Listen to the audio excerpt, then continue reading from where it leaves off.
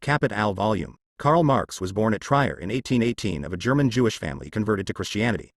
As a student in Bonn and Berlin, he was influenced by Hegel's dialectic, but he later reacted against idealist philosophy and began to develop his theory of historical materialism. He related the state of society to its economic foundations and mode of production, and recommended armed revolution on the part of the proletariat. In Paris IILL 844, Marx met Friedrich Engels, with whom he formed a lifelong partnership. Together they prepared the Manifesto of the Communist Party, 1848, as a statement of the Communist League's policy. In 1848, Marx returned to Germany and took an active part in the unsuccessful Democratic Revolution. The following year he arrived in England as a refugee and lived in London until his death in 1883. Helped financially by Engels, Marx and his family nevertheless lived in great poverty. After years of research, mostly carried out in the British Museum, he published in 1867 the first volume of his great work, Capital. From 1864 to 1872, Marx played a leading role in the International Working Men's Association, and his last years saw the development of the first mass workers' parties founded on avowedly Marxist principles. Besides the two posthumous volumes of Capital compiled by Engels, Karl Marx's other writings include The German Ideology, The Poverty of Philosophy, The 18th Brumaire of Louis Bonaparte, The Civil War in France, A Contribution to the Critique of Political Economy, Grundrisse, Foundations of the Critique of Political Economy and Theories of Surplus Value. Ernest Mandel was born in 1923. He was educated at the Free University of Brussels, where he was later professor for many years, and the École Pratique des Hautes Études in Paris. He gained his Ph.D. from the Free University of Berlin. He was a member of the Economic Studies Commission of FGTB, Belgian TUC, from 1954 to 1963 and was chosen for the annual Alfred Marshall Lectures by Cambridge University in 1978.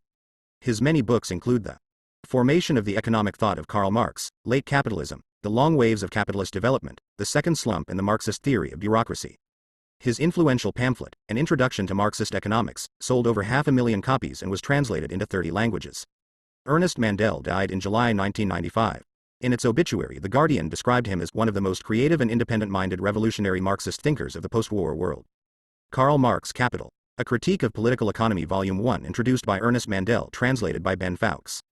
Penguin Books in association with New Left Review. Penguin Books, published by the Penguin Group. Penguin Books Limited, 80 Strand, London WC2RORL, England. Penguin Putnam Inc., 375 Hudson Street, New York, New York 10014, USA. Penguin Books Australia Limited, 250 Camberwell Road, Camberwell, Victoria 3124, Australia. Penguin Books Canada Limited, 10 Alcorn Avenue, Toronto, Ontario, Canada. M4V3B2 Penguin Books India, P. Limited, 2 Community Centre, Panchsheel Park, New Delhi. 110,017, India. Penguin Books, NZ, Limited, CM Rosedale and Airborne Roads, Albany, Auckland, New Zealand. Penguin Books, South Africa, Thai, Limited, 24 Sturdy Avenue, Rosebank 2196, South Africa. Penguin Books Limited, Registered Offices, 80 Strand, London WC2RORL, England. Penguin.com. This edition first published in Pelican Books 1976, reprinted in Penguin Classics 1990 039 edition and notes. Copyright G. New Left Review, 1976. Introduction. Copyright G. Ernest Mandel, 1976. Translation. Copyright G. Ben Fowkes, 1976. Appendix. Translation. Copyright at Rodney Livingstone, 1976. All rights reserved. Printed in England by Clays Limited, St. Ives Pick, except in the United States of America. This book is sold subject to the condition that it shall not, by way of trade or otherwise, be lent, resold, hired out, or otherwise circulated without the publisher's prior consent in any font of binding or cover other than that in which it is published, and without a similar condition including this condition being imposed on the subsequent purchaser. Co.uk. UJ. Paper from responsible sources. ! FSC. CO 18179. Mix. Penguin Books is committed to a sustainable future for our business, our readers and our planet. This book is made from Forest Stewardship Council certified paper. Contents. Introduction by Ernest Mandel. 11 Translators. Preface 87 Preface to the first edition. 89 Postface to the second edition. 94 Preface to the French edition. 104 Postface to the French edition. 10s Preface to the third edition, by Engels. 106 Preface to the English edition, by Engels. 109 Preface to the fourth edition, by Engels. 114 Book 1. The Process of Production of Capital. Part 1. Commodities and Money. Chapter 1. The Commodity 1. The two factors of the commodity. Use value and value, substance of value, magnitude of value. 125 2. The dual character of the labor embodied in commodities. 131 3. The value form, or exchange value. 138 8. The simple, isolated, or accidental form of value. 139 1. The two poles of the expression of value.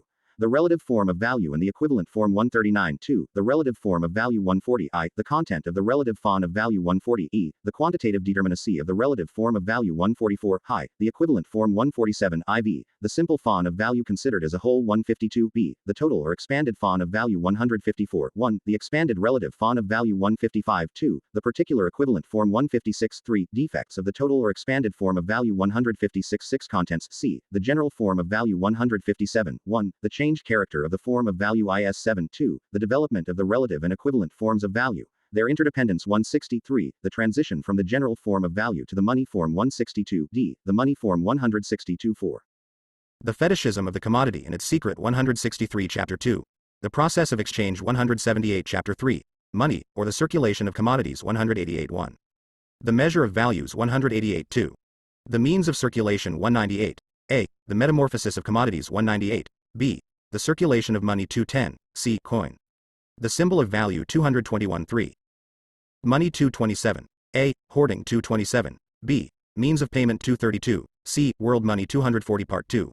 The transformation of money into capital. Chapter 4. The general formula for capital 247. Chapter 5. Contradictions in the general formula 258. Chapter 6. The sale and purchase of labor power 270. Part 3. The production of absolute surplus value. Chapter 7. The labor process and the valorization process 283. 1. The labor process 283. 2. The valorization process 293. Chapter 8. Constant capital and variable capital 307. Chapter 9. The rate of surplus value 321. The degree of exploitation of labor power 322. The representation of the value of the product by corresponding proportional parts of the product 329. 3. Seniors, last hour, 333. 4. The surplus product 338. Chapter 10. The working day 3401. The limits of the working day 342. The voracious appetite for surplus labor. Manufacturer and Boyar 344. Single quote. 3. Branches of English industry without legal limits to exploitation 353. 4. Day work and night work. The shift system 367. Contents 7s. The struggle for a normal working day. Laws for the compulsory extension of the working day, from the middle of the 14th to the end of the 17th century 3756. The struggle for a normal working day. Laws for the compulsory limitation of working hours. The English factory legislation of 1833, 64, 389, 7. The struggle for a normal working day. Impact of the English factory legislation on other countries 411. Chapter 11. The rate and mass of surplus value 417. Part 4. The production of relative surplus value. Chapter 12. The concept of relative surplus value 429. Chapter 13. Cooperation 439. Chapter 14. The division of labor in manufacture 45s1. The dual origin of manufacture 455. 2. The specialized worker and his tools 458. 3. The two fundamental forms of manufacture. Heterogeneous and organic 461. 4. The division of labor in manufacture and the division of labor in society 475. The capitalist character of manufacture 480. Chapter 15. Machinery in large-scale industry 492. 1. The development of machinery 492. 2. The value transferred by the machinery to the product 508. 3. The most immediate effects of machine production on the worker 517. A. Appropriation of supplementary labor power by capital. The employment of women and children 517. B. The prolongation of the working day 526. C. Intensification of labor 533. 4.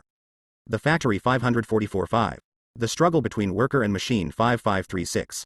The compensation theory, with regard to the workers displaced by machinery 565. 7. Repulsion and attraction of workers through the development of machine production. Crises in the cotton industry 575. 8. The revolutionary impact of large-scale industry on manufacture, handicrafts and domestic industry 588. A. Overthrow of cooperation based on handicrafts and on the division of labor 588. B. The impact of the factory system on manufacture and domestic industries 598. Contents. C. Modem manufacture 592. D. Modem domestic industry 595. E. Transition from modern manufacture and domestic industry to large-scale industry. The hastening of this revolution by the application of the Factory Acts to those industries 599. 9. The health and education clauses of the Factory Acts. The general extension of factory legislation in England 610. 10. Large-scale industry and agriculture 636. Part 5. The production of absolute and relative surplus value. Chapter 16. Absolute and relative surplus value 643. Chapter 17. Changes of magnitude in the price of labor power and in surplus value 655. 1. The length of the working day and the intensity of labor constant. The productivity of labor variable 656. 2. The length of the working day and the productivity of labor constant. The intensity of labor variable 663. The productivity and intensity of labor constant. The length of the working day variable 662.4. Simultaneous variations in the duration, productivity and intensity of labor 664 Chapter 18. Different formulae for the rate of surplus value 668 Part 6. Wages Chapter 19. The transformation of the value, and respectively the price, of labor power into wages 675 Chapter 20. Time wages 683 Chapter 21. Peace wages 692 Chapter 22. National differences in wages 701 Part 7. The process of accumulation of capital Chapter 23. Simple reproduction 711 Chapter 24. The transformation of surplus value into capital 725.1. Capitalist production on a progressively increasing scale. The inversion which converts the property laws of commodity production into laws of capitalist appropriation 725.2. The political economist's erroneous conception of reproduction on an increasing scale 734. Contents 9.3. Division of surplus value into capital and revenue. The abstinence theory 738.4. The circumstances which, independently of the proportional division of surplus value into capital and revenue, determine the extent of accumulation, namely, the degree of exploitation of labor power, the productivity of labor, the growing difference in amount between capital employed and capital consumed, and the magnitude of the capital advanced 747.5. The so-called Labor Fund 758 Chapter 25. The General Law of Capitalist Accumulation 762.1. A growing demand for labor power accompanies accumulation if the composition of capital remains the same 762.2. A relative diminution of the variable part of capital occurs in the course of the further progress of accumulation and of the concentration accompanying it 772.3. The progressive production of a relative surplus population or industrial reserve army 781.4. Different forms of existence of the relative surplus population. The General Law of Capitalist Accumulation 794.5. Illustrations of the General Law of Capitalist Accumulation 802. A. England from 1846 to 1866 802. B. The badly paid strata of the British industrial working class 808. C. The nomadic population 818. D. Effect of crises on the best paid section of the working class 822. E. The British agricultural proletariat 828. F. Ireland 854 Part 8. S9 called Primitive Accumulation Chapter 26. The Secret of Primitive Accumulation 873 Chapter 27. The Expropriation of the Agricultural Population from the Land 877 Chapter 28. Bloody legislation against the expropriated since the end of the 15th century. The Forcing Down of Wages by Act of Parliament 896 Chapter 29. The Genesis of the Capitalist Farmer 90s 10 Contents Chapter 30. Impact of the Agricultural Revolution on Industry. The Creation of a Home Market for Industrial Capital 908 Chapter 31. The Genesis of the Industrial Capitalist 914 Chapter 32. The Historical Tendency of Capitalist Accumulation 927 Chapter 33. The Modem Theory of Colonization 931 Appendix. Results of the Immediate Process of Production Introduction by Ernest Mandel 943 I. Commodities is the product of capital 949 2. Capitalist production is the production of surplus value 975 ill. Capitalist production is the production and reproduction of the specifically capitalist relations of production 1060 IV. Isolated fragments 1066 quotations in languages other than English and German 108s Index of Authorities quoted 1095 General Index 1121 Note on previous editions of the works of Marx and Engels 1137 Chronology of works by Marx and Engels 1138. Introduction. When Volume 1 of Capital was first published, capitalist industry, though predominant in a few Western European countries, still appeared as an isolated island encircled by a sea of independent farmers and handicraftsmen which covered the whole world, including the greater part even of Europe. What Marx's Capital explained, however, was above all the ruthless and irresistible impulse to growth which characterizes production for private profit and the predominant use of profit for capital accumulation. Since Marx wrote, capitalist technology and industry have indeed spread all over the world. As they have done so, moreover, not only have material wealth and the possibilities for freeing mankind definitively from the burden of meaningless, repetitive and mechanical work increased, but so too has the polarization of society between fewer and fewer owners of capital and more workers of hand and brain, forced to sell their labor power to these owners. The concentration of wealth and power in a small number of giant industrial and financial corporations has brought with it an increasingly universal struggle between capital and labor. Periodically the bourgeois class and its ideologues have thought they have found the stone of wisdom, have felt able, accordingly, to announce the end of crises and socio-economic contradictions in the capitalist system. But despite Keynesian techniques, notwithstanding all the various attempts to integrate the working class into late capitalism, for over a decade now the system has appeared if anything more crisis-ridden than when Marx wrote Capital. From the Vietnam War to the turmoil of the world monetary system, from the upsurge of radical workers' struggles in Western Europe since 1968 to the rejection of bourgeois values and culture by large numbers of young people throughout the world, from the ecology and energy crises to the recurrent economic 12 introduction sessions, there is no need to look very far for indications that capitalism's heyday is over. Capital explains why the sharpening contradictions of the system were as inevitable as its impetuous growth. In that sense, contrary to a generally accepted belief, Marx is much more an economist of the 20th century than of the 19th. Today's Western world is much nearer to the pure model of capital than was the world in which it was composed. The purpose of Capital in Capital Marx's fundamental aim was to lay bare the laws of motion which govern the origins, the rise, the development, the decline and the disappearance of a given social form of economic organization, the capitalist mode of production. He was not seeking universal laws of economic organization. Indeed, one of the essential theses of Capital is that no such laws exist. For Marx, there are no economic laws valid for each and every basically different form of society, aside from trivialities like the formula which points out that no society can consume more than it produces without reducing its stock of wealth. Whether the natura, fertility of the land, the total population, the mass of means of production, are several of these. Each specific social form of economic organization has its own specific economic laws. Capital limits itself to examining those which govern the capitalist mode of production. Capital is therefore not pure economic theory at all. For Marx, pure economic theory, that is economic theory which abstracts from a specific social structure, is impossible.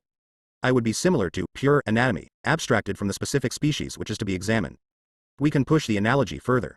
Although, of course, comparative anatomy is a branch of natural science, useful for increasing our knowledge of human and animal physiology, it can be only a byproduct of the development of the anatomical understanding of specific given species.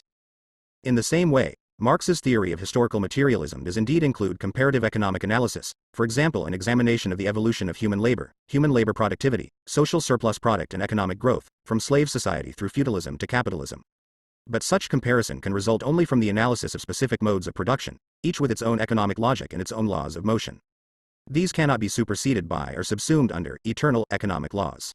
We can. Introduction 13 even push the analogy to its final conclusion. If one tries to find some basic common kernel in all anatomy, one leaves the realm of that specific science and enters another, biology or biochemistry. In the same way, if one tries to discover basic working hypotheses valid for all economic systems, one passes from the realm of economic theory to that of the science of social structures, historical materialism. In this way, Marx's economic theory and its crowning work Capital are based upon an understanding of the relativity, social determination and historical limitation of all economic laws. In the socio-economic development of mankind, commodity production, market economy or the distribution of social resources among different branches of production by objective economic laws operating behind the back of the producers do not correspond to human nature, have not always existed and will not always exist. Capital, explaining the origins of the capitalist mode of production, points towards the inevitable historical decline and fall of this same social system. An economic theory based upon the historical relativity of every economic system, its strict limitation in time, tactlessly reminds Messrs. The capitalists, their hangers-on and their apologists that capitalism itself is a product of history. It will perish in due course as it once was born. A new social form of economic organization will then take the place of the capitalist one. It will function according to other laws than those which govern the capitalist economy. Nevertheless, Capital does not deal exclusively with the capitalist mode of production, although the discovery of the laws which govern this mode of production is its fundamental objective. Capitalist production is generalized commodity production. Generalized commodity production fully unfolds trends and contradictions which are latent in every one of its basic cells, the commodities. It is no accident that Marx starts Capital Volume 1 with an analysis neither of the capitalist mode of production, nor of capital, nor of wage labor, nor even of the relations between wage labor and capital. For it is impossible to analyze any of these basic concepts or categories, which correspond to the basic structure of capitalist society, scientifically, totally and adequately without a previous analysis of value, exchange value and surplus value. But these latter categories in turn hinge upon an analysis of the commodity and of commodity-producing labor. Just as surplus value and capital emerge logically from an 14 introduction analysis of value and exchange value, so too does the capitalist mode of production emerge historically from the growth of commodity production. Without simple commodity production no capitalism can come into existence. Capital, the Grundrisse and the other basic economic writings of Karl Marx therefore include many analyses of simple commodity production, a form of production which existed in manifold ways for nearly 10,000 years before modern capitalism was born, but which found its fullest flowering only between the 13th and 16th centuries AD in the Low Countries, northern Italy, and later Britain, and to a lesser degree in Japan before the Meiji Revolution. Objections have been advanced by early Russian Marxist authors like Bogdanov, by later commentators like Rubin and by contemporary Marxists like Lucio Colletti and Louis Althusser 1. To the view, originating with Engels and held by Rosa Luxemburg, to which I subscribe, 2. That Marx's Capital provides not only a basic analysis of the capitalist mode of production, but also significant comments upon the whole historical period which includes essential phenomena of petty commodity production.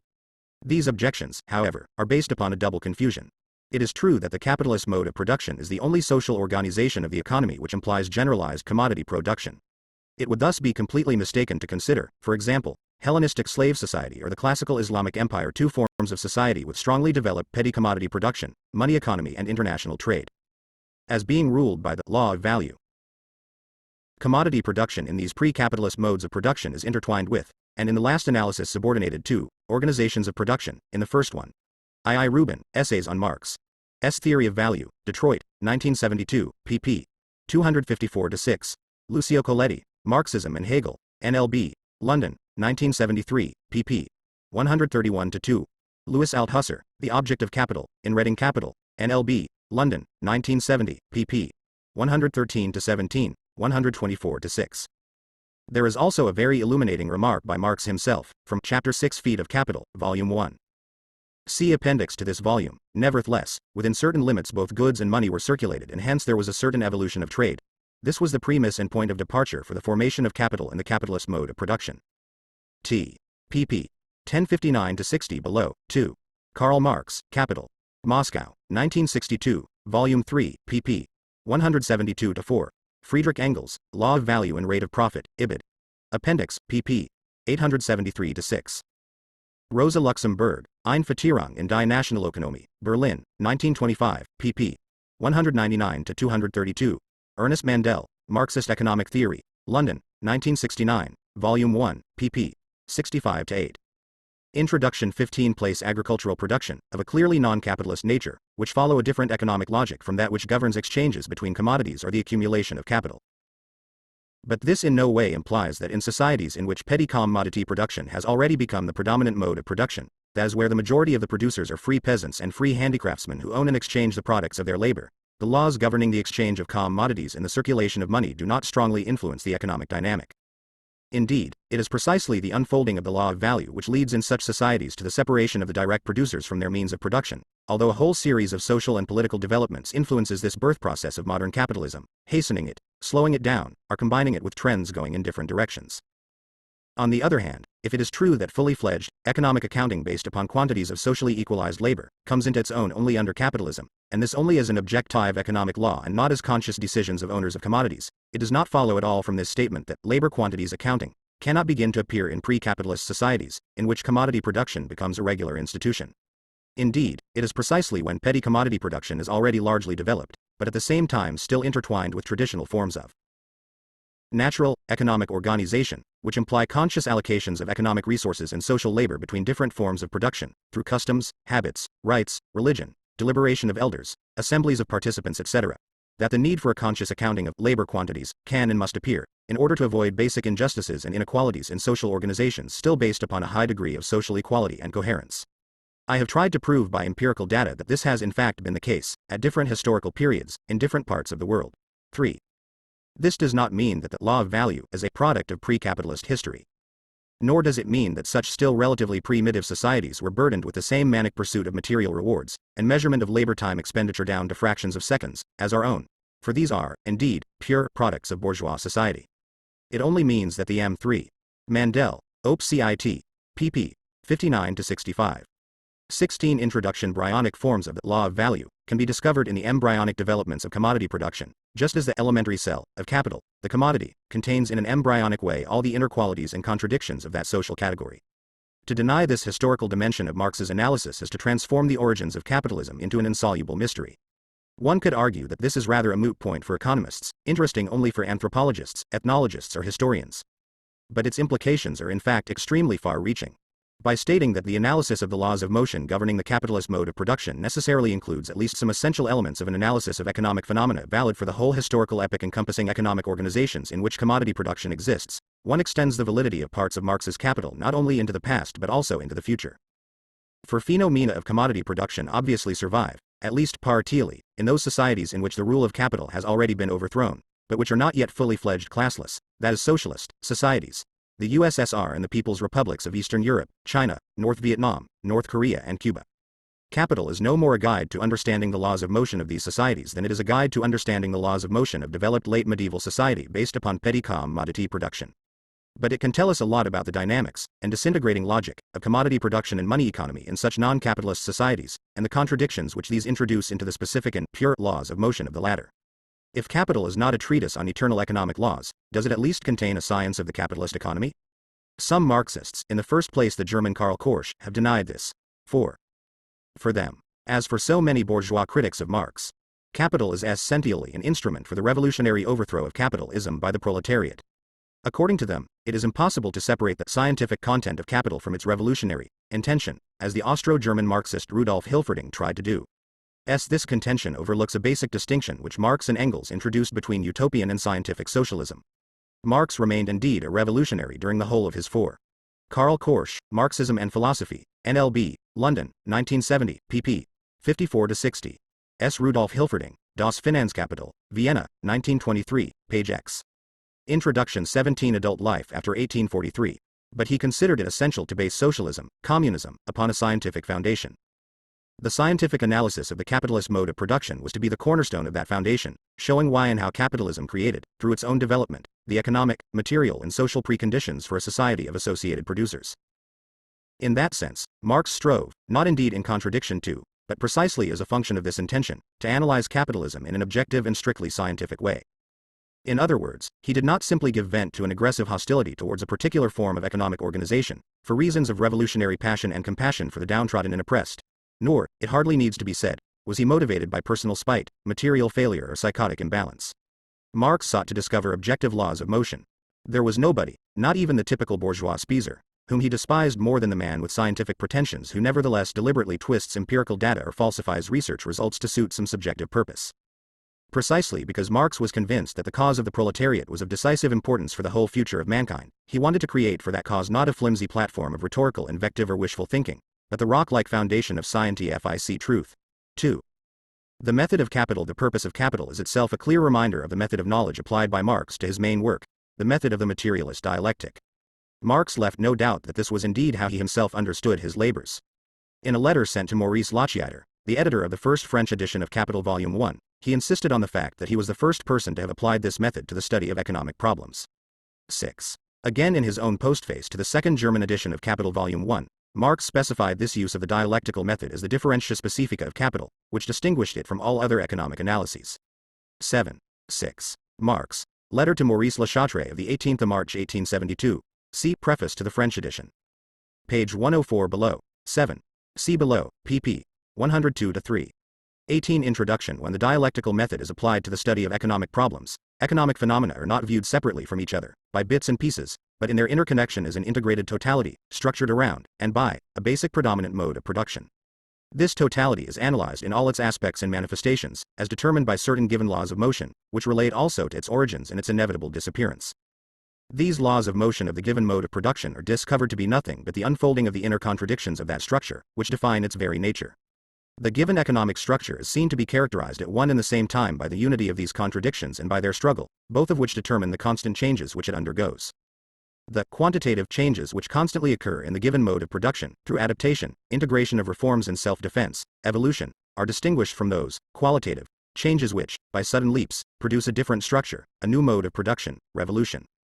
Marx clearly opposes his own dialectical method of investigation and knowledge to that of Hegel, although he never hesitates to recognize his debt of gratitude to the German philosopher who, spurred on by the French Revolution, catapulted dialectical thought back into the modern world.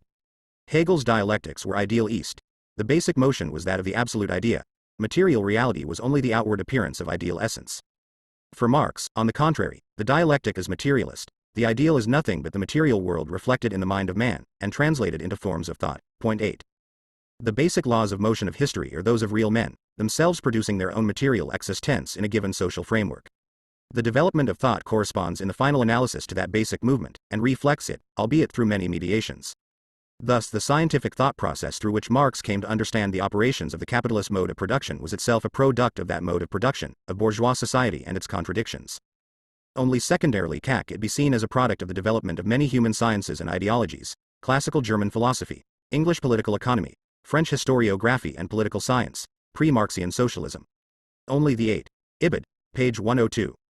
Introduction 19 Growth of bourgeois society and its contradictions, above all the struggle between capital and labor, enabled Marx to assimilate, combine and transform these sciences in the specific way in the specific direction he did. Nevertheless, while the materialist dialectic is Hegel's idealist dialectic, turned right side up again, both have basic common traits. Dialectics is the logic of motion presupposes that all motion, all evolution, whether of nature, society or human thought, adopts certain general forms which are called dialectical. 9.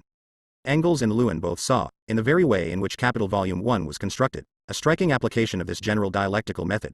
Thus Lenin wrote that although Marx had never written his projected short treatise on dialectics, he had nevertheless left us Capital, which is the application of the materialist dialectic in the field of economic phenomena.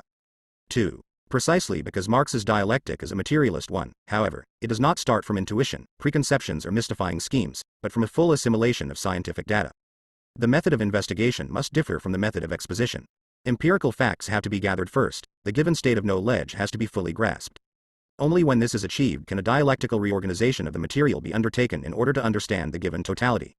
If this is successful, the result is a reproduction in man's thought of this material totality, the capitalist mode of production. The main danger for any scientist involved in the study of social phenomena is that of taking anything for granted, of problem blindness. The distinction between appearance and essence, which Marx inherited from Hegel, and which is part and parcel of the dialectical method of investigation, is nothing but a constant attempt to pierce farther and farther through successive layers of phenomena, towards laws of motion which explain why these phenomena evolve in a certain direction and in certain ways. Con 9.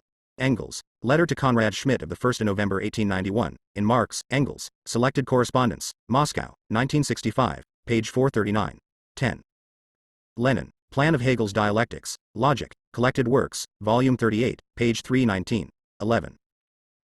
There it will be seen what the Philistines' and vulgar economists' way of looking at things stems from, namely, from the fact that it is only the direct form of manifestation of relations that is reflected in their brains and not their inner connection. Incidentally, if the latter were the case, what need would there be of science?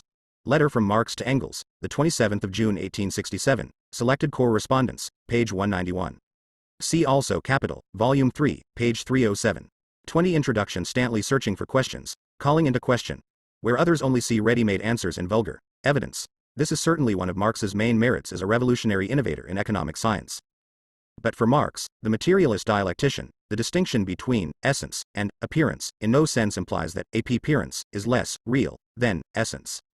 Movements of value determine in the last analysis movements of prices, but Marx the materialist would have laughed at any Marxist who suggested that prices were unreal, because in the last analysis determined by value movements.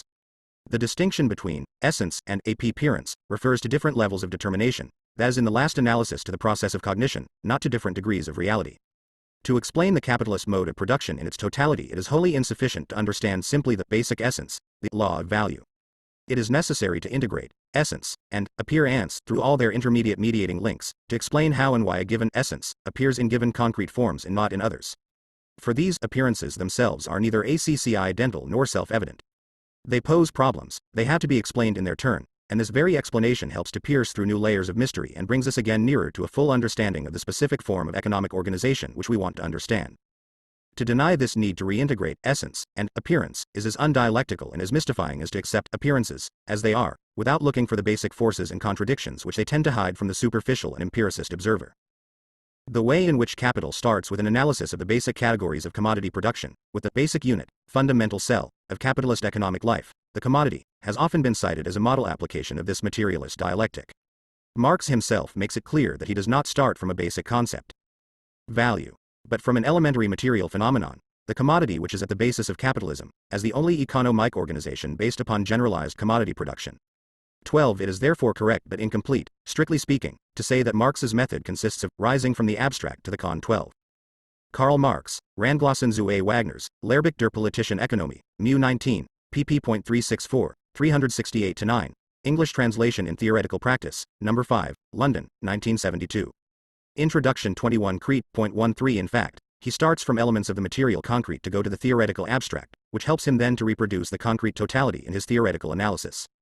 In its full richness and deployment, the concrete is always a combination of innumerable theoretical abstractions. But the material concrete, that is, real bourgeois society, exists before this whole scientific endeavor, determines it in the last instance, and remains a constant practical point of reference to test the validity of the theory. Only if the reproduction of this concrete totality in man's thought comes nearer to the real material totality is thought really scientific. At first sight, The movement which dominates Capital Volume 1 appears as a movement of economic categories, from the commodity and its inner contradictions to the accumulation of capital and its breakdown. The question has often been asked, is this movement just an abstract synopsis of the essence of capitalism, or is it a greatly simplified reflection of real economic development, that is, the real history leading from the first appearance of commodity production up to full-scale capitalist production in the West, purified of all secondary and combined forms which would only obscure the basic nature of this movement? It is impossible to answer this question simply with a yes or a no. Commodities produced accidentally in pre-capitalist societies, at the very margin of the basic processes of production and consumption, obviously cannot trigger off the striking and terrifying logic of the law of value, which Marx majestically unfolds in Capital. Commodity production as a basic and dominant feature of economic life presupposes capitalism, that is a society in which labor power and instruments of labor have themselves become commodities. In that sense, it is true that the analysis of Volume 1 of Capital is logical, based upon dialectical logic, and not historical. 13. Marx, Grunder. SSE, Pelikan Marx Library, page 101. See on the contrary Lenin, Op. Cit. Page 171. Thought proceeding from the concrete to the abstract does not get away from the truth but comes closer to it. In his comments on the 3 volumes of Capital written in the early 30s, D.I. Rosenberg makes the interesting point that Marx's abstractions are in their turn concrete, and as much as they are related to a concrete economic formation and as they are historically determined. They are neither arbitrary nor a priori abstractions. See the Spanish translation of the original Russian text, published by Seminario de A Capital, Escuela Nacional de Economía, UNAM, Mexico, Cuauhtémoc I, page 46. 22 Introduction. But dialectics imply that every phenomenon has an origin and an end, that nothing is either eternal or finished once and for all. Hence the historical cell of Capital is at the same time the key to the logical analysis of Capital. Phylogenesis and embryology cannot be completely separated. Within capital accumulation in contemporary everyday capitalist life, some aspects of primitive capital accumulation are reproduced. Without that primitive capital accumulation, there would be no capitalist mode of production. So the logical analysis does reflect some basic trends of historical development after all. The simplest forms of appearance of the economic categories, which are just forms of material existence, of material reality as perceived and simplified by the human mind, are often also their primitive, that is their original, form. However controversial this interpretation may be, it is difficult to deny that this unity of historical and logical analysis is the way in which Marx and Engels understood their own method. 14 A whole literature has been produced, from Bernstein to Popper and on to contemporary academic economists, on the subject of the useless, metaphysical, or even mystifying, nature of the dialectical method which Marx borrowed from Hegel. 1s The positivist narrowness of outlook of these critics themselves general ally bears eloquent testimony to the contrary, that is to the broad historical vision and the piercing lucidity which the dialectical method helped Marx to achieve. Thanks to that method, Marx's Capital appears as a giant compared to any subsequent or contemporary work of economic analysis. It was never intended as a handbook to help governments to solve such problems as balance of payments deficits, nor yet as a learned, if somewhat trite, explanation of all the exciting happenings in the marketplace when 14. See on this and related subjects, among others, Otto Morph, Geschichte und Dialektik in der politischen Ökonomie, Frankfurt, 1970, Evald Vasilovich Ilchenkov, La Dialettica del Astrato e del Concreto nel Capitale di Marx, Milan, 1961. Karol Kosik, Die Dialektik des Konkreten, Frankfurt, 1967. Jinfik Zellini, Die Wissenschaftslogik und das Kapital, Frankfurt, 1969. Leo Koffler, Geschichte und Dialektik, Hamburg, 1955, etc. 15. For example, Eugen von Bohm-Bawerk, Karl Marx in the Close of His System, New York, 1949, page 117. Eduard Bernstein, Die Voraussetzungen des Sozialismus und die Aufgaben der Sozialdemokratie, Stuttgart, 1899, pp. 51-71. Karl Popper, The Open Society and Its Enemies, London, 1962, Volume 2, page 82. Vasily Leontief, The Significance of Marxian Economics for Present-Day Economic Theory, American Economic Review Supplement, March 1938, reprinted in Horowitz, Marx and Modern Economics, London, 1968, page 95, etc. Introduction 23 Mr. Smith finds no buyer for the last of his 1,000 tons of iron. It was intended as an explanation of what would happen to labor, machinery, technology, the size of enterprises, the social structure of the population, the discontinuity of economic growth, and the relations between workers and work, as the capitalist mode of production unfolded all its terrifying potential. From that point of view, the achievement is truly impressive.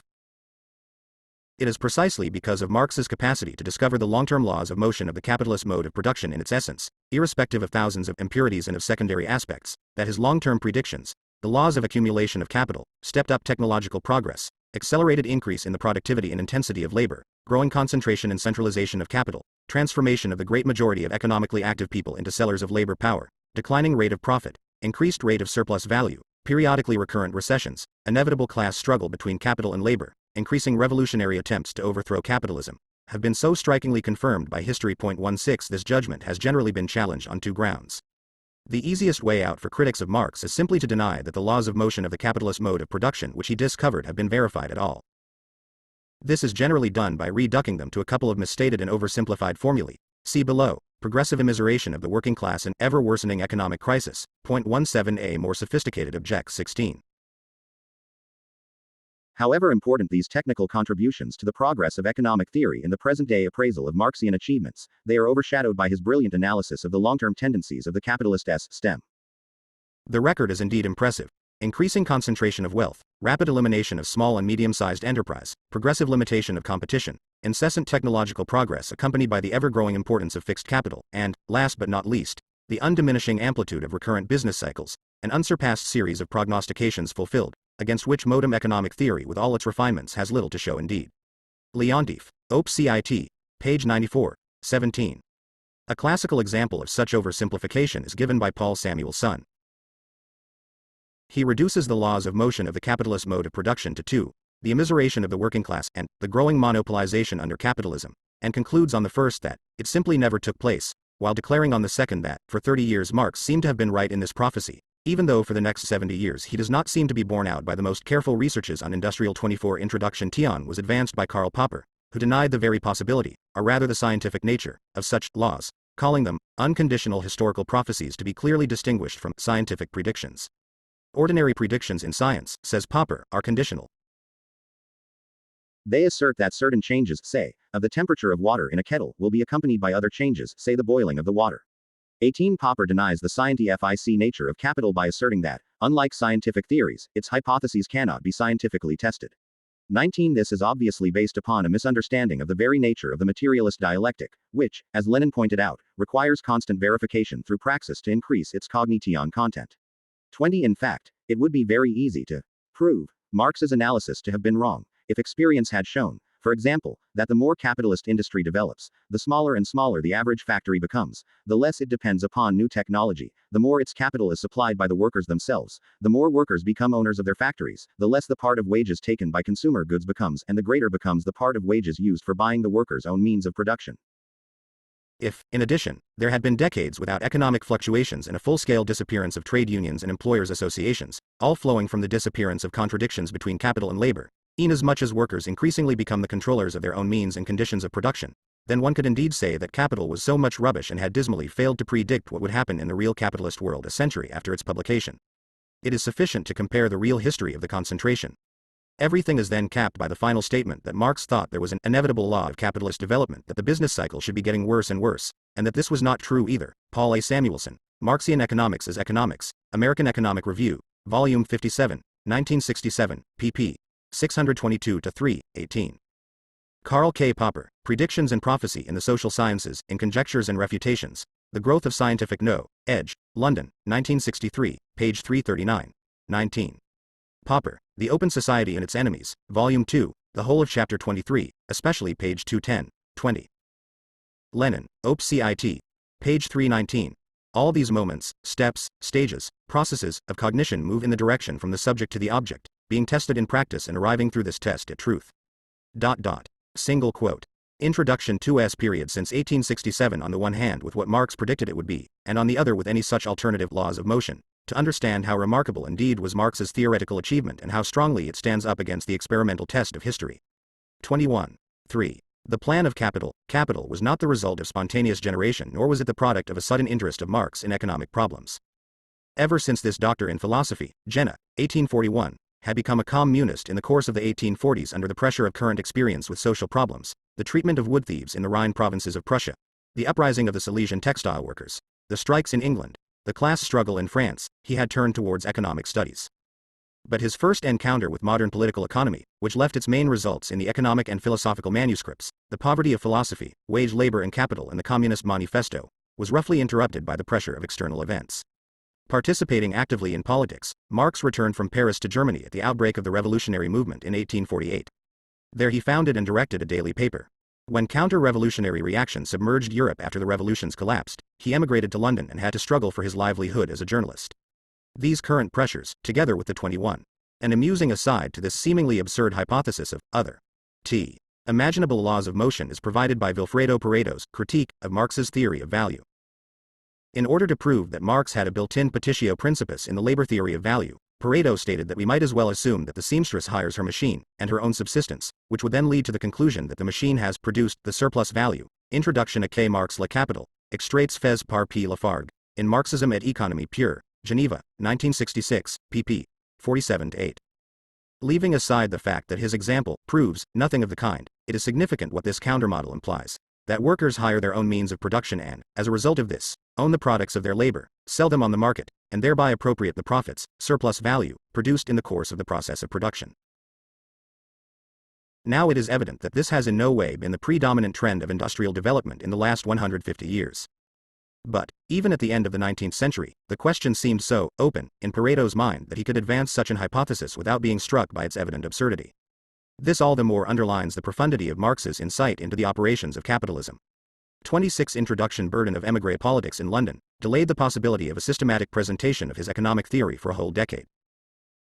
Only when, through Lassalle, a publisher pressed him to explain his economic ideas in a fully fledged way did he return to a full-scale encounter with Adam Smith and Malthus, Ricardo and J.B. Say, Simon de Sismondi and took, together with the famous British government blue books which were to become an invaluable source of factual material about the conditions of British industry, trade, finance and working-class life.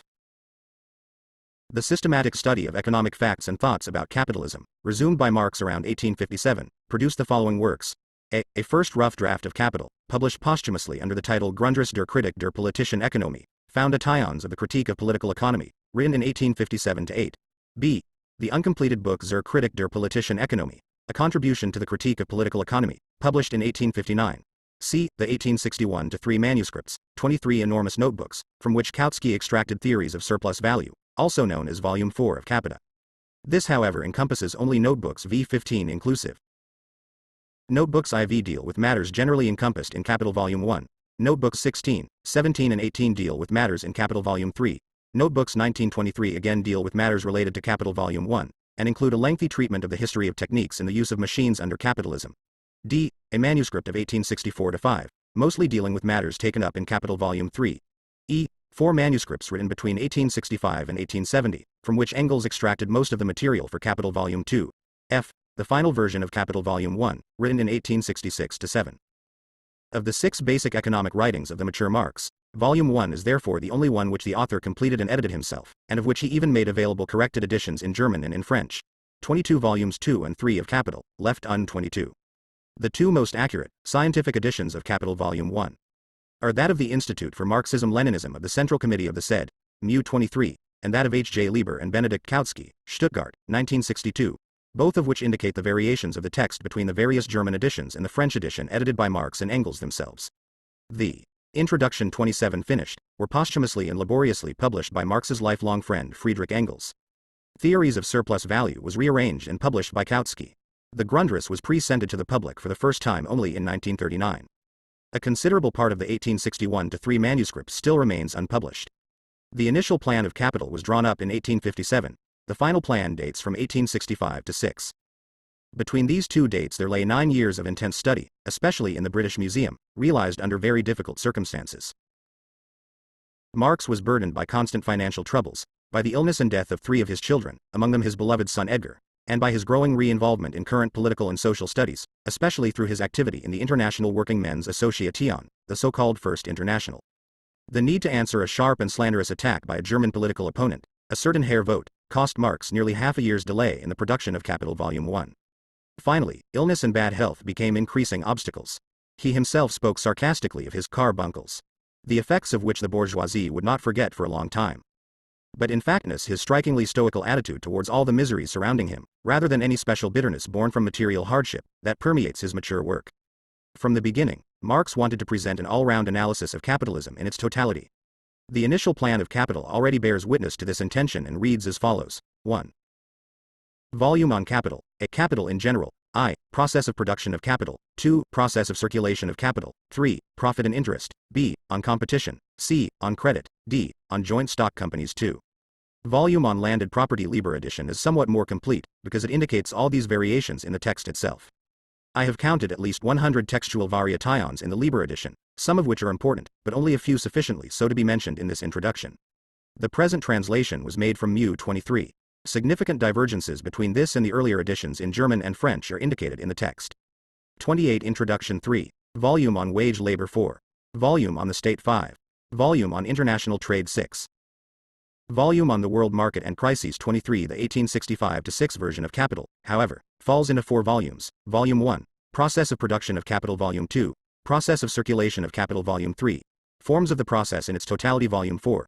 History of the Theory. Roman Rostalski, who has made the most extensive study to date of this problem, has isolated no less than 14 different versions of the plan for capital between September 1857 and April 1868.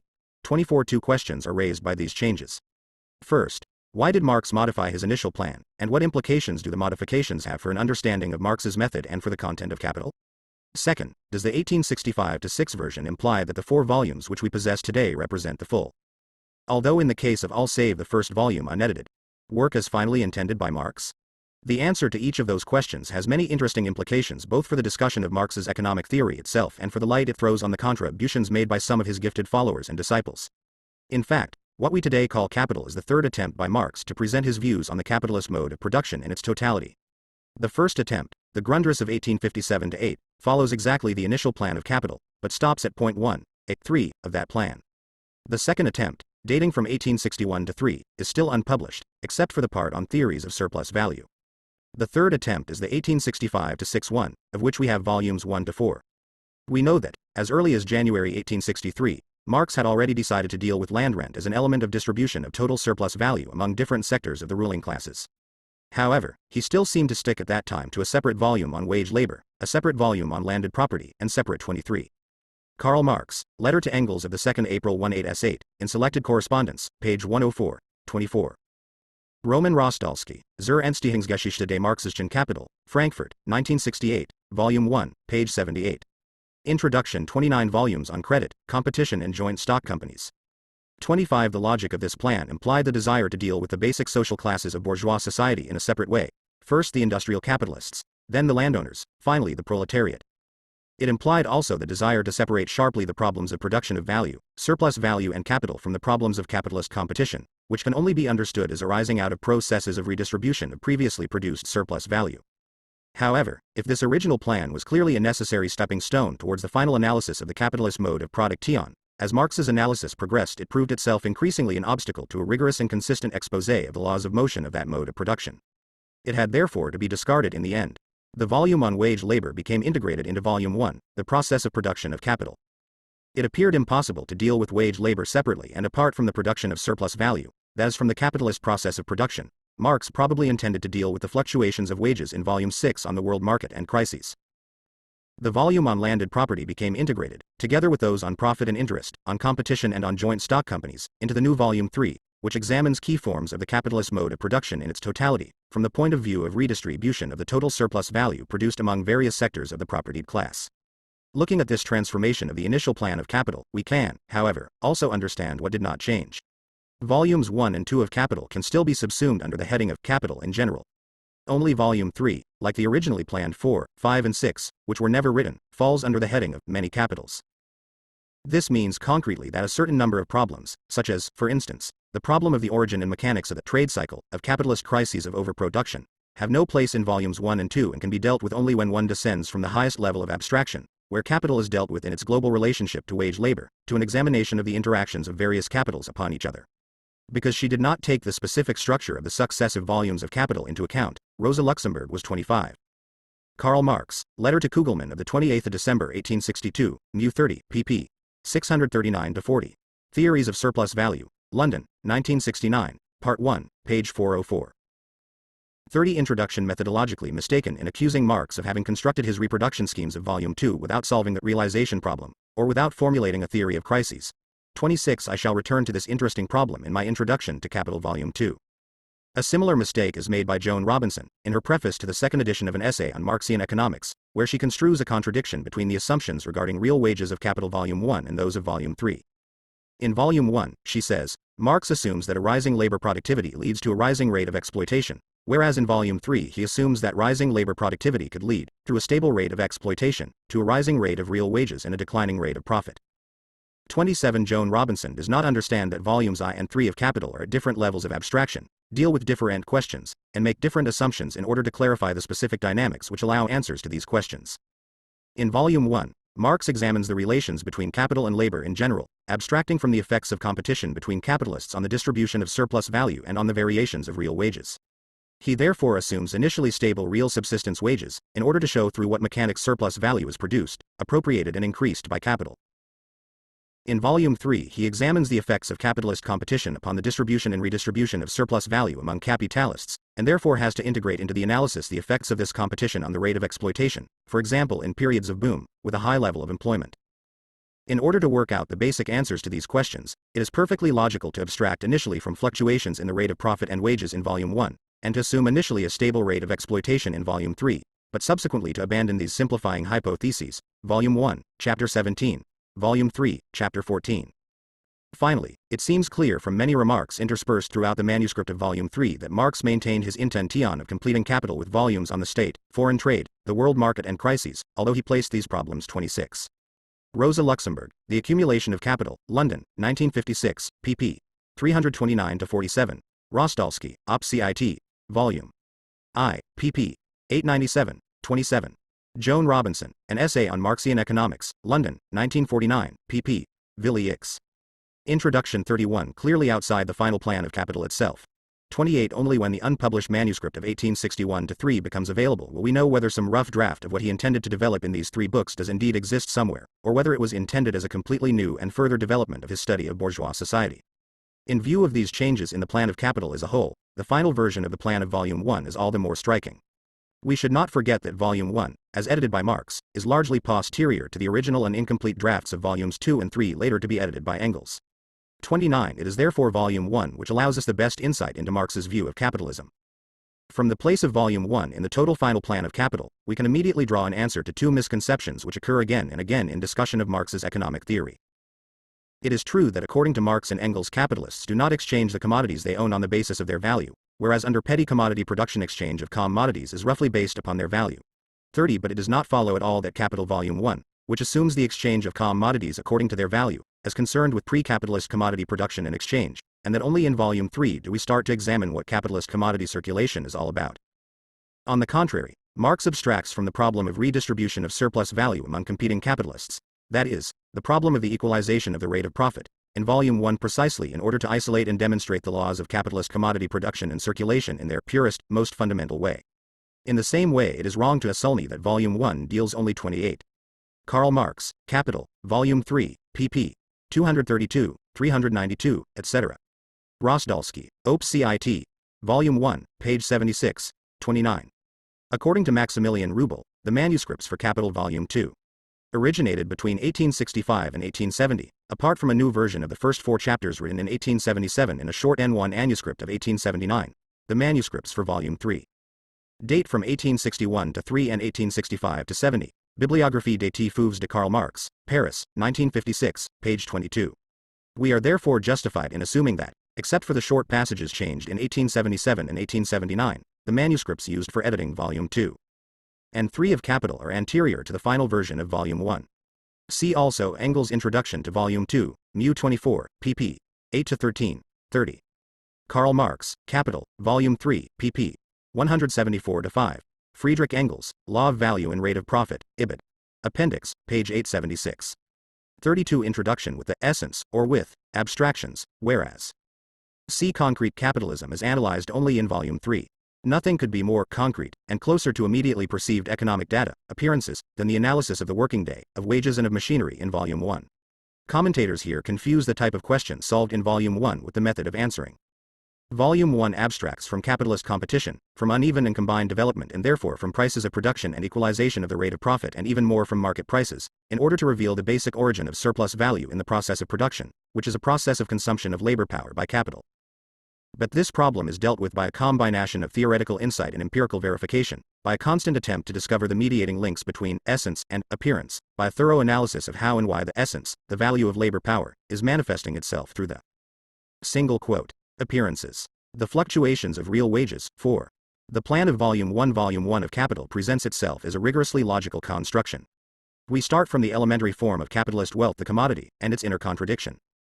The contradiction between use value and exchange value. Because it is produced by private labor, whose social character can no longer be recognized automatically, immediately and directly by society, the commodity can exist only together with a necessary corollary, money, a universal means of exchange. But the analysis of the circulation of commodities accompanied by circulation of money leads to the unfolding of the inner potentialities and contradictions of money, the possibility of exchange value embodied in money becoming an autonomous economic agent, of money appearing as starting and final point, and not simply intermediary, of a process of circulation, of money bent upon accretion of money, that is of capital. In pre-capitalist societies, capital appears outside the sphere of production, and hardly ever enters that sphere. It feeds parasitic ally upon the social surplus product produced and originally appropriated by non-capitalist classes. Here Marx comes to his central point. A basic difference between the capitalist and pre-capitalist modes of production is that under capitalism capital not only appropriates surplus value, it produces surplus value. B. Introduction 33. Cause he considered this fundamental to an understanding of all aspects of bourgeois society, incidentally, not only the economic but also the political. Marx starts Capital with a whole volume devoted to a lengthy analysis of the process of production. For the capitalist process of production is at one and the same time a process of production of value, a process of production of surplus value, a process of production of capital, and a process of production and constant reproduction of the basic antagonistic social relations. The relation between wage labor and capital, the compulsion for the proletariat to sell its labor power to the capitalists, the compulsion for the capitalists to accumulate capital and therefore to maximize the extortion of surplus value from the workers. Volume 1 of Capital is centered around Marx's basic discovery, the explanation of the secret of surplus value. There exists one commodity, to wit labor power, whose use value for the capitalist is its ability to produce new value larger than its own exchange value. The process of production, which Marx analyzes in Volume 1 is, therefore, essentially the process of production of surplus value. The production of surplus value can, however, be examined in a more detailed way only if capital itself is subdivided into constant capital and variable capital. Constant capital represents that part of the wealth of the capitalist class with which it acquires and maintains a monopoly of property and access to the material means of production. Thereby it cuts the working class off from any possibility of producing its own livelihood in an independent way. It is a necessary precondition for the production of surplus value. But it does not produce that surplus value in and by itself. Only the labor power of living labor produces additional value, including surplus value. That is why Marx calls that portion of capital by which the capitalists buy the labor power of the workers variable capital, for only that portion actually produces surplus value. The next step in the analysis is the distinction between the production of absolute and of relative surplus value. Absolute surplus value is produced by a lengthening of the working day beyond that number of hours during which the worker produces the value which is only the equivalent of his wages. Relative surplus value is produced by increasing the productivity of labor in the wage goods industry sector, which enables the worker to reproduce the equiva 34 introduction length of his wages in a shorter portion of the working day, thereby increasing surplus value without a lengthening of the working day. Marx notes that while the production of absolute surplus value predominated in the early centuries of the capitalist mode of production, in England, roughly speaking, between the 16th century and the first half of the 19th, the production of relative surplus value becomes predominant once the logic of the Industrial Revolution, of the development of machinery, and the logic of the class struggle between labor and capital fully unfold themselves. A central section of Part 4 of Volume 1, the production of relative surplus value, is taken up by a lengthy and minute analysis of manufacture and of the modem factory, chapters 14 and 15. Here the production of surplus value takes on an important additional dimension. During the stage of manufacturing industry, capital exploits the fruits of an increase in the productivity of labor born from more and more advanced forms of the division of labor. But the technique of production remains fundamentally the same. Labor is subdivided in function of the subdivision of the final product produced by manufacture. But beyond these subdivisions no changes occur in the L-Bohr process. The main interest for the capitalist during the stage of manufacture is, therefore, the constant direct control of capital over labor in order to secure a maximum expenditure of surplus labor with a given level of technique. It is like a workhouse in which the workers lose their freedom to determine their own work rhythm, in which work becomes unfree, forced labor from that point of view also. Many initial manufacturing concerns were indeed literally that, workhouses, filled with laborers who to various degrees had lost their individual freedom. With the Industrial Revolution and the emergence of the modem factory, this process of the submission of labor to capital in the course of the process of production is rooted, not only in the hierarchical forms of labor organization, but in the very nature of the production process itself. Inasmuch as production becomes mechanized, it becomes reorganized around machinery. The work rhythm and work content of living labor are subordinated to the mechanical needs of machinery itself. Alienation of labor is no longer only alienation of the products of labor, but alienation of the forms and contents of the work itself. The explosive potentialities of modern machinery are developed. Introduction 35 by Marx in three directions simultaneously. Machines are capital's main weapon for subordinating labor to capital in the course of the process of production. Machines are the main weapon for increasing the production of relative surplus value, thereby relentlessly spurring on the process of accumulation of capital. And labor-saving machines are the main weapon for producing and reproducing the industrial reserve army of labor, through which wages are kept fluctuating around the value of the commodity labor power, and through which the appropriation of surplus value is normally guaranteed to the capitalists. Marx, therefore, logically integrates the development of the class struggle between capital and labor into his analysis of the production of surplus value, inasmuch as he sees that class struggle as originating in that process of production. The extortion of surplus value from living labor means a struggle by the capitalists to lengthen the working day, to increase the workload of the workers without increasing wages, to appropriate for capital all the benefits of increased productivity of labor. Conversely, the struggle against capitalist exploitation means, for the workers, a struggle to reduce the working day without any reduction of wages, a struggle for cuts in the workload, a struggle for increased real wages. How this class struggle against the immediate aspects of capitalist exploitation transforms itself into a struggle for the overthrow of the capitalist system. This question is briefly taken up in the 8th and final part of Volume 1. Part 7, meanwhile, deals basically with the accumulation of capital, the goal of the whole infernal logic which Marx has laid bare so far. Capital produces surplus value which in turn is, to a large extent, transformed into additional capital, which in turn produces additional surplus value. And so on, with all its subsequent contradictory effects for mankind.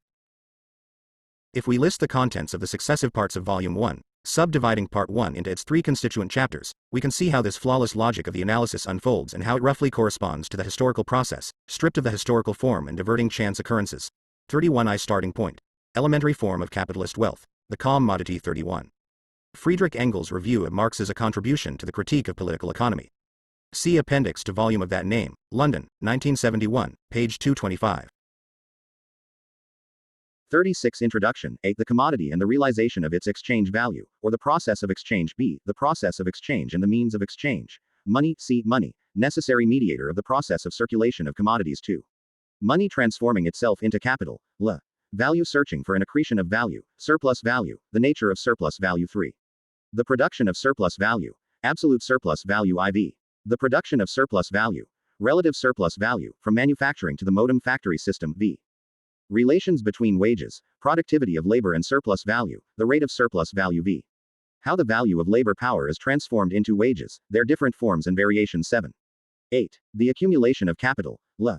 Capitalist wealth in its totality, its consequences for labor. The origins of capitalism, the primitive accumulation of capital. At the end of Volume 1 we are back where we started from, capitalist wealth. But now we no longer understand it simply as a sum of elementary elements, a mountain of commodities, although it is this mountain also we see it now also as the result of a gigantic process of value production, of surplus value extraction, out of living labor, as a gigantic movement constantly revolutionizing the means of production, the organization of production, the labor process and the producers themselves.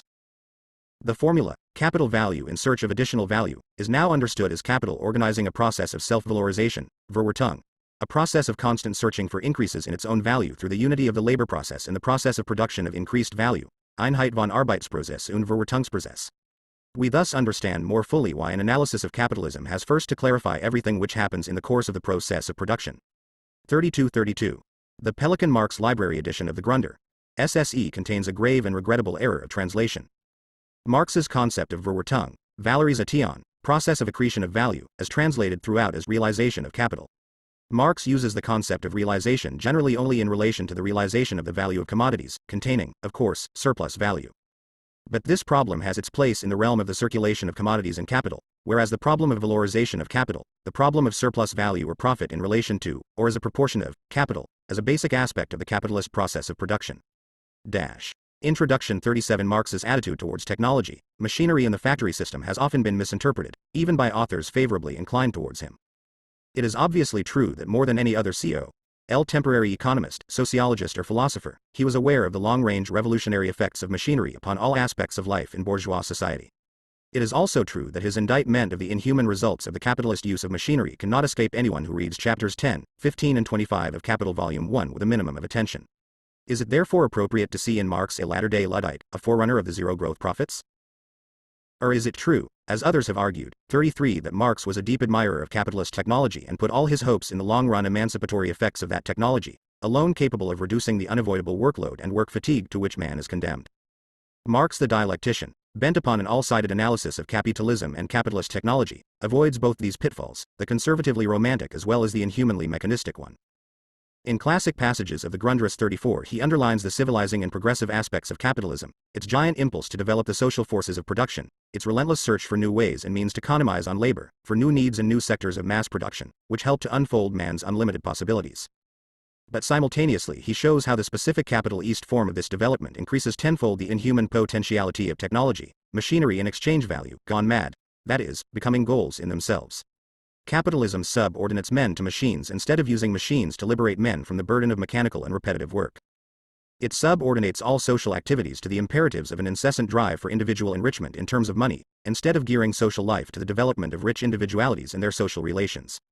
The contradiction between use value and exchange value, inherent in every commodity, fully unfolds itself in this contradictory nature of capitalist machinery. When capitalism is not overthrown once it has created the material and social preconditions for a classless society of associated producers, this 33. See among others. T. Costas Axelos, Marx, Penseur de la Technique, Paris, 1963, 34. Karl Marx, Grunder. SSE, Pelican Marx Library, pp. 325, 527-9, 707-12, etc.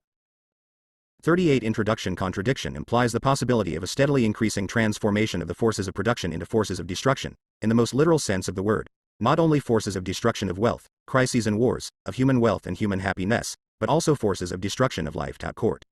5. The Marxist labor theory of value. No part of Marx's theory has been more assaulted in the academic world during the last 75 years than his theory of value. His bourgeois critics show a sharp class instinct here, for this theory is indeed the cornerstone of the whole system. But no contemporary intellectual endeavor has been so obviously based upon a basic misunderstanding as the repeated attacks on the Marxist labor theory of value. 35 That theory recognizes two aspects of the problem of value, a quantitative and a qualitative one. From a quantitative point of view, the value of a commodity is the quantity of simple labor, skilled labor being reduced to simple labor through a given coefficient, socially necessary for its production, that is, at a given average productivity of labor. From a qualitative point of view, the value of a commodity is determined by abstract human labor. Commodities which have been produced by private labor become commensurate only inasmuch as society abstracts from the concrete and specific aspect of each individual private craft or branch of industry and equalizes all these labors as abstract social labor, regardless of the specific use value of each commodity. In order to understand this theory, it is sufficient to formulate the question to which Marx tried to give an answer. The problem is as follows. Man has to work in order to satisfy his material needs, to produce his material life. The way in which the labor of all producers in a given society is divided among different branches of material production will determine the extent to which different needs can be fulfilled. Hence, given a certain set of needs, a rough equilibrium between needs and output requires a 35. The classical attack by Bohm-Bawerk was answered by Hilferding. Both are printed together in Bohm-Bawerk, Op. Cit. Other similar attacks were made by Pareto, Op. Cit. pp. 40 ff. Michael von Tugen-Baranowski, Theoretische Grundlagen des Marxismus, Leipzig, 1905, pp. 139 featuring, and others. A more recent one is contained in Joan Robinson, Op. Cit. And is effectively answered by Rostalski, Op. Cit. Volume 2, pp. 626-40. Introduction 39 Distribution of labor inputs, between these various branches of production in a given proportion, and in that only. In a primitive society, or in a fully developed socialist one, this distribution of labor inputs occurs in a consciously planned way. In a primitive society, on the basis of habits, custom, tradition, magico-ritual processes, decisions by elders etc. In a socialist one, on the basis of a democratic selection of priorities by the mass of the associated producers consumers themselves. But under capitalism, where labor has become private labor, where products of labor are commodities produced independently from each other by thousands of independent firms, no conscious decision pre-establishes such an equilibrium of inputs of labor and socially recognized needs. Under capitalism this implies, of course, that only those needs expressed through effective demand are socially recognized.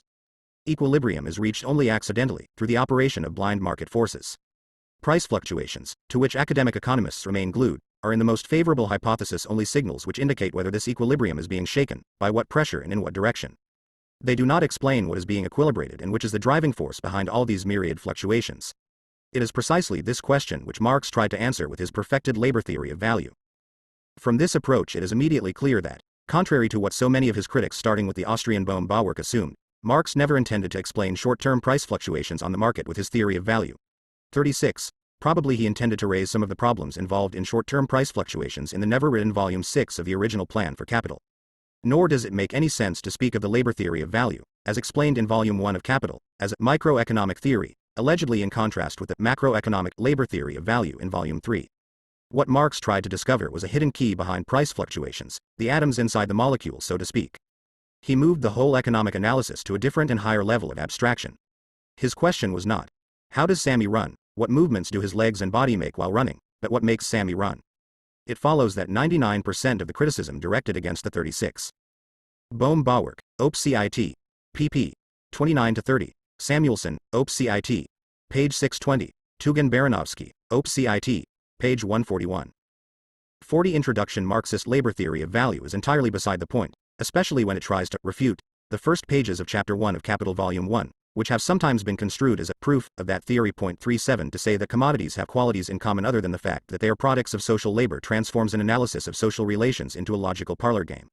Obviously, these other qualities have nothing to do with the nexus between members of society in an anarchic market economy. The fact that both bread and aeroplanes are scarce does not make them commensurable.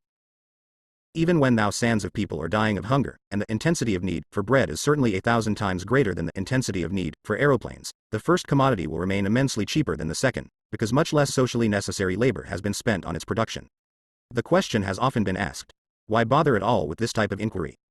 Why can one not restrict economics to the analysis of what actually occurs in day-to-day economic life? Under capitalism, it goes without saying, the ups and downs of prices, wages, interest rates, profits, etc., instead of trying to discover mysterious forces beneath the surface of the economy, which are supposed to govern actual economic events, but only on a very high level of abstraction and in the very final analysis. This neo-positivist approach is curiously and typically unscientific.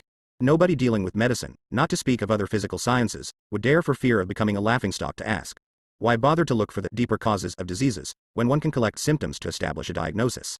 Obviously, no real understanding of economic development is possible if one does not try to discover precisely what lies behind immediate appearances.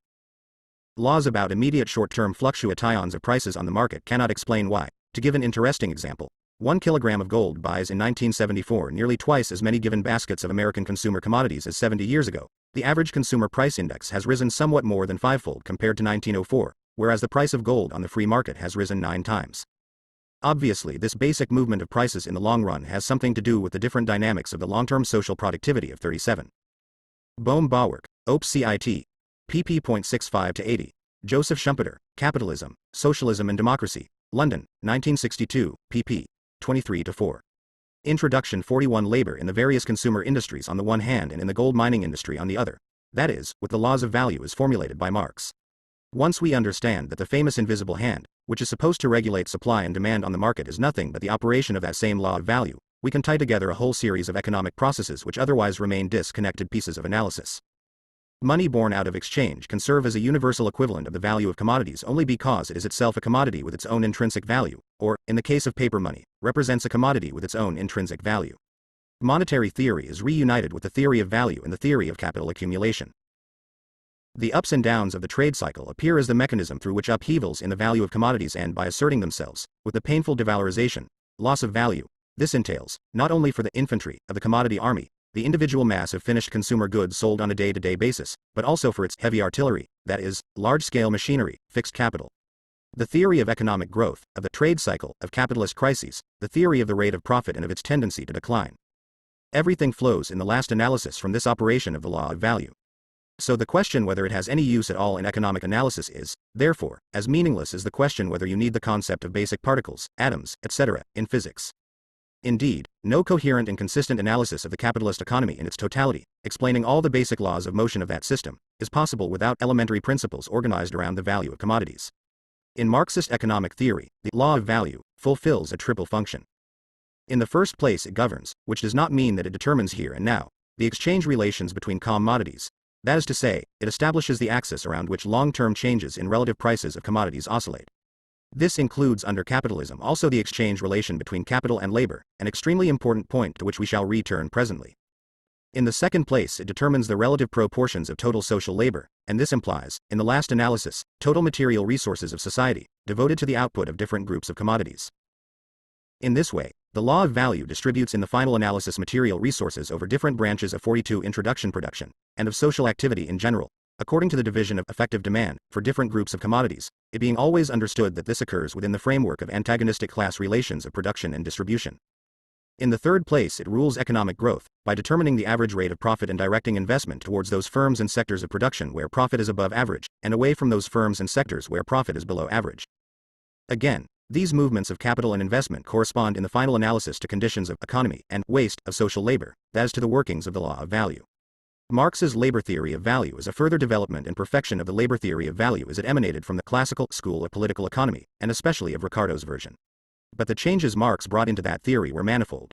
One especially was to be decisive: the use of the concept of abstract social labor as the foundation of his theory of value. It is for this reason that Marx cannot be considered as in any way an advanced neo-Ricardian. Labor quantities as the essence of value is something quite different from labor quantities as numeraire, a common measuring rod of the value of all commodities. The distinction between concrete labor, which determines the use value of commodities, and abstract labor, which determines their value, is a revolutionary step forward beyond Ricardo, of which Marx was very proud. Indeed, he considered it his main achievement, together with the discovery of the general category of surplus value, encompassing profit, rent and interest. It is based on an understanding of the peculiar structure of a society of commodity producers, that is, of the key problem of how to relate to each other the segments of the global labor potential of society which have taken the form of private labor.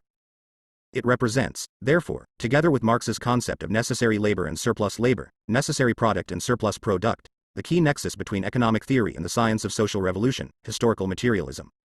The way in which the Marxist labor theory of value sharply excludes use value from any direct determination of value and exchange value has often been interpreted as a rejection by Marx of use value beyond the boundary of economic analysis and theory altogether. This does not correspond at all to the rich dialectical complexity of capital. When we deal with the problems of repro.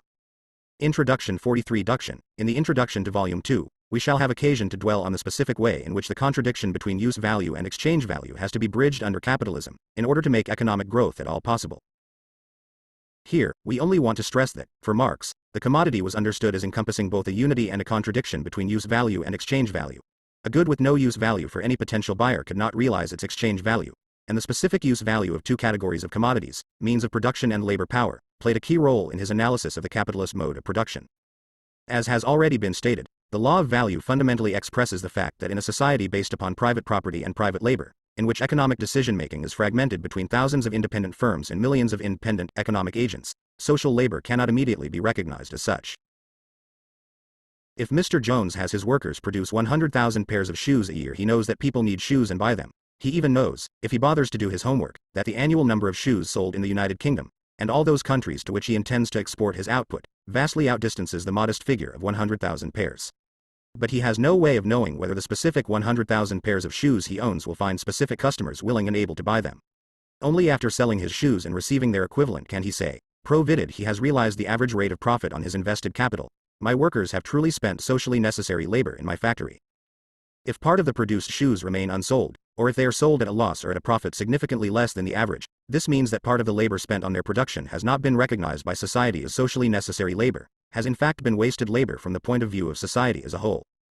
But this recognition of, or refusal to recognize, a given quantity of labor by society occurs exclusively in function of meeting effective demand on the market, that is, it is independent of the use value or social usefulness of the specific physical qualities of a given commodity. Society recognizes quantities of labor spent in its production, making abstraction of these considerations.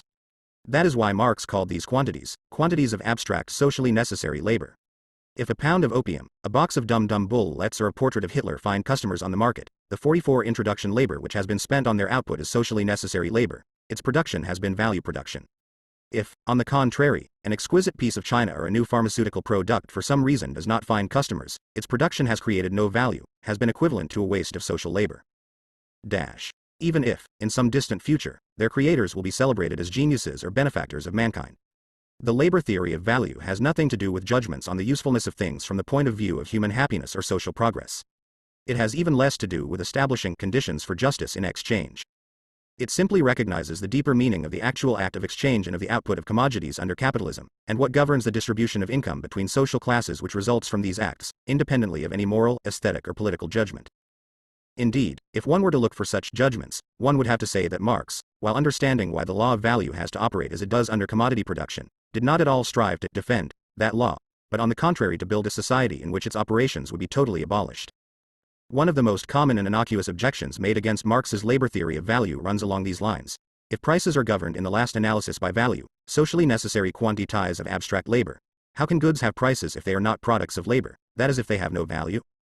Marx himself in fact answered that objection long before drafting Capital Volume 1. 38 products of nature, free goods, which have indeed no value since no social labor has been spent on their production, can get a price through private appropriation, through the social institution of private property. Land on which no human hand has ever worked to increase its fertility has no value. But it can get a price if it is surrounded by a fence upon which is put a placard, private property, trespassing forbidden, and if people are ready to pay that price because they need that land as a source of livelihood. This price will in reality be the capitalization of the net income, land rent, accruing to its owner, income produced by those who will farm it and draw material resources, goods for self-consumption or commodities, from it through their toil. 39-38. See a contribution to the Critique of Political Economy, page 62, 39. Again and again the objection has been raised against the Marxist labor theory of value that it assumes labor to be the only scarce factor of Introduction 4s in reaction against all those who mistakenly claimed that Volume 1 of Capital was concerned with showing that commodities actually exchange under capitalism according to the quantities of abstract socially necessary labor they contain. Some authors have contended that the labor theory of value is concerned only with a qualitative problem and not with a quantitative one, the socially necessary labor content of commodities being unmeasurable. This bends the stick too far in the other direction. It is true that the quantitative measurement of the labor quantities in commodities is difficult. But the difficulty is not so much a conceptual one. One could, for example, start from macroeconomic aggregates, the total sum of man-hours spent in the whole realm of material production, industry, agriculture and commodity transport.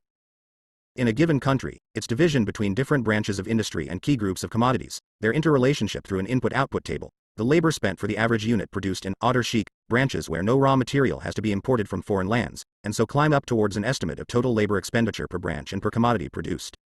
As one stemming from a lack of accurate information, it will be necessary to open the books of all capitalist enterprises and to verify these figures on the basis of shop floor evidence in order to approach a quantitative production and supposes either that land and machines are abundant or that they can be excluded altogether from value analysis. This is obviously nonsense. Leontief makes the correct point that Marx was probably the first economist to give fixed capital a central importance in the process of production, as against, for example, Bohm-Bawerk, Op. Cit. Page 93. What Marx does assume is that machines cannot in and by themselves command portions of the total available labor power of society to be additionally expended or to move from one sector of production to another. A proposition which is rather self-evident, besides having been scientifically proved by Marx. Once one understands that, for Marx, value is in the last analysis assignment of portions of the socially available labor power, total value newly produced being equal to total expenditure of living labor in a given period, one solves the riddle. Incidentally, one should also understand that Marx, advancing beyond classical economy, did not dissolve the value of the annual product into wages and surplus value, profits, rents and interests, but added to this the value of raw materials and machinery used up in the process of production. His only point was that this part of the annual product's value did not increase in the process of production but was only maintained, the only source of new value being living labor. 46 Introduction Measurement of the labor content of commodities in capitalist countries. 46. Marx's key discovery. His theory of surplus value. The classical school of political economy, including Ricardo, saw profits as a residual net income, once wages had been paid. Indeed, so strict was their adherence to this concept that Ricardo believed that only increases or decreases in production costs in the wage-good industries could influence the rate of profit. Whatever happened to the luxury goods industry, or even to raw materials, would not affect the global rate of profit. This view is incomplete and therefore incorrect, but it was at least an attempt to come to grips with the problem of income distribution between social classes as a function of what happens in the course of production. The exponents of post-Ricardian vulgar economic theory, and especially the neoclassical marginalists, do not bother to ask the question, why? They are content just to answer the question, how? They simply note that factors, labor, capital, land, get different prices on the market, and limit themselves to a study of how these prices fluctuate. To consider the origins of profit, interest and rent, to ask whether workers must abandon part of the product of their labor when they work for an alien entrepreneur, to examine the mechanisms through which this appropriation occurs as a result of an honest-to-God act of exchange, without any cheating or plotting. It was left to Marx to unravel these basic questions about the capitalist mode of production. The origin of the income and consumption of the ruling classes in pre-capitalist societies is no matter of speculation. Anybody knows that, from an economic point of view, they were the results of appropriation of part of the fruits of the producer's labor by the ruling class. When the medieval serf worked half the week for his own livelihood on the land of Lee Mance, and the other half of the week without remuneration on the estate of the noble or the church, one could argue that, from a moral point of view, he was offering unpaid labor, in exchange for the service of profane or divine protection. But nobody would confuse this exchange with what goes on in the marketplace. It was in fact no economic 40. Friedrich Engels Insert in Capital, Volume 3, pp. 74-6. Introduction 47 Exchange at all, in any sense of the word, no give and take of anything which can be priced, in even the most indirect way. The service of protection is not bought by the serf any more than a small Chicago businessman buys a service from a gang of hoodlums. It is an extortion imposed upon him by the social setup whether he likes it or not. The origin of the social surplus product accruing to the pre-capitalist ruling class is, therefore, obviously unpaid labor, whether in the form of labor services or of physical products of these labor services, or even of money rent, expended by the producers. In the case of slavery, the context is as clear if not clearer, especially in those extreme examples where even the miserable pittance of the slave was not provided by the masters, but had to be provided by the slave himself on the seventh day of the week. Indeed, regarding these slave plantations, even the most skeptical critics of historical materialism will find it hard to doubt that the whole social product, the part which fed the slaves as well as the part which fed the masters, had but one origin, social labor expended by the slaves and by them alone. When, however, we look at the capitalist mode of production, everything seems much more complicated and much more obscure, to say the least. No brutal force, personified by an overseer with a whip or some group of armed men, appears to force the worker to give up anything he has produced or owns himself. His relationship with the capitalist appears to be based upon an act of exchange which is identical to that of a small artisan or a farmer, owners of commodities they themselves have produced, who meet in the marketplace. The worker appears to sell his labor in exchange for a wage. The capitalist combines that labor with machines, raw material and the labor of other men to produce finished products. As the capitalist owns these machines and raw materials, as well as the money to pay the wages, is it not natural that he should also own the finished products which result from the combination of these factors? This is what appears to occur under capitalism. However, probing below the surface, Marx comes up with a series of striking observations which can only be denied if one deliberately refuses to examine the unique social conditions which create the very peculiar and exceptional exchange between labor and capital. In the first place, there is an institutional inequality of conditions between capitalists and workers. The capitalist is not orked to buy 48 introduction labor power on a continuous basis. He does it only if it is profit able to him. If not, he prefers to wait, to lay off workers, or even to close his plant down till better times.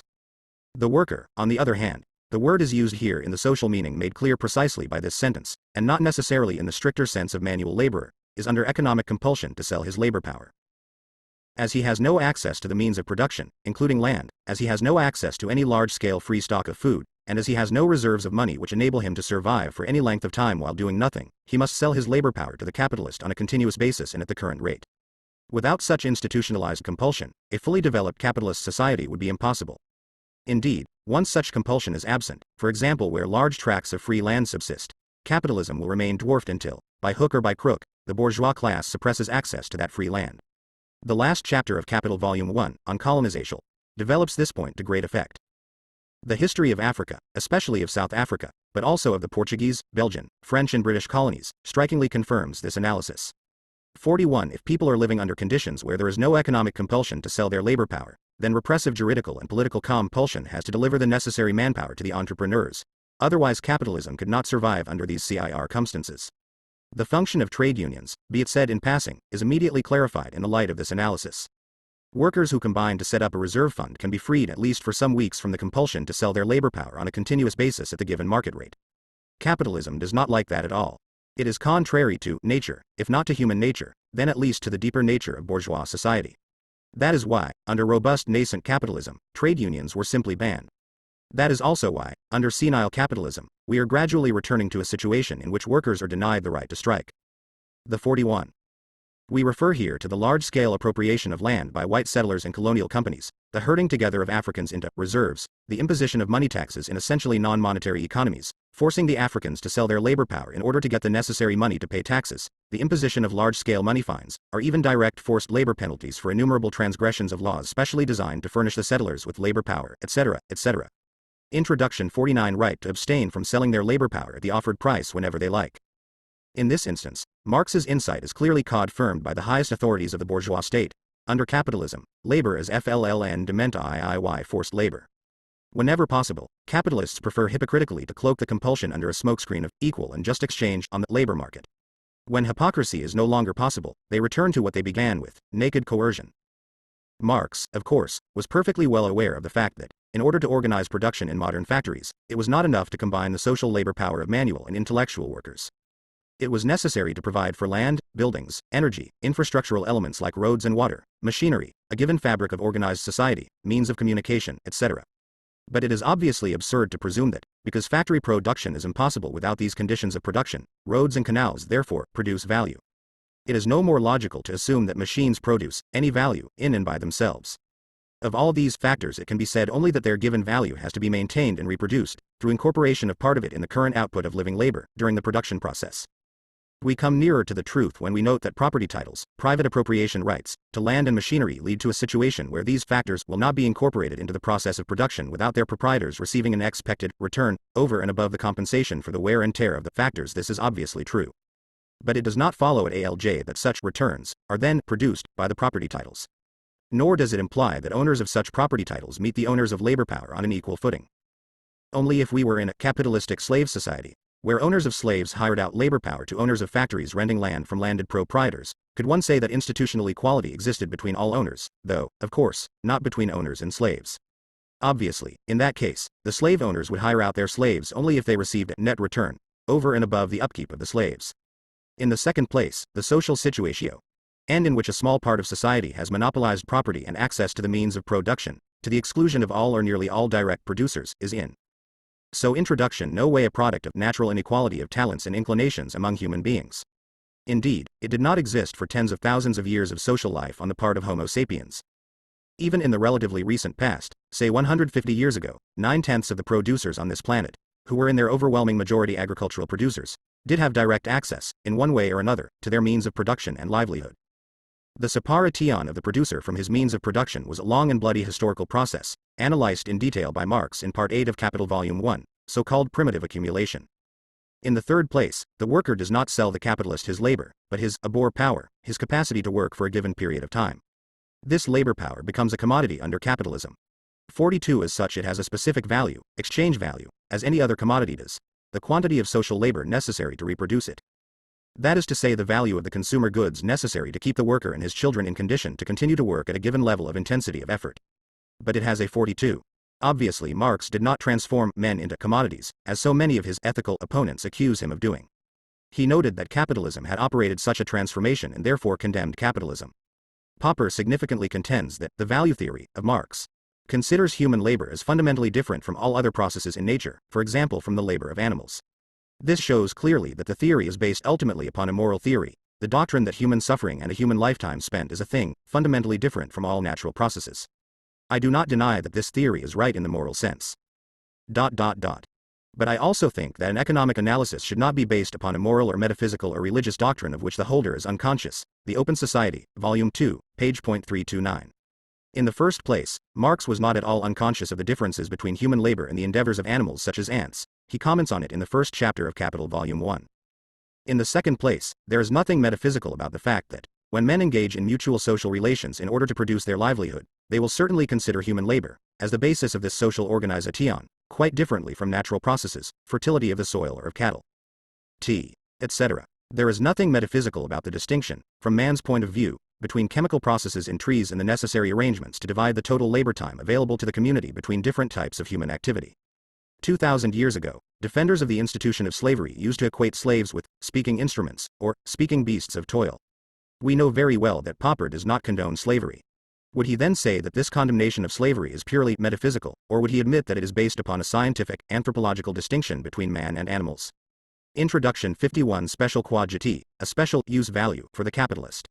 When the capitalist consumes labor power in the process of production, the worker produces value. His labor has the double capacity to conserve value. That is, to transfer into the finished product the value of the raw material and of a fraction of the machinery used up in this process of production, and to create new value by spending itself. The whole mystery of the origin of profits and rents is over once one understands that, in the process of production, the workers can, and must, otherwise the capitalist would not hire them, produce value over and above the value of their own labor power, over and above the equivalent of the wages which they receive.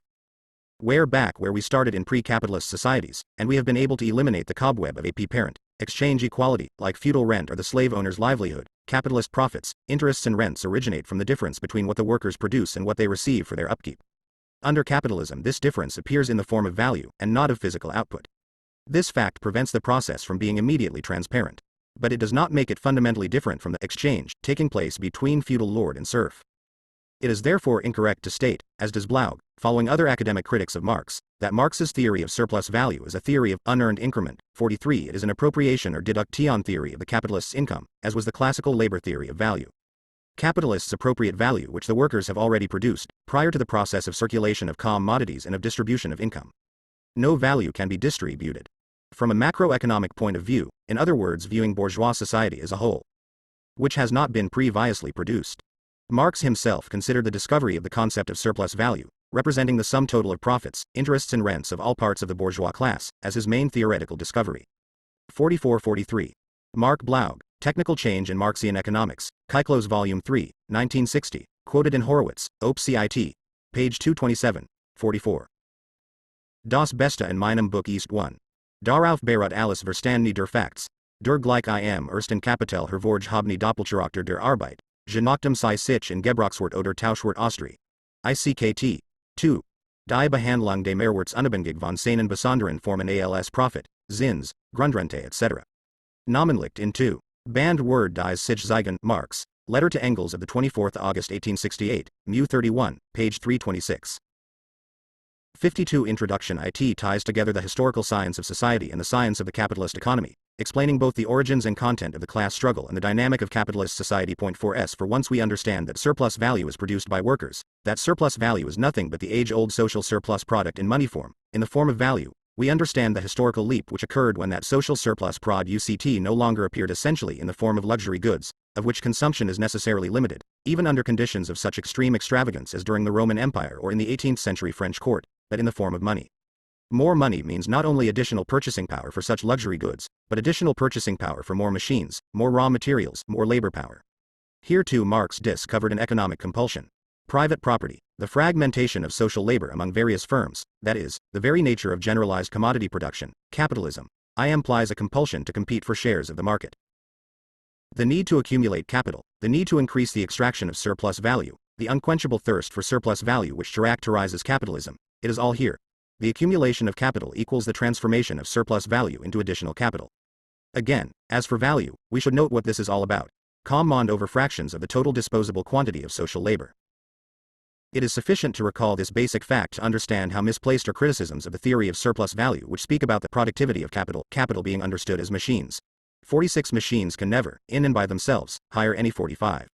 Popper, The Open Society, Volume 2, page 160, contends that Marx did not discover the general category of surplus value at all, but inherited it from Ricardo. He quotes Engels' introduction to Volume 2 of Capital in that respect. Engels says nothing of the kind. He states, as any student of economic doctrines knows, that a long series of economists, from Adam Smith and the physiocrats to Ricardo and the post-Ricardian anti-capitalists of the 1820s and 30s in Britain, considered profits and rents to be subtractions from the products of productive labor. But only Marx succeeded in showing what kind of labor produces surplus value and what the real content of the process of surplus value production is, irrespective of its specific forms, and in explaining this process. 46. Samuelson, following B6 hectometers Bauwerk, derives this productivity of capital from the fact that you can get more future consumption product by using indirect or roundabout methods. Economics, an Introductory Analysis, New York, 4th edition, pp. 576-7. In the explanation which follows, the introduction S3 fraction of the disposable social labor force, except in science fiction. In the more prosaic world in which we live, men owning machines can, for that reason, hire and fire other men. How the product of the labor of these men is then divided, and why, is what Marx seeks to explain. Of course, Marx did not deny that machinery could increase the social productivity of labor. On the contrary, if one reads Chapter 15 of Capital Volume 1, one will see immediately that he was more aware of that potential of technology than any economist among his contemporaries. But the question which most of his critics and other exponents of vulgar economics overlook is very simple, namely, why should the results of the increased productivity of labor be appropriated by the capitalist? Why should the combined productivity of many men working together, the famous collective labor potential of the factory, to which a key analysis is devoted in the original Part 7, Chapter 6, omitted from the published version of Capital Volume 1, CAP Appendix to this volume, pp. 943-1084, the combined productivity of scientists and technologists, workers by hand and brain, inventors of machinery and flexors of muscle, increase the profit of the owners of machinery? Surely not, because that machinery has some mysterious quality of creating value, that is, of creating quantities of socially necessary labor. 47. Surely rather because the owners are in a position to appropriate the products of that combination. So we are back to Marx's theory of surplus value. An interesting, if somewhat astounding, Innovation in Apollo GETICS for capitalist profits has recently occurred in the form of the theory of the firm developed by Alkian and Demsetz. 48 owners of different co-operating inputs are supposed to have a natural tendency to shirk, because they give some preference to increment, however, originates from the fact that current consumption is sacrificed for the production of intermediate goods. But it is people who forego consumption, we leave aside which people really are forced into abstinence. People produce intermediate goods. People increase the productivity of their labor.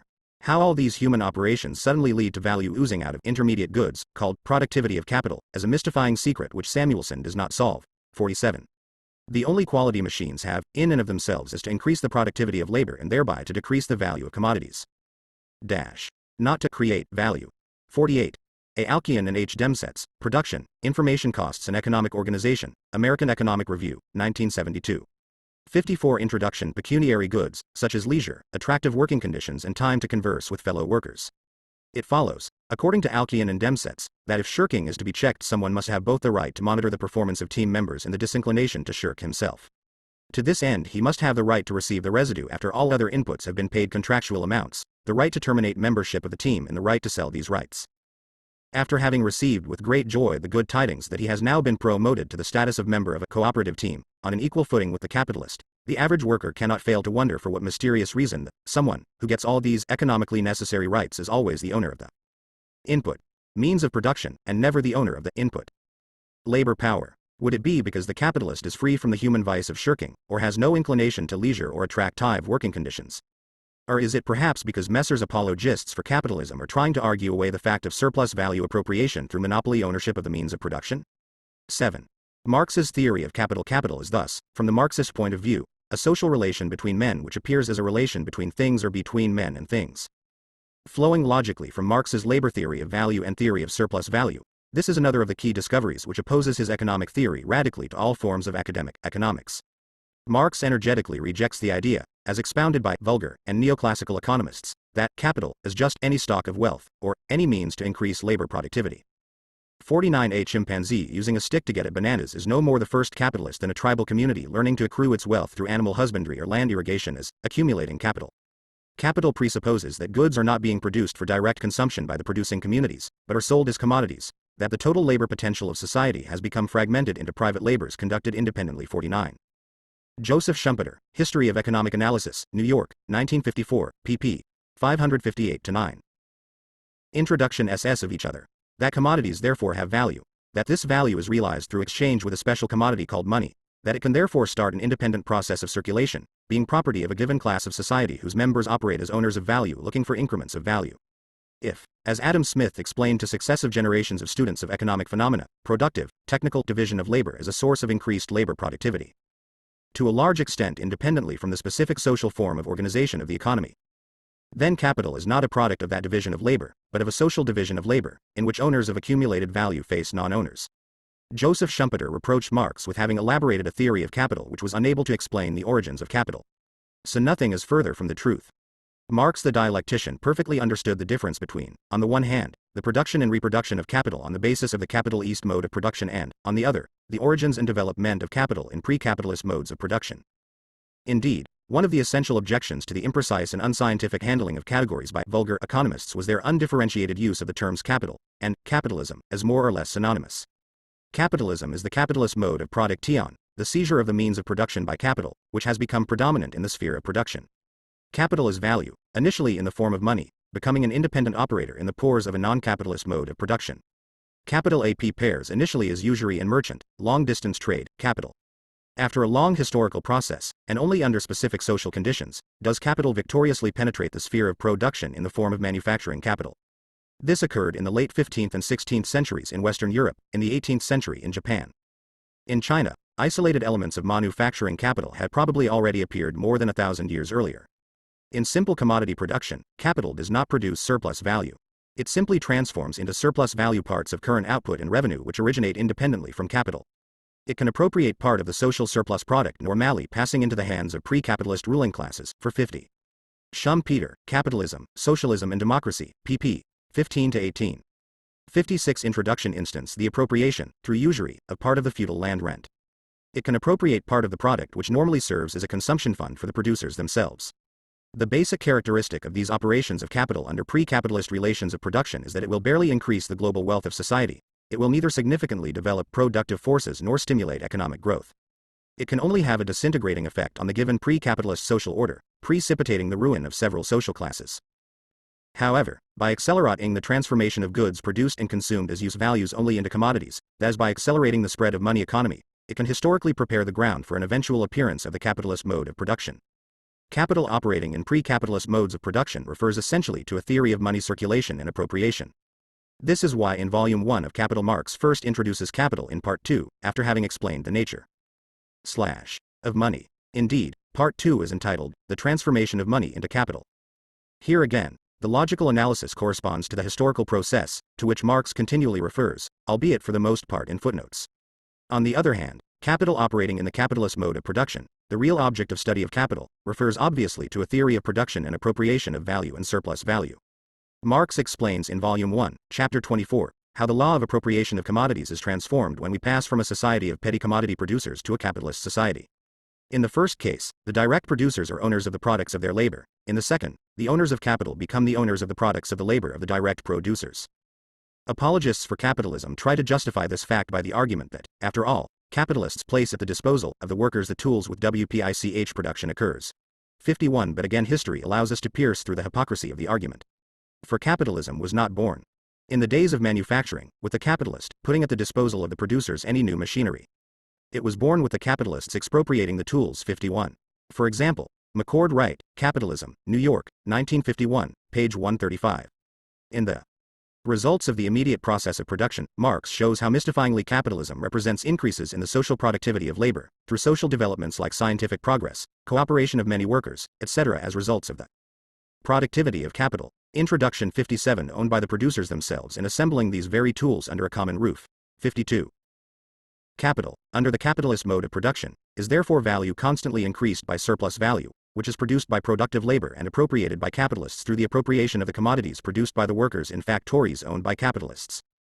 The way in which this analysis of capital and capitalism hinges on the institution of private property has often been misunderstood and misrepresented, both by critics and by disciples of Marx. It therefore merits some comment. Historically and logically, capitalism is tied to the private ownership of the means of production, which allows private appropriation of produced commodities, thus private appropriation of surplus value, and thus private accumulation of capital. It is surely not accidental that the rights of private property are thus at the bottom of the whole constitutional and juridical superstructure which centuries of law-making have erected upon the basis of commodity production.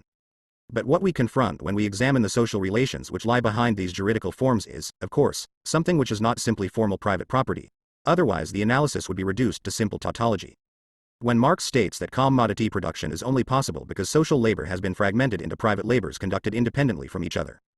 53 He refers to a socio-economic and not a juridical reality. The latter is only a reflection, and sometimes a very imperfect one, of the former. What capitalism is about, then, is a specific relation between wage labor and capital, a social organization in which social labor is fragmented into firms independent of each other, which take independent decisions about investment, prices and forms of financing growth, which compete with each other for shares of markets and profits, of the total surplus value produced. 52. On this aspect of the development of home industries and of the first manufactures in the 15th and 16th centuries, see, among other sources, N.W. Posthumus, De Geschiedene van de Lekkenindustrie, S. Gravenhage, 1908, 53. See below, page 165. In a note added by Engels in the 4th German edition of Capital Volume 1. See page 138 below. He makes the point that in English there are two different words to express the two different aspects of labor. Use value producing labor is called work, exchange value producing labor, which is only quantitatively measured, is called labor. 58 Introduction by productive labor in its totality, and which therefore buy and exploit wage labor under specific economic conditions, compulsions and constraints.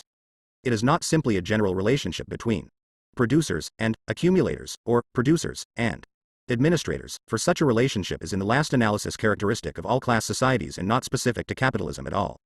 The content of the economic institution of private capital is therefore the independent firm, whether a small manufacturer or a giant multinational corporation. Whether the juridical form strictly conforms to that content or not is irrelevant, and often poses complex legal problems. Are stockholders only owners of income titles, or are they owners of fractions of the firm's assets or property? The bankruptcy laws, which differ in different Capital East countries, can go into the most sophisticated nuances imaginable on this subject. But the vital economic decisions, key investment decisions, for example, are taken by all those firms which are really independent and not subordinate companies. The basic fact of life of the capitalist economy is the fact that these vital decisions are not taken by society as a whole or by the associated producers. Again, the content of this economic institution of private property, fragmented social labor, should not be confused with the question of the precise agents who take the independent firm's decisions. Whether those who take the decisions are individual owners, or representatives of stockholders, or so-called managers, does not in the least change the fact that they are working under the same previously analyzed economic compulsion. Some economists today, such as Galbraith and even some Marxists, contend that the contemporary giant corporation has largely freed itself from these constraints. For this is an illusion, born of an extrapolation from conditions prevailing during a rather lengthy boom.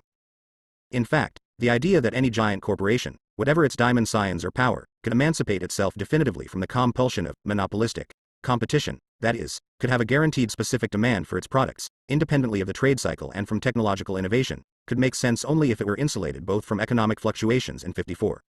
John Kenneth Galbraith, The New Industrial State, New York, 1967, Chapter 18. Introduction 59 From economic uncertainty, that is if the very nature of its output as commodity production was denied. Experience does not confirm such a contention. The basic distinction which Galbraith, following Baumol, Kaysen and others, introduces between compulsion to profit maximization, true for yesterday's firms, and compulsion to growth maximization, true for today's corporations, 55 becomes devoid of practical long-term significance once we understand that growth remains essentially a function of profit, that capital accumulation can result in the last analysis only from surplus value production and realization. The only kernel of truth which remains, then, is the difference between short-term and long-term profit maximization, which is indeed one of the basic differences between competitive capitalism and monopoly capitalism. The debate on the nature of capital has received a new and significant impetus with the internal critique of the theory of the marginal productivity of capital by Piero Sraffa and the Cambridge School. The latter have demonstrated convincingly that the measurement of capital inputs in the neoclassical production function is based upon circular reasoning. 56 For if the effect of marginal increases or decreases of capital inputs upon output has to be measured, this can only be done in money terms, given the heterogeneous nature of so-called capital goods. But this process of pricing or valuation of capital inputs presupposes a rate of return on the plant and equipment in question, of which the latter value is the capitalization, that is, one has to assume a rate of interest in order to demonstrate how this equilibrium rate of return is determined. 57 The way out, obviously, is to look for a common substance in all the capital goods, independent of money, that is to return to socially necessary labor as the measurable substance of the value of all commodities. 55. Ibid. Chapter 10. 56. Joan Robinson, The Accumulation of Capital, London, 1956. Piero Sraffa, Production of Commodities by Means of Commodities, Cambridge, 1960. 57. Maurice Dobb, The Sraffa System and the Critique of the Neoclassical Theory of Distribution, reprinted in E. K. Hunt and Jesse G. Swartz, ed. A Critique of Economic Theory, Harmondsworth, 1972, page .207. One should note, however, that, to use the Schumpeterian jargon, Dobb thus only justifies the use of labor as a numeraire, a unit of account, in a typically neo-Ricardian way, and not at all on the basis of the Marxist labor theory of value e. 60 Introduction 8. Marx's theory of accumulation of capital. Capital is thus, by definition, value looking for accretion, for surplus value. But if capital produces surplus value also produces additional capital. Under capitalism, economic growth therefore appears in the form of accumulation of capital. The basic drive of the capitalist mode of production is the drive to accumulate capital. This is not so because of some mysterious and tautological, accumulative passion, or inclination on the part of capitalists.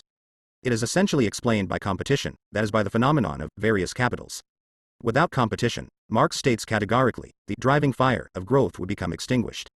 58 Totally monopolized capital, a single world trust, would essentially be stagnating capital.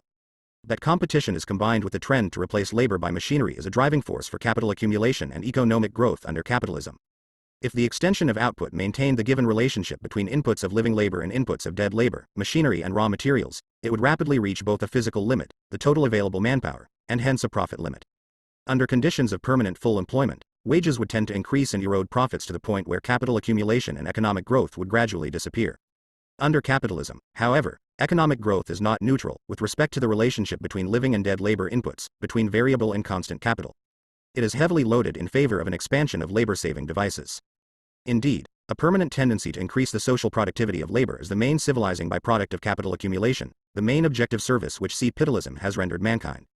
Capital accumulation takes on the primary form of an increase in the value of plant and equipment, as well as of the stock of raw materials available in industrialized capitalist countries. On a long-term basis, this accumulation is as impressive as Marx could have imagined. The value of all accumulated private non-farm producer durables multiplied more than tenfold in constant dollars between 1900 and 1965 in the USA, and this estimate is certainly undervalued as it is based upon official records biased for reasons of tax evasion. S8. Karl Marx, Capital, Volume 3, page 254. Introduction. 61. Capital accumulation is, of course, distinct from the behavior of pre-capitalist ruling classes. If all surplus value were to be consumed in the form of luxury goods, no capital accumulation would take place at all. Capital would then be maintained at the level it had already reached. This special, limiting case was indeed presented by Marx under the name of simple reproduction, for purely analytical reasons. It does not, of course, correspond to any real stage or situation of a normally functioning capitalist mode of production. 59. As we pointed out, what characterizes capitalism is precisely the compulsion to accumulate, that is, enlarged reproduction. Enlarged reproduction presupposes that not all surplus value produced by productive labor, and appropriated by the capitalist class, is unproductively consumed. Part of it is transformed into luxury goods and disappears from the process of reproduction. Part of it is transformed into additional capital by being used to buy additional plant and equipment, additional raw materials and additional labor power. This, then, is the process of accumulation of capital, the transformation of surplus value into additional capital, which can produce new increments of surplus value, leading to new increments of capital. The movement develops in the form of a spiral, as Simon de Sismondi, one of the early romantic critics of capitalism, whom Marx quotes approvingly on this question, already understood. The fact that capital accumulation is possible only because part of the surplus value appropriated by the capitalist class is not socially squandered in luxury goods constitutes the starting point for the so-called abstinence theory, more accurately, justification, of profits and capitalist exploitation. 60. Historically, there is not an atom of evidence for the assumption that capital somehow grew out of the frugal habits of some members of the community, as opposed to the improvidence of others, each of them having equal access to resources that were initially common. 59. One could say that it corresponds to a border case of stagnation in a given phase of the trade cycle. 60. Even Schumpeter still largely defended this abstinence theory of profit, although giving it a less vulgar character than in the case of Senior. The capitalist exchanges a fund against a flow. The abstinence, for which he is being paid, enters into the accumulation of the fund. There is no additional payment for refraining from consuming it even in cases in which this would be physically possible. History of Economic Analysis, page 661. See also Capitalism, Socialism and Democracy, page 16. 62. Introduction. Parable. On the contrary, all historical evidence confirms that the sudden appearance of large amounts of capital, in the form of a stock of precious metals and other treasure, in a society previously confined almost exclusively to natural economy, to the output of goods possessing only use value, was the result not of frugality and thrift, but of large-scale piracy, robbery, violence, theft, enslavement of men and trade in slaves. The history of the origins of West European usury and merchant capital between the 10th and the 13th centuries, from the piracy in the Mediterranean through the plundering of Byzantium by the Fourth Crusade to the regular plundering razzias into the Slav territories of Central and Eastern Europe, is very eloquent in this respect. What is unconfirmed by history is even more absurd in the light of contemporary economic analysis. Nobody could seriously argue that Messrs. Rockefeller, Morgan and Mellon have to be compensated for their virtue in not squandering tens of billions of dollars on additional yachts, mansions and private jets, the vulgar version of the abstinence theory. But its more sophisticated version, namely the idea that the profits of the owners of capital are just the way in which their fund is transformed into the flow of long-term capital investment, provides a nice piece of circular reasoning. For whence does the fund originate, if not precisely from the flow, that is to say, what else is capital if not accumulated profits? To deny that profits originate in the process of production flies in the face of all scientific as well as practical observation of what goes on in a capitalist economy. Once we understand this, there is no room left for any abstinence theory of profit, only for a subtraction one. The process of capital accumulation is viewed by Marx in Capital at two different and successive levels of abstraction. In Volume 1, in the framework of capital in general, he examines it essentially in the light of what occurs in and flows from the exchange between wage labor and capital. In Volume 3, he examines capital accumulation, economic growth under capitalism, in the light of what occurs in the sphere of many capitals, that is of capitalist competition. I shall therefore leave to the introduction to Volume 3 an examination of the main criticisms made of Marx by those who question the validity of the laws of motion of capital accumulation set out in that volume. Here, I shall limit myself to examining the basic effects of capital accumulation on wage labor. Introduction. 63. Unlike many of his contemporaries, including some of the stern-est non-Marxist critics of capitalism, Marx did not consider that capital accumulation had a simple and unequivocally detrimental effect upon the situation of wage labor. Marx had studied the movement of real wages during the trade cycle, and the fact that wages were at their highest level when capital accumulation was progressing at the quickest pace by no means escaped him. 61. But, once again, he tried to go beyond such evident facts to study the fundamental modifications in value terms which capital accumulation would exercise upon labor.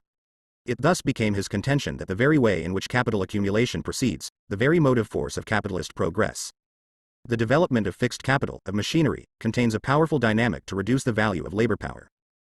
For as this value is the equivalent of the value of a given quantity of consumer goods, supposed to be necessary to restore the capacity of a worker to produce at a given level of intensity, a decrease in the value of these consumer goods resulting from an increase in the productivity of labor in the consumer goods industry leads to a decrease in the value of labor power, all other things remaining equal. This argument implies neither any tendency to a decrease in real wages, on the contrary, it is based upon the assumption of stable real wages in the short and medium term, nor any trend towards growing absolute misery of the working class. We shall deal with this theory falsely attributed to Marx in the next section of this introduction. But it does imply that the favorable results of the increase in productivity of labor end by falling, to a large extent, into the hands of the capitalist class, by transforming themselves into supplementary, relative surplus value, provided that the long-term trend of the industrial reserve army of labor is either stable or increasing. On a world scale, this has certainly been true for as long as capitalism has existed. As Marx predicted, capitalism spread not only by creating new jobs but also by creating new unemployed, by destroying employment of previous wage earners, and especially of previously self-employed small farmers and handicraftsmen. But to calculate a world average value of labor power is of course a meaningless abstraction. Indeed, ever since industrial capitalism 61. Karl Marx, Wages, Price and Profit, in Selected Works in One Volume, London, 1970, pp. 220-21. 64 Introduction in the West started to swamp the rest of the world with its cheap, mass-produced commodities, and at the latest since the 1870s, a divergent trend has appeared in the world economy. A long-term decline of the reserve army of labor in Western Europe, as a result of exports of both emigrants and commodities, and a rise in the reserve army of labor in the underdeveloped countries. This latter process included, of course, the transformation of masses of pre-capitalist farmers, cattle raisers and artisans into uprooted, marginalized, vagrants, migrant seasonal laborers, and forced laborers, following a pattern similar to what had happened a few centuries earlier in Western Europe. The dynamics of capital accumulation on a world scale have therefore to be seen as those of an organic whole, and not as the simple sum of capital accumulation processes in distinct countries. The operation of the world market is a gigantic siphon to transfer value from the south to the north of our planet, from the countries with lower to the countries with higher productivity of labor, lies at the very root of the imperialist system. While the debate on the theoretical explanation of this phenomenon is still in its initial stages, 62 it is important to note that the phenomenon itself is based upon uneven movements, uneven mobility, of capital and labor, and introduces all those dimensions into the analysis of capitalism which Marx reserved for the never-written volumes 4, 5 and 6 in the original plan of capital. The accumulation of capital is the accumulation of wealth in the form of commodities, of value. Value production becomes a goal in itself. Work is degraded to the level of a means by which to receive money incomes. One of the most striking and most modern parts of capital is that which examines the inhuman consequences of capital accumulation for the workers and for work itself. Marx himself added to the second German edition of Volume 1 the note 62. See, among other writings, Samir Amin, L. Accumulate 1 foot on Die Recherche Mondiale, Paris, 1970. Arguri Emanuel, Unequal Exchange, including a discussion with Charles Bettelheim, London, 1972. Christian Palois, L.J. Économie Mondiale Capitalist, Paris, 1971. And the discussion of these books by Ernest Mandel in Late Capitalism, London, 1975. Interestingly enough, W. Arthur Lewis, in his Development with Unlimited Supplies of Labor, Manchester School of Economic and Social Studies, VO1. 22, May 1954, tries to show that stepped-up capital accumulation implies a large industrial reserve army, but he limits this case exclusively to initial industrialization and does not admit Marx's assumption of permanent reconstitution of this reserve army through the mechanization process. Introduction 6s that, under capitalism, labor power not only becomes a commodity for the capitalist but also receives this form for the worker himself, implying that this degradation of work is both objectively and subjectively the fate of the industrial proletariat. It took official, political economy a long time, indeed until after the growing revolt of the workers against assembly line speed-ups, to discover what Marx had anticipated from a thorough understanding of the fundamental mechanisms which govern the capitalist mode of production. Because capital accumulation presupposes production for profit, because it has profit maximization as its very rationale, exact and minute cost calculations entail constant reorganizations of the production process with the single purpose of reducing costs. From the point of view of the single capitalist firm, a worker cannot be seen as a human being endowed with elementary rights, dignity, and needs to develop his personality. He is a cost element, and this cost must be constantly and exclusively measured in money terms, in order to be reduced to the utmost. Even when human relations and psychological considerations are introduced into labor organization, they are all centered in the last analysis upon economies of cost of those overhead costs, called excessive labor turnover, too many work interruptions, absenteeism. K. Closing parenthesis. 63 STRTS, etc. Capitalist economy is thus a gigantic enterprise of dehumanization, of transformation of human beings from goals in themselves into instruments and means for money-making and capital accumulation. It is not the machine, nor any technological compulsion, which inevitably transforms workers and men and women in general into appendices and slaves of monstrous equipment. It is the capitalist principle of profit maximization by individual firms which unleashes this terrifying trend. Other types of technology and other types of machine are perfectly conceivable. Provided that the guiding principle of investment is no longer cost-saving by individual competing firms, but the optimum development of all human beings. 63. The most extreme case is that of globalization of costs in cost-benefit analysis, in which human illness and death are likewise computed in the form of money costs. 66. Introduction 9. Marx's theory of wages. Strangely enough, the idea of an ever-increasing decline in the standard of living of the working class, which has often been falsely attributed to Marx, originated with those economists against whom he maintained a constant barrage of polemics after perfecting his own economic theories. It originated with Malthus and, via Ricardo, reached several socialists of Marx's generation, such as Ferdinand Lassalle. Whether under the guise of a stable wage fund, or under the guise of an iron law of wages, it is essentially a population growth theory of wages. Whenever wages rise sufficiently above the physiological minimum, laborers are supposed to have more children, who then in turn create large-scale unemployment and depress wages back to the minimum. The logical shortcomings of this theory are glaring.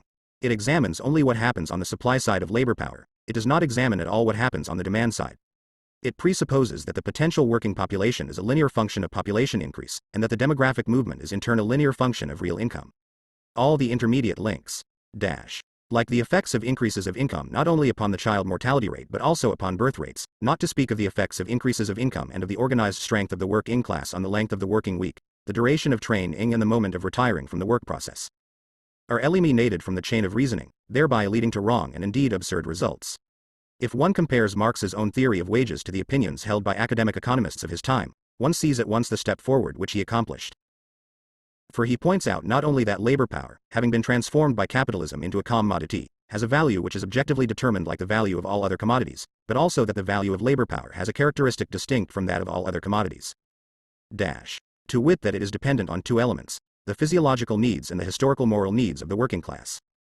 This distinction is closely linked with the peculiar nature of labor power, a commodity inseparable from and integrated with human beings, who are not only endowed with muscles and a stomach, but also with consciousness, nerves, desires, hopes and potential rebelliousness. The physical capacity to work can be. Introduction 67 measured by the calorie inputs that have to compensate losses of energy. But the willingness to work at a given rhythm, a given intensity, under given conditions, with a given equipment of higher and higher value and increasing vulnerability, presupposes a level of consumption which is not simply equivalent to a sum total of calories, but is also a function of what is commonly considered by the working class to be its current, habitual, standard 0F living. 64 Marx notes that these habitual standards differ greatly from country to country, and are generally higher in those countries which have an advanced, developed capitalist industry than in those which are still at pre-industrial levels, or are going through the throes of primitive, industrial capital accumulation. 65 We thus reach an unexpected conclusion. According to this aspect of Marx's work, real wages would actually have to be higher in more advanced capitalist countries, and therefore also in more advanced stages of capitalism, than in less developed countries. This would also imply that they would tend to increase in time, as the level of industrialization increases. On the other hand, we have noted earlier that Marx explained fluctuation of wages during the trade cycle, that is of the price and not of the value of labor power, as being governed essentially by the movements of the industrial reserve army. Real wages would tend to increase in times of boom and full employment and to decline in times of depression and large-scale unemployment. He indicated, however, that there was nothing automatic about this movement, and that the actual class struggle, including trade union action, which he considered indispensable for this very reason, was the instrument through which workers could take advantage of more. 64. Lenin makes the point that with the development of capitalist industry there is a progressive increase in the workers' needs, on the so-called market question, in Collected Works, Volume 1, pp. 106-7. See also Marx. This much, however, can even now be mentioned in passing, namely that the relative restriction on the sphere of the workers' consumption, which is only quantitative, not qualitative, or rather, only qualitative as posited through the quantitative, gives them as consumers an entirely different importance as agents of production from that which they possessed, e.g. in antiquity or in the Middle Ages, or now possess in Asia. Grundrisse, Pelikan Marx Library, page 283. Also Ibid. pp. 186-7, 409, 65. Karl Marx, Wages, Price and Profit, Selected Works in One Volume, page 223, Capital, Volume 1, Chapter 22, see below, pp. 702-5. The most categorical statement in that respect is to be found in Theories of Surplus Value, Part 2, pp. 16-17. the more productive one country is relative to another in the world market, the higher will be its wages, as compared with the other.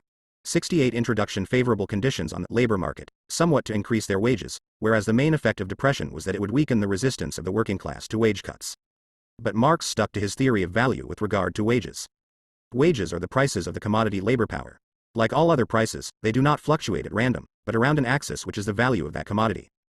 The movements of wages that are influenced by the ups and downs of the trade cycle explain only short-term fluctuations. These have to be integrated within a wider analysis, explaining the long-term fluctuations of wages in function of the changes in the value of labor power. We can thus formulate Marx's theory of wages as an accumulation of capital wage theory, in opposition to the crude demographic wage theory of the Malthus-Ricardo Lassalle school.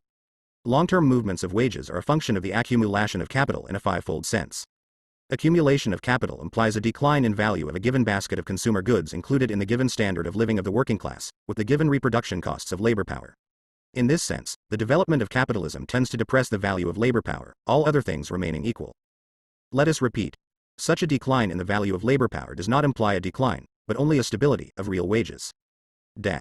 Accumulation of capital implies a decline in the value and an expansion of the output, mass production, of consumer goods previously not included in the reproduction costs of labor power.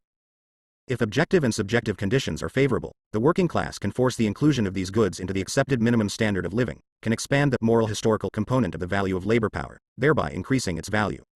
This again does not happen automatically, but essentially as a result of the class struggle.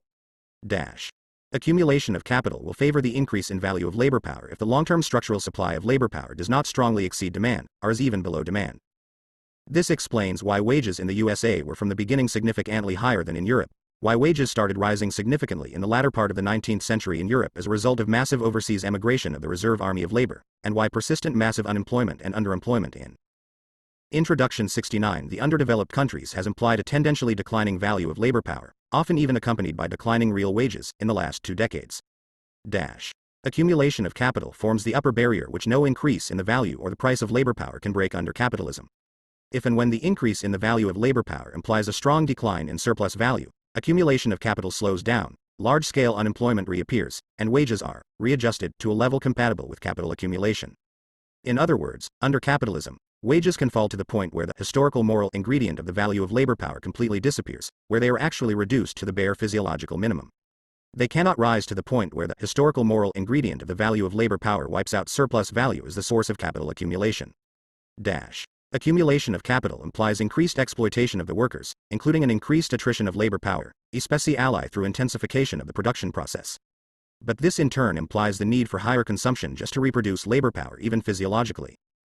So one can say that, in this sense, capitalism increases the value of labor power by making its exploitation more intensive. 66 One can especially find negative confirmation of this effect of the accumulation of capital on the value of labor power. Once wages decline below a certain level, especially under the effects of wars or reactionary dictatorship, the productive effort of the workers will decline and labor power will not be reconstituted to its full productive capacity, as a result of too high a level of wages. How, then, has it been possible for so many writers, for so long, to have attributed to Marx a theory of absolute impoverishment? 66. We have noted that the value of labor power is an objective category. This implies, among other phenomena, that an important increase in the intensity of the labor process leads to an increase in the value of labor power, all other things remaining equal. A higher expenditure of labor power implies the need for higher consumption, for example, food of higher calorie content, to avoid an erosion of the capacity to work. Rosdolsky, Op.cit. Volume 1, page 331, in this respect draws attention to a distinction made by Otto Bauer between physiological needs, born from the simple life process of the worker, and those needs born from the work process, the second expanding progressively compared with the first in step precisely with the growing intensification of work under capitalism. 70 Introduction of the workers under capitalism, which obviously implied a theory of tendential fall in the value not only of labor power but even of real wages. 67 In the first place because Marx, in his youthful writings, did in fact hold such a theory, for example, in the Communist Manifesto. 68 But this was formulated before he had brought his theoretical understanding of the capitalist mode of production to its final, mature conclusion. It is only in the years 1857-8 that we have the birth of Marx's economic theory in its rounded, consistent form. After he had written a contribution to the critique of political economy in the Grundrisse, there was no longer a trace of any such historical trend towards absolute impoverishment in his economic analysis. In the second place, because so many writers confuse Marx's treatment of the value of labor power, which depends upon the value of the consumer goods the worker buys with his wages, with the category of real wages, determined by the mass of consumer goods his wages buy. Under capitalism, given the constant increase in the productivity of labor, these categories can move in opposite directions. 69-67. C. Among others. Pareto, Op. Cit. Page 63. Ludwig von Mises, Le Socialisme, Paris, 1938, page 438. Schumpeter, Capitalism, Socialism and Democracy, pp. 34-8. Karl Popper, The Open Society, Volume 2, pp. 155-8. W. Arthur Lewis, Theory of Economic Growth, London, 1955, page 298. Eric Roll, A History of Economic Thought, 2nd edition, London, 1954, pp. 284, 293, etc. Two authors who, though they have studied Marx closely and call themselves Marxists, nevertheless repeat the same mistaken view are John Strachey in Contemporary Capitalism, London, 195c greater than, pp. 101-8 and Fritz Sternberg in Der Ellimperialismus, Berlin, 1962, pp. 57-60. More objective are Paul M. Sweezy's account in The Theory of Capitalist Development, Oxford, 1943, pp. 87-92, and J. Steindl's In Maturity and Stagnation in the American Economy, Chapter 14, Oxford, 1952, 68. Manifesto of the Communist Party, The Revolutions of 1848, Pelican Marx Library, 1973, pp. 74-5, 78, 69.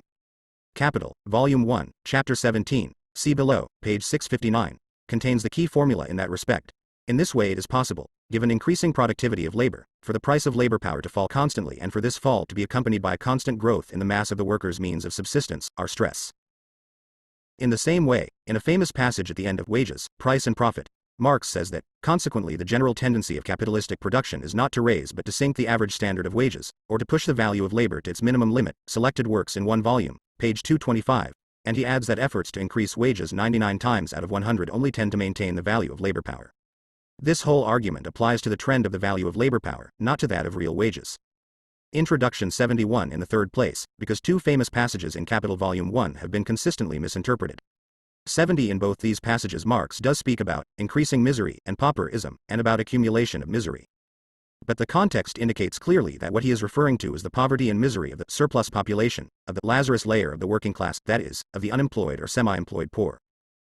Revealing studies on poverty in rich countries like the United States and Great Britain 71 have strikingly confirmed that the misery of these old-age pensioners, unemployed, sick, homeless, degraded or irregularly working lower layers of the proletariat is indeed a permanent feature of capitalism, including the capitalism of the welfare state. The truth is simply that in passages such as these Marx uses formulations that are ambiguous and so lend weight to confusion on the question. Does this mean that Marx did not formulate any theory of impoverishment of the working class, or that he made optimistic predictions about the general trend of working class conditions under capitalism?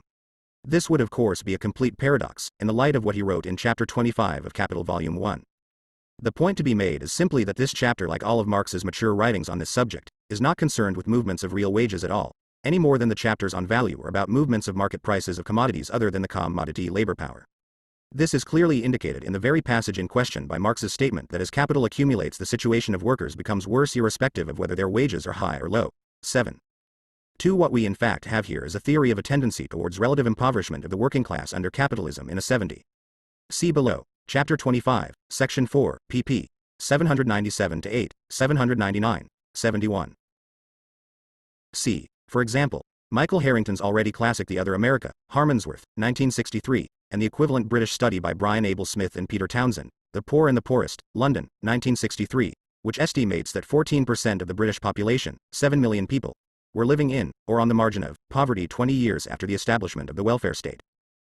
To have revealed that such poverty is rooted in the system of wage labor, and that no permanent elimination of it, a guaranteed standard of living for all human beings, irrespective of how much they work or indeed whether they work at all, is possible without upsetting the economic compulsion to sell the proletarian's labor power, is one of Marx's most epoch-making discoveries and fundamental to his economic theory. 72. See below, page 799. 72. Introduction. Double sense. Firstly, in the sense that productive workers tend to get a smaller part of the new value they produce. In other words, there is a trend towards an increase in the rate of surplus value. Secondly, in the sense that even when wages rise, the needs of the workers as human beings are denied. This applies even to their additional consumer needs that grow out of the very increase in the productivity of labor which results from the accumulation of capital. One has only to think of the unfulfilled needs of workers in the fields of education, health, skill acquisition and differentiation, leisure, culture, housing, even in the richest capitalist countries of today, to see how this assumption remains accurate in spite of the so-called consumer society. But it applies much more to the needs of the worker as a producer and a citizen. his need to develop a full personality, to become a rich and creative human being, etc. These needs are brutally crushed by the tyranny of meaningless, mechanical, parcelized work, alienation of productive capacities and alienation of real human wealth. In addition to this law of general relative impoverishment of workers under capitalism, Marx also notes a trend towards periodic absolute impoverishment, essentially in function of the movement of unemployment. This is closely linked to the inevitability of cyclical fluctuations under capitalism, that is the inevitability of periodic crises of overproduction, or recessions, as they are called today with less provocative connotations. There is also another aspect of Marx's theory of wages over which, for almost a century, controversy has raged. This is the question of the different values of skilled labor power and unskilled labor power, whether related or not to the question of whether Marx gives a satisfactory explanation of the fact that, according to his labor theory of value, skilled labor produces more value in an hour of work than unskilled labor. Starting with Bohm-Bawerk, some critics have claimed to discover here one of the basic inconsistencies in Marx's economic theory. 7. 3. For if the greater productivity, in value terms, of skilled as opposed to unskilled workers is a function of the higher wages of the former, are we not back at Adam Smith's famous circular argument, in 73? For example, Bohm-Bawerk, Op. Cit. pp. 80-85, Pareto, Op. Cit. pp. 52-3, Schumpeter, Capitalism, Socialism and Democracy, page 24, etc. An interesting discussion of this problem was recently provided by Bob Rothorn, Skilled Labor in the Marxist System, in Bulletin of the Conference of Socialist Economists, Spring 1974. Introduction 73. Which the price of labor determines the natural price of goods but is in turn determined by the natural price of one category of goods, so-called wage goods, that is food. But in fact Marx avoided such circular reasoning, contrary to what his critics mistakenly assume. He never explained the higher value content of an hour of skilled labor as compared to an hour of unskilled labor by the higher wages which skilled labor receives. This higher content is explained strictly in terms of the labor theory of value, by the additional labor costs necessary for producing the skill, in which are also included the total costs of schooling spent on those who do not successfully conclude their studies. 74. The higher value produced by an hour of skilled labor, as compared to an hour of unskilled labor, results from the fact that skilled labor participates in the total labor power, Gesamtarbeitsvermögen, of society, or of a given branch of industry, not only with its own labor power but also with a fraction of the labor power necessary to produce its skill. In other words, each hour of skilled labor can be considered as an hour of unskilled labor multiplied by a coefficient dependent on this cost of schooling. 7. Marx speaks in this context of composite labor as against simple labor. The skill, by analogy, can be compared to an additional tool, which is in itself not value producing, but which transfers part of its own value into the value of the product by the skilled worker. 74. This solution was first formulated by Hilferding in his answer to Bohm-Bawerk, Op. Cit. pp. 136-46, then worked out more explicitly by Hans Deutsch, Quali, Isierte Arbeit und Kapitalismus, Vienna, 1904, and Otto Bauer, Qualifizierte Arbeit und Kapitalismus, in Die Neue Zeit, 1905-6, number 20. Deutsch differs from Hilferding in that according to Hilferding only the cost of production of skill, the work of the teacher, etc., adds to the value of skilled labor power, whereas for Deutsch the time spent by the apprentice, or student, himself while learning has to be added to those costs. Bauer supports Deutsch's thesis that the labor of the apprentice, student, creates supplementary value and enters the process of value production of the skilled worker, but contrary to Deutsch, and together with Hilferding, he contends that this value increases the surplus value produced by the skilled worker, not the value of his own labor power. See on this controversy also Rubin, Op. Cit. pp. 159-71, and Rostalski, Op. Cit. Volume 2, pp. 597-614, 7. S. Rubin, Op. Cit. pp. 165-6. 74. Introduction. 10. Marx's theory of money. Marx's attempt to formulate his own theory of money originates in a significant flaw in Ricardo's economic system. 76. While Ricardo adheres to a strict labor theory of value concerning commodities, he contends that this is true for gold only if the quantity in circulation remains in exact proportion to the mass and prices of other commodities. Increases or decreases in this money circulation would provoke an increase or decrease in commodity prices, and this in turn would provoke a further decrease or increase in the value of gold. Marx tries to overcome this inconsistency by integrating his theory of money into his general explanation of value, value production and autonomous value circulation, money circulation, capital circulation, on the basis of a rigorous application of the labor theory of value.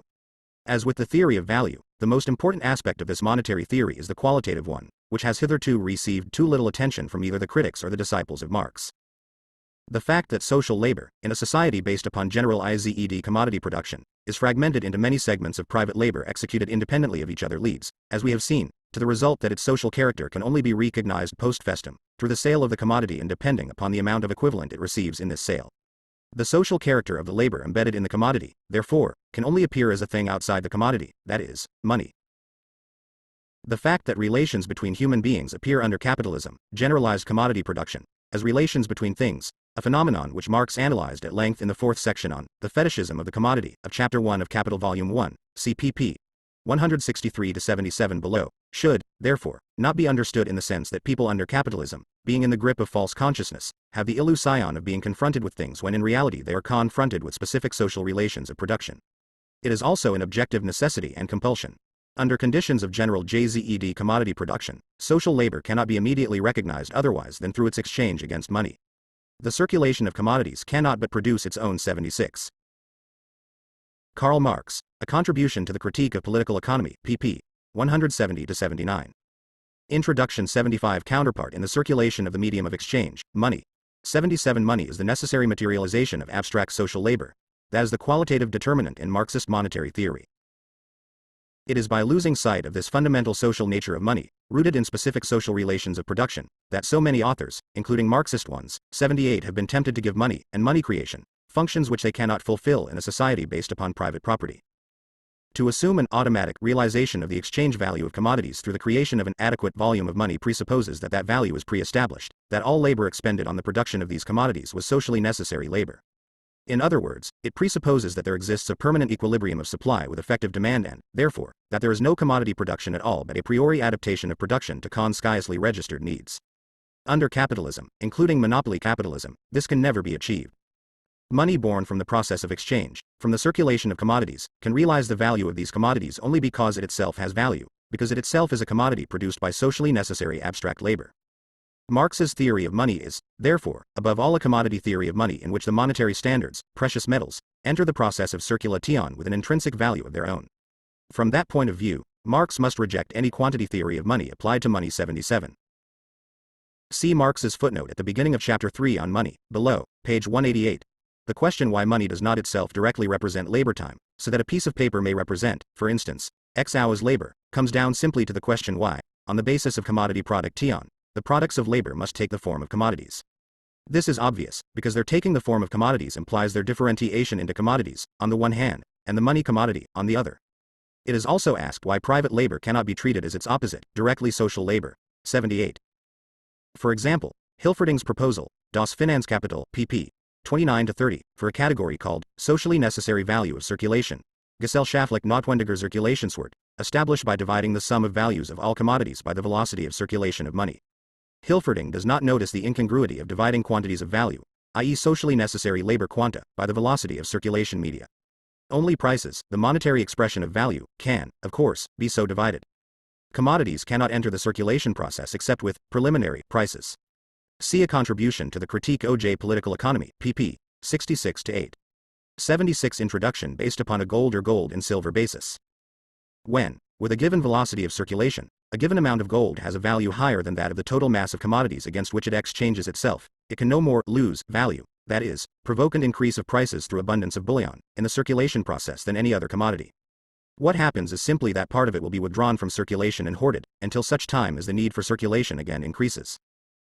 But if such a commodity theory of money implies a straight rejection of the quantity theory, as long as money is directly based upon precious metals, it points in the opposite direction as soon as we are faced with paper banknotes which function in reality as representatives of, and tokens for, precious metals.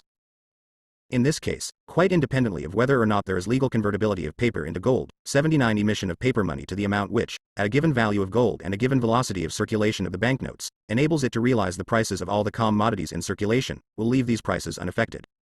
But if this amount of paper money in circulation is doubled at its face value, all other things remaining equal, prices expressed in that currency will also double, not in contradiction with, but in application of, the labor theory of value.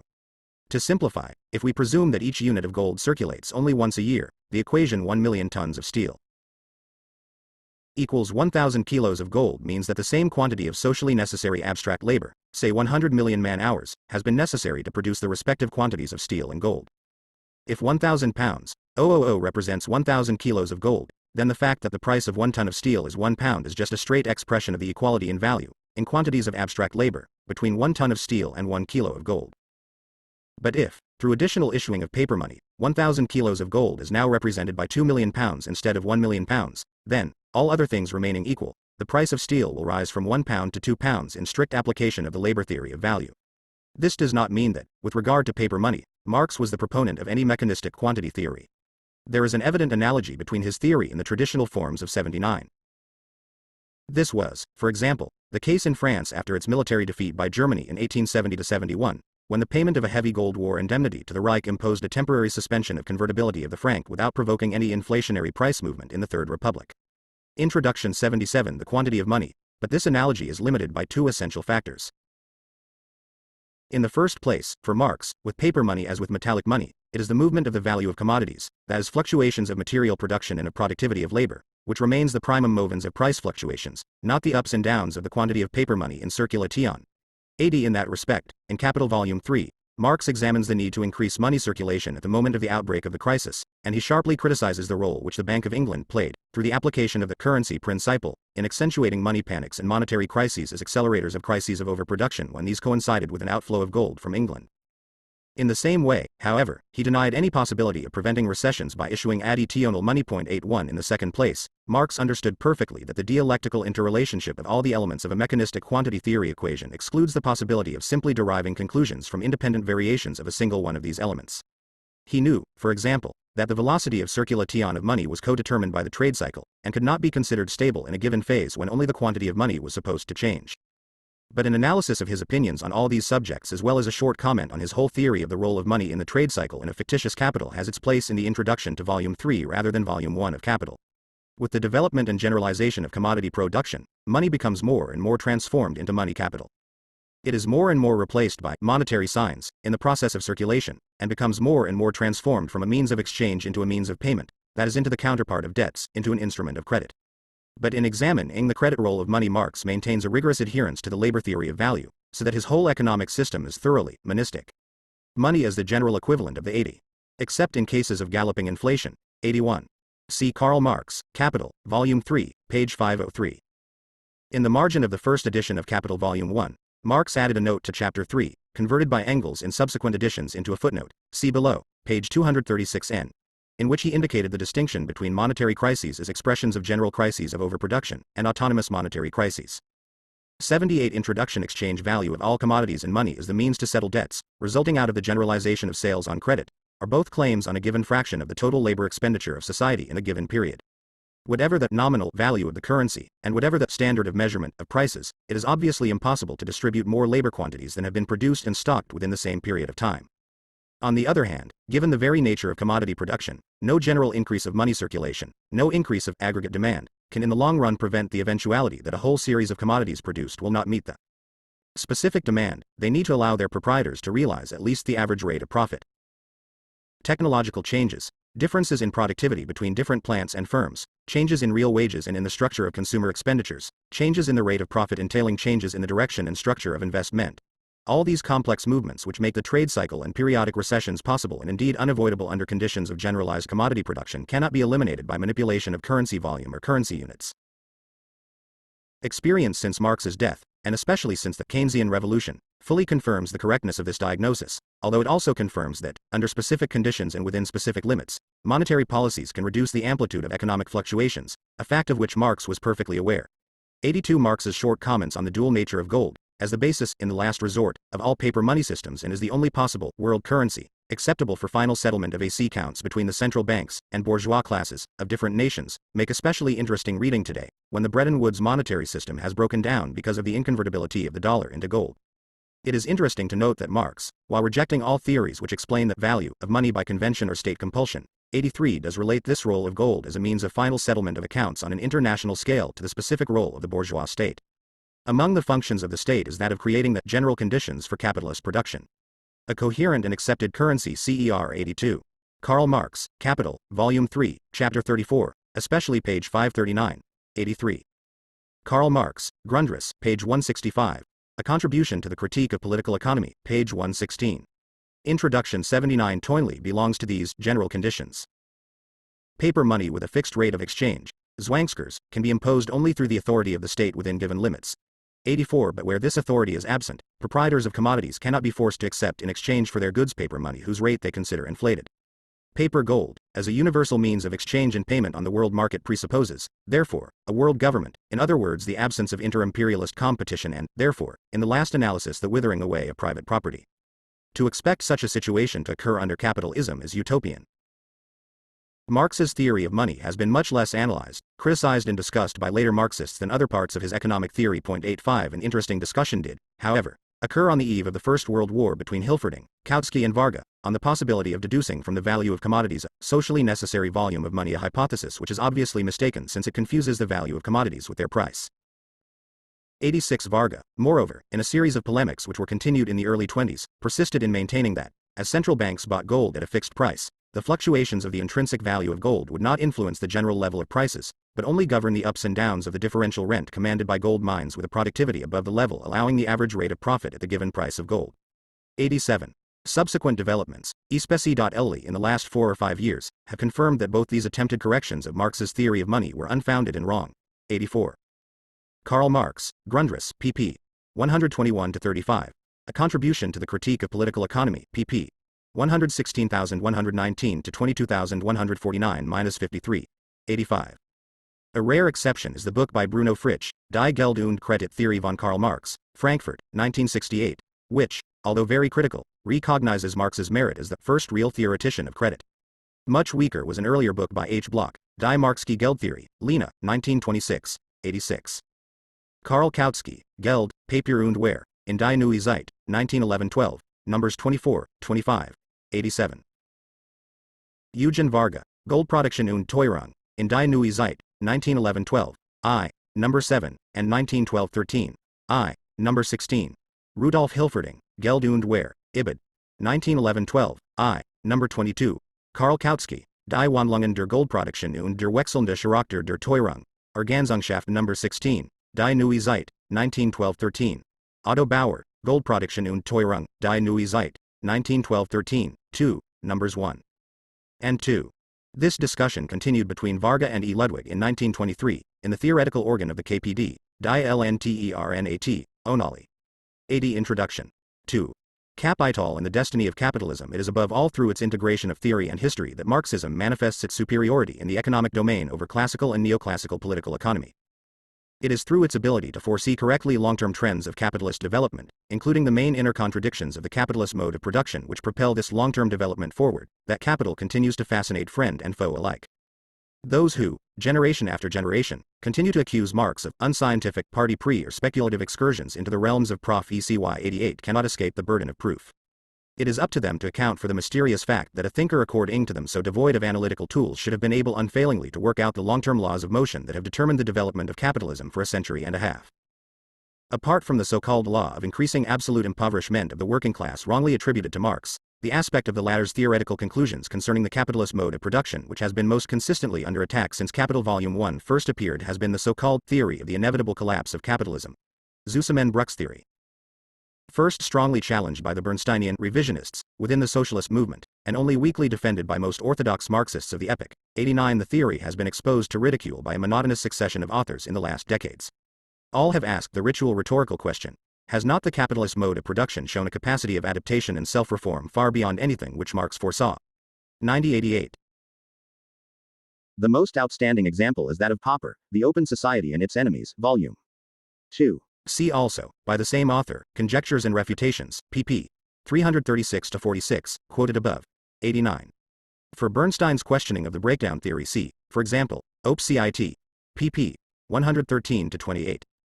For a very mild reply see Heinrich Kuhnau, Zur Zusammenbruchstheorie, in Die Neue Zeit, 1898-9, I, pp. 424-30.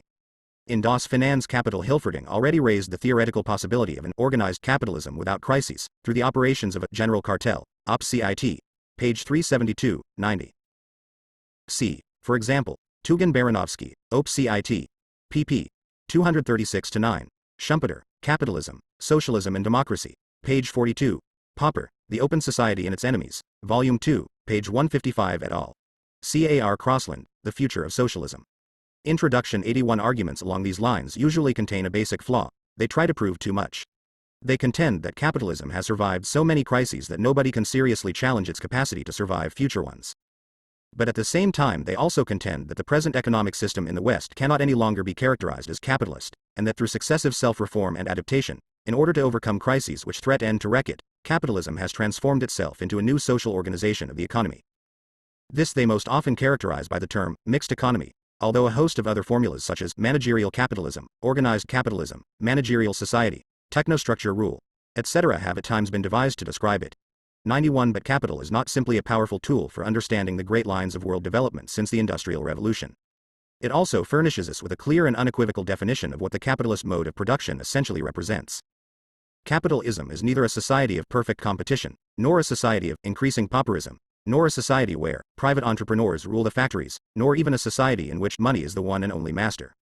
Vague and imprecise definitions of this type, which allow evasion of the basic issues, lead to endless confusion about the relationship of today's economic system in the West with the economic system analyzed by Capital. 92 Capital shows that the capitalist mode of production is fundamentally determined by London, 1956, pp. 3-5, etc. An interesting and voluminous anthology of texts related to the Zusammenbruchs theory has been published in Italy by Lucio Coletti and Claudio Napoleoni, Tu Futuro del Capitalismo, Crollo Zero Sviluppo. Bari, 1970. 91. It is impossible to list all the important authors who have evolved this type of analysis. It is sufficient to indicate the main trends, that of James Burnham's Managerial Revolution, that of the Social Democrats and Samuelson's Mixed Economy, C. Crossland, Op. Cit. pp. 29-35, that of Robin Morris's Managerial Capitalism, and that of Galbraith's Technostructure, the New Industrial State, which follows, perhaps unknowingly, the analysis of the German Social Democrat Richard Lowenthal, writing under the pen name Paul Sering, in Gensitz de Capita, Isthmus, Nuremberg, 1946, 92. Here a characteristic statement by Popper. How utterly absurd it is to identify the economic system of the modern democracies with the system Marx called capitalism, can be seen at a glance, by comparing it with his 10-point program for the Communist Revolution, in the Communist Manifesto of 1848, The Open Society and Its Enemies, Volume 2, page 129. 82 Introduction 3 Conditions and 3 only. 1. The fact that the mass of producers are not owners of the means of production in the economic sense of the word, but have to sell their labor power to the owners. 2. The fact that these owners are organized into separate firms which compete with each other for shares of the market on which commodities are sold, for profitable fields of investment for capital, for sources of raw materials, etc., that is, the institution of private property in the economic sense of the word. 3. The fact that these same owners of the means of production, different firms, are, therefore, compelled to extort the maximum surplus value from the producers, in order to accumulate more and more capital. Which leads, under conditions of generalized commodity production and generalized alienation, to constantly growing mechanization of labor, concentration and centralization of capital, growing organic composition of capital, the tendency for the rate of profit to fall, and periodically recurrent crises of overproduction. If these are the criteria, there can be no question that Western society is still capitalist, that wage labor and capital are still the two antagonistic classes of society, that accumulation of capital is more than ever the basic motive force of that society, and that the extortion and realization of private profit governs the basic drive of separate firms.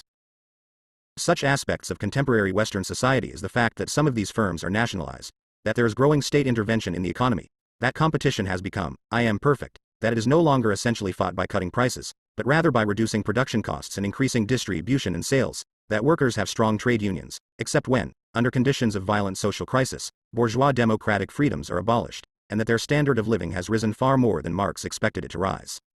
All this in no way abolishes or reduces the relevance of the basic structural features of capitalism, as defined by capital, from which all the basic laws of motion of the system flow. These basic laws of motion thus continue to remain valid. Without courting paradox, one could even contend that, from a structural point of view, the concrete capitalism of the final quarter of the 20th century is much closer to the abstract model of capital than was the concrete capitalism of 1867, when Marx finished correcting the proofs of Volume 1. Firstly, because the intermediate class of small independent producers, proprietors, Introduction 83 of their own means of production, which was still a significant social layer a century ago, has today nearly been eroded out of existence. Dependent wage and salary earners, compelled to sell their labor power, now amount to over 80% of the economically active population in most Western countries and in several to over 90%. Secondly, because concentration and centralization of capital has led to a situation where not only do a couple of hundred giant corporations dominate the economy of each imperialist country, but a few hundred multinational corporations also concentrate in their hands 1/3 of all the wealth of the capitalist world economy. Thirdly, because the productivity and the objective socialization of labor have increased to such an extent that production of value for private enrichment has become absurd beyond anything Marx could have foreseen a century ago, and the world cries out so compellingly for a planned husbanding of resources to satisfy needs on the basis of consciously and democratically chosen priorities that even opponents of socialism cannot fail to understand the message. 9. 3. Why then, one might ask, have the expropriators not yet become the expropriated, and why does capitalism still survive in the highly industrialized countries? The answer to that question would involve a detailed critical review of 20th century political and social history. But the whole point is, of course, that Marx never predicted any sudden and automatic collapse of the capitalist system in one final crisis, due to a single economic cause. In the famous chapter 32 of Capital Volume 1, The Historical Tendency of Capitalist Accumulation, Marx describes economic tendencies provoking a reaction from social forces. The growth of the proletariat, of its exploitation, and of organized revolt against that exploitation, are the main levers for the overthrow of capitalism. Centralization of the means of production and objective socialization of labor create the economic preconditions for a society based upon collective property and free cooperation by associated producers. But they do not automatically produce such a society on some universal day of victory. They have to be consciously utilized, at privileged moments of social crisis, to bring about the revolutionary overthrow of the system. Marx was as far removed from any fatalistic belief in the automatic effects of economic determinism as any social thinker could. 93. See for example the reaction of scholars like Barry Commoner, The Closing Cycle, London, 1972, to the ecological crisis. 84 Introduction B. He repeated over and over again that men made and had to make their own history, only not in an arbitrary way and independently from the material conditions in which they found themselves. 94 Any theory of the collapse of capitalism, therefore, can only present itself as Marxist if it is a theory of conscious overthrow of capitalism, that is, a theory of socialist revolution. 95. Chapter 32, at the end of Capital Volume 1, only indicates in very general terms how and why objective inner contradictions of the capitalist mode of production make this overthrow both possible and necessary. The rest has to result, in Marx's words, from the growth of the revolt of the working class, a class constantly increasing in numbers, and trained, united and organized by the very mechanism of the capitalist process of production.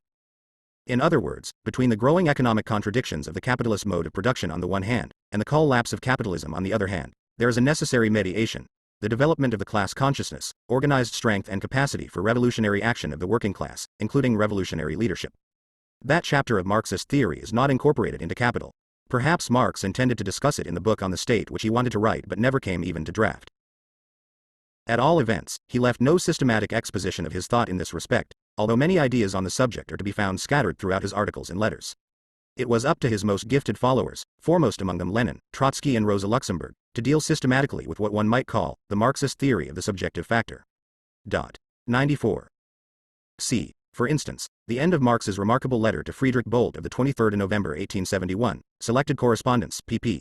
269-71, in which he explains the necessity for previous organization of the working class in order for it to be able to challenge the bourgeoisie for political power, and the fact that without such systematic education through propaganda, agitation and action, the working class remains a captive of bourgeois politics. 95. Rosa Luxemburg admirably synthesized the contradictory trends as early as 1899. The production relations of capitalist society approach more and more the production relations of socialist society. But on the other hand its political and juridical relations, and, one might add, their ideological reflections in the minds of men as well, establish between capitalist society and socialist society a steadily rising wall. This wall is not overthrown but on the contrary strengthened and consolidated by the development of social reforms in the course of bourgeois parliamentary democracy, reform or revolution, in Mary Alice Waters, ed. Rosa Luxemburg Speaks, New York, 1970, page 57.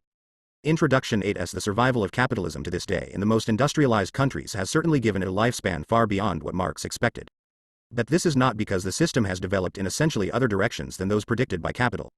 Nor is it because it has been able to avoid a periodic repetition of explosive social crises. On the contrary, since the Russian Revolution of 1905, and certainly since the outbreak of the First World War, such crises have become recurrent features of contemporary history. In the course of such crises, capitalism has indeed been overthrown in many countries, Russia and China being the most important. But contrary to what Marx expected, this overthrow occurred not so much where the proletariat was most strongly developed numerically and economically, as a result of the greatest possible extension of capitalist industry, that is, in those countries which also have a powerful bourgeois class. It occurred rather in those countries where the bourgeoisie was weakest and where, therefore, the political relationship of forces was favorable for a young proletariat capable of gaining the support of a strongly rebellious peasantry. This historical detour can be understood only if one integrates into the analysis two key factors. On the one hand, the development of imperialism and its effect on the large part of the human race which lives in socially and economically underdeveloped societies, the law of uneven and combined development, on the other hand, the interrelationship between the lack of revolutionary experience on the part of the Western working class during the long period of organic growth of imperialism, 1890 to 1914, and the growing reformism and integration of social democracy into bourgeois society in the bourgeois state which were responsible for the failure of the first large-scale revolutionary crises in the West, in 1918 to 23, above all in Germany and Italy. As a result of this failure, the victorious Russian Revolution itself became isolated, and the international working class movement went through the dark interlude of Stalinism, from which it only slowly began to emerge in the 1950s. This brings us back to what I have called the Marxist theory of the subjective factor, and incidentally explains why, after the rich flowering of Marxist economic theory in the period 1895 to 1930, a quarter of a century of almost total stagnation occurred in that field too. The debate around the Zusammenbruchs theory has suffered from a confusion between two different questions. The question 86 introduction, whether the replacement of capitalism by socialism is inevitable, an inevitable result of the inner economic contradictions of the capitalist mode of production, and the question whether, in the absence of a socialist revolution, capitalism would live on forever. A negative answer to the first question in no way implies a positive one to the second. Indeed, classical Marxists, following the young Marx, formulated their prognosis in the form of a dilemma: socialism or barbarism. The social catastrophes which mankind has witnessed since Auschwitz and Hiroshima indicate that there was nothing romantic in such a prognosis, but that it expressed a clear insight into the terrifying destructive potential of exchange value production, capital accumulation, and the struggle for personal enrichment as ends in themselves. The concrete mechanics of the economic breakdown of capitalist economy may be open to conjecture. The interrelationship of the downturn of value production, decline of the total number of labor hours produced as a result of semi-automation, of the increasing difficulty of realizing surplus value, of increasing output of waste not entering the reproduction process, of increasing depletion of national resources and, above all, of long-term decline of the rate of profit, is still far from clear. 96 But a very strong case can be made for the thesis that there are definite limits to the adaptability of capitalist relations of production, and that these limits are being progressively attained in one field after another. It is most unlikely that capitalism will survive another half-century of the crises, military, political, social, monetary, cultural, which have occurred uninterruptedly since 1914. It is most probable, moreover, that capital and what it stands for, namely a scientific analysis of bourgeois society which represents the proletariat's class consciousness at its highest level, will in the end prove to have made a decisive contribution to capitalism's replacement by a classless society of associated producers. 96. I shall return to this whole subject, and especially to the relationship of the breakdown controversy to the tendency for the average rate of profit to decline, in the Introduction to Capital, Volume 3. Ernest Mandel. Translator's Preface. The original English translation of the first volume of Capital, by Samuel Moore and Edward A. Velling, was edited by Engels. His letters show that he took the task very seriously, and, as Marx's friend and collaborator for 40 years, he was certainly in a position to make the translation an authoritative presentation of Marx's thought in English. So why is a new translation necessary? Firstly, the English language itself has changed. A translation made in the 19th century can hardly survive this change intact. Think only of the pejorative sense the word laborer has taken on, making its replacement by worker essential. Secondly, Engels always tried to spare Marx's readers from grappling with difficult passages. In this, he was following his friend's example. In the postface to the French edition, written in 1875, Marx explains that he has revised the French text in order to make it more accessible to the reader, even though the rendering presented to him by Roy was scrupulously exact, referring in justification to the French public's impatience with theoretical discussion. In 1975, however, after the immense effort of critical investigation into Marxism made in the last few decades, and the publication of hitherto unavailable texts, it is no longer necessary to greater than water down Capital in order to spare the reader, who was, in any case, generally put off by the bulk of the book rather than its difficulty. Hence whole sentences omitted by Engels can be restored, and theoretical difficulties, instead of being swept under the carpet, can be exposed to the daylight, insofar as the English language is capable of this. This comment relates above all to German philosophical terms, used repeatedly by Marx in Capital, as indeed elsewhere. In translating these, I have tried not to prejudge the philosophical questions, the question of Marx's relation to Hegel and that of the relation between his Philosophy 88 translator's preface and his political economy, but rather to present a text which would permit the reader to form his own view. Thirdly, it is generally agreed that Marx was a master of literary German.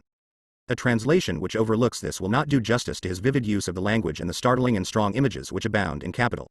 In my translation, I have always tried to bear this element in mind. How successfully, the reader must judge. Ben Fowkes. NOTB. In compiling the editorial footnotes, indicated by asterisks etc., the translator has derived much assistance from the Marx-Engels work, Mew, edition of Capital. Preface to the first edition. This work, whose first volume 1 now submit to the public, forms the continuation of my book Zur Kritik der politischen Ökonomie, published in 1859. The long pause between the first part and the continuation is due to an illness of many years' duration, which interrupted my work again and again. The substance of that earlier work is summarized in the first chapter of this volume. This is done not merely for the sake of connectedness and completeness. The presentation is improved. As far as circumstances in any way permit, many points only hinted at in the earlier book are here worked out more fully, while, conversely, points worked out fully there are only touched upon in this volume. The sections on the history of the theories of value and of money are now, of course, left out altogether. However, the reader of the earlier work will find new sources relating to the history of those theories in the notes to the first chapter. Beginnings are always difficult in all sciences.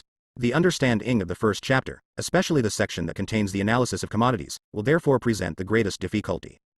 I have popularized the passages concerning the substance of value and the magnitude of value as much as possible. The 1. This is the more necessary, in that even the section of Ferdinand Lassalle's work against Schultz Delitzsch in which he professes to give the intellectual quintessence of my explanations on these matters contains important mistakes. If Ferdinand Lassalle has borrowed almost literally from my writings, and without any acknowledgement, all the general theoretical propositions in English translation, a contribution to the critique of political economy, Trail S.W. Ryazanskaya, London, 1971. The first chapter in the first edition. In subsequent editions this was expanded to 3 chapters, as in this edition. In this edition, numbered footnotes are Marx's own. Those marked by asterisks etc. are the translator's. 90 Preface to the first edition value form, whose fully developed shape is the money form, is very simple and slight in content.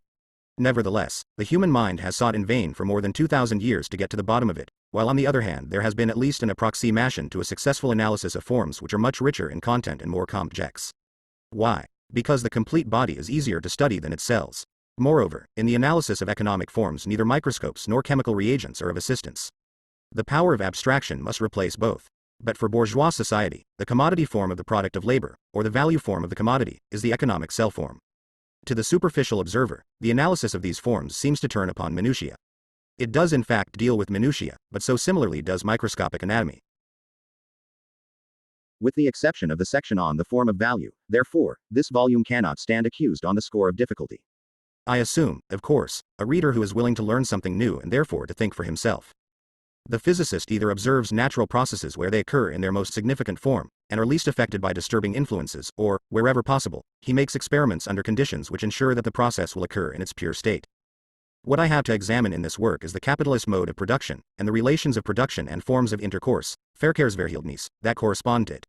Until now, their locus classicus has been England. This is the reason why England is used as the main illustration of the theoretical developments I make. If, however, the German reader pharisically shrugs his shoulders at the condition of the English industrial and agricultural workers, or optimistically comforts himself with the thought that in Germany things are not nearly so bad, I must plainly tell him, de te fabula narrator, intrinsically, it is not a question of the higher or lower degree of his economic works, for example those on the historical character of capital, on the connection between the relations of production and the mode of production, etc., etc., even down to the terminology created by me. This may perhaps be due to purposes of propaganda. I am of course not speaking here of his detailed working out and application of these propositions, which I have nothing to do with. The tale is told of you, Horace, Satires, BKI, Satire 1. Preface to the first edition 91 Development of the social antagonisms that spring from the natural laws of capitalist production. It is a question of these laws themselves, of these tendencies winning their way through and working themselves out with iron necessity. The country that is more developed industrially only shows, to the less developed, the image of its own future. But in any case, and apart from all this, where capitalist production has made itself fully at home amongst us, for instance in the factories properly so called, the situation is much worse than in England, because the counterpoise of the factory acts is absent. In all other spheres, and just like the rest of continental Western Europe, we suffer not only from the development of capitalist production, but also from the incompleteness of that development. Alongside the modern evils, we are oppressed by a whole series of inherited evils, arising from the passive survival of archaic and outmoded modes of production, with their accompanying train of anachronistic social and political relations. We suffer not only from the living, but from the dead. La mort cécit i.e. vig. The social statistics of Germany and the rest of continental Western Europe are, in comparison with those of England, quite wretched.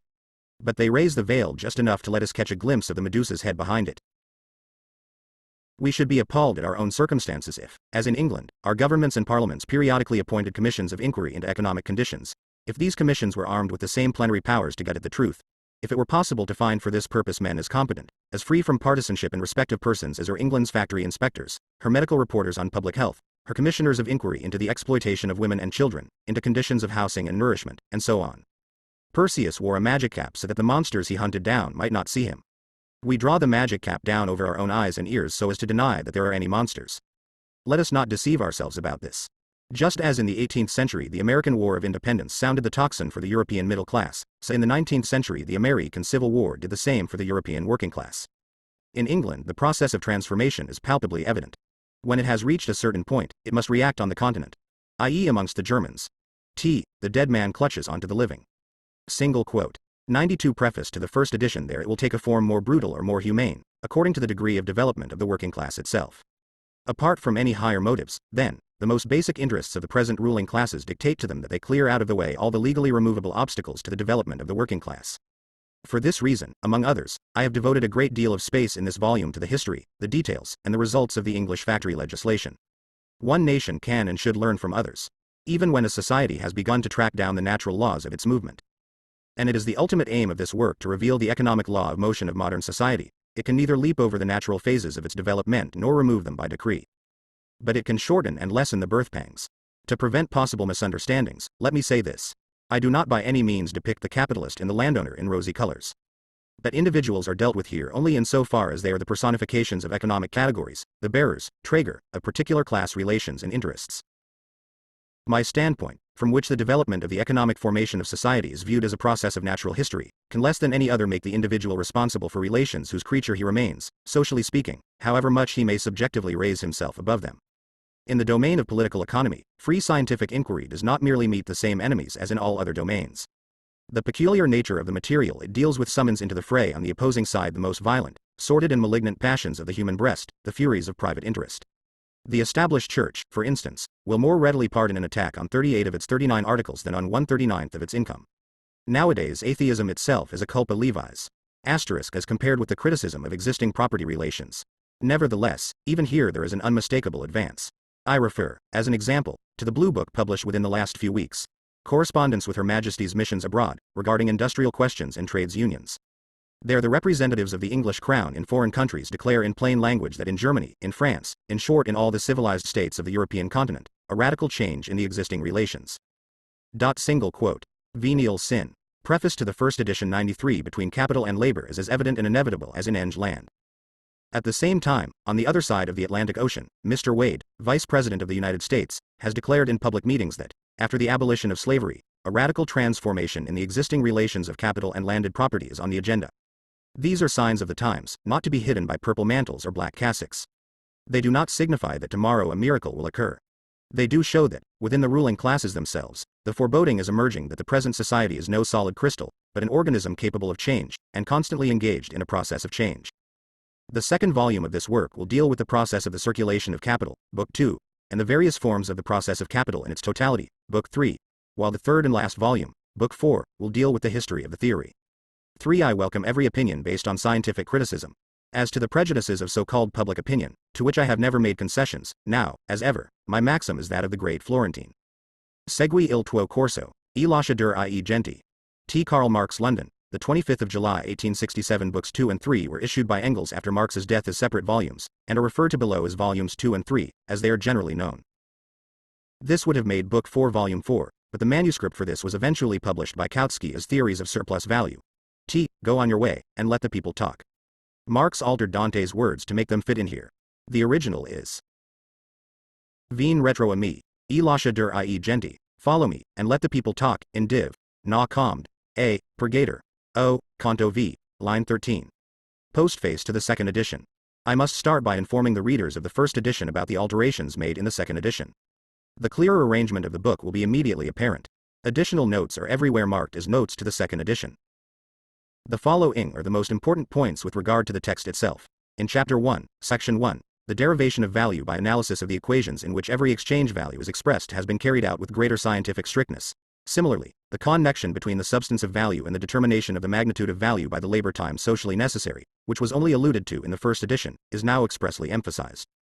Chapter 1, Section 3, on the form of value, has been completely revised, a task which was made necessary by the twofold presentation of it in the first edition, if by nothing else. Let me remark in passing that this twofold presentation was occasioned by my friend Dr. L. Kugelmann, in Hanover. I was visiting him in the spring of 1867 when the first proof sheets arrived from Hamburg, and he convinced me that most readers needed a supplementary, more didactic exposition of the form of value. The last section of the first chapter, the fetishism of commodities, etc., has been altered considerably. Chapter 3, Section 1, on the measure of values, has been carefully revised, because in the first edition this section was treated carelessly, the reader having been referred to the explanation already given in Zur Kritik der politischen Ökonomie, Berlin, 1859. Chapter 7, particularly Section 2, has been reworked to a great extent. It would be pointless to go into all the partial textual changes, which are often purely stylistic. They occur throughout the book. Nevertheless, I find now, on revising the French translation which is appearing in Paris, that several parts of the German original postface to the second edition 95 stand in need of a rather thorough reworking, while other parts require rather heavy stylistic editing, and still others require the painstaking elimination of occasional slips. But there was no time for that. For I was informed only in the autumn of 1871, when in the midst of other urgent work, that the book was sold out and the printing of the second edition was to begin in January 1872. The appreciation which Das Kapital rapidly gained in wide circles of the German working class is the best reward for my labors. A man who in economic matters represents the bourgeois standpoint, the Viennese manufacturer Herr Mayer, in a pamphlet published during the Franco-German War, aptly expounded the idea that the great capacity for theory, which used to be considered a hereditary German attribute, had almost completely disappeared amongst the so-called educated classes in Germany, but that amongst the working class, on the contrary, it was enjoying a revival. Political economy remains a foreign science in Germany, up to this very moment. In his Geschichtliche Darstellung des Handels, der Gewerbe, USW. T. especially in the first two volumes, published in 1830, Gustav von Gillich has already examined, for the most part, the historical circumstances that prevented the development of the capitalist mode of production in Germany, and consequently the construction there of modern bourgeois society. Thus the living soil from which political economy springs was absent. It had to be imported from England and France as a ready-made article. Its German professors always remained pupils. The theoretical expression of an alien reality turned in their hands into a collection of dogmas, interpreted by them in the sense of the petty bourgeois world surrounding them, and therefore misinterpreted.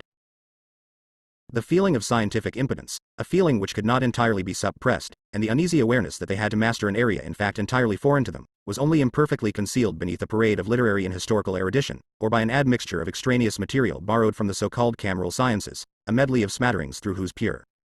Sigmund Mayer, Die Sozialfrage in Wien, Vienna, 1871. T. Historical Description of Commerce, Industry, etc., S. Vols. Jena, 1830-45. Kameralwissenschaft, or Kameralism, was the German version of mercantilism. It tended to see political economy in narrow terms as a matter of finance and administration, since it arose as a set of ideas as to how the rulers of German princely states could use their revenues to promote the state's well-being. Notable Kameralists were von Horneck in the 17th and Justi in the 18th century. 96 postface to the second edition Gattori, the hopeful candidate for the German bureaucracy, has to pass. Since 1848 capitalist production has developed rapidly in Germany, and at the present time it is in the full bloom of speculation and swindling. But fate is still unpropitious to our pro-phase sciential economists. At the time when they were able to deal with political economy in an unprejudiced way, modern economic conditions were absent from the reality of Germany. And as soon as these conditions did come into existence, it was under circumstances that no longer permitted their impartial investigation within the bounds of the bourgeois horizon. In so far as political economy is bourgeois, i.e. in so far as it views the capitalist order as the absolute and ultimate form of social production, instead of as a historically transient stage of development, it can only rattle in a science while the class struggle remains latent or manifests itself only in isolated and sporadic phenomena. Let us take England. Its classical political economy belongs to a period in which the class struggle was as yet undeveloped. Its last great representative, Ricardo, ultimately, and consciously, made the antagonism of class interests, of wages and profits, of profits and rent, the starting point of his investigations, naively taking this antagonism for a social law of nature. But with this contribution the bourgeois science of economics had reached the limits beyond which it could not pass. Already in Ricardo's lifetime, and in opposition to him, it was met by criticism in the person of Sismondi. 1. The succeeding period, from 1820 to 1830, was notable in England for the lively scientific activity which took place in the field of political economy. It was the period of both the vulgarizing and the extending of Ricardo's theory, and of the contest of that theory with the old school. Splendid tournaments were held. What was achieved at that time is little known on the European continent, because the polemic is for the most part scattered over articles in reviews, pieces d'occasion and pamphlets. The unprejudiced character of this polemic, although Ricardo's theory already serves, in exceptional cases, as a weapon with which to attack the bourgeois economic system, is explained by the circumstances of the time. On the one hand, large-scale industry itself 1. See my work Zur Kritik der Politische Ökonomie, page 39, English translation, page 61. Postface to the second edition 97 was only just emerging from its childhood, as is shown by the fact that the periodic cycle of its modern life opens for the first time with the crisis of 1825. On the other hand, the class struggle between capital and labor was forced into the background, politic ally by the discord between the governments and the feudal aristocracy gathered around the Holy Alliance, assembled in one camp, and the mass of the people, led by the bourgeoisie, in the other camp, and economically by the quarrel between industrial capital and aristocratic landed property. This latter quarrel was concealed in France by the antagonism between small-scale, fragmented property and big landownership, but in England it broke out openly after the passing of the Corn Laws. The literature of political economy in England at this time calls to mind the economic storm and stress period, which in France followed the death of Dr. Quesnay, but only as an Indian summer reminds us of spring. With the year 1830 there came the crisis which was to be decisive, once and for all. In France and England the bourgeoisie had conquered political power. From that time on, the class struggle took on more and more explicit and threatening forms, both in practice and in theory. It sounded the knell of scientific bourgeois economics. It was thenceforth no longer a question whether this or that theorem was true, but whether it was useful to capital or harmful, expedient or inexpedient, in accordance with police regulations or contrary to them. In place of disinterested inquirers there stepped hired prizefighters, in place of genuine scientific research, the bad conscience and evil intent of apologetics. Still, even the importunate pamphlets with which the Anti-Corn Law League, led by the manufacturers Cobden and Bright, deluged the world offer a historical interest, if no scientific one, on account of their polemic against the landed aristocracy. But since then the free trade legislation inaugurated by Sir Robert Peel has deprived vulgar economics even of this, its last sting. The Continental Revolution of 1848 also had its reaction in Dr. Quesnay died in 1774. His death was immediately followed by Turgot's attempt to put physiocratic ideas into practice, while he was Louis XVI's Controller General, 1774-6. His fall in 1776 opened a period of political and economic crisis which culminated in the French Revolution. It is this which Marx has in mind, rather than the, somewhat exiguous, theoretical writings of the period after 1774. 98 Postface to the second edition England. Men who still claimed some scientific standing and aspired to be something more than mere sophists and sycophants of the ruling classes tried to harmonize the political economy of capital with the claims, no longer to be ignored, of the proletariat. Hence a shallow syncretism, of which John Stuart Mill is the best representative. This is a declaration of bankruptcy by bourgeois economics, an event already illuminated in a masterly manner by the great Russian scholar and critic N. Chemyshevsky in his Outlines of Political Economy according to Mill. In Germany, therefore, the capitalist mode of production came to maturity after its antagonistic character had already been revealed, with much sound and fury, by the historical struggles which took place in France and England. Moreover, the German proletariat had in the meantime already attained a far clearer theoretical awareness than the German bourgeoisie. Thus, at the very moment when a bourgeois science of political economy at last seemed possible in Germany, it had in reality again become impossible. Under these circumstances its spokesmen divided into two groups. The one set, prudent, practical business folk, locked to the banner of Bastiat, the most superficial and therefore the most successful representative of apologetic vulgar economics. The other set, proud of the professorial dignity of their science, full-load John Stuart Mill in his attempt to reconcile the irreconcilable. Just as in the classical period of bourgeois economics, so also in the period of its decline, the Germans remained mere pupils, imitators and followers, petty retailers and hawkers in the service of the great foreign wholesale concern. The peculiar historical development of German society therefore excluded any original development of bourgeois economics there, but did not exclude its critique. In so far as such a critique represents a class, it can only represent the class whose historical task is the overthrow of the capitalist mode of production and the final abolition of all classes. The proletariat. The learned and unlearned spokesmen of the German bourgeoisie tried at first to kill Das Kapital with silence, a technique which had succeeded with my earlier writings. As soon as they found that these tactics no longer fitted the conditions of the time, they wrote prescriptions for tranquilizing the bourgeois mind, on the pretext of criticizing my book. But they found in the work Urs Press. See for example Joseph Dietzgen's articles in the Postface to the second edition 99 Volksstaat. Champions stronger than themselves, to whom they still owe a reply even now. 2. An excellent Russian translation of Capital appeared in the spring of 1872 in St. Petersburg. The edition of 3,000 copies is already nearly exhausted. As early as 1871, N. Sieber, professor of political economy in the University of Kiev, in his work David Ricardo's Theory of Value and of Capital, referred to my theory of value, money and capital as in its fundamentals a necessary sequel to the teaching of Smith and Ricardo. What astonishes a Western European when he reads this solid piece of work is the author's consistent and firm grasp of the purely theoretical position. That the method employed in Capital has been little understood is shown by the various mutually contradictory conceptions that have been formed of it. Thus the Paris Review positivist it reproaches me for, on the one hand, treating economics metaphysically, and, on the other hand, imagine this. Confining myself merely to the critical analysis of the actual facts, instead of writing recipes, Comtist ones, for the cookshops of the future. Professor Sieber has already given the answer to the reproach about metaphysics, insofar as it deals too. The mealy-mouthed babblers of German vulgar economics grumbled about the style of my book. No one can feel the literary shortcomings of Capital more strongly than I myself. Yet I will quote in this connection one English and one Russian notice, for the benefit and enjoyment of these gentlemen and their public.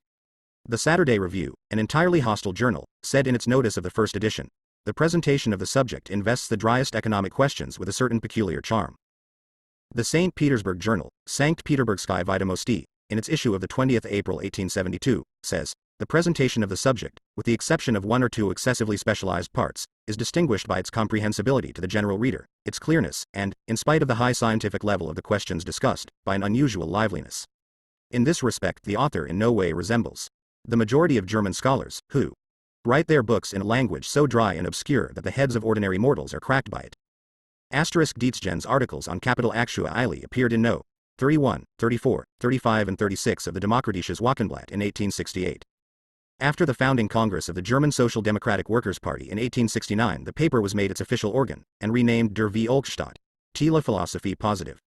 Review was the journal of the followers of Auguste Comte. It appeared in Paris between 1867 and 1883, under the editorship of E. Littré. 100 post, ace to the second edition with actual theory. The method of Marx is the deductive method of the whole English school, a school whose failings and virtues are common to the best theoretical economists. Mr. M. Bloch, in As Theoriciens du Socia, Ismi en la Magna. Extrait du Journal des Economistes, Gillet et au. 1872.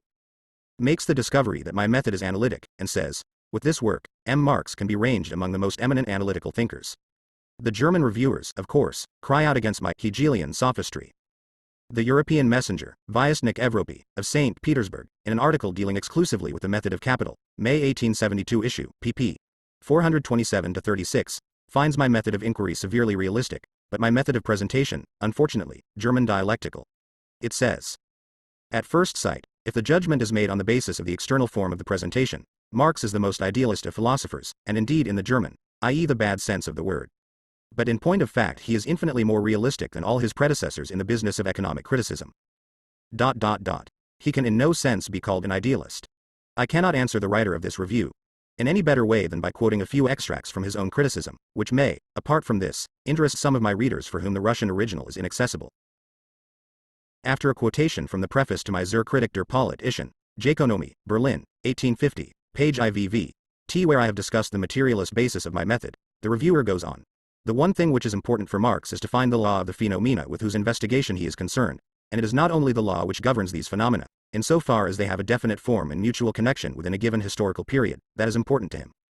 Of still greater importance to him is the law of their variation, of their development, of their transition from one form into another, from one series of connections into a different one. Once he has discovered this law, he investigates in detail the effects with which it manifests itself in social life. Consequently, Marx only concerns himself with one thing, to show, by an exact scientific investigation, the necessity of successive determinate orders of social relations, and to establish, as impeccably as possible, the facts from which he starts out in *1. I. Kaufmann, 1848-1916, Russian economist, professor of political economy at the University of St. Petersburg, and author of numerous works on money and credit. English translation, pp. 19-23. Postface to the second edition 101 on which he depends. For this it is quite enough, if he proves, at the same time, both the necessity of the present order of things, and the necessity of another order into which the first must inevitably pass over, and it is a matter of indifference whether men believe or do not believe it, whether they are conscious of it or not. Marx treats the social movement as a process of natural history, governed by laws not only independent of human will, consciousness and intelligence, but rather, on the contrary, determining that will, consciousness and intelligence. If the conscious element plays such a subordinate part in the history of civilization, it is self-evident that a critique whose object is civilization itself can, less than anything else, have for its basis any form or any result of consciousness. This means that it is not the idea but only its external manifestation which can serve as the starting point. A critique of this kind will confine itself to the confrontation and comparison of a fact, not with ideas, but with another fact. The only things of importance for this inquiry are that the facts be investigated as accurately as possible, and that they actually form different aspects of development vis-a-vis each other. But most important of all is the precise analysis of the series of successions, of the sequences and links within which the different stages of development present themselves. It will be said, against this, that the general laws of economic life are one and the same, no matter whether they are applied to the present or the past. But this is exactly what Marx denies. According to him, such abstract laws do not exist. On the contrary, in his opinion, every historical period possesses its own laws. As soon as life has passed through a given period of development, and is passing over from one given stage to another, it begins to be subject also to other laws. In short, economic life offers us a phenomenon analogous to the history of evolution in other branches of biology. The old economists misunderstood the nature of economic laws when they likened them to the laws of physics and chemistry. A more thorough analysis of the phenomena shows that social organisms differ among themselves as fundamentally as plants or animals. Indeed, one and the same phenomenon falls under quite different laws in consequence of the different general structure of these organisms, the variations of their individual organs, and the different conditions in which those organs function. Marx denies, for example, that the law of population is the same at all times and in all places. He asserts, on the contrary, that every stage of the 102 postface to the second edition development has its own law of population. With the varying degrees of development of productive power, social conditions and the laws governing them vary too. While Marx sets himself the task of following and explaining the capitalist economic order from this point of view, he is only formulating, in a strictly scientific manner, the aim that every accurate investigation into economic life must have. The scientific value of such an inquiry lies in the illumination of the special laws that regulate the origin, existence, development and death of a given social organism and its replacement by another, higher one. And in fact, this is the value of Marx's book. Here the reviewer pictures what he takes to be my own actual method, in a striking and, as far as concerns my own application of it, generous way. But what else is he depicting but the dialectical method? Of course, the method of presentation must differ in form from that of inquiry. The latter has to appropriate the material in detail, to analyze its different forms of development and to track down their interconnection. Only after this work has been done can the real movement be appropriately presented. If this is done successfully, if the life of the subject matter is now reflected back in the ideas, then it may appear as if we have before us an a priori construction. My dialectical method is, in its foundations, not only different from the Hegelian, but exactly opposite it. For Hegel, the process of thinking, which he even transforms into an independent subject, under the name of the idea, is the creator of the real world, and the real world is only the external appearance of the idea. With me the reverse is true. The ideal is nothing but the material world reflected in the mind of man, and translated into forms of thought. I criticized the mystificatory side of the Hegelian dialectic nearly 30 years ago, at a time when it was still the fashion. But just when I was working at the first volume of Capital, the ill-humored, arrogant and mediocre epigons who now talk large in educated German circles began to take pleasure in treating Hegel in the same way as the good Moses Mendelssohn treated Spinoza in Lessing's time, namely as a dead dog. I therefore openly. Moses Mendelssohn, 1729–86, was a philosopher who popularized the ideas of the Enlightenment in Germany and a friend of Lessing. Marx refers here to Mendelssohn's controversy with Jacobi over the alleged Spinozism of postface to the second edition 103 avowed myself the pupil of that mighty thinker, and even, here and there in the chapter on the theory of value, coquetted with a mode of expression peculiar to him. The mystification which the dialectic suffers in Hegel's hands by no means prevents him from being the first to present its general forms of motion in a comprehensive and conscious manner. With him it is standing on its head. It must be inverted, in order to discover the rational kernel within the mystical shell. In its mystified form, the dialectic became the fashion in Germany, because it seemed to transfigure and glorify what exists. In its rational form it is a scandal and an abomination to the bourgeoisie and its doctrinaire spokesmen, because it includes in its positive understanding of what exists a simultaneous recognition of its negation, its inevitable destruction, because it regards every historically developed form as being in a fluid state, in motion, and therefore grasps its transient aspect as well, and because it does not let itself be impressed by anything, being in its very essence critical and revolutionary. The fact that the movement of capitalist society is full of contradictions impresses itself most strikingly on the practical bourgeois and the changes of the periodic cycle through which modern industry passes, the summit of which is the general crisis. That crisis is once again approaching, although as yet it is only in its preliminary stages, and by the universality of its field of action and the intensity of its impact it will drum dialectics even into the heads of the upstarts in charge of the new Holy Prussian German Empire. Karl Marx, London, the 24th of January 1873. Lessing. In the pamphlet, Moses Mendelssohn to the Friends of Lessing, 1786, he defends the latter against this accusation, and the related one of atheism. Preface to the French edition. To Citizen Maurice Lechatre. Dear Citizen, I applaud your idea of publishing the translation of Capital as a serial. In this form the book will be more accessible to the working class, a consideration which to me outweighs everything else. That is the good side of your suggestion, but here is the reverse of the medal. The method of analysis which I have employed, and which had not previously been applied to economic subjects, makes the reading of the first chapters rather arduous, and it is to be feared that the French public, always impatient to come to a conclusion, eager to know the connection between general principles and the immediate questions that have aroused their passions, may be disheartened because they will be unable to move on at once. That is a disadvantage I am powerless to overcome, unless it be by forewarning and forearming those readers who zealously seek the truth. There is no royal road to science, and only those who do not dread the fatiguing climb of its steep paths have a chance of gaining its luminous summits. Believe me, dear citizen, your devoted, Karl Marx. London, the 18th of March 1872. Postface to the French edition. To the reader, Mr. J. Roy set himself the task of producing a version that would be as exact and even literal as possible, and has scrupulously fulfilled it. But his very scrupulousness has compelled me to modify his text, with a view to rendering it more intelligible to the reader. These alterations, introduced from day to day, as the book was published in parts, were not made with equal care and were bound to result in a lack of harmony in style. Having once undertaken this work of revision, I was led to apply it also to the basic original text, the second German edition, to simplify some arguments, to complete others, to give additional historical or statistical material, to add critical suggestions, etc. Hence, whatever the literary defects of this French edition may be, it possesses a scientific value independent of the original and should be consulted even by readers familiar with German.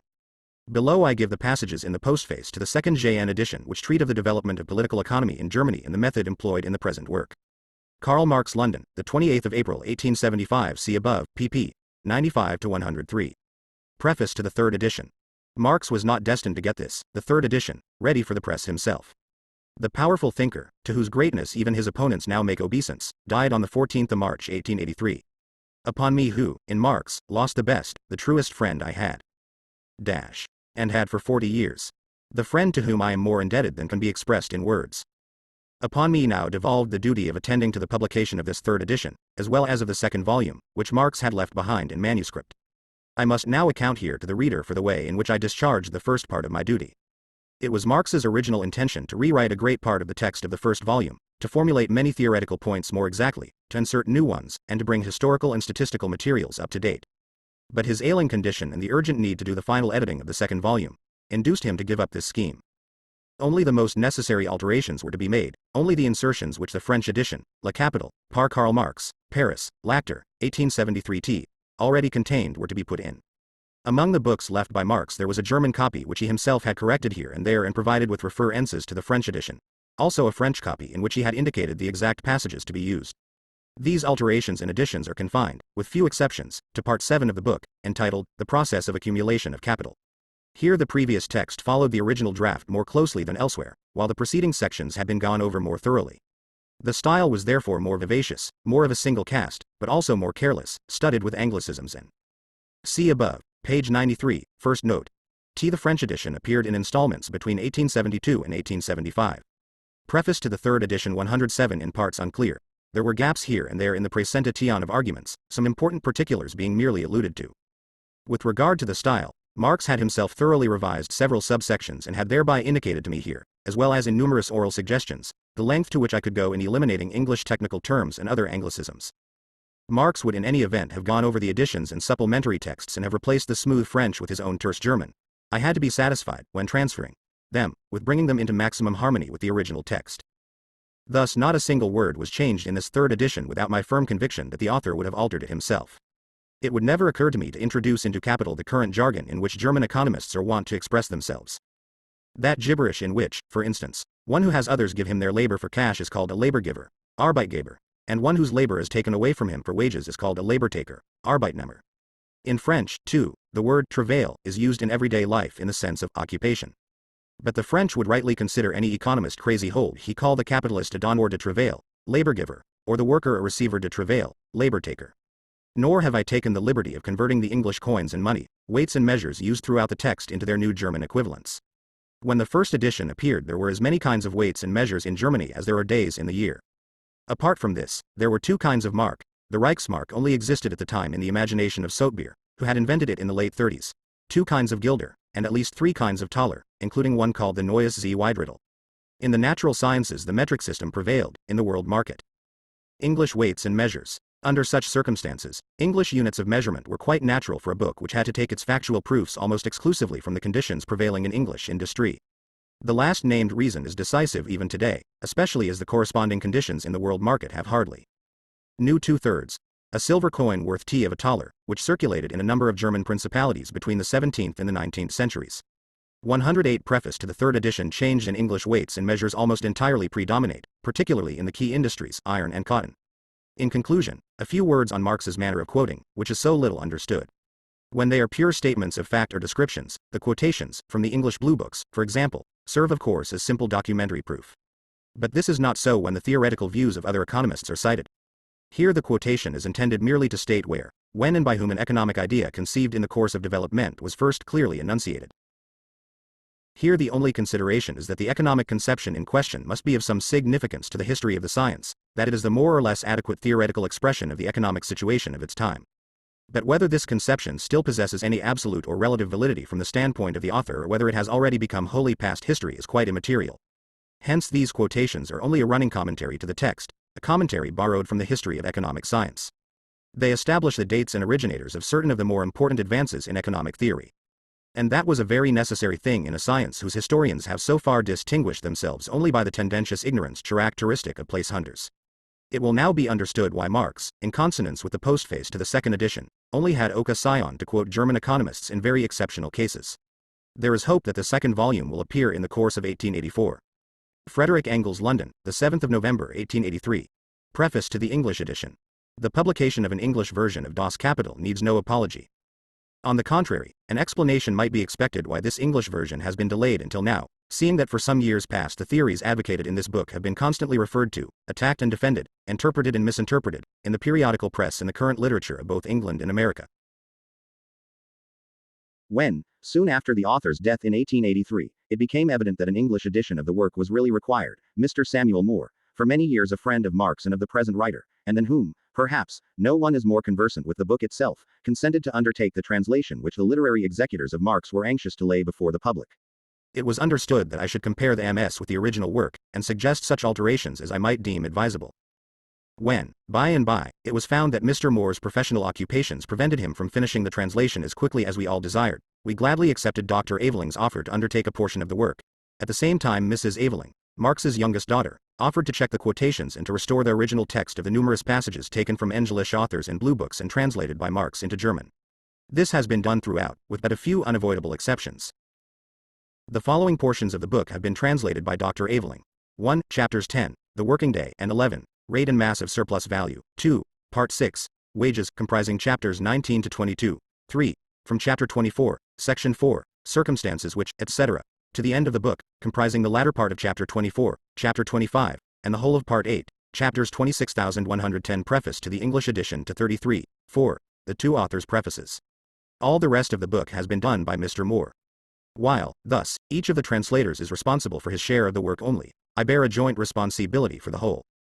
The third German edition, which has been made the basis of our work throughout, was prepared by me, in 1883, with the assistance of notes left by the author, indicating the passages of the second edition to be replaced by designated passages from the French text published in 1873. 1. The alterations thus effected in the text of the second edition generally coincided with changes prescribed by Marx in a set of MS instructions for an English translation that was planned, about 10 years ago, in America, but abandoned chiefly for want of a fit and proper translator. This MS was placed at our disposal by our old friend Mr. F. A. Sorge of Hoboken. NJ designates some further interpolations from the French edition. But, being so many years older than the final instructions for the third edition, I did not consider myself at liberty to make use of it otherwise than sparingly, and chiefly in cases where it helped us over difficulties. In the same way, the French text has been referred to in most of the difficult passages, as an indicator of what the author himself was prepared to sacrifice wherever something of the full import of the original had to be sacrificed in the rendering. 1. Le Capital, par Karl Marx. Traduction de M. J. Roy. Entirement révisé par l'auteur, Paris, Le Châtre. This translation, especially in the latter part of the book, contains considerable alterations in and additions to the text of the second German edition. For the English edition of Capital, Engels changed Marx's earlier division of the book into chapters and parts, making the 3 sections of what was Chapter 4 and the 7 sections of what was Chapter 24 into separate chapters. For reasons of convenience to English readers, we have held to Engels's arrangement. We have also followed Engels in presenting the chapters on so-called primitive accumulation as a separate Part 8, which is certainly justifiable in view of its special subject matter. The following table shows the relation between parts and chapters in English and German editions. German. English chapters 1 to 3. 1, 3, 4. 4, 6, 5, 2, 3. 7, 2, 5, 2, 4. 2, 6, 3, 2, 2, 5. 33 parts. 1, 6. 1, 6, 7. 7, 8. Preface to the English edition 111. There is, however, one difficulty we could not spare the reader. The use of certain terms in a sense different from what they have, not only in common life, but in ordinary political economy. But this was unavoidable. Every new aspect of a science involves a revolution in the technical terms of that science. This is best shown by chemistry, where the whole of the terminology is radically changed about once in 20 years, and where you will hardly find a single organic compound that has not gone through a whole series of different names. Political economy has generally been content to take, just as they were, the terms of commercial and industrial life, and to operate with them, entirely failing to see that by so doing it confined itself within the narrow circle of ideas expressed by those terms. Thus, though perfectly aware that both profits and rent are but subdivisions, fragments of that unpaid part of the product which the laborer has to supply to his employer, its first appropriator, though not its ultimate exclusive owner, yet even classical political economy never went beyond the received notions of profits and rents, never examined this unpaid part of the product, called by Marx surplus product, in its integrity as a whole, and therefore never arrived at a clear comprehension, either of its origin and nature, or of the laws that regulate the subsequent distribution of its value. Similarly, all industry, not agricultural or handicraft, is indiscriminately comprised in the term of manufacture, and thereby the distinction is obliterated between two great and essentially different periods of economic history: the period of manufacture proper, based on the division of manual labor, and the period of modern industry based on machinery. It is, however, self-evident that a theory which views modern capitalist production as a mere passing stage in the economic history of mankind, must make use of terms different from those habitual to writers who joke upon that form of production as imperishable and final. A word respecting the author's method of quoting may not be out of place. In the majority of cases, the quotations serve, in the usual way, as documentary evidence in support of assertions made in the text. But in many instances, passages from economic writers are quoted in order to indicate when, where and by whom a certain proposition was for the first time clearly enunciated. This is done in cases where the proposition quoted is of importance as being a more or less adequate expression of the conditions of social production and exchange prevalent at the time, and 112 preface to the English edition quite irrespective of Marx's recognition, or otherwise, of its general validity. These quotations, therefore, supplement the text by a running commentary taken from the history of the science. Our translation comprises the first book of the work only. But this first book is in a great measure a whole in itself, and has for 20 years ranked as an independent work. The second book, edited in German by me in 1885, is decidedly incomplete without the third, which cannot be published before the end of 1887. When Book 3 has been brought out in the original German, it will then be soon enough to think about preparing an English edition of both. Capital is often called, on the continent, the Bible of the working class. That the conclusions arrived at in this work are daily more and more becoming the fundamental principles of the great working class movement, not only in Germany and Switzerland, but in France, in Holland and Belgium, in America, and even in Italy and Spain, that everywhere the working class more and more recognizes, in these conclusions, the most adequate expression of its condition and of its aspirations, nobody acquainted with that movement will deny. And in England, too, the theories of Marx, even at this moment, exercise a powerful influence upon the socialist movement which is spreading in the ranks of cold turd people no less than in those of the working class. But that is not all. The time is rapidly approaching when a thorough examination of England's economic position will impose itself as an irresistible national necessity. The working of the industrial system of this country, impossible without a constant and rapid extension of production, and therefore of markets, is coming to a dead stop. Free trade has exhausted its resources, even Manchester doubts this its quondam economic gospel. 2. Foreign industry, rapidly developing, stares English production in the face everywhere, not only in protected, but also in neutral markets, and even on this side of the Channel. While the productive power increases in a geometric ratio, the extension of markets proceeds at 2. At the quarterly meeting of the Manchester Chamber of Commerce, held this afternoon, a warm discussion took place on the subject of free trade. A resolution was moved to the effect that, having waited in vain 40 years for other nations to follow the free trade example of England, this chamber thinks the time has now arrived to reconsider that position. The resolution was rejected by a majority of one only, the figures being 21 for, and 22 against, Evening Standard, the 1st of November 1886. Preface to the English edition 113 best in an arithmetic 1. The decennial cycle of stagnation, prosperity, overproduction and crisis, ever recurrent from 1825 to 1867, seems indeed to have run its course, but only to land us in the slough of despond of a permanent and chronic depression. The sighed for period of prosperity will not come. As often as we seem to perceive its heralding symptoms, so often do they again vanish into air. Meanwhile, each succeeding winter brings up afresh the great question, what to do with the unemployed. But while the number of the unemployed keeps swelling from year to year, there is nobody to answer that question. And we can almost calculate the moment when the unemployed, losing patience, will take their own fate into their own hands. Surely, at such a moment, the voice ought to be heard of a man whose whole theory is the result of a lifelong study of the economic history and condition of England, and whom that study led to the conclusion that, at least in Europe, England is the only country where the inevitable social revolution might be effected entirely by peaceful and legal means. He certainly never forgot to add that he hardly expected the English ruling classes to submit, without a pro-slavery rebellion, to this peaceful and legal revolution. Frederick Engels, the 5th of November 1886. This is Marx's and Engels' usual description of the American Civil War of 1861 to 1865, which was set off by the revolt of the slave owners of the Southern states. Preface to the 4th edition. The fourth edition required that I should establish in final form, as nearly as possible, both text and footnotes. The following brief explanation will show how I have fulfilled this task. After again comparing the French edition and Marx's manuscript remarks, I have made some further additions to the German text from that translation. They will be found on page 212, pp. 624-6, pp.730-4, pp.777-80 and on page 783 in note 13. I have also followed the example of the French and English editions by putting the long footnote on the minors into the text, pp. 626-34. Other small alterations are of a purely technical nature. Further, I have added a few more explanatory notes, especially where changed historical conditions seem to demand this. All these additional notes are enclosed in square brackets and marked either with my initials or DHT. In the meantime, a complete revision of the numerous quotations had been made necessary by the publication of the English edition. For this edition, Marx's youngest daughter, Eleanor, undertook to compare all the quotations with their originals, so that those taken from English sources, which constitute the vast majority, are given there not as retranslations from the German but in the original English form. In preparing the fourth edition, it was therefore incumbent upon me to consult this text. The comparison revealed various small inaccuracies, page numbers wrongly indicated, owing partly to mistakes in copying from notebooks, and partly to the accumulated misprints of 3 editions, misplaced quotation or omission marks, which cannot be avoided when a mass of quotations is copied from notebook. The page numbers in the present edition have been inserted in place of Engel's references to the 3rd and 4th German editions. T. der Herausgeber, Le. The editor. In this edition, all of Engel's editions are integrated into the text but indicated as such. Preface to the 4th edition. 115 extracts. Here and there some rather unhappy translation of a word.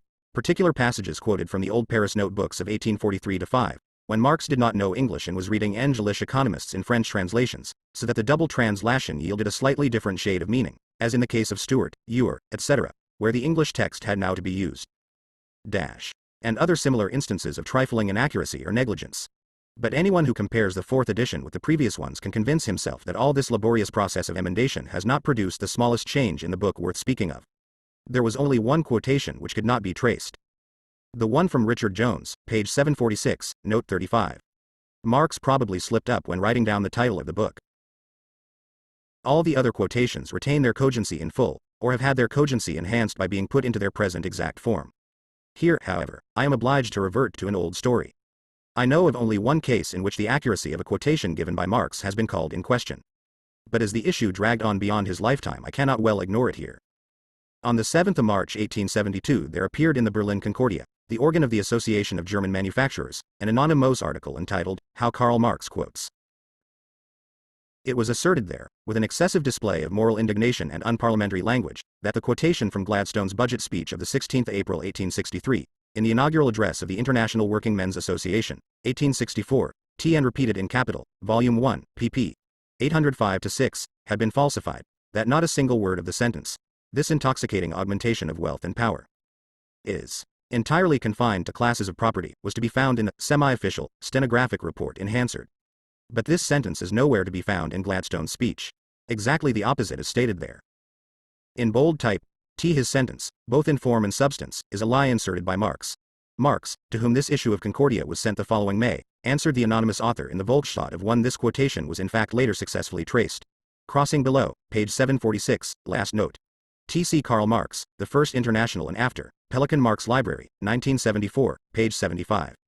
116. Preface to the 4th edition, June. As he could not recall which newspaper report he had used for the quotation, he limited himself to citing, first the equivalent quotation from 2 English publications, and then the report in the Times, according to which Gladstone says, that is the state of the case as regards the wealth of this country. I must say for one, I should look almost with apprehension and pain upon this intoxicating augmentation of wealth and power, if it were my belief that it was confined to classes who are in easy circumstances. This takes no cognizance at all of the condition of the laboring population. The augmentation I have described and which is founded, I think, upon accurate returns, is an augmentation entirely confined to classes possessed of property.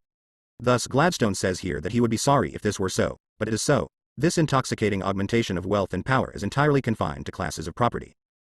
And, as for the semi-official Hansard, Marx goes on to say, in the version he manipulated afterwards, Mr. Gladstone was astute enough to obliterate this passage, which, coming from an English Chancellor of the Exchequer, was certainly compromising.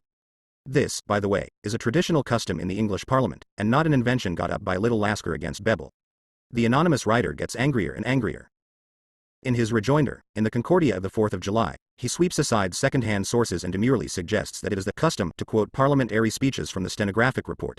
adding, however, that the report in the Times, which includes the falsified sentence, and the report in Hansard, which omits it, are substantially in complete agreement, and also that the report in the Times contains the exact opposite to that notorious passage in the inaugural address. The fellow carefully conceals the fact that the report in the Times explicitly includes that self-same notorious passage side by side with its alleged opposite. Despite all this, however, the anonymous writer feels that he is stuck fast and that he can only save himself by some new dodge. Thus, although his article bristles, as we have just shown, with impudent mendacity, and his asterisk in the Reichstag sitting of the 8th of November 1871, the National Liberal deputy Lasker declared in the course of a speech against the Social Democrat Bebel that if the German workers tried to follow the example of the Paris Commune, the honest, tea-propertied citizens would beat them to death with cudgels. But in the stenographic report he had the words, beat them to death with cudgels replaced with, hold them down with their own strength. Bebel immediately revealed that this was a falsification. Preface to the 4th edition 117 interlarded with such edifying terms of abuse as bad faith, dishonesty, lying allegation, that spurious quotation, impudent mendacity, a quotation entirely falsified, this falsification, simply infamous, etc., he finds it necessary to divert the issue to another domain, and therefore promises to explain in a second article the meaning which we, the non-mendacious anonymous one, attribute to the content of Gladstone's words. As if his particular opinion, unauthoritative as it is, had anything whatever to do with the matter. This second article was printed in the Concordia of the 11th of July.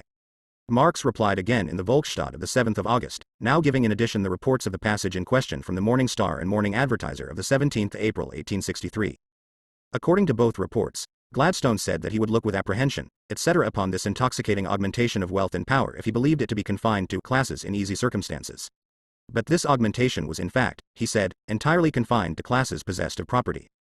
So these reports too reproduced word for word the sentence alleged to have been lyingly inserted. Marx further established once more, by comparing the texts in the Times and in Hansard, that this sentence, which 3 newspaper reports of identical content, appearing independently of one another the next morning, proved to have been really ut-terred, was missing from the Hansard report, revised according to the familiar custom, and that Gladstone, to use Marx's words, had afterwards conjured it away. In conclusion, Marx stated that he had no time to enter into any further discussions with the anonymous one. The latter also seems to have had enough. At any rate, Marx received no further issues of Concordia. With this the matter appeared to be dead and buried. True, once or twice later on there reached us, from persons in touch with the University of Cambridge, mysterious rumors of an unspeakable literary crime which Marx was supposed to have committed in capital, but despite all investigation nothing more definite could be learned. Then, on the 29th of November 1883, 8 months after Marx's death, there appeared in the Times a letter headed Trinity College, Cambridge, and signed Sedley Taylor, in which this little man, who dabbles in the mildest sort of cooperative activities, asterisk seized upon some chance pretext or other to Sedley Taylor, 1834-1920, T. Fellow of Trinity College, Cambridge, and author of a book entitled Profit Sharing Between Capital and Labor, 1884. 118 Preface to the 4th edition enlighten us at last, not only about those vague Cambridge rumors, but also about the anonymous fellow in the Concordia. What appears extremely singular, says the little man from Trinity College, is that it was reserved for Professor Brentano, then of the University of Breslau, now of that of Strasbourg, to expose the bad faith which had manifestly dictated the citation made from Mr. Gladstone's speech in the inaugural address. Herr Karl Marx, who attempted to defend the citation, had the hardihood, in the deadly shifts to which Brentano's masterly conduct of the attack speedily reduced him, to assert that Mr. Gladstone had manipulated the report of his speech in the Times of the 17th April 1863, before it appeared in Hansard, in order to obliterate a passage which was certainly compromising for an English Chancellor of the Exchequer. On Brentano's showing, by a detailed comparison of texts, that the reports of the Times and of Hansard agreed in utterly excluding the meaning which craftily isolated quotation had put upon Mr. Gladstone's words, Marx withdrew from further controversy under the plea of want of time. Single quote. So that was at the bottom of the whole business. And thus was the anonymous campaign of Herr Brentano asterisk in the Concordia gloriously reflected in the imagination of the producers' co-operatives of Cambridge.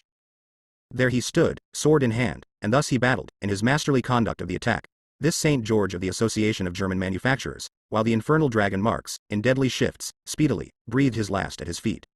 A battle scene worthy of Ariosto. But the whole thing only served to conceal the further dodges of our St. George. Here there is no longer talk of lying insertion or falsification, but of craftily isolated quotation. The whole issue was shifted, and St. George and his Cambridge shield-bearer were very well aware why they had done this.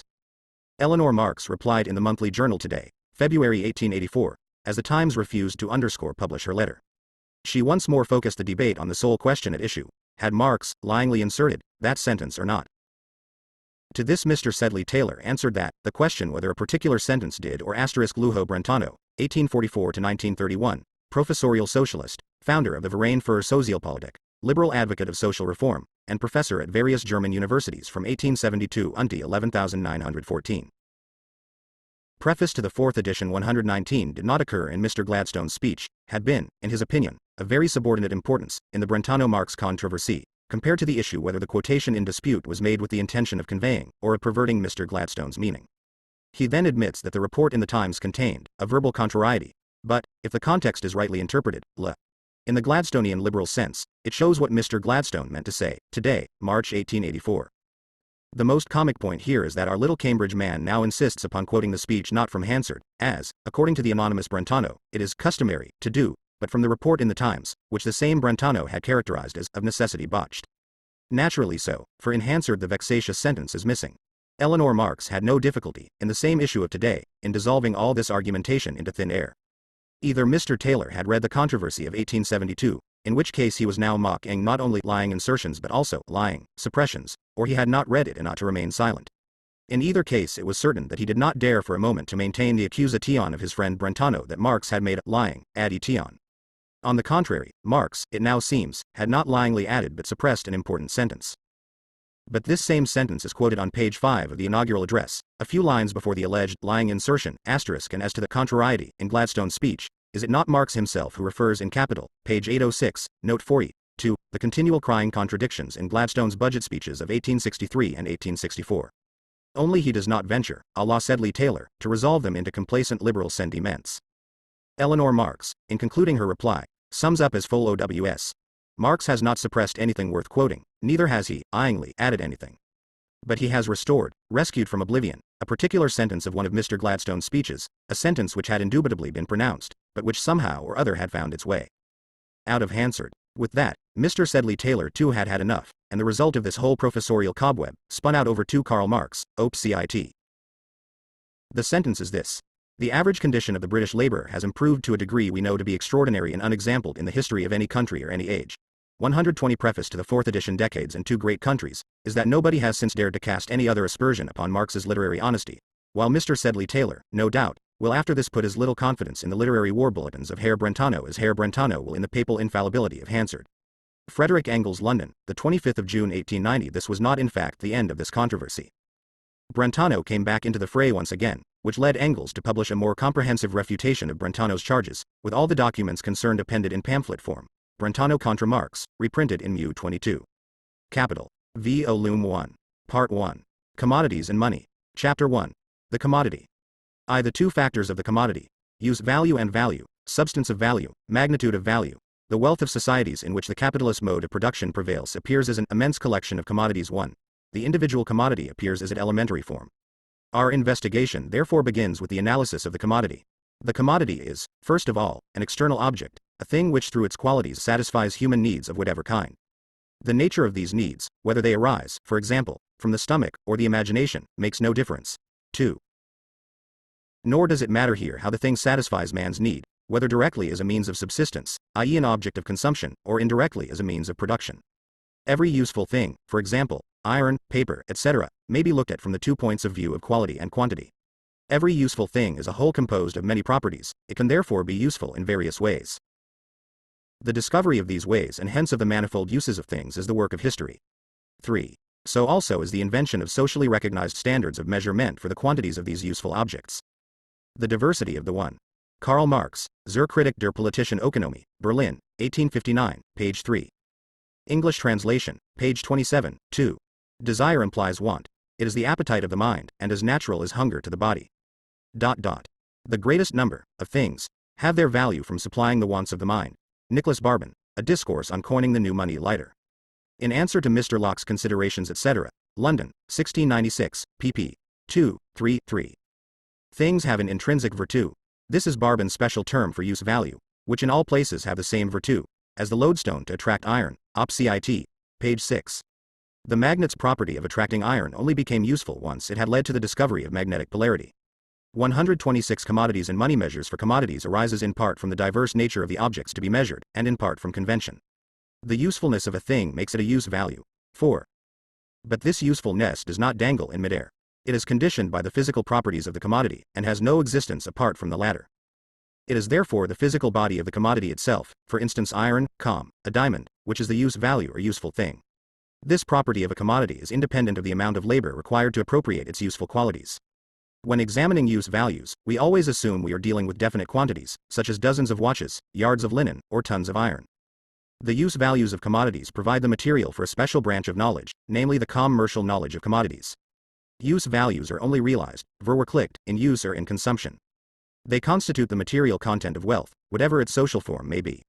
In the form of society to be considered here, they are also the material bearers, Träger, of exchange value. Exchange value appears first of all as the quantitative relation, the proportion, in which use values of one kind exchange for use values of another kind. 6. This relation changes constantly with time and place. Hence exchange value appears to be something accidental and purely relative, and consequently an intrinsic value, i.e. an exchange value that is inseparably connected with the commodity, inherent in it, seems a contradiction in terms. 7. Let us consider the matter more closely. 4. The natural worth of anything consists in its fitness to supply the needs of cities, or serve the conveniences of human life. John Locke. Some consider Tyons on the consequences of the lowering of interest, 1691, in Works, London, 1777, Volume 2, page 28. In English writers of the 17th century we still often find the word worth used for use value and value for exchange value. This is quite in accordance with the spirit of a language that likes to use a Teutonic word for the actual thing, and a Romance word for its reflection. In bourgeois society the legal fiction prevails that each person, as a buyer, has an encyclopedic knowledge of commodities. 6. Value consists in the exchange relation between one thing and another, between a given amount of one product and a given amount of another. Latron, De l'intérêt social, in Physiocrates, ed. Dyra, Paris, 1846, page 889, 7. Nothing can have an intrinsic value. N. Barbin, Op. Cit. Page 6, or as Butler says, the value of a thing is just as much as it will bring. Samuel Butler, Hudibras, Part 2, Canto 1, lines 465-6, for what is worth in anything, but so much money as 'twill bring. The commodity 127. A given commodity, a quarter of wheat for example, is exchanged for X boot polish, Y silk or Z gold, etc. In short, it is exchanged for other commodities in the most diverse proportions. Therefore the wheat has many exchange values instead of one. But X boot polish, Y silk or Z gold, etc., each represent the exchange value of one quarter of wheat. Therefore X boot polish, Y silk, Z gold, etc., must, as exchange values, be mutually replaceable or of identical magnitude. It follows from this that, firstly, the valid exchange values of a particular commodity express something equal, and secondly, exchange value cannot be anything other than the mode of expression, the form of appearance, asterisk of a content distinguishable from it. Let us now take two commodities, for example corn and iron. Whatever their exchange relation may be, it can always be represented by an equation in which a given quantity of corn is equated to some quantity of iron, for instance I quarter of corn equals XCWT of iron. What does this equation signify? It signifies that a common element of identical magnitude exists in two different things, in I quarter of corn and similarly in XCWT of iron. Both are therefore equal to a third thing, which in itself is neither the one nor the other. Each of them, so far as it is exchange value, must therefore be reducible to this third thing. A simple geometrical example will illustrate this. In order to determine and compare the areas of all rectilinear figures we split them up into triangles. Then the triangle itself is reduced to an expression totally different from its visible shape, half the product of the base and the altitude. In the same way the exchange values of commodities must be reduced to a common element, of which they represent a greater or lesser quantity. This common element cannot be a geometrical, physical, chemical or other natural property of commodities. Such properties come into consideration only to the extent that they make the commodities useful, i.e. turn them into use values. But clearly, the exchange relation of commodities is characterized precisely by its abstraction from their use values. Within the exchange relation, one use value is worth just as much as another, provided only that it is present in the appropriate quantity. Or, as old Barbin says, one sort of wares are as good as another, if the value be equal. There is no difference or distinction in things of equal value. Erscheinungsform. This word appears in inverted commas in the original. 128 commodities and money 100 pounds worth of lead or iron, is of as great a value as 100 pounds worth of silver and golds as use values. Commodities differ above all in quality, while as exchange values they can only differ in quantity, and therefore do not contain an atom of use value. If then we disregard the use value of commodities, only one property remains, that of being products of labor. But even the product of labor has already been transformed in our hands. If we make abstraction from its use value, we abstract also from the material constituents and forms which make it a use value. It is no longer a table, a house, a piece of yam or any other useful thing. All its sensuous characteristics are extinguished. Nor is it any longer the product of the labor of the joiner, the mason or the spinner, or of any other particular kind of productive labor. With the disappearance of the useful character of the products of labor, the useful character of the kinds of labor embodied in them also appears. This in turn entails the disappearance of the different concrete forms of labor.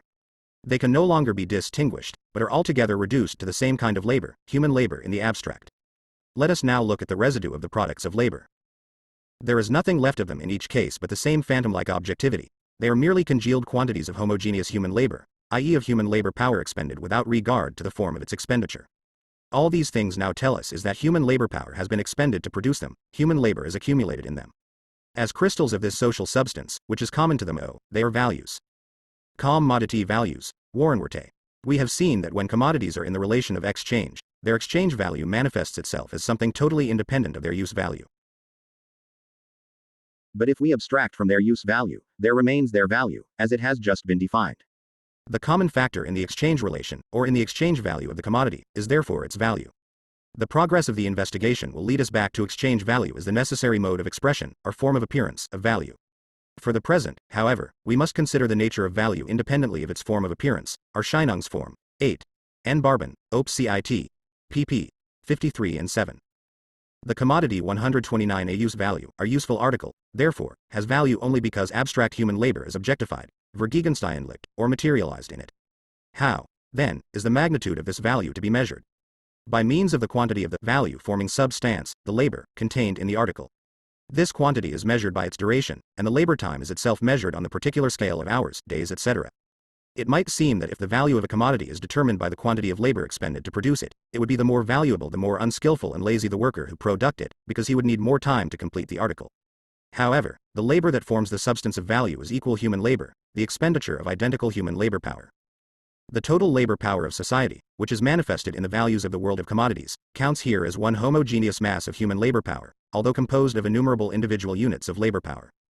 Each of these units is the same as any other, to the extent that it has the character of a socially average unit of labor power and acts as such, only needs, in order to produce a commodity, the labor time which is necessary on an average, or in other words is socially necessary. Socially necessary labor time is the labor time required to produce any use value under the conditions of production normal for a given society and with the average degree of skill and intensity of labor prevalent in that society. The introduction of power looms into England, for example, probably reduced by one-half the labor required to convert a given quantity of yarn into woven fabric. In order to do this, the English handloom weaver in fact needed the same amount of labor time as before, but the product of his individual hour of labor now only represented half an hour of social labor, and consequently fell to one-half its former value. What exclusively determines the magnitude of the value of any article is therefore the amount of labor socially necessary, or the labor time socially necessary for its production. 9. The individual 9. The value of them, the necessaries of life, when they are exchanged the one for another, is regulated by the quantity of labor necessarily required, and commonly taken in producing them. Some thoughts on the interest of money in general, and particularly in the public funds, London, pp. 36-37. This remarkable anonymous work of the 18th century bears no date. However, it is clear from its contents that it appeared in the reign of George II, about 1739 or 1740. 130 commodities and money commodity counts here only as an average sample of its kind. Low commodities which contain equal quantities of labor, or which can be produced in the same time, have therefore the same value. The value of a commodity is related to the value of any other commodity as the labor time necessary for the production of the one is related to the labor time necessary for the production of the other. As exchange values, all commodities are merely definite quantities of congealed labor time. The value of a commodity would therefore remain constant, if the labor time required for its production also remained constant. But the latter changes with every variation in the productivity of labor. This is determined by a wide range of circumstances. It is determined amongst other things by the worker's average degree of skill, the level of development of science in its technological application, the social organization of the process of production, the extent and effectiveness of the means of production, and the conditions found in the natural environment. For example, the same quantity of labor is present in 8 bushels of corn in favorable seasons and in only 4 bushels in unfavorable seasons. The same quantity of labor provides more metal in rich mines than in poor. Diamonds are a very rare occurrence on the Earth's surface, and hence their discovery costs, on an average, a great deal of labor time. Consequently, much labor is represented in a small volume. Jacob questions whether gold has ever been paid for at its full value. This applies still more to diamonds. According to Eschwege, the total produce of the Brazilian diamond mines for the 80 years ending in 1823 still did not amount to the price of a year's average produce of the sugar and coffee plantations of the same country, although the diamonds represented much more labor, therefore more value. With richer mines, the same quantity of labor would be embodied in more diamonds, and their value would fall. If man succeeded, without much labor, in transforming carbon into diamonds, 10. Properly speaking, All products of the same kind form a single mass, and their price is determined in general and without regard to particular circumstances. Latrone, Op. Cit. Page 893, 11. Karl Marx, Op. Cit. Page 6. English translation, page 30. William Jacob, An Historical Enquiry into the Production and Consumption of the Precious Metals, London, 1831, Volume 2, page 101. This information comes from H. A. M. Merivale, Lectures on Colonization and Colonies, London, 1841. Cr. Grundrisse, page 833. The commodity 131 their value might fall below that of bricks. In general, the greater the productivity of labor, the less the labor time required to produce an article, the less the mass of labor crystallized in that article, and the less its value. Inversely, the less the productivity of labor, the greater the labor time necessary to produce an article, and the greater its value. The value of a commodity, therefore, varies directly as the quantity, and inversely as the productivity, of the labor which finds its realization within the commodity. Now we know the substance of value. It is labor. We know the measure of its magnitude. It is labor time. The form, which stamps value as exchange value, remains to be analyzed. But before this we need to develop the characteristics we have already found somewhat more fully. A thing can be a use value without being a value. This is the case whenever its utility to man is not mediated through labor. Air, virgin soil, natural meadows, unplanted forests, etc. fall into this category. A thing can be useful, and a product of human labor, without being a commodity. He who satisfies his own need with the product of his own labor admittedly creates use values, but not commodities. In order to produce the latter, he must not only produce use values, but use values for others, social use values. And not merely for others. The medieval peasant produced a corn rent for the feudal lord and a corn tithe for the priest, but neither the corn rent nor the corn tithe became commodities simply by being produced for others. In order to become a commodity, the product must be transferred to the other person, for whom it serves as a use value, through the medium of exchange. Finally, nothing can be a value without being an object of utility. If the thing is useless, so is the labor contained in it. The labor does not count as labor, and therefore creates no value. 2. The dual character of the labor embodied in commodities. Initially the commodity appeared to us as an object with a dual character, possessing both use value and exchange value. Later. The passage in parentheses occurs only in the first edition. Note by Engels to the fourth German edition. I have inserted the passage in parentheses because, through its omission, the misconception has very frequently arisen that Marx regarded every product consumed by someone other than the producer as a commodity. 132 commodities and money. On it was seen that labor, too, has a dual character. Insofar as it finds its expression in value, it no longer possesses the same characteristics as when it is the creator of use values. I was the first to point out and examine critically this twofold nature of the labor contained in commodities. 12. As this point is crucial to an understanding of political economy, it requires further elucidation. Let us take two commodities, such as a coat and 10 yards of linen, and let the value of the first be twice the value of the second, so that, if 10 yards of linen equals W, the coat equals 2W. The coat is a use value that satisfies a particular need. A specific kind of productive activity is required to bring it into existence. This activity is determined by its aim, mode of operation, object, means and result. We use the abbreviated expression, useful labor, for labor whose utility is represented by the use value of its product, or by the fact that its product is a use value. In this connection we consider only its useful effect. As the coat and the linen are qualitatively different use values, so also are the forms of labor through which their existence is mediated. Tailoring and weaving. If the use values were not qualitatively different, hence not the products of qualitatively different forms of useful labor, they would be absolutely incapable of confronting each other as commodities. Coats cannot be exchanged for coats, one use value cannot be exchanged for another of the same kind. The totality of heterogeneous use values or physical commodities reflects a totality of similarly heterogeneous forms of useful labor, which differ in order, genus, species and variety, in short, a social division of labor. This division of labor is a necessary condition for commodity production, although the converse does not hold. Commodity production is not a necessary condition for the social division of labor. Labor is socially divided in the primitive Indian community, although the products do not thereby become commodities. Or, to take an example nearer home, labor is systematically divided in every factory, but the workers do not bring about this division by exchanging their individual products. Only the products of mutually independent acts of labor, performed in isolation, can confront each other as commodities. To sum up, then, the use value of every commodity contains 12. Karl Marx, Op. Cit. pp. 12, 13, and Passam, English translation, pp. 41, 42. The commodity 133 useful labor, i.e. productive activity of a definite kind, carried on with a definite aim. Use values cannot confront each other as commodities unless the useful labor contained in them is qualitatively different in each case. In a society whose products generally assume the form of commodities, i.e. in a society of commodity producers, This qualitative difference between the useful forms of labor which are carried on independently and privately by individual producers develops into a complex system, a social division of labor. It is moreover a matter of indifference whether the coat is worn by the tailor or by his customer. In both cases it acts as a use value. So, too, the relation between the coat and the labor that produced it is not in itself altered when tailoring becomes a special trade, an independent branch of the social division of labor. Men made clothes for thousands of years, under the compulsion of the need for clothing, without a single man ever becoming a tailor.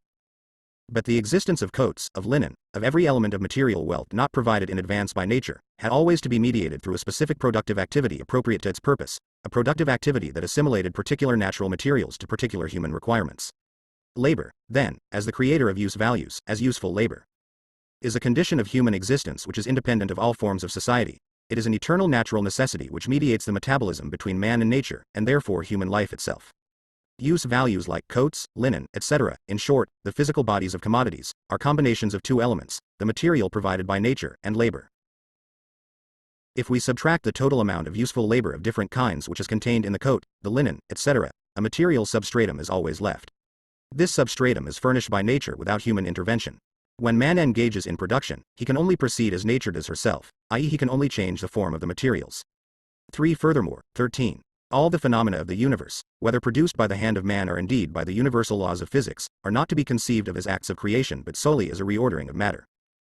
Composition and separation are the only elements found by the human mind whenever it analyzes the notion of reproduction, and so it is with the reproduction of value, use value, although Very himself, in this polemic against the physiocrats, is not quite certain of the kind of value he is referring to. And wealth, whether earth, air and water are turned into corn in the fields, or the secretions of an insect are turned into silk by the hand of man, or some small pieces of metal are 134 commodities and money. Even in this work of modification he is constantly helped by natural forces. Labor is therefore not the only source of material wealth, of the use values it produces. As William Petty says, labor is the father of material wealth, the earth is its mother. Let us now pass from commodity as an object of utility to the value of commodities. We have assumed that the coat is worth twice as much as the linen. But this is merely a quantitative difference and does not concern us at the moment. We shall therefore simply bear in mind that if the value of a coat is twice that of 10 yards of linen, 20 yards of linen will have the same value as a coat. As values, the coat and the linen have the same substance, they are the objective expressions of homogeneous labor. But tailoring and weaving are qualitatively different forms of labor. There are, however, states of society in which the same man alternately makes clothes and weaves. In this case, these two different modes of labor are only modifications of the labor of the same individual and not yet fixed functions peculiar to different individuals, just as the coat our tailor makes today, and the pair of trousers he makes tomorrow, require him only to vary his own individual labor. Moreover, we can see at a glance that in our capitalist society a given portion of labor is supplied alternately in the form of tailoring and in the form of weaving, in accordance with changes in the direction of the demand for labor. This change in the form of labor may well not take place without friction, but it must take place. If we leave aside the determinate quality of productive activity, and therefore the useful character of the labor, what remains is its quality of being an expenditure of human labor power. Tailoring and weaving, although they are qualitatively different productive activities, are both a productive expenditure of human brains, muscles, nerves, hands, etc., and in this sense both human labor. They are merely two different forms of the expenditure of human labor power. Of course, human labor power must itself arrange together to form a repeating watch. Pietro Verri, Meditazioni sulla economia politica, first printed in 1771. In Custodi's edition of the Italian Economists, Parti Moderna, Volume 15, pp. 21, 22. A Treatise of Taxes and Contributions, published anonymously by William Petty, London, 1667, page 47. The commodity 135 have attained a certain level of development before it can be expended in this or that form. But the value of a commodity represents human labor pure and simple, the expenditure of human labor in general. And just as, in civil society, a general or a banker plays a great part but man as such plays a very mean part, 14 so, here too, the same is true of human labor. It is the expenditure of simple labor power, of the labor power possessed in his bodily organism by every ordinary man, on the average, without being developed in any special way. Simple average labor, it is true, varies in character in different countries and at different cultural epochs, but in a particular society it is given.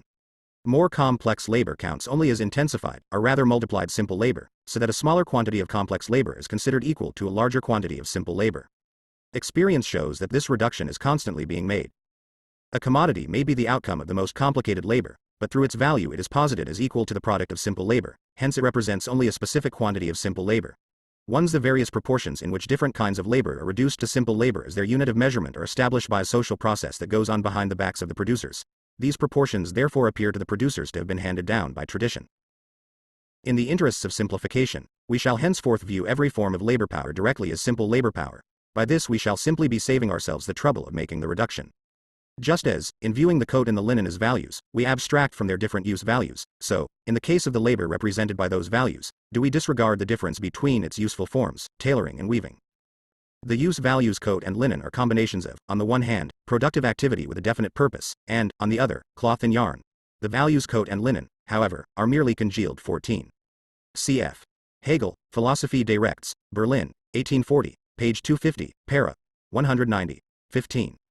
The reader should note that we are not speaking here of the wages or value the worker receives for, e.g., a day's labor, but of the value of the commodity in which his day of labor is objectified. At this stage of our presentation, the category of wages does not exist at all. Hegel says here, in civil society as a whole, at the standpoint of needs, what we have before us is the composite idea which we call man. Thus, this is the first time, and indeed the only time, to speak of man in this sense. Hegel's Philosophy of Right, Trail T.M. Knox, Oxford, 1952, page 127. 136 commodities and money quantities of homogeneous labor.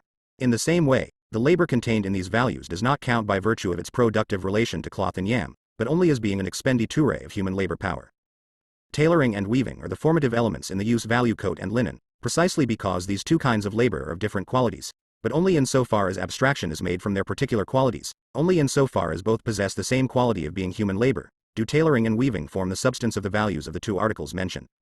Coats and linen, however, are not merely values in general, but values of definite magnitude, and, following our assumption, the coat is worth twice as much as the 10 yards of linen. Why is there this difference in value? Because the linen contains only half as much labor as the coat, so that labor power had to be expended twice as long to produce the second as to produce the first. While, therefore, with reference to use value, the labor contained in a commodity counts only qualitatively, with reference to value it counts only quantitatively, once it has been reduced to human labor pure and simple. In the former case it was a matter of the how and the what of labor, in the latter of the how much of the temporal duration of labor. Since the magnitude of the value of a commodity represents nothing but the quantity of labor embodied in it, it follows that all commodities, when taken in certain proportions, must be equal in value. If the productivity of all the different sorts of useful labor required, let us say, for the production of a coat remains unchanged, the total value of the coats produced will increase along with their quantity. If one coat represents X days labor, 2 coats will represent 2X days labor, and so on. But now assume that the duration of the labor necessary for the production of a coat is doubled or halved. In the first case, 1 coat is worth as much as 2 coats were before. In the second case 2 coats are only worth as much as 1 was before, although in both cases 1 coat performs the same service, and the useful labor contained in it remains of the same quality. One change has taken place, however, a change in the quantity of labor expended to produce the article.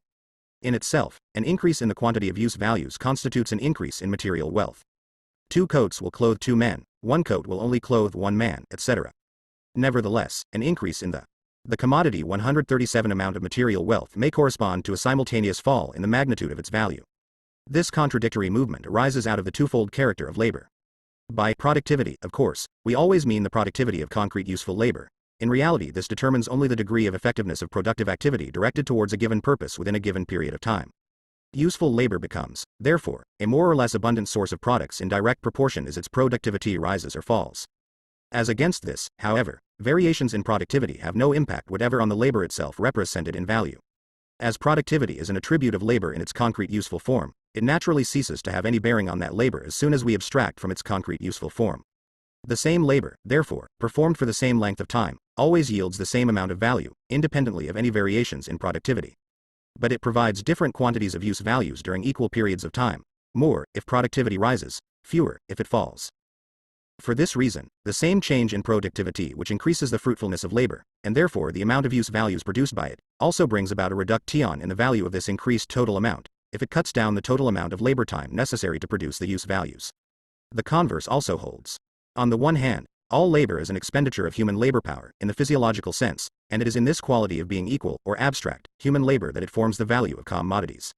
On the other hand, all labor is an expenditure of human labor power in a particular form and with a definite aim, and it is in this quality of being concrete useful labor that it produces use values. 1616.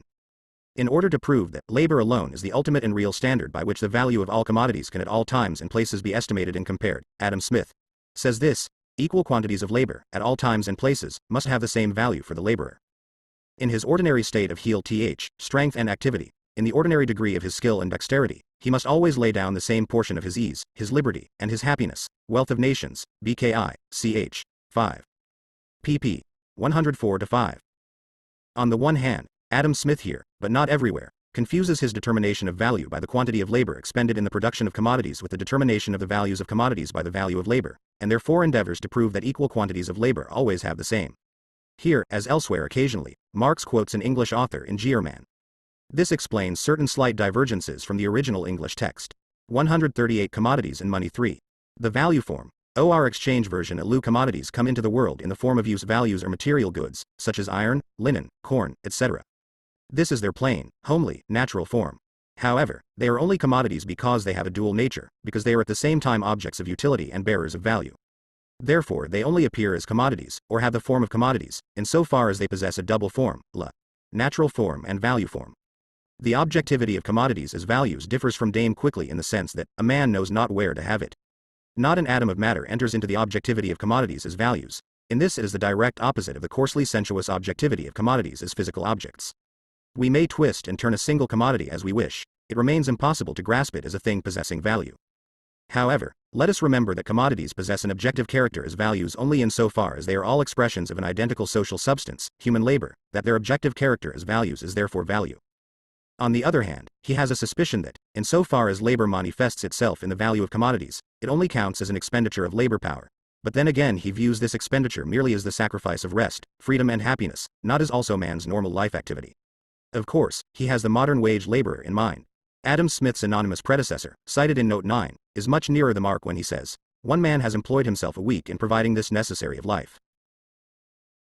And he that gives him some other in exchange, cannot make a better estimate of what is a proper equivalent, than by computing what cost him just as much labor and time, which in effect is no more than exchanging one man's labor in one thing for a time certain, for another man's labor in another thing for the same time. Some thoughts on the interest of money in general, etc., page 39. Note by Engels to the 4th German edition. The English language has the advantage of possessing two separate words for these two different aspects of labor. Labor which creates use values and is qualitatively determined is called work, as opposed to labor. Labor which creates value and is only may asserted quantitatively is called labor, as opposed to work, tt. Unfortunately, English usage does not always correspond to Engels' distinction. We have tried to adopt it where possible. Falstaff. Why, she's neither fish nor flesh. A man knows not where to have hr. Dame Quickly. Thou art an unjust man in saying so. Thou or any man knows where to have me, thou knave, thou. Henry IV, Part 1, Act 3, Scene 3. The commodity 139 purely social. From this it follows self-evidently that it can only appear in the social relation between commodity and commodity. In fact, we started from exchange value, or the exchange relation of commodities, in order to track down the value that lay hidden within it. We must now return to this form of appearance of value.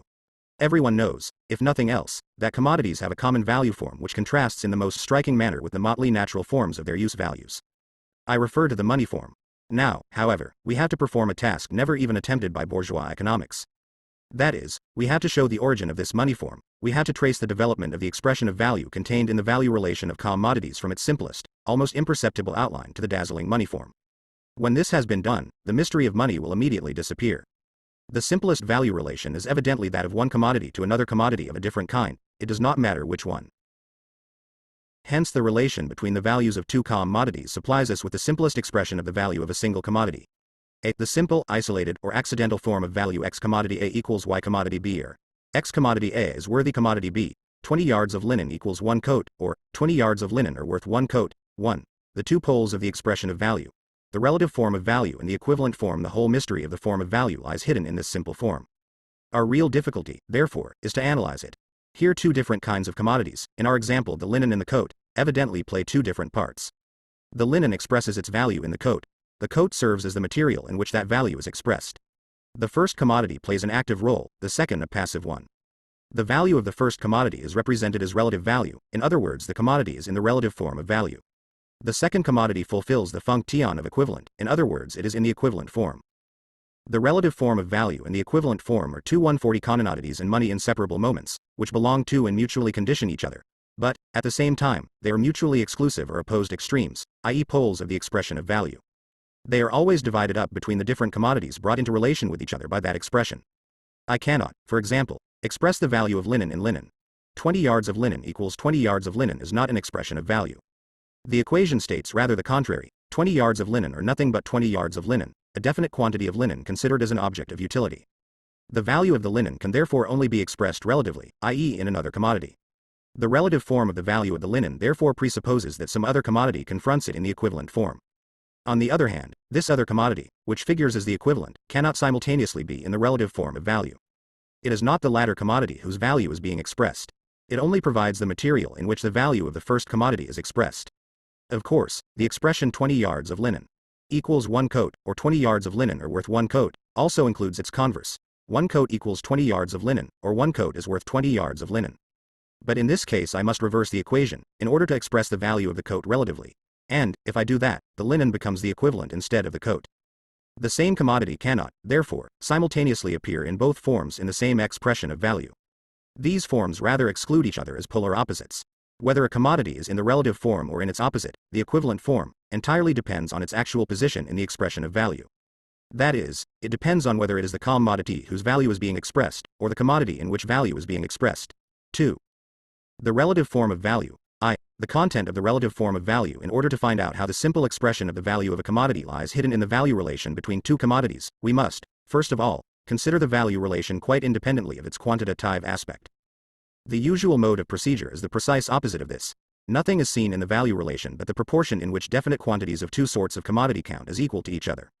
It is overlooked that the magnitudes of differ. The commodity 141 and things only become comparable in quantitative terms when they have been reduced to the same unit. Only as expressions of the same unit do they have a common denominator, and are therefore commensurable magnitudes. I7 Whether 20 yards of linen equals 1 coat or equals 20 coats or equals X coats, i.e. whether a given quantity of linen is worth few or many coats, it is always implied, whatever the proportion, that the linen and the coat, as magnitudes of value, are expressions of the same unit, things of the same nature. Linen equals coat is the basis of the equation. But these two qualitatively equated commodities do not play the same part. It is only the value of the linen that is expressed. And how? By being related to the coat as its equivalent, or the thing exchangeable with it. In this relation the coat counts as the form of existence of value, as the material embodiment of value, for only as such is it the same as the linen.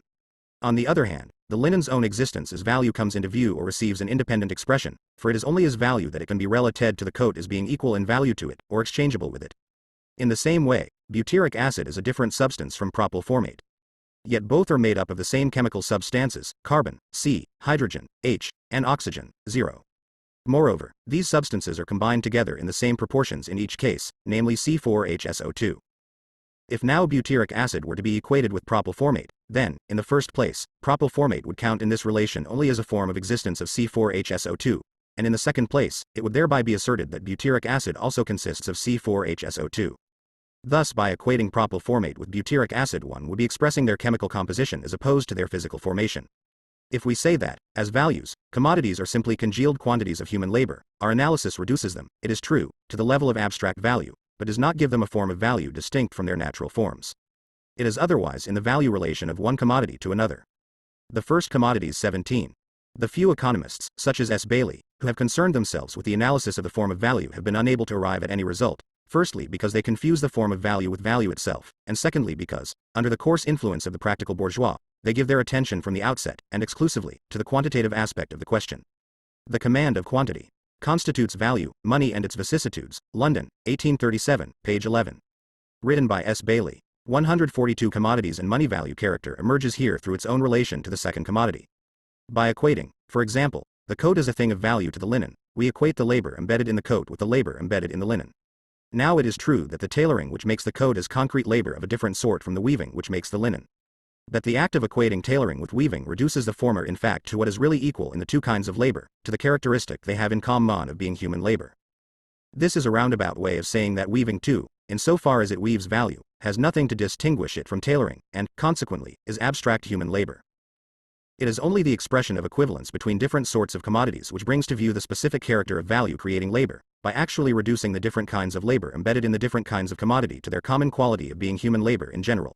I8 However, it is not enough to express the specific character of the labor which goes to make up the value of the linen. Human labor power in its fluid state, or human labor, creates value, but is not itself value. It becomes value in its coagulated state, in objective form.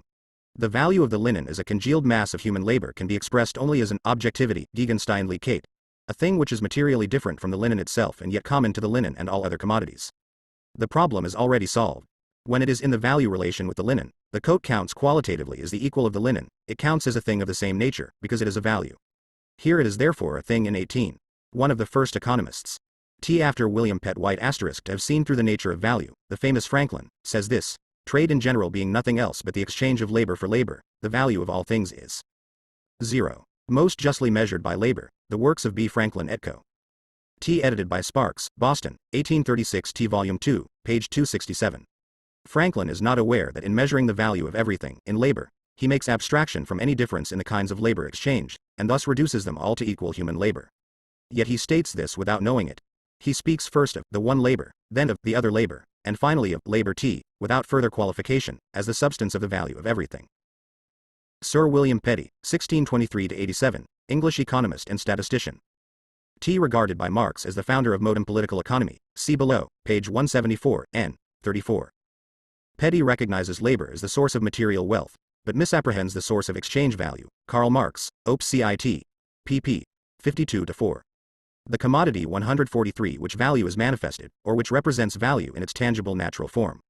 Yet the coat itself, the physical aspect of the coat commodity, is purely a use value. A coat as such no more expresses value than does the first piece of linen we come across. This proves only that, within its value relation to the linen, the coat signifies more than it does outside it, just as some men count for more when inside a gold-braided uniform than they do otherwise. In the production of the coat, human labor power, in the shape of tailoring, has in actual fact been expended. Human labor has therefore been accumulated in the coat. From this point of view, the coat is a bearer of value, although this property never shows through, even when the coat is at its most threadbare. In its value relation with the linen, the coat counts only under this aspect, counts therefore as embodied value, as the body of value, word corpor. Despite its buttoned-up appearance, the linen recognizes in it a splendid kindred soul, the soul of value. Nevertheless, the coat cannot represent value towards the linen unless value, for the latter, simultaneously assumes the form of a coat.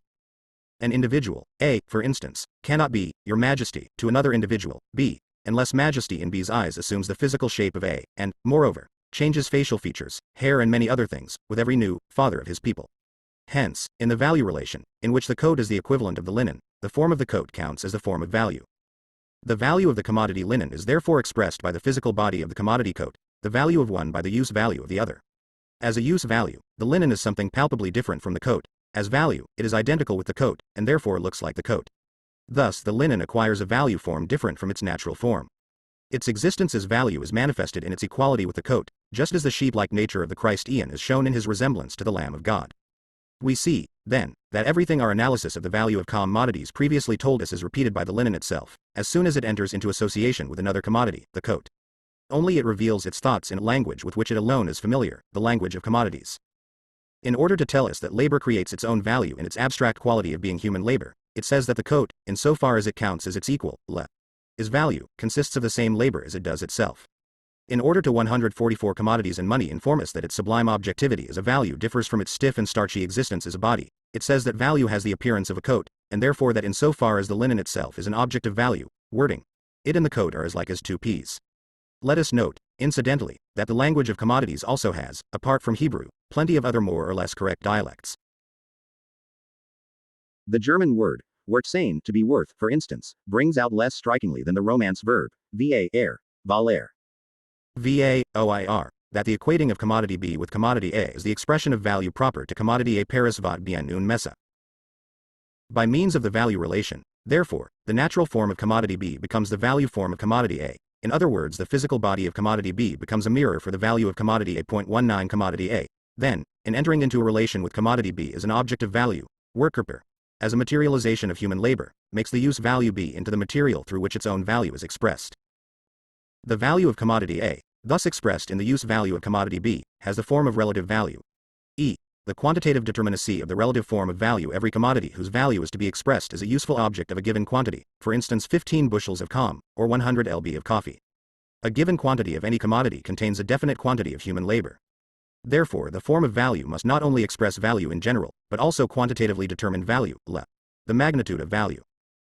In the value relation of commodity A to commodity B, of the linen to the coat, therefore, not only is the commodity type coat equated with the linen in qualitative terms as an object of value as such, but also a definite quantity of the object of value or equivalent. One coat, for example, is equated with a definite quantity of linen, such as 20 yards. The equation 2019 In a certain sense, a man is in the same situation as a commodity. As he neither enters into the world in possession of a mirror, nor is a Fichtean philosopher who can say, I am I, a man first sees and recognizes himself in I, another man. Peter only relates to himself as a man through his relation to another man, Paul, in whom he recognizes his likeness. With this, however, Paul also becomes from head to toe, in his physical form as Paul, the form of appearance of the species man for Peter. Paris is certainly worth a mass. Henry IV's supposed words on his conversion to Roman Catholicism in 1593. The commodity 145 yards of linen equals 1 coat, or 20 yards of linen are worth 1 coat, presupposes the presence in 1 coat of exactly as much of the substance of value as there is in 20 yards of linen, implies therefore that the quantities in which the two commodities are present have cost the same amount of labor or the same quantity of labor time. But the labor time necessary for the production of 20 yards of linen or 1 coat varies with every change in the productivity of the weaver or the tailor. The influence of such changes on the relative expression of the magnitude of value must now be investigated more closely. I let the value of the linen change 20 while the value of the coat remains constant. If the labor time necessary for the production of linen be doubled, as a result of the increasing infertility of flax-growing soil for instance, its value will also be doubled. Instead of the equation 20 yards of linen equals 1 coat, we should have 20 yards of linen equals 2 coats, since 1 coat would now contain only half as much labor time as 20 yards of linen. If, on the other hand, the necessary labor time be reduced by 1/2, as a result of improved looms for instance, the value of the linen will fall by 1/2. In accordance with this, the equation will now read 20 yards of linen equals T coat.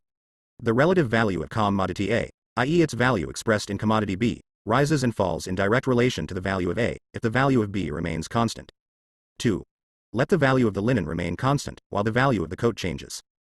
If, under these circumstances, the labor time necessary for the production of a coat is doubled, as a result, for instance, of a poor crop of wool, we should have, instead of 20 yards of linen equals 1 coat, 20 yards of linen equals T coat. If, on the other hand, the value of the coat sinks by 1/2, then 20 yards of linen equals 2 coats. Hence, if the value of commodity A remains constant, its relative value, as expressed in commodity B, rises and falls in inverse relation to the change in the value of B. If we compare the different cases examined under headings I and II, it emerges that the same change in the magnitude of relative value may arise from entirely opposed causes. Thus the equation 20 yards of linen equals 1 coat becomes 20 yards of linen equals 2 coats, either because the value of the linen has doubled or because the value of the coat has fallen by 1/2, and it becomes 20/20. Here, as occasionally also on previous pages, we use the expression value for quantitatively determined values, i.e. for the magnitude of value. 146 commodities and money yards of linen equals coat, either because the value of the linen has fallen by 1/2, or because the value of the coat has doubled. 3. Let the quantities of labor necessary for the production of the linen and the coat vary simultaneously in the same direction in the same proportion. In this case, 20 yards of linen equals 1 coat, as before, whatever change may have taken place in their respective values. Their change of value is revealed only when they are compared with a third commodity, whose value has remained constant. If the values of all commodities rose or fell simultaneously, and in the same proportion, their relative values would remain unaltered. The change in their real values would be manifested by an increase or decrease in the quantity of commodities produced within the same labor time. IV.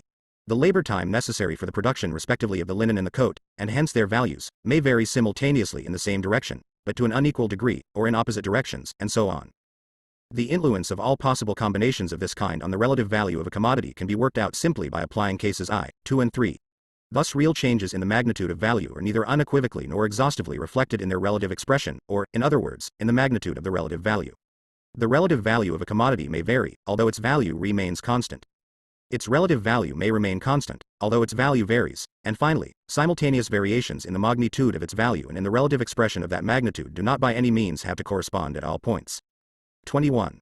The WLGAR economists have exploited this lack of congruence between the magnitude of value and its relative expression with their customary ingenuity. For example, once admit that A falls, because B, with which it is exchanged, rises, while no less labor is bestowed in the meantime on A, and your general principle of value falls to the ground. H.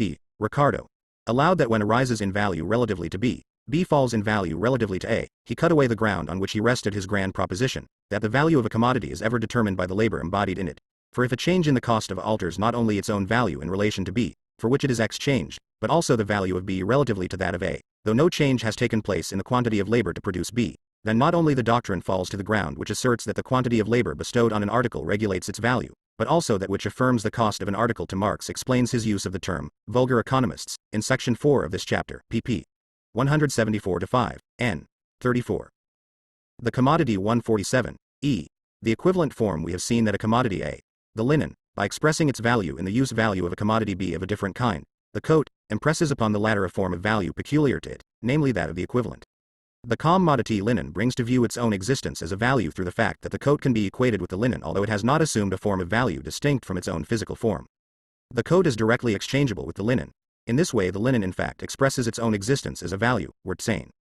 The equivalent form of a commodity, accordingly, is the form in which it is directly exchangeable with other commodities. If one kind of commodity, such as a coat, serves as the equivalent of another, such as linen, and coats therefore acquire the characteristic property of being in a form in which they can be directly exchanged with linen, this still by no means provides us with the proportion in which the two are exchangeable. Since the magnitude of the value of the linen is a given quantity, this proportion depends on the magnitude of the coat's value.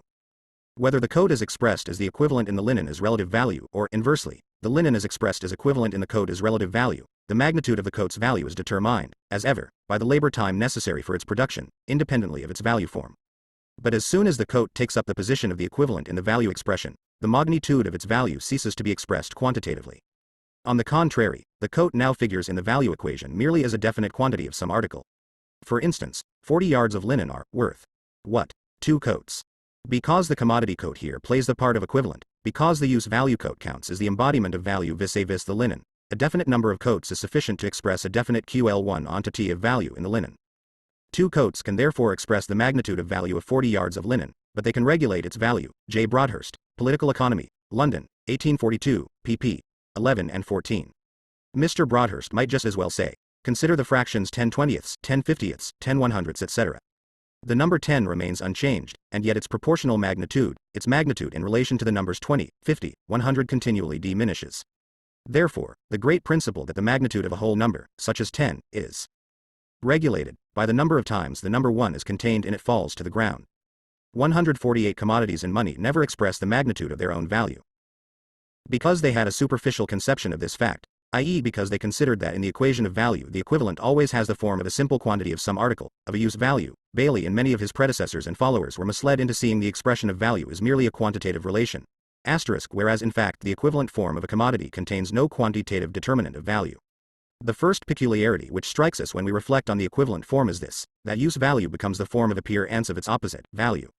The natural form of the commodity becomes its value form. But, note well, this substitution only occurs in the case of a commodity B, coat, or maize, or iron, etc., when some other commodity A, linen, etc., enters into a value relation with it, and then only within the limits of this relation. Since a commodity cannot be related to itself as equivalent, and therefore cannot make its own physical shape into the expression of its own value, it must be related to another commodity as equivalent, and therefore must make the physical shape of another commodity into its own value form. Let us make this clear with the example of a measure which is applied to commodities as material objects, as use values. A sugar loaf, because it is a body, is heavy and therefore possesses weight, but we can neither take a look at this weight nor touch it. We then take various pieces of iron, whose weight has been determined beforehand. The bodily form of the iron, considered for itself, is no more the form of appearance of weight than is the sugar loaf.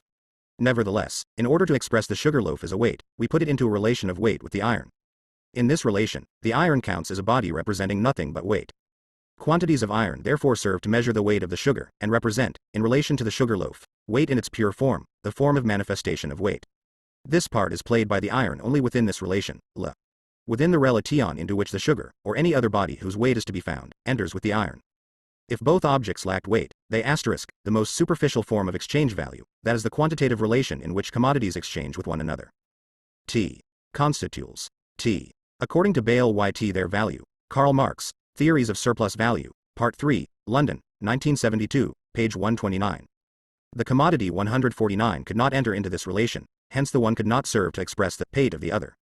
When we throw both of them into the scales, we see in reality that considered as weight they are the same, and therefore that, taken in the appropriate proportions, they have the same weight. Just as the body of the iron, as a measure of weight, represents weight alone, in relation to the sugar loaf, so, in our expression of value, the body of the coat represents value alone. Here, however, the analogy ceases.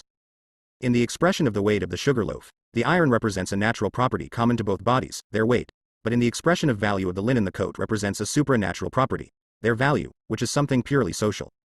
The relative value form of a commodity, the linen for example, expresses its value existence as something wholly different from its substance and properties, as the quality of being comparable with a coat for example. This expression itself therefore indicates that it conceals a social relation.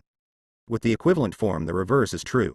The equivalent form consists precisely in this, that the material commodity itself, the coat for instance, expresses value just as it is in its everyday life, and is therefore endowed with the form of value by nature itself. Admittedly, this holds good only within the value relation, in which the commodity linen is related to the commodity coat as its equivalent. 22. However, the properties of a thing do not arise from its relations to other things, they are, on the contrary, merely activated by such relations. The coat, therefore, seems to be endowed with its equivalent form, its property of direct exchangeability, by nature, just as much as its property of being heavy or its ability to keep us warm. Hence the mysteriousness of the equivalent form, which only impinges on the crude bourgeois vision of the political economist when it confronts him in its fully developed shape, that of money. He then seeks to explain away the mystical character of gold and silver by substituting for them less dazzling commodities, and, with ever-renewed satisfaction, reeling off a catalogue of all the 22 determinations of reflection, reflections bestimungen, of this kind are altogether very curious. For instance, one man is king only because other men stand in the relation of subjects to him. They, on the other hand, imagine that they are subjects because he is king. 3. Crossing. Hegel, Science of Logic, Trail A. V. Miller, London, 1969, pp. 409-11, where the determinations of reflection are stated to be, not of a qualitative kind, but determinatenesses which are themselves relations. 150 commodities and money inferior commodities which have played the role of the equivalent at one time or another. He does not suspect that even the simplest expression of value, such as 20 yards of linen equals 1 coat, already presents the riddle of the equivalent form for us to solve. The body of the commodity, which serves as the equivalent, always figures as the embodiment of abstract human labor, and is always the product of some specific useful and concrete labor. This concrete labor therefore becomes the expression of abstract human labor. If the coat is merely abstract human labor's realization, the tailoring actually realized in it is merely abstract human labor's form of realization. In the expression of value of the linen, the usefulness of tailoring consists, not in making clothes, and thus also people, but in making a physical object which we at once recognize as value, as a congealed quantity of labor, therefore, which is absolutely indistinguishable from the labor objectified in the value of the linen. In order to act as such a mirror of value, tailoring itself must reflect nothing apart from its own abstract quality of being human labor. Human labor power is expended in the form of tailoring as well as in the form of weaving. Both therefore possess the general property of being human labor, and they therefore have to be considered in certain cases, such as the production of value, solely from this point of view. There is nothing mysterious in this. But in the value expression of the commodity the question is stood on its head. In order to express the fact that, for instance, weaving creates the value of linen through its general property of being human labor rather than in its concrete form as weaving, we contrast it with the concrete labor which produces the equivalent of the linen, namely tailoring. Tailoring is now seen as the tangible form of realization of abstract human labor. The equivalent form therefore possesses a second peculiarity. In it, concrete labor becomes the form of manifestation of its opposite, abstract human labor. But because this concrete labor, tailoring, counts exclusively as the expression of indifferentiated human labor, it possesses the characteristic of being identical with other kinds of labor, such as the labor embodied in the linen. Consequently, although, like all other commodity-producing labor, it is the labor of private individuals, it is nevertheless labor in its directly social form. It is precisely for this reason that it presents itself to us in the shape of a product which is directly exchangeable with other commodities. The commodity 151, thus the equivalent form, has a third peculiarity. Private labor takes the form of its opposite, namely labor in its directly social form. The two peculiarities of the equivalent form we have just developed will become still clearer if we go back to the great investigator who was the first to analyze the value form, like so many other forms of thought, society and nature. I mean Aristotle. In the first place, he states quite clearly that the money form of the commodity is only a more developed aspect of the simple form of value, i.e. of the expression of the value of a commodity in some other commodity chosen at random, for he says, 5 beds equals 1 house, Calvert. L7T and V, and Sivtef, OBDRT.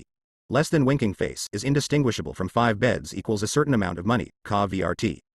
L7 Tevet, and Sivtef. OAU RT. L7 trillion euros V, and Zalvert.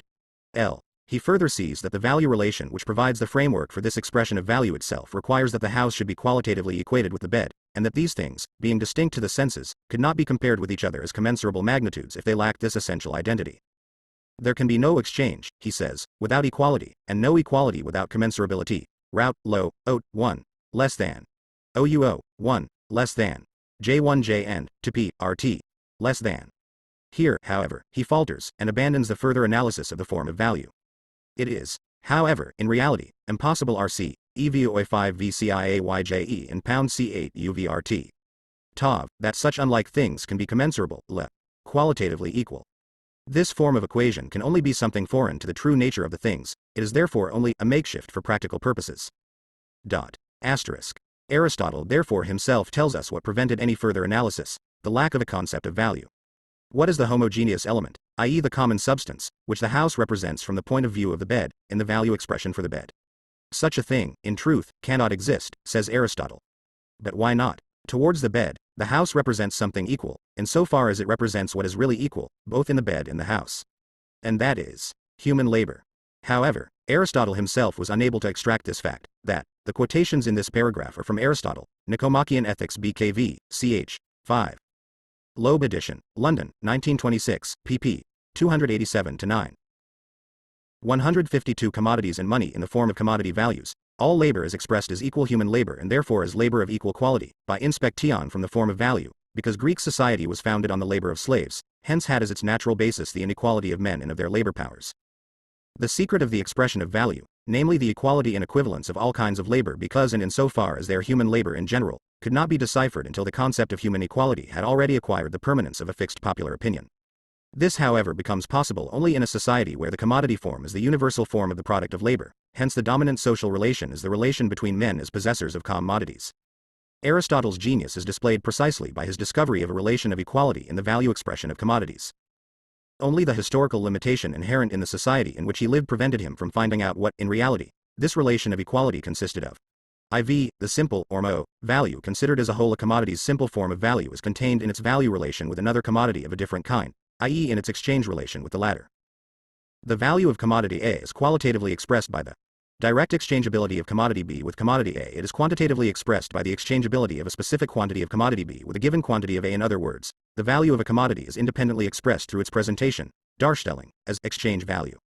When, at the beginning of this chapter, we said in the customary manner that a commodity is both a use value and an exchange value, this was, strictly speaking, wrong. A commodity is a use value or object of utility and a value. It appears as the twofold thing it really is as soon as its value possesses its own particular form of manifestation, which is distinct from its natural form. This form of manifestation is exchange value, and the commodity never has this form when looked at in isolation, but only when it is in a value relation or an exchange relation with a second commodity of a different kind. Once we know this, our manner of speaking does no harm, it serves, rather, as an abbreviation. Our analysis has shown that the form of value, that is, the expression of the value of a commodity, arises from the nature of commodity value, as opposed to value and its magnitude arising from their mode of expression is exchange value. This second, the commodity 153 view is the delusion both of the mercantilists, and people like Ferrier, Guény, etc., 23 who have made a modern rehash of mercantilism, and their antipodes, the modem bagmen of free trade, such as Bastiat and his associates. The mercantilists place their main emphasis on the qualitative side of the expression of value, hence on the equivalent form of the commodity, which in its finished form is money. The modern peddlers of free trade, on the other hand, who must get rid of their commodities at any price, stress the quantitative side of the relative form of value. For them, accordingly, there exists neither value, nor magnitude of value, anywhere except in its expression by means of the exchange relation, that is, in the daily list of prices current on the stock exchange. The Scotsman MacLeod, whose function it is to trick out the confused ideas of Lombard Street in the most learned finery, is a successful cross between the superstitious mercantilists and the enlightened peddlers of free trade. A close scrutiny of the expression of the value of commodity A contained in the value relation of A to B has shown that within that relation the natural form of commodity A figures only as the aspect of use value, while the natural form of B figures only as the form of value, or aspect of value. The internal opposition between use value and value, hidden within the commodity, is therefore represented on the surface by an external opposition, i.e. by a relation between two commodities such that the one commodity, whose own value is supposed to be expressed, counts directly only as a use value, whereas the other commodity, in which that value is to be expressed, counts directly only as exchange value. Hence the simple form of value of a commodity is the simple form of appearance of the opposition between use value and value which is contained within the commodity. The product of labor is an object of utility in all states of society, but it is only a historically specific epoch of development which presents the labor expended in the production of a useful 23. F. L. A. Perrier, sous inspecteur des douanes du gouvernement consider dans ses rapports avec e-commerce, Paris, 1805, and Charles Ganiel, Des systèmes d'économie politique, 2nd eden, Paris, 1821. H. D. MacLeod, 1821-1902, opponent of the classical economists, who, Marx says, misinterprets the most elementary economic relations to such an extent that he asserts that money in general arises from its most advanced form, that is means of payment. Karl Marx, A Contribution to the Critique of Political Economy, page 143. 154 Commodities and money article is an objective property of that article, i.e. as its value. It is only then that the product of labor becomes transformed into a commodity. It therefore follows that the simple form of value of the commodity is at the same time the simple form of value of the product of labor, and also that the development of the commodity form coincides with the development of the value form. We perceive straightaway the insufficiency of the simple form of value. It is an embryonic form which must undergo a series of metamorphoses before it can ripen into the price form. The expression of the value of commodity A in terms of any other commodity B merely distinguishes the value of A from its use value, and therefore merely places A in an exchange relation with any particular single different kind of commodity, instead of representing A's qualitative equality with all other commodities and its quantitative proportionality to them. To the simple relative form of value of a commodity there corresponds the single equivalent form of another commodity. Thus, in the relative expression of value of the linen, the coat only possesses the form of equivalent, the form of direct exchangeability, in relation to this one individual commodity, the linen. Nevertheless, the simple form of value automatically passes over into a more complete form. Admittedly, this simple form only expresses the value of a commodity A in one commodity of another kind. But what this second commodity is, whether it is a coat, iron, corn, etc., is a matter of complete indifference. Therefore, different simple expressions of the value of one and the same commodity arise according to whether that commodity enters into a value relation with this second commodity or another kind of commodity. 24 The number of such possible expressions is limited only by the number of the different kinds of commodities distinct from it. The isolated expression of A's value is thus transformed into the indefinitely expandable series of different simple expressions of that value. B. The total or expanded form of value Z commodity A equals U commodity B or equals V commodity C or equals W commodity D or equals X commodity E or equals etc. 24. In Homer, for instance, Iliad, 7, 472-5, the value of a thing is expressed in a series of different things. The commodity 155, 20 yards of linen equals 1 coat or equals 10 lb tea or equals 40 lb coffee or equals 1 quarter of corn or equals 2 ounces of gold or equals ton of iron or equals etc. 1. The expanded relative form of value, the value of a commodity, the linen for example, is now expressed in terms of innumerable other members of the world of commodities. Every other physical commodity now becomes a mirror of the linen's value. 2. It is thus that this value first shows itself as being, in reality, a congealed quantity of undifferentiated human labor. For the labor which creates it is now explicitly presented as labor which counts as the equal of every other sort of human labor, whatever natural form it may possess, hence whether it is objectified in a coat, in corn, in iron, or in gold. The linen, by virtue of the form of value, no longer stands in a social relation with merely one other kind of commodity, but with the whole world of commodities as well. As a commodity it is a citizen of that world. At the same time, the endless series of expressions of its value implies that, from the point of view of the value of the commodity, the particular form of use value in which it appears is a matter of indifference. In the first form, 20 yards of linen equals 1 coat, it might well be a purely accidental occurrence that these two commodities are X25. For this reason we can speak of the coat value of the linen when its value is expressed in coats, or of its corn value when expressed in corn, and so on. Every such expression tells us that it is the value of the linen which appears in the use values coat, etc. The value of any commodity denoting its relation in exchange, we may speak of it as corn value, cloth value, according to the commodity with which it is compared, and hence there are 1,000 different kinds of value, as many kinds of value as there are commodities in existence, and all are equally real and equally nominal, a critical dissertation on the nature, measure, and causes of value, chiefly in reference to the writings of Mr. Ricardo and his followers. By the author of Essays on the Formation, etc., O. Opinions, London, 1825, page 39, S. Bailey. The author of this anonymous work, which in its day created a considerable stir in England, was under the delusion that by pointing to the multiplicity of the relative express signs of the same commodity value he had obliterated any possibility of a conceptual determination of value. Still, despite the narrowness of his own outlook he was able to put his finger on some serious defects in the Ricardian theory, as is demonstrated by the animosity with which he was attacked by Ricardo's followers, in the Westminster Review for example. The Westminster Review was FOWLDED in 1824 by Bentham and Bowring, as a quarterly journal of orthodox radicalism. It was Ricardian in economic theory. 1s6 commodities and money changeable in a specific quantitative relation. In the second form, on the contrary, the background to this accidental appearance, essentially different from it, and determining it, immediately shines through. The value of the linen remains unaltered in magnitude, whether expressed in coats, coffee, or iron, or in innumerable different commodities, belonging to as many different owners. The accidental relation between two individual commodity owners disappears. It becomes plain that it is not the exchange of commodities which regulates the magnitude of their values, but rather the reverse, the magnitude of the value of commodities which regulates the proportion in which they exchange. 2.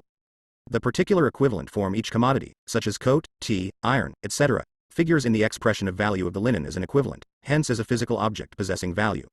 The specific natural form of each of these commodities is now a particular equivalent form alongside many others.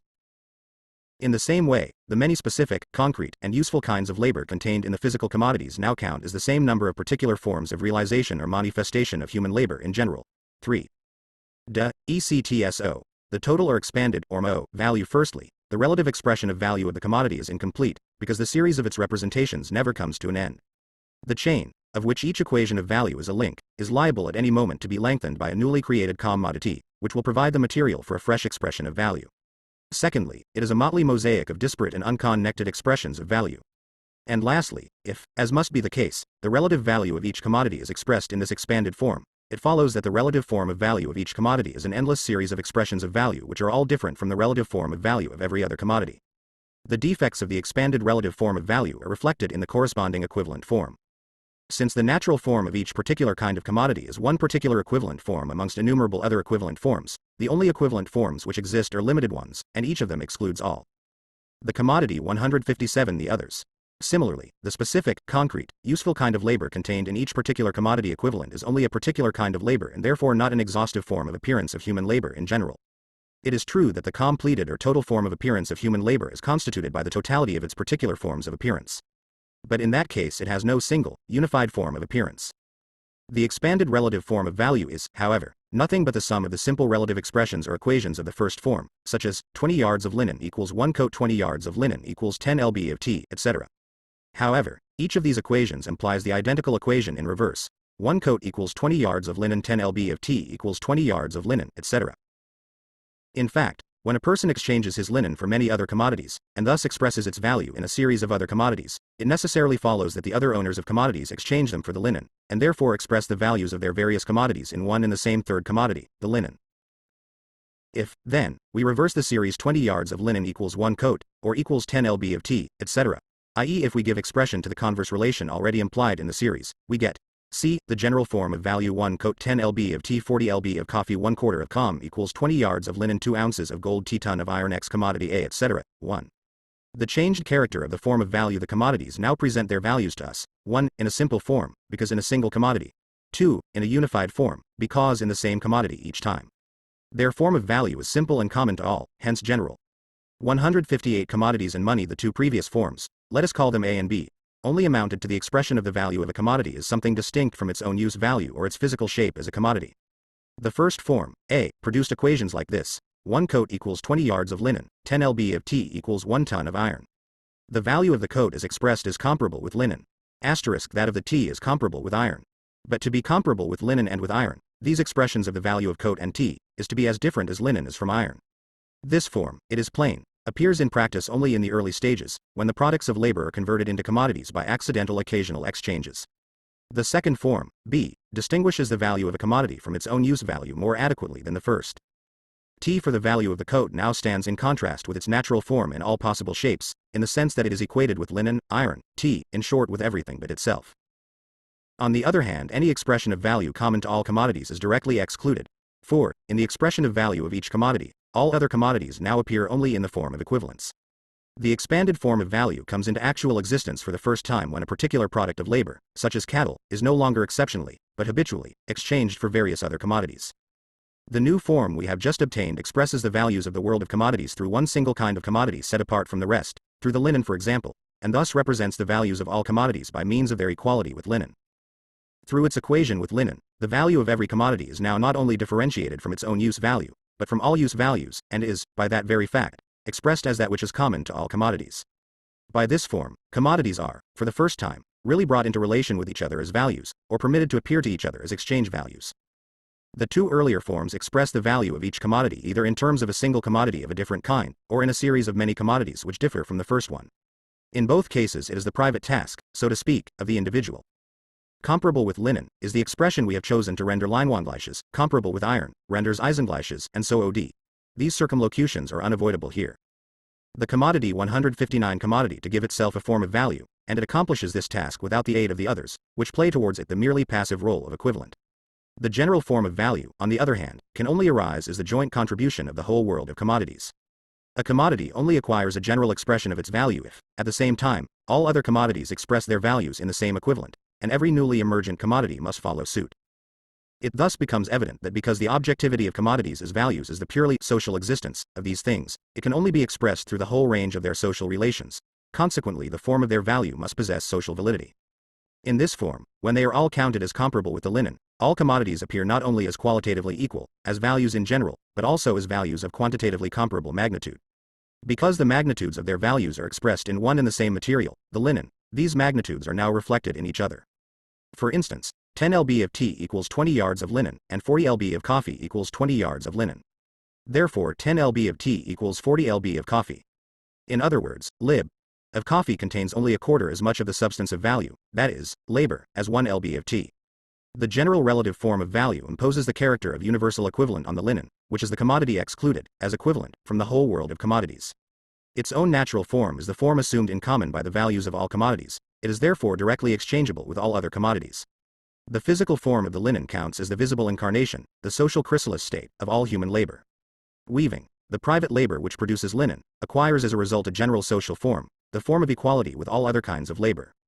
The innumerable equations of which the general form of value is composed equate the labor realized in the linen with the labor contained in every other commodity in turn, and they thus convert weaving into the general form of appearance of indifferentiated human labor. In this manner, the labor objectified in the values of commodities is not just presented negatively, as labor in which abstraction is made from all the concrete forms and useful properties of actual work.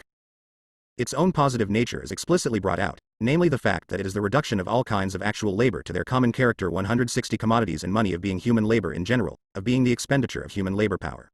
The general value form, in which all the products of labor are presented as mere congealed quantities of indifferentiated human labor, shows by its very structure that it is the social expression of the world of commodities. In this way it is made plain that within this world the general human character of labor forms its specific social character. 2. The development of the relative and equivalent forms of value, their interdependence, the degree of development of the relative form of value, and that of the equivalent form, correspond. But we must bear in mind that the development of the equivalent form is only the expression and the result of the development of the relative form. The simple or isolated relative form of value of one commodity converts some other commodity into an isolated equivalent. The expanded form of relative value, that expression of the value of one commodity in terms of all other commodities, imprints those other commodities with the form of particular equivalents of different kinds.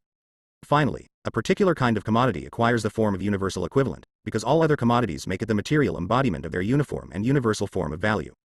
But the antagonism between the relative form of value and the equivalent form, the two poles of the value form, also develops concomitantly with the development of the value form itself.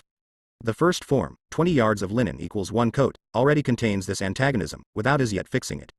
According to whether we read the same equation forwards or backwards, each of the two commodity poles, such as the linen and the coat, is to be found in the relative form on one occasion, and in the equivalent form on the other occasion.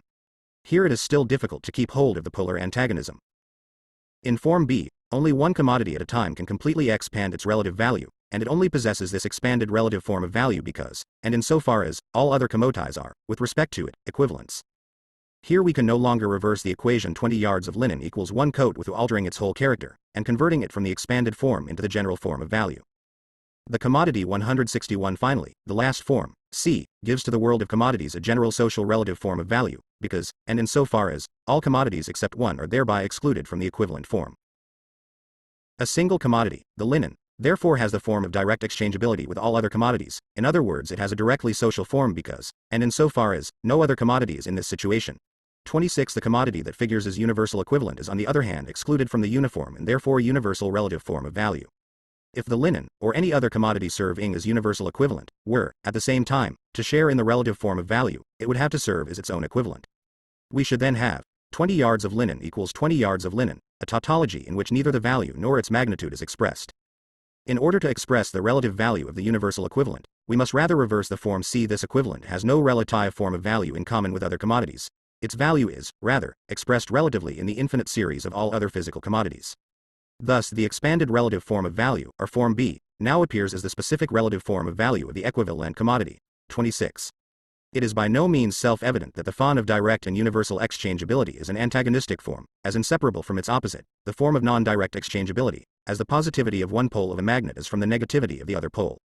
This has allowed the illusion to arise that all commodities can simultaneously be imprinted with the stamp of direct exchangeability, in the same way that it might be imagined that all Catholics can be popes.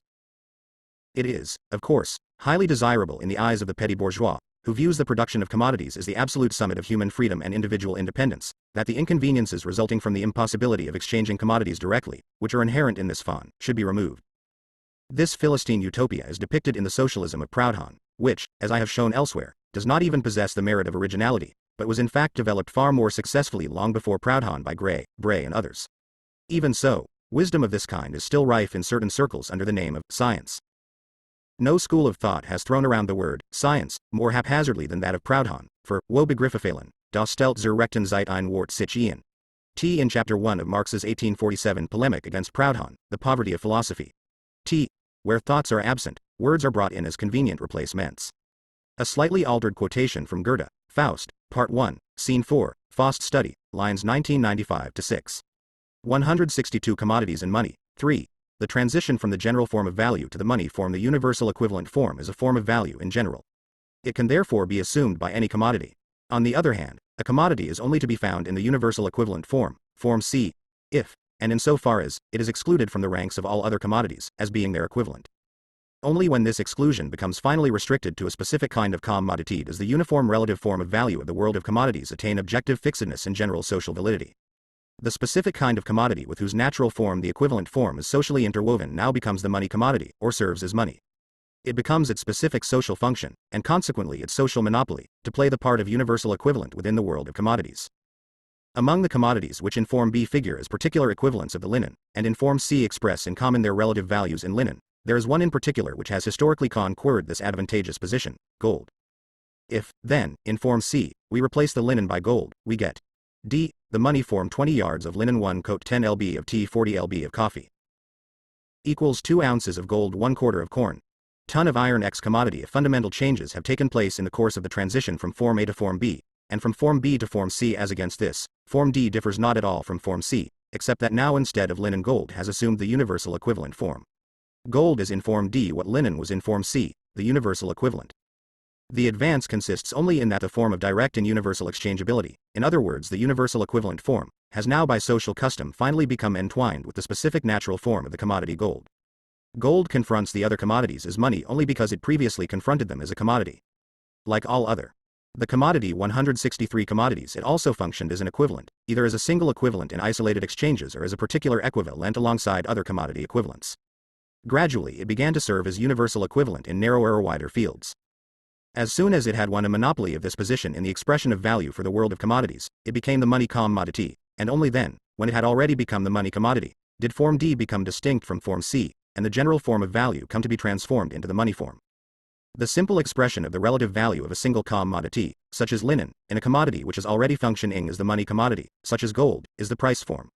The price form of the linen is therefore 20 yards of linen equals 2 ounces of gold, or, if 2 ounces of gold when coined are 2 pounds, 20 yards of linen equals 2 pounds. The only difficulty in the concept of the money form is that of grasping the universal equivalent form, and hence the general form of value as such. Form C can be reduced by working backwards to Form B, the expanded form of value, and its constitutive element is Form A. 20 yards of linen equals 1 coat or X commodity A equals Y commodity B. The simple commodity form is therefore the germ of the money form. 4. The fetishism of the commodity and its secret a commodity appears at first sight an extremely obvious, trivial thing. But its analysis brings out that it is a very strange thing, abounding in metaphysical subtleties and theological niceties. So far as it is a use value, there is nothing mysterious about it, whether we consider it from the point of view that by its properties it satisfies human needs, or that it first takes on these properties as the product of human labor. It is absolutely clear that, by his activity, man changes the forms of the materials of nature in such a way as to make them useful to him. The form of wood, for instance, is altered if a table is made out of it. Nevertheless, the table continues to be wood, an ordinary, sensuous thing. But as soon as it emerges as a commodity, it changes into a thing which transcends sensuousness.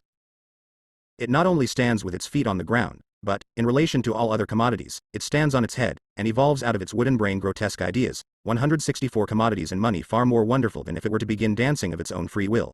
27. The mystical character of the commodity does not therefore arise from its use value. Just as little does it proceed from the nature of the determinants of value. For in the first place, however varied the useful kinds of labor or productive activities, it is a physiological fact that they are functions of the human organism, and that each such function, whatever may be its nature or its form, is essentially the expenditure of human brain, nerves, muscles and sense organs. Secondly, with regard to the foundation of the quantitative determination of value, namely the duration of that expenditure or the quantity of labor, this is quite palpably different from its quality. In all situations, the labor time it costs to produce the means of subsistence must necessarily concern mankind, although not to the same degree at different stages of development. 28. And finally, as soon as men start to work for each other in any way, their labor also assumes a social form. Whence, then, arises the enigmatic character of the product of one abhor, as soon as it assumes the form of a commodity. Clearly, it arises from this form itself. The equality of the kinds of human labor takes on a physical form in the equal objectivity of the products of labor as values. The measure of the expenditure of human labor power by its duration takes on the form of the magnitude of the value of the products of labor. And finally, the relationships between the producers, within which the social characteristics of their labors are manifested, take on the form of a social relation between the products of labor. The mysterious character of the commodity form consists therefore simply in the fact that the commodity reflects the social characteristics of men's own labor as objective characteristics of 27. One may recall that China and the tables began to dance when the rest of the world appeared to be standing still. Pour encourager les autres. 28. Among the ancient Germans the size of a piece of land was measured according to the labor of a day, hence the acre was called tagwerk, tag wan or nail, or terra journalis, or diornalis, manwork, manskraft, mansmood, manshout, etc. See Georg Ludwig von Maurer, Einleitung zur Geschichte der Mark, Hof, USW. Verfassung, Munich, 1854, page 129 if. To encourage. The others. A reference to the simultaneous emergence in the 18,508 of the Taiping Revolt in China and the craze for spiritualism which swept over upper-class German society. The rest of the world was standing still in the period of reaction immediately after the defeat of the 1848 revolutions. The commodity 165 the products of labor themselves, as the socio-natural properties of these things. Hence it also reflects the social relation of the producers to the sum total of labor as a social relation between objects, a relation which exists apart from and outside the producers. Through this substitution, the products of labor become commodities, sensuous things which are at the same time supra-sensible or social. In the same way, the impression made by a thing on the optic nerve is perceived not as a subjective excitation of that nerve but as the objective form of a thing outside the eye. In the act of seeing, of course, light is really transmitted from one thing, the external object, to another thing, the eye. It is a physical relation between physical things. As against this, the commodity form, and the value relation of the products of labor within which it appears, have absolutely no connection with the physical nature of the commodity and the material, dinglik, relations arising out of this. It is nothing but the definite social relation between men themselves which assumes here, for them, the fantastic form of a relation between things. In order, therefore, to find an analogy we must take flight into the misty realm of religion. There the products of the human brain appear as autonomous figures endowed with a life of their own, which enter into relations both with each other and with the human race. So it is in the world of commodities with the products of men's hands. I call this the fetishism which attaches itself to the products of labor as soon as they are produced as commodities, and is therefore inseparable from the production of commodities. As the foregoing analysis has already demonstrated, this fetishism of the world of commodities arises from the peculiar social character of the labor which produces them. Objects of utility become commodities only because they are the products of the labor of private individuals who work independently of each other. The sum total of the labor of all these private individuals forms the aggregate labor of society. Since the producers do not come into social contact until they exchange the products of their labor, the specific social characteristics of their private labors appear only within this exchange. In other words, the labor of the private individual manifests itself as an element of the total labor of society only through the relations which the act of exchange establishes between the products, and, through their mediation, between the producers. To 166 commodities and money the producers, therefore, the social relations between their private labors appear as what they are, i.e. they do not appear as direct social relations between persons in their work, but rather as material, dinglik, relations between persons and social relations between things. It is only by being exchanged that the products of labor acquire a socially uniform objectivity as values, which is distinct from their sensuously varied objectivity as articles of utility. This division of the product of labor into a useful thing and a thing possessing value appears in practice only when exchange has already acquired a sufficient extension and importance to allow useful things to be produced for the purpose of being exchanged, so that their character as values has already to be taken into consideration during production. From this moment on, the labor of the individual producer acquires a twofold social character. On the one hand, it must, as a definite useful kind of labor, satisfy a definite social need, and thus maintain its position as an element of the total labor, as a branch of the social division of labor, which originally sprang up spontaneously. On the other hand, it can satisfy the manifold needs of the individual producer himself only insofar as every particular kind of useful private labor can be exchanged with, i.e. counts as the equal of, every other kind of useful private labor. Equality in the full sense between different kinds of labor can be arrived at only if we abstract from their real inequality, if we reduce them to the characteristic they have in common, that of being the expenditure of human labor power, of human labor in the abstract. The private producer's brain reflects this twofold social character of his labor only in the forms which appear in practical intercourse, in the exchange of products. Hence the socially useful character of his private labor is reflected in the form that the product of labor has to be useful to others, and the social character of the equality of the various kinds of labor is reflected in the form of the common character, as values, possessed by these materially different things, the products of labor. Men do not therefore bring the products of their labor into relation with each other as values because they see these objects merely as the material integuments of homogeneous human labor. The reverse is true. By equating their different products to each other in exchange as values, they equate their different kinds of labor as human labor. They do this without being. The commodity 167 aware of it. 29 value, therefore, does not have its description branded on its forehead, it rather transforms every product of labor into a social hieroglyphic. Later on, men try to decipher the hieroglyphic, to get behind the secret of their own social product, for the characteristic which objects of utility have of being values is as much men's social product as is their language. The belated scientific discovery that the products of labor, in so far as they are values, are merely the material expressions of the human labor expended to produce them, marks an epoch in the history of mankind's development, but by no means banishes the semblance of objectivity possessed by the social characteristics of labor. Something which is only valid for this particular form of production, the production of commodities, namely the fact that the specific social character of private labors carried on independently of each other consists in their equality as human labor, and, in the product, assumes the form of the existence of value, appears to those caught up in the relations of commodity production, and this is true both before and after the above-mentioned scientific discovery, to be just as ultimately valid as the fact that the scientific dissection of the air into its component parts left the atmosphere itself unaltered in its physical configuration. What initially concerns producers in practice when they make an exchange is how much of some other product they get for their own. In what proportions can the products be exchanged? As soon as these proportions have attained a certain customary stability, they appear to result from the nature of the products, so that, for instance, 1 ton of iron and 2 ounces of gold pair to be equal in value, in the same way as a pound of gold and a pound of iron are equal in weight, despite their different physical and chemical properties. The value character of the products of labor becomes firmly established only when they act as magnitudes of value. These magnitudes vary continually, independently of the will, foreknowledge and actions of the exchangers. Their own movement within society has for them the form of a movement made by things, and these things, far from being under 29. Therefore, when Galiani said, value is a relation between persons, la ricchezza è una ragione tra due persone, he ought to have added, a relation concealed beneath a material shell. Galiani, Della Moneta, page 221, volume 3. Of Custodi's collection entitled Scritter, Classic, Italiani di Economia Politica, Parte Moderna, Milan, 1803. 168 commodities and money their control, in fact control them. The production of commodities must be fully developed before the scientific conviction emerges, from experience itself, that all the different kinds of private labor, which are carried on independently of each other, and yet, as spontaneously developed branches of the social division of labor, are in a situation of all-round dependence on each other, are continually being reduced to the quantitative proportions in which society requires them. The reason for this reduction is that in the midst of the accidental and ever-fluctuating exchange relations between the products, the labor time socially necessary to produce them asserts itself as a regulative law of nature.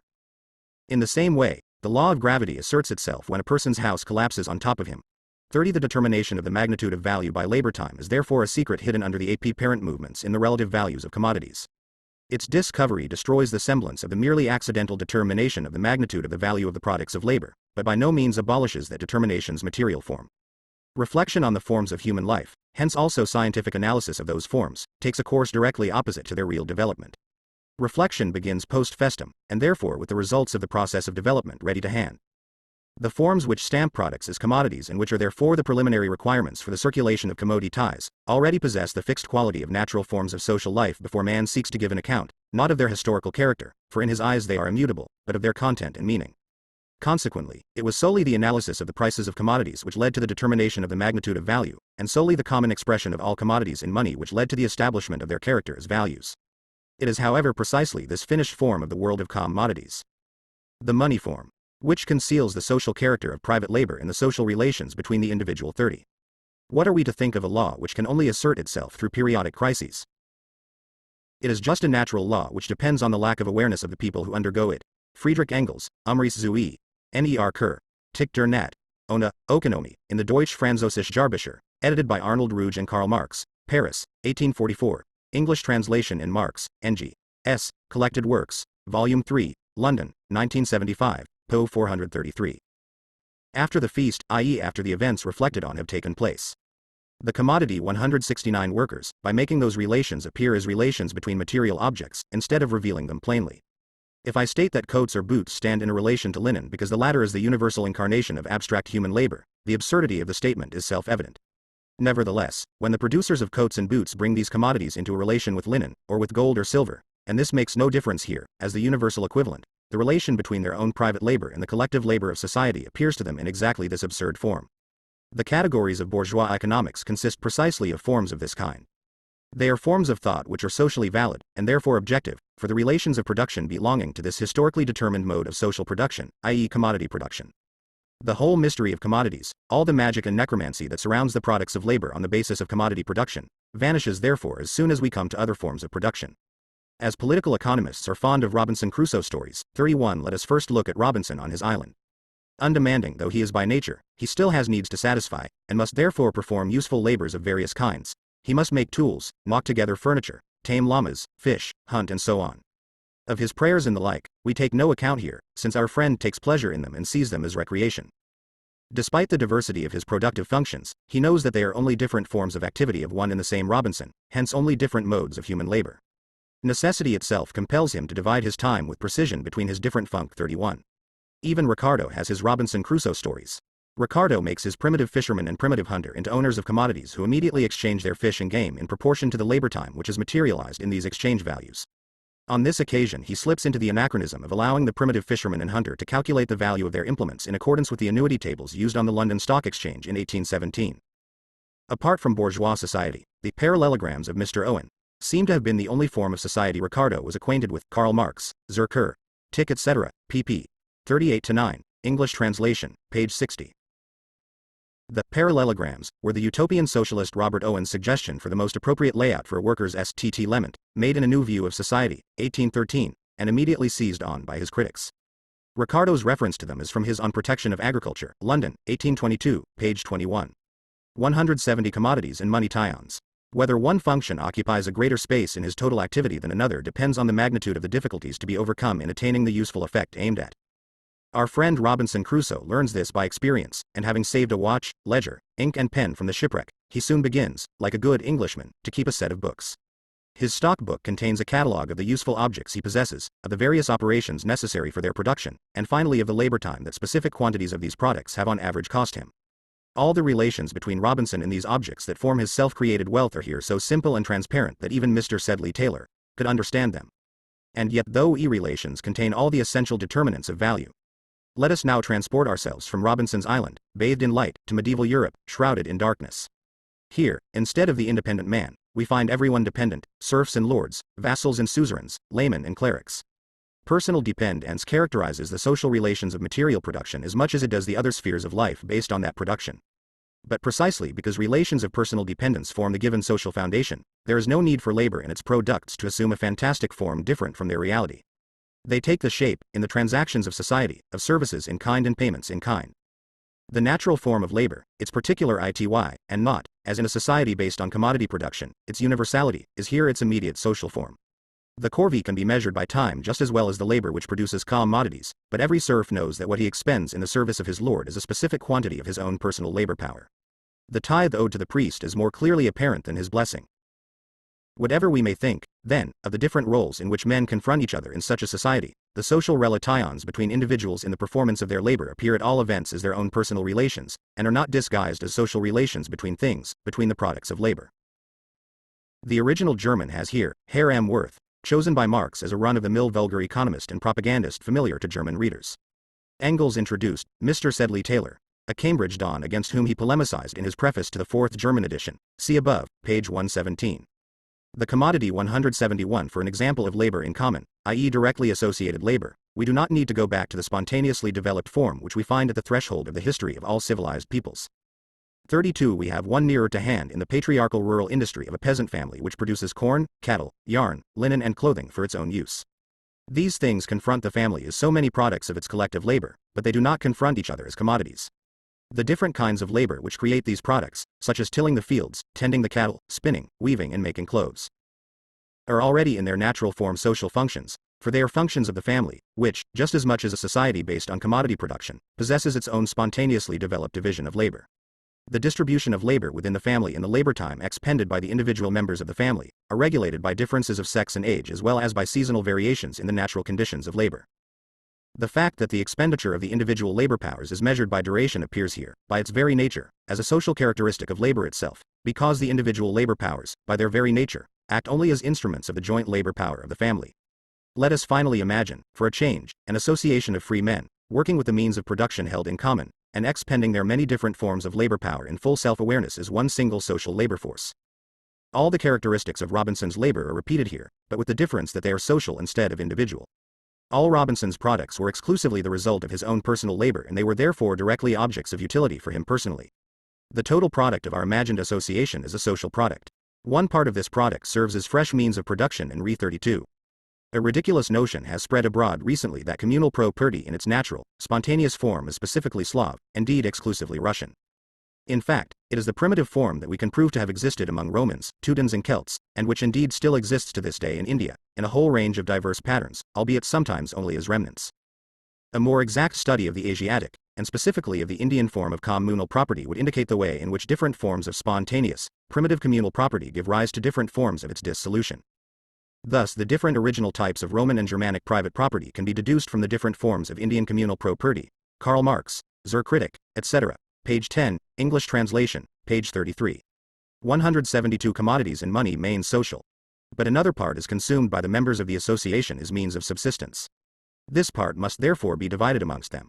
The way this division is made will vary with the particular kind of social organization of production and the corresponding level of social development attained by the producers. We shall assume, but only for the sake of a parallel with the production of commodities, that the share of each individual producer in the means of subsistence is determined by his labor time. Labor time would in that case ply a double part. Its apportionment in accordance with a definite social plan maintains the correct proportion between the different functions of labor and the various needs of the associations. On the other hand, labor time also serves as a measure of the part taken by each individual in the common labor, and of his share in the part of the total product destined for individual consumption. The social relations of the individual producers, both towards their labor and the products of their labor, are here transparent in their simplicity, in production as well as in distribution. For a society of commodity producers, whose general social relation of production consists in the fact that they treat their products as commodities, hence as values, and in this material, Sachlik, form bring their individual, private labors into relation with each other as homogeneous human labor, Christianity with its religious cult of man in the abstract, more particularly in its bourgeois development, i.e. in Protestantism, deism, etc., is the most fitting form of religion.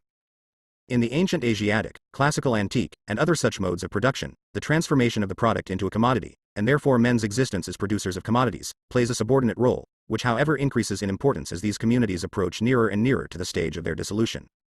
Trading nations, properly so called, exist only in the interstices of the ancient world, like the gods of Epicurus in the Intermundia, or Jews in the pores of Polish society.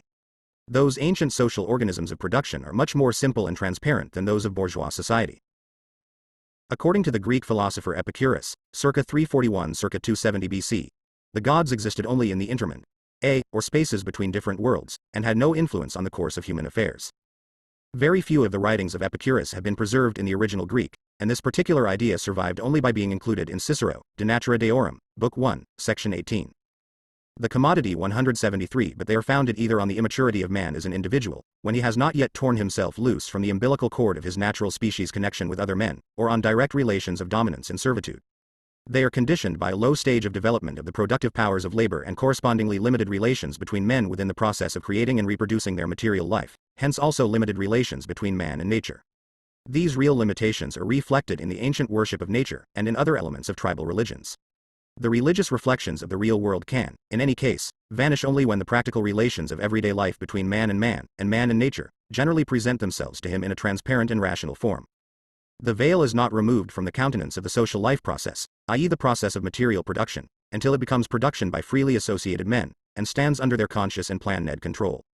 This, however, requires that society possess a material foundation, or a series of material conditions of existence, which in their turn are the natural and spontaneous product of a long and tormented historical development. Political economy has indeed analyzed value and its magnitude, however incompletely, 33, and has uncovered the content concealed 33. The insufficiency of Ricardo's analysis of the magnitude of value, and his analysis is by far the best, will appear from the third and fourth books of this work.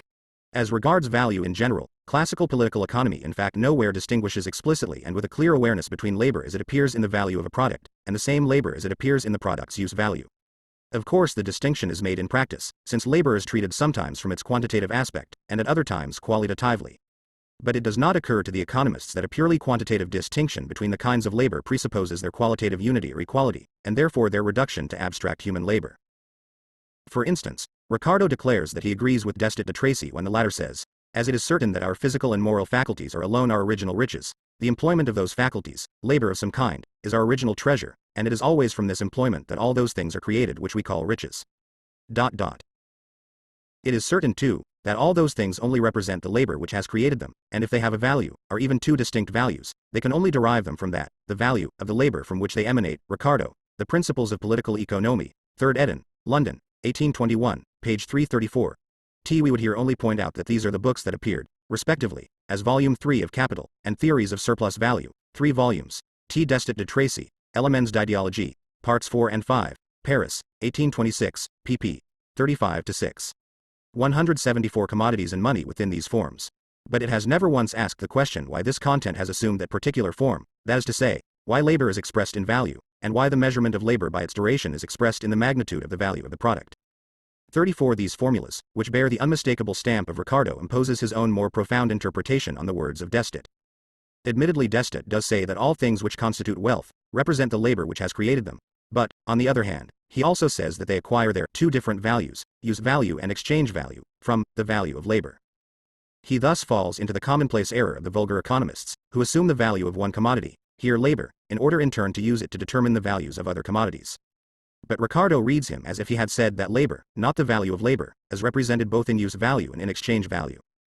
Nevertheless, Ricardo himself makes so little of the dual character of the labor represented in this twofold way that he is forced to spend the whole of his chapter, Value and Riches, their distinctive properties, on a laborious examination of the trivialities of a JB. And at the end he is therefore quite astonished to find that while Destet agrees with him that labor is the source of value, he nevertheless also agrees with Say about the concept of value. 34. It is one of the chief failings of classical political economy that it has never succeeded, by means of its analysis of commodities, and in particular of their value, in discovering the form of value which in fact turns value into exchange value. Even its best representatives, Adam Smith and Ricardo, treat the form of value as something of indifference, something external to the nature 0f the commodity itself. The explanation for this is not simply that their attention is entirely absorbed by the analysis of the magnitude of value. It lies deeper. The value form of the product of labor is the most abstract, but also the most universal form of the bourgeois mode of production. By that fact it stamps the bourgeois mode of production as a particular kind of social production of a historical and transitory character. Then we make the mistake of treating it as the eternal natural form of social production. We necessarily overlook the specificity of the value form, and consequently of the commodity form together with its further developments, the money form, the capital form, etc. We therefore find that economists who are entirely agreed that labor time is the measure of the magnitude of value, have the strangest and most contradictory ideas about money, that is, about the universal equivalent in its finished form. This emerges sharply when they deal with banking, where the commonplace definitions of money will no longer hold water. Hence there has arisen in opposition to the classical economists a restored mercantilist system, Gagné etc., which sees in value only the social form, or rather its insubstantial semblance. Let me point out once and for all that by classical political economy I mean all the economists who, since the time of W. Petty, have investigated the real internal framework, Zusammenhang, of bourgeois. I am sorry to be obliged to add that M. de Tracy supports, by his author ity, the definitions which M. Say has given of the words, value, riches, and utility. Ricardo, Op. Cit. Page 334. The commodity 175 belonging to a social formation in which the process of production has mastery over man, instead of the opposite, appear to the political economist's bourgeois consciousness to be as much a self-evident and nature-imposed necessity as productive labor itself. Hence the pre-bourgeois forms of the social organization of production are treated by political economy in much the same way as the fathers of the church treated pre-Christian religions. 35. Relations of production, as opposed to the vulgar economists who only flounder around within the apparent framework of those relations, ceaselessly ruminate on the materials long since provided by scientific political economy, and seek their plausible explanations of the crudest phenomena for the domestic purposes of the bourgeoisie. Apart from this, the vulgar economists confine themselves to systematizing in a pedantic way, and proclaiming for everlasting truths, the banal and complacent notions held by the bourgeois agents of production about their own world, which is to them the best possible one. 35. The economists have a singular way of proceeding. For them, there are only two kinds of institutions, artificial and natural. The institutions of feudalism are artificial institutions, those of the bourgeoisie are natural institutions. In this they resemble the theologians, who likewise establish two kinds of religion. Every religion which is not theirs is an invention of men, while their own is an emanation of God. Thus there has been history, but there is no longer any. Karl Marx, Misere de fa Philosophie. Réponse à la philosophie de F. Misère de M. Proudhon, 1847, page 113. Truly comical is M. Bastiat, who imagines that the ancient Greeks and Romans lived by plunder alone. For if people live by plunder for centuries, there must, after all, always be something there to plunder. In other words, the objects of plunder must be continually reproduced. It seems, therefore, that even the Greeks and the Romans had a process of production, hence an economy, which constituted the material basis of their world as much as the bourgeois economy constitutes that of the present-day world. Or perhaps Bastiat means that a mode of production based on the labor of slaves is based on a system of plunder. In that case he is on dangerous ground. If a giant thinker like Aristotle could err in his evaluation of slave labor, why should a dwarf economist like Bastiat be right in his evaluation of wage labor? I seize this opportunity of briefly refuting an objection made by a German-American publication to my work Zur Kritik der Po, Ethischen Ökonomie, 1859. My view is that each particular mode of production, and the relations of production corresponding to it at each given moment, in short the economic structure of society, is the real foundation, on which arises a legal and political superstructure and to which correspond definite forms of social consciousness, and that the mode of production of material life conditions the general process of social, political and intellectual life. T. English translation. Karl Marx, The Poverty of Philosophy, London, 1966, page 105. These passages are taken from the preface to a contribution to the Critique of Political Economy, written in January 1859, English translation, pp. 20-21. 176 Commodities and money. The degree to which some economists are misled by the fetishism attached to the world of commodities, or by the objective appearance of the social characteristics of labor, is shown, among other things, by the dull and tedious dispute over the part played by nature in the formation of exchange value. Since exchange value is a definite social manner of expressing the labor bestowed on a thing, it can have no more natural content than for example, the rate of exchange. As the commodity form is the most general and the most undeveloped form of bourgeois production, it makes its appearance at an early date, though not in the same predominant and therefore characteristic manner as nowadays. Hence its fetish character is still relatively easy to penetrate. But when we come to more concrete forms, even this appearance of simplicity vanishes. Where did the illusions of the monetary system come from? The adherents of the monetary system did not see gold and silver as representing money as a social relation of production, but in the form of natural objects with peculiar social properties. And what of modern political economy, which looks down so disdainfully on the monetary system? Does not its fetishism become quite palpable when it deals with capital? How long is it since the disappearance of the physiocratic illusion that ground rent grows out of the soil, not out of society? But, to avoid anticipating, we will content ourselves here with one more example relating to the commodity form itself. If commodities could speak, they would say this: our use value may interest men, but it does not belong to us as objects. What does belong to us as objects, however, is our value. Our own in the opinion of the German-American publication, this is all very true for our own times, in which material interests are preponderant, but not for the Middle Ages, dominated by Catholicism, nor for Athens and Rome, dominated by politics. In the first place, it strikes us as odd that anyone should suppose that these well-worn phrases about the Middle Ages in the ancient world were unknown to anyone else. One thing is clear. The Middle Ages could not live on Catholicism, nor could the ancient world on politics. On the contrary, it is the manner in which they gained their livelihood which explains why in one case politics, in the other case Catholicism, played the chief part. For the rest, one needs no more than a slight acquaintance with, for example, the history of the Roman Republic, to be aware that its secret history is the history of landed property. And then there is Don Quixote, who long ago paid the penalty for wrongly imagining that knight-errantry was compatible with all economic forms of society. The Commodity 177 course as commodities proves it. We relate to each other merely as exchange values.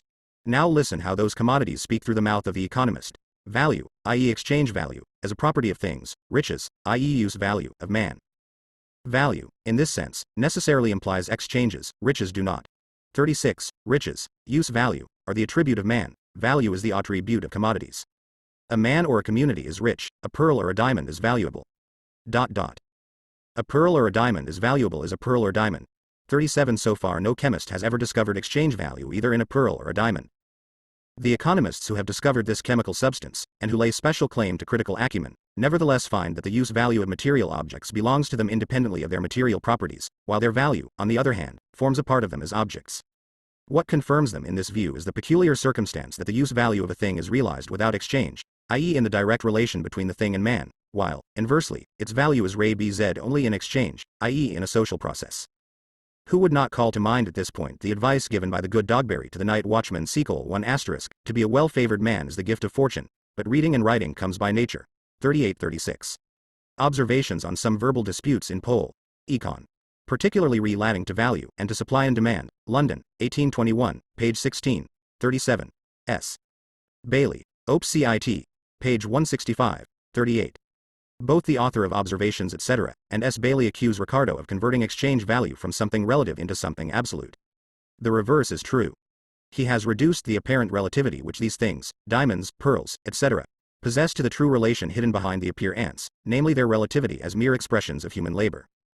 If the followers of Ricardo answer Bailey somewhat rudely, but by no means convincingly, this is because they are unable to find in Ricardo's own works any elucidation of the interconnection between value in the form of value, or exchange value.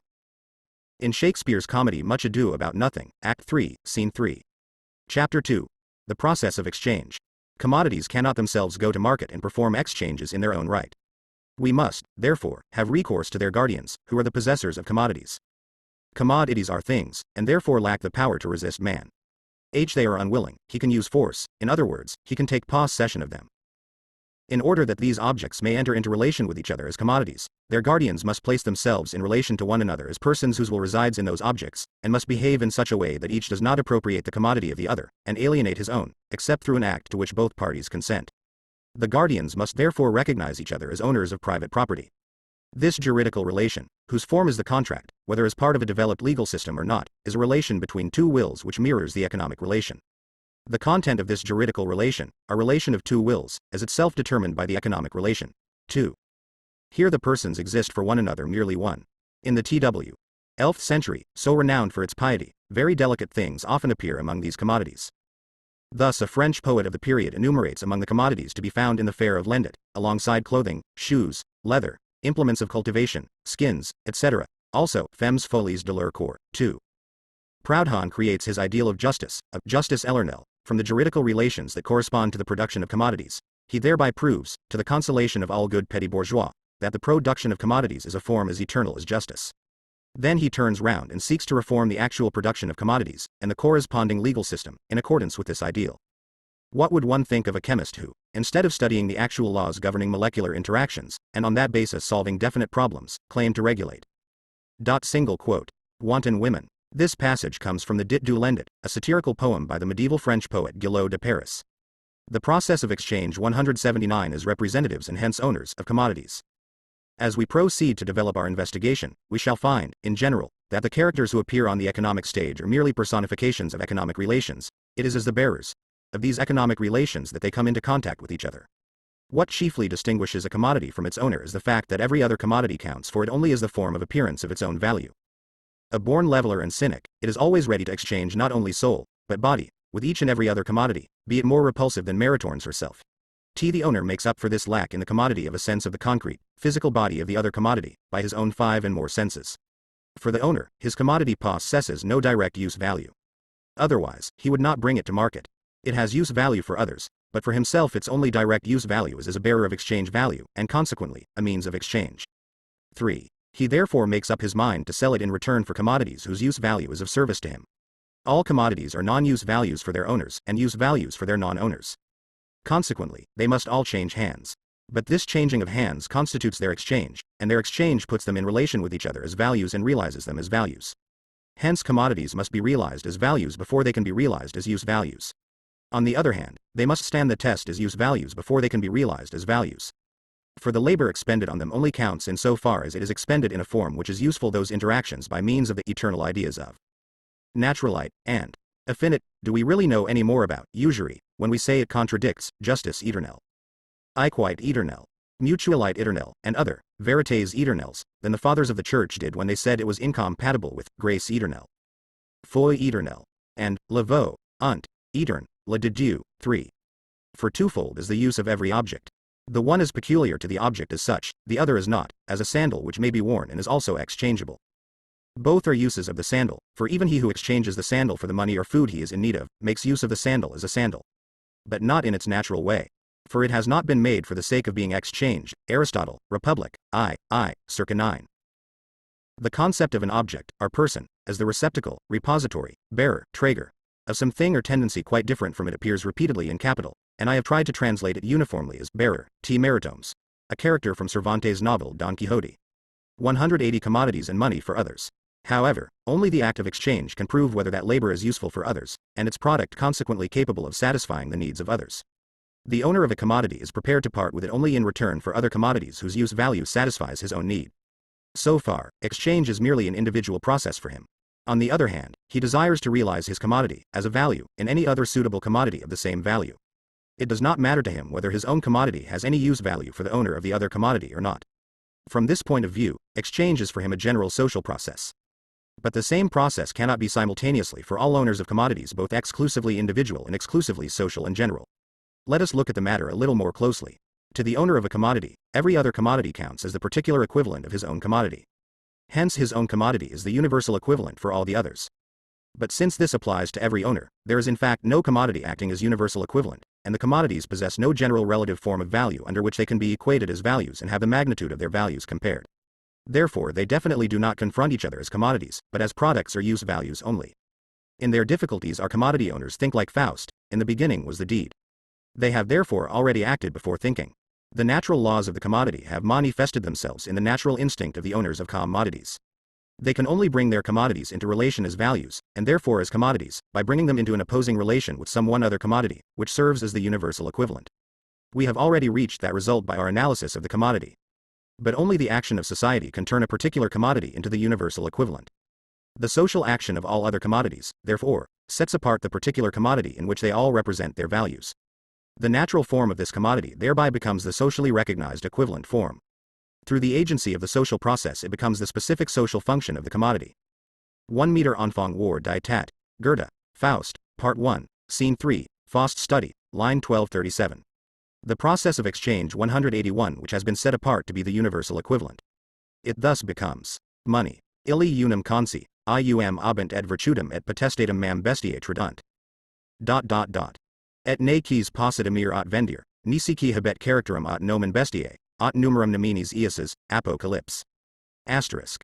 Money necessarily crystallizes out of the process of exchange, in which different products of labor are in fact equated with each other, and thus converted into commodities.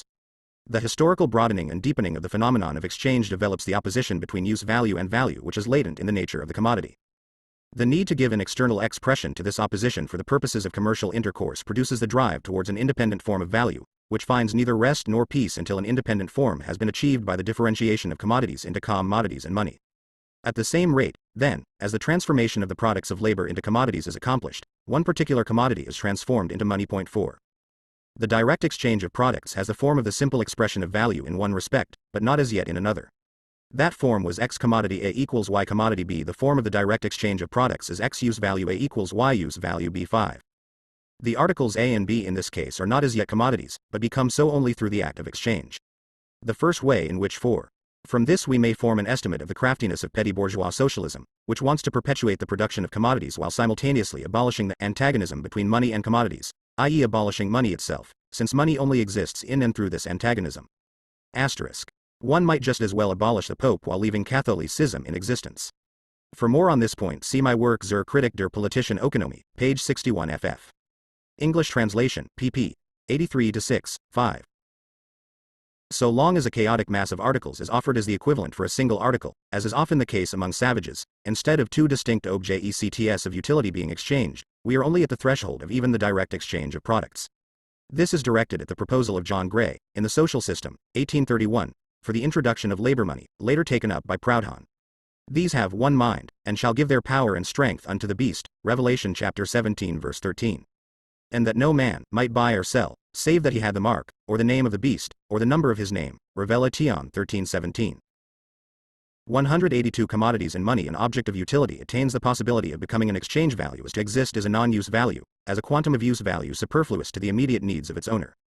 Things are in themselves external to man, and therefore alienable. In order that this alienation, Verusung, may be reciprocal, it is only necessary for men to agree tacitly to treat each other as the private owners of those alienable things, and, precisely for that reason, as persons who are independent of each other.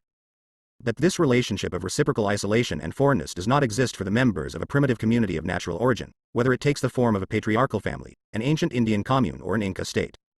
The exchange of commodities begins where communities have their boundaries, at their points of contact with other communities, or with members of the latter. However, as soon as products have become commodities in the external relations of a community, they also, by reaction, become commodities in the internal life of the community. Their quantitative exchange relation is at first determined purely by chance. They become exchangeable through the mutual desire of their owners to alienate them. In the meantime, the need for others' objects of utility gradually establishes itself. The constant repetition of exchange makes it a normal social process. In the course of time, therefore, at least some part of the products must be produced intentionally for the purpose of exchange. From that moment, the distinction between the usefulness of things for direct consumption and their usefulness in exchange becomes firmly established.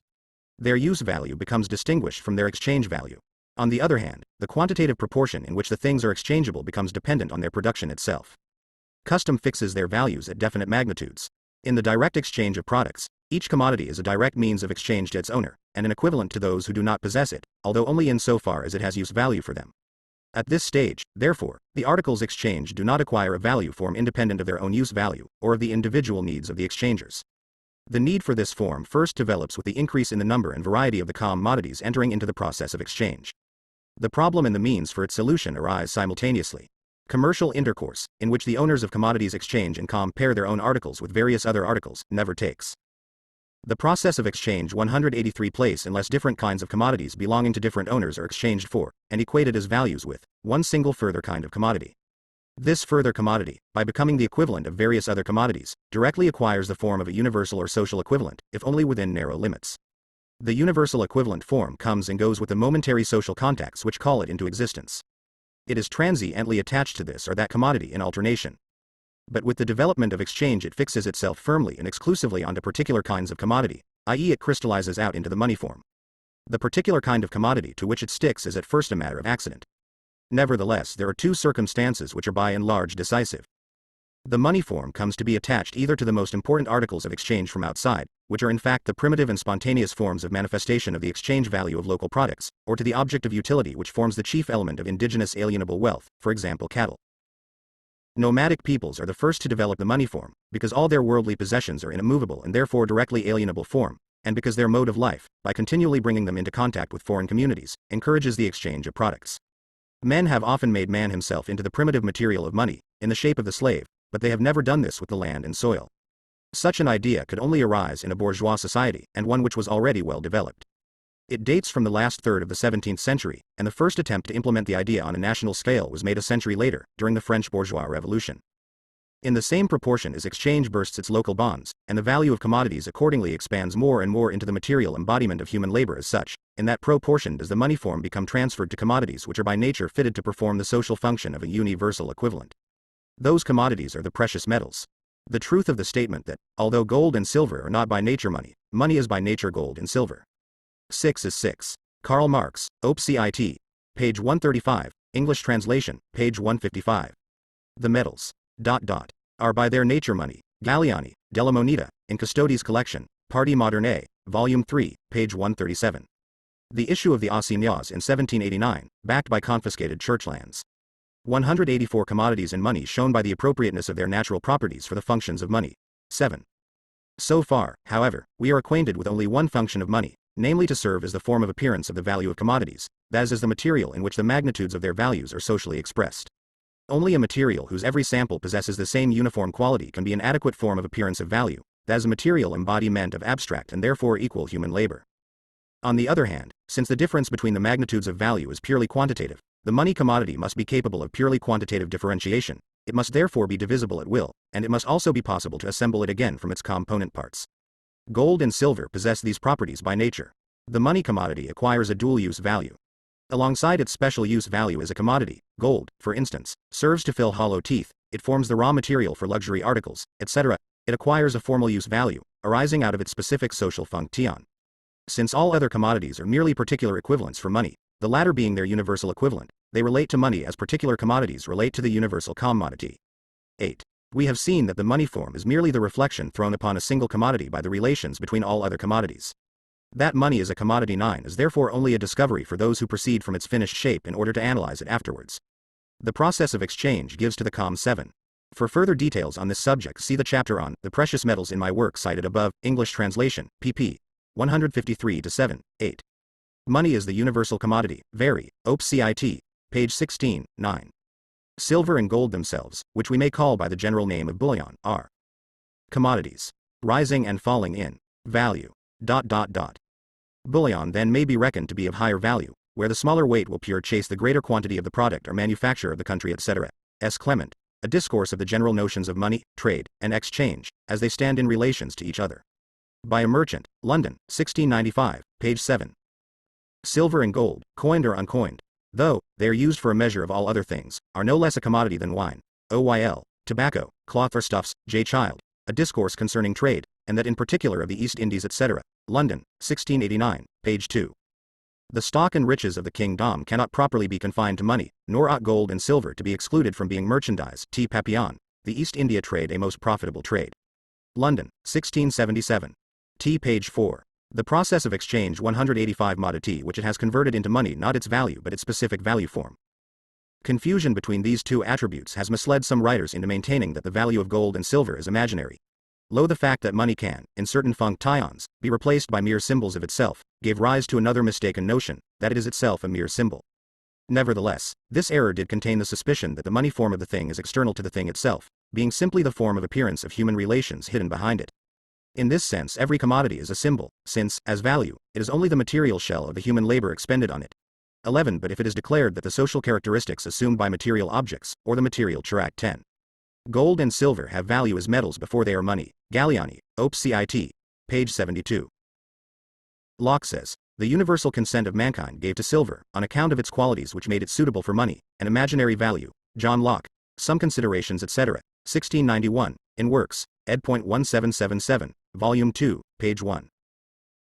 Law, on the other hand, says, how could different nations give an imaginary value to any single thing? Or how could this imaginary value have maintained itself? But he himself understood very little of the matter. For example, silver was exchanged in proportion to the use value it possessed, consequently in proportion to its real value. By its adoption as money it received an additional value, une valeur additionnelle. Jean Law, Considerations sur ie numéraire et ie commerce, in E. Dyer's edition of Pound Conomutes Phi 1 U Ulciers du 18 siècle, pp. 469-70, 11. Money is there, the commodities, symbol, y de Forbonnus, Elements du Commerce, New Leiden, 1776, Volume 2, page 143. As a symbol it is attracted by the commodities, Ibid, page 155. Money is a symbol of a thing and represents it, Montesquieu, Esprit de Lois, L. Yerbes, London, 1767, Volume 2, page 3. Money is not a mere symbol, for it is itself wealth. It does not represent the values, it is their equivalent, Latron, Op. Cit. Page 910. If we consider the concept of value, we must look on the thing itself only as a symbol. It counts not as itself, but as what it is worth. Hegel, Op. Cit. Page 1, 0. Long before the economists, lawyers made fashionable the idea that money is a mere symbol, and that the value of the precious metals is purely imaginary. This they did in the sycophantic service of the royal power, supporting the right of the latter to debase the coinage, during the whole of the Middle Ages, by the traditions of the Roman Empire and the conceptions of money to be found in the Digest. Let no one call into question, says their apt pupil, Philip of Valois, in a decree of 1346, that the trade, the composition, the supply, and the power of issuing ordinances on the currency, belongs exclusively to us and to our royal majesty, to fix such a rate and at such a price as it shall please us and seem good to us. It was a maxim of Roman law that the value of money was fixed by imperial decree. It was expressly forbidden to treat money as a commodity. Pecunias vero nulli a mere fas T. Nam in usu publico constitutas. This is a reference to the philosophy of right, para. 63, edition, English translation, page 240. 186 Commodities and money. Heuristics assumed by the social determinations of labor on the basis of a definite mode of production, are mere symbols, then it is also declared, at the same time, that these characteristics are the arbitrary product of human reflection. This was the kind of explanation favored by the 18th century. In this way the Enlightenment endeavored, at least temporarily, to remove the appearance of strangeness from the mysterious shapes assumed by human relations whose origins they were unable to decipher. It has already been remarked above that the equivalent form of a commodity does not imply that the magnitude of its value can be determined. Therefore, even if we know that gold is money, and consequently directly exchangeable with all other commodities, this still does not tell us how much 101b of gold is worth. For instance, money, like every other commodity, cannot express the magnitude of its value except relatively in other commodities. This value is determined by the labor time required for its production, and is expressed in the quantity of any other commodity in which the same amount of labor time is congealed. 12. This establishing of its relative value occurs at the source of its production by means of barter. As soon as it enters into circulation as money, its value is already given. In the last decades of the 17th century, the first step in the analysis of money, the discovery that money is a commodity, had already been taken, but this was merely the first step, and nothing more. The difficulty lies not in comprehending that D 1.0 nay is a commodity, but in discovering how, why and by what means a commodity becomes money. 130 Portet non esse mersum. There is a good discussion of this by G. F. Pignini, in Saggio sopra il giusto preg. O Della Cose, 1751, printed in Custodi's collection, Parte Moderna, Volume 2. In the second part of his work, Paganini directs his polemic especially against the legal gentleman. 12. If a man can bring to London an ounce of silver out of the earth of Peru, in the same time that he can produce a bushel of corn, then the one is the natural price of the other. Now, if by reason of new or more easy mines a man can procure 2 ounces of silver as easily as he formerly did one, the corn will be as cheap at 10 shillings the bushel as it was before at 5 shillings. Ceteris paribus, William Petty, A Treatise of Taxes and Contributions, London, 1667, page 32, 13. The learned Professor Roscher, after first informing us that the false definitions of money may be divided into 2 main groups, those which make, however, it shall not be lawful for anyone to buy money, for, as it was created for public use, it is not permissible for it to be a commodity. Codex Theodosianus, Lib. 9, Tit. 23. The process of exchange 187 we have already seen, from the simplest expression of value, X commodity A equals Y commodity B, that the thing in which the magnitude of the value of another thing is represented appears to have the equivalent form independently of this relation, as a social property inherent in its nature. We followed the process by which this false semblance became firmly established, a process which was completed when the universal equivalent form became identified with the natural form of a particular commodity, and thus crystallized into the money form. What appears to happen is not that a particular commodity becomes money because all other commodities express their values in it, but, on the contrary, that all other commodities universally express their values in a particular commodity because it is money. The movement through which this process has been mediated vanishes in its own result, leaving no trace behind. Without any initiative on their part, the commodities find their own value configuration ready to hand, in the form of a physical commodity existing outside but also alongside them. This physical object, gold or silver in its crude state, becomes, immediately on its emergence from the bowels of the earth, the direct incarnation of all human labor. Hence the magic of money. Men are henceforth related to each other in their social process of production in a purely atomistic way. Their own relations of production therefore assume a material shape which is independent of their control in their conscious individual action. This situation is manifested first by the fact that the products of men's labor universally take on the form of commodities. The riddle of the money fetish is therefore the riddle of the commodity fetish, now become visible and dazzling to our eyes. It more, and those which make it less, than a commodity, gives us a motley catalogue of works on the nature of money, which does not provide even the glimmer of an insight into the real history of the theory. He then draws this moral. For the rest, it is not to be denied that most of the later economists do not bear sufficiently in mind the peculiarities that distinguish money from other commodities. It is then, after all, either more or less than a commodity. So far, the semi-mercantilist reaction of Gagny is not altogether without foundation. Wilhelm Roscher, Die Grundlagen der Nationalökonomie, 3rd eden, 1858, pp.207-10. More, less, not sufficiently, so far, not altogether. What a way of determining one's concepts. And this eclectic professorial twaddle is modestly baptized by Herr Roscher, the anatomico-physiological method of political economy. However, he does deserve credit for one discovery, namely, that money is a pleasant commodity. Chapter 3. Money, or the circulation of commodities. The measure of values throughout this work I assume that gold is the money commodity, for the sake of simplicity. The first main function of gold is to supply commodities with the material for the expression of their values, or to represent their values as magnitudes of the same denomination, qualitatively equal and quantitatively comparable. It thus acts as a universal measure of value, and only through performing this function does gold, the specific equivalent commodity, become money. It is not money that renders the commodities commensurable. Quite the contrary. Because all commodities, as values, are objectified human labor, and therefore in themselves commensurable, their values can be communally measured in one and underscore the same specific commodity, and this commodity can be converted into the common measure of their values, that is, into money. Money as a measure of value is the necessary form of appearance of the measure of value which is immanent in commodities, namely labor time. 1. The question why money does not itself directly represent labor time, so that a piece of paper may represent, for instance, X hours labor, comes down simply to the question why, on the basis of commodity production, the products of labor must take the form of commodities. This is obvious, because their taking the form of commodities implies their differentiation into commodities, on the one hand, and the money commodity, on the other. It is also asked why private labor cannot be treated as its opposite, directly social labor. I have elsewhere discussed exhaustively the shallow utopianism of the idea of labor money in a society founded on the production of commodities, op. Cit. Page 61 if. On this point I will only say further that Owen's labor money, for instance, is no more money than a theater ticket is. Owen presupposes directly socialized labor, a form of production diametrically opposed to the production of commodities. The certificate of labor is merely English translation, pp. 83 ff. Money, or the circulation of commodities 189. The expression of the value of a commodity in gold, X commodity A equals Y money commodity, is its money form or price. A single equation, such as 1 ton of iron equals 2 ounces of gold, now suffices to express the value of the iron in a socially valid manner. There is no longer any need for this equation to figure as a link in the chain of equations that express the values of all other commodities, because the equivalent commodity, gold, already possesses the character of money. The general relative form of value of commodities has therefore resumed its original shape of simple or individual relative value. On the other hand, the expanded relative expression of value, the endless series of equations, has now become the specific relative form of value of the money commodity.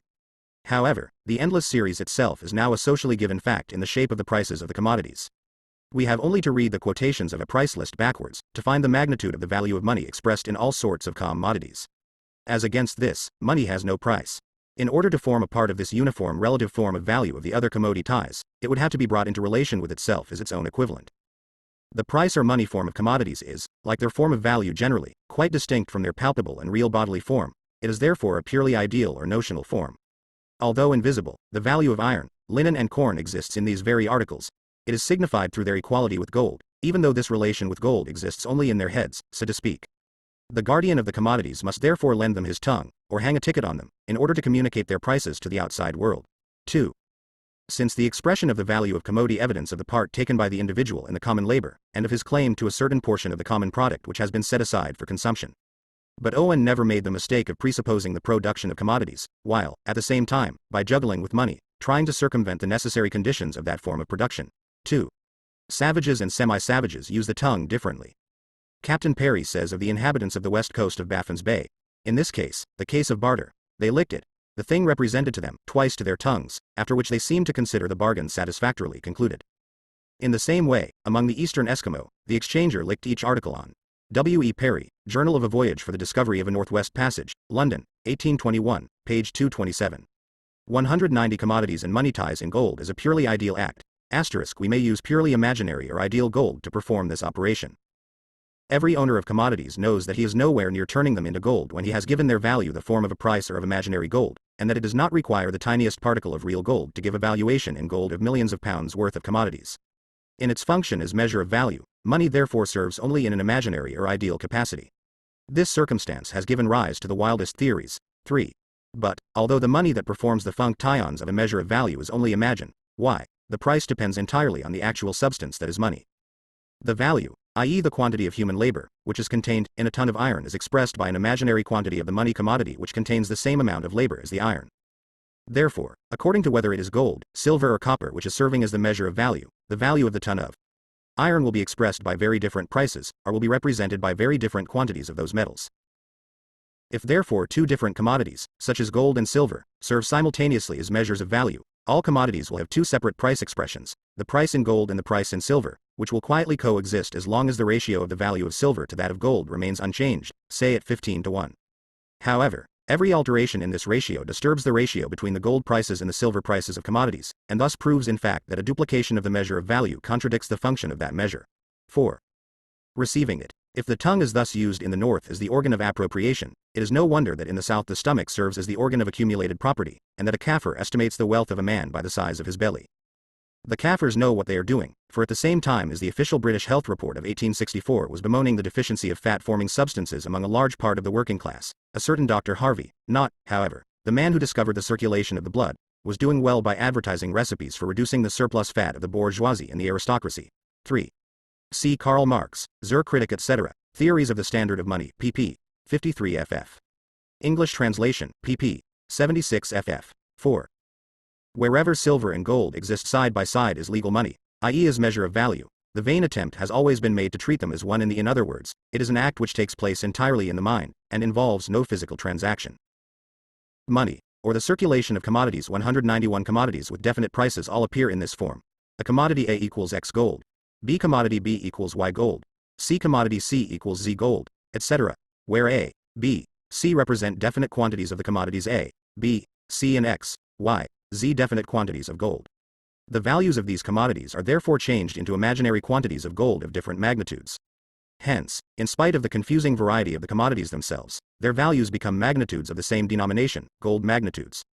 As such, they are now capable of being compared with each other and measured, and the course of development produces the need to compare them, for technical reasons, with some fixed quantity of gold as their unit of measurement.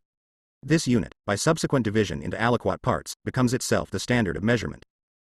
Before they become money, gold, silver and copper already possess such standards in their weights, so that, for example, a pound, which serves as a unit of measurement, can on the one hand be divided into ounces, and on the other hand be same substance.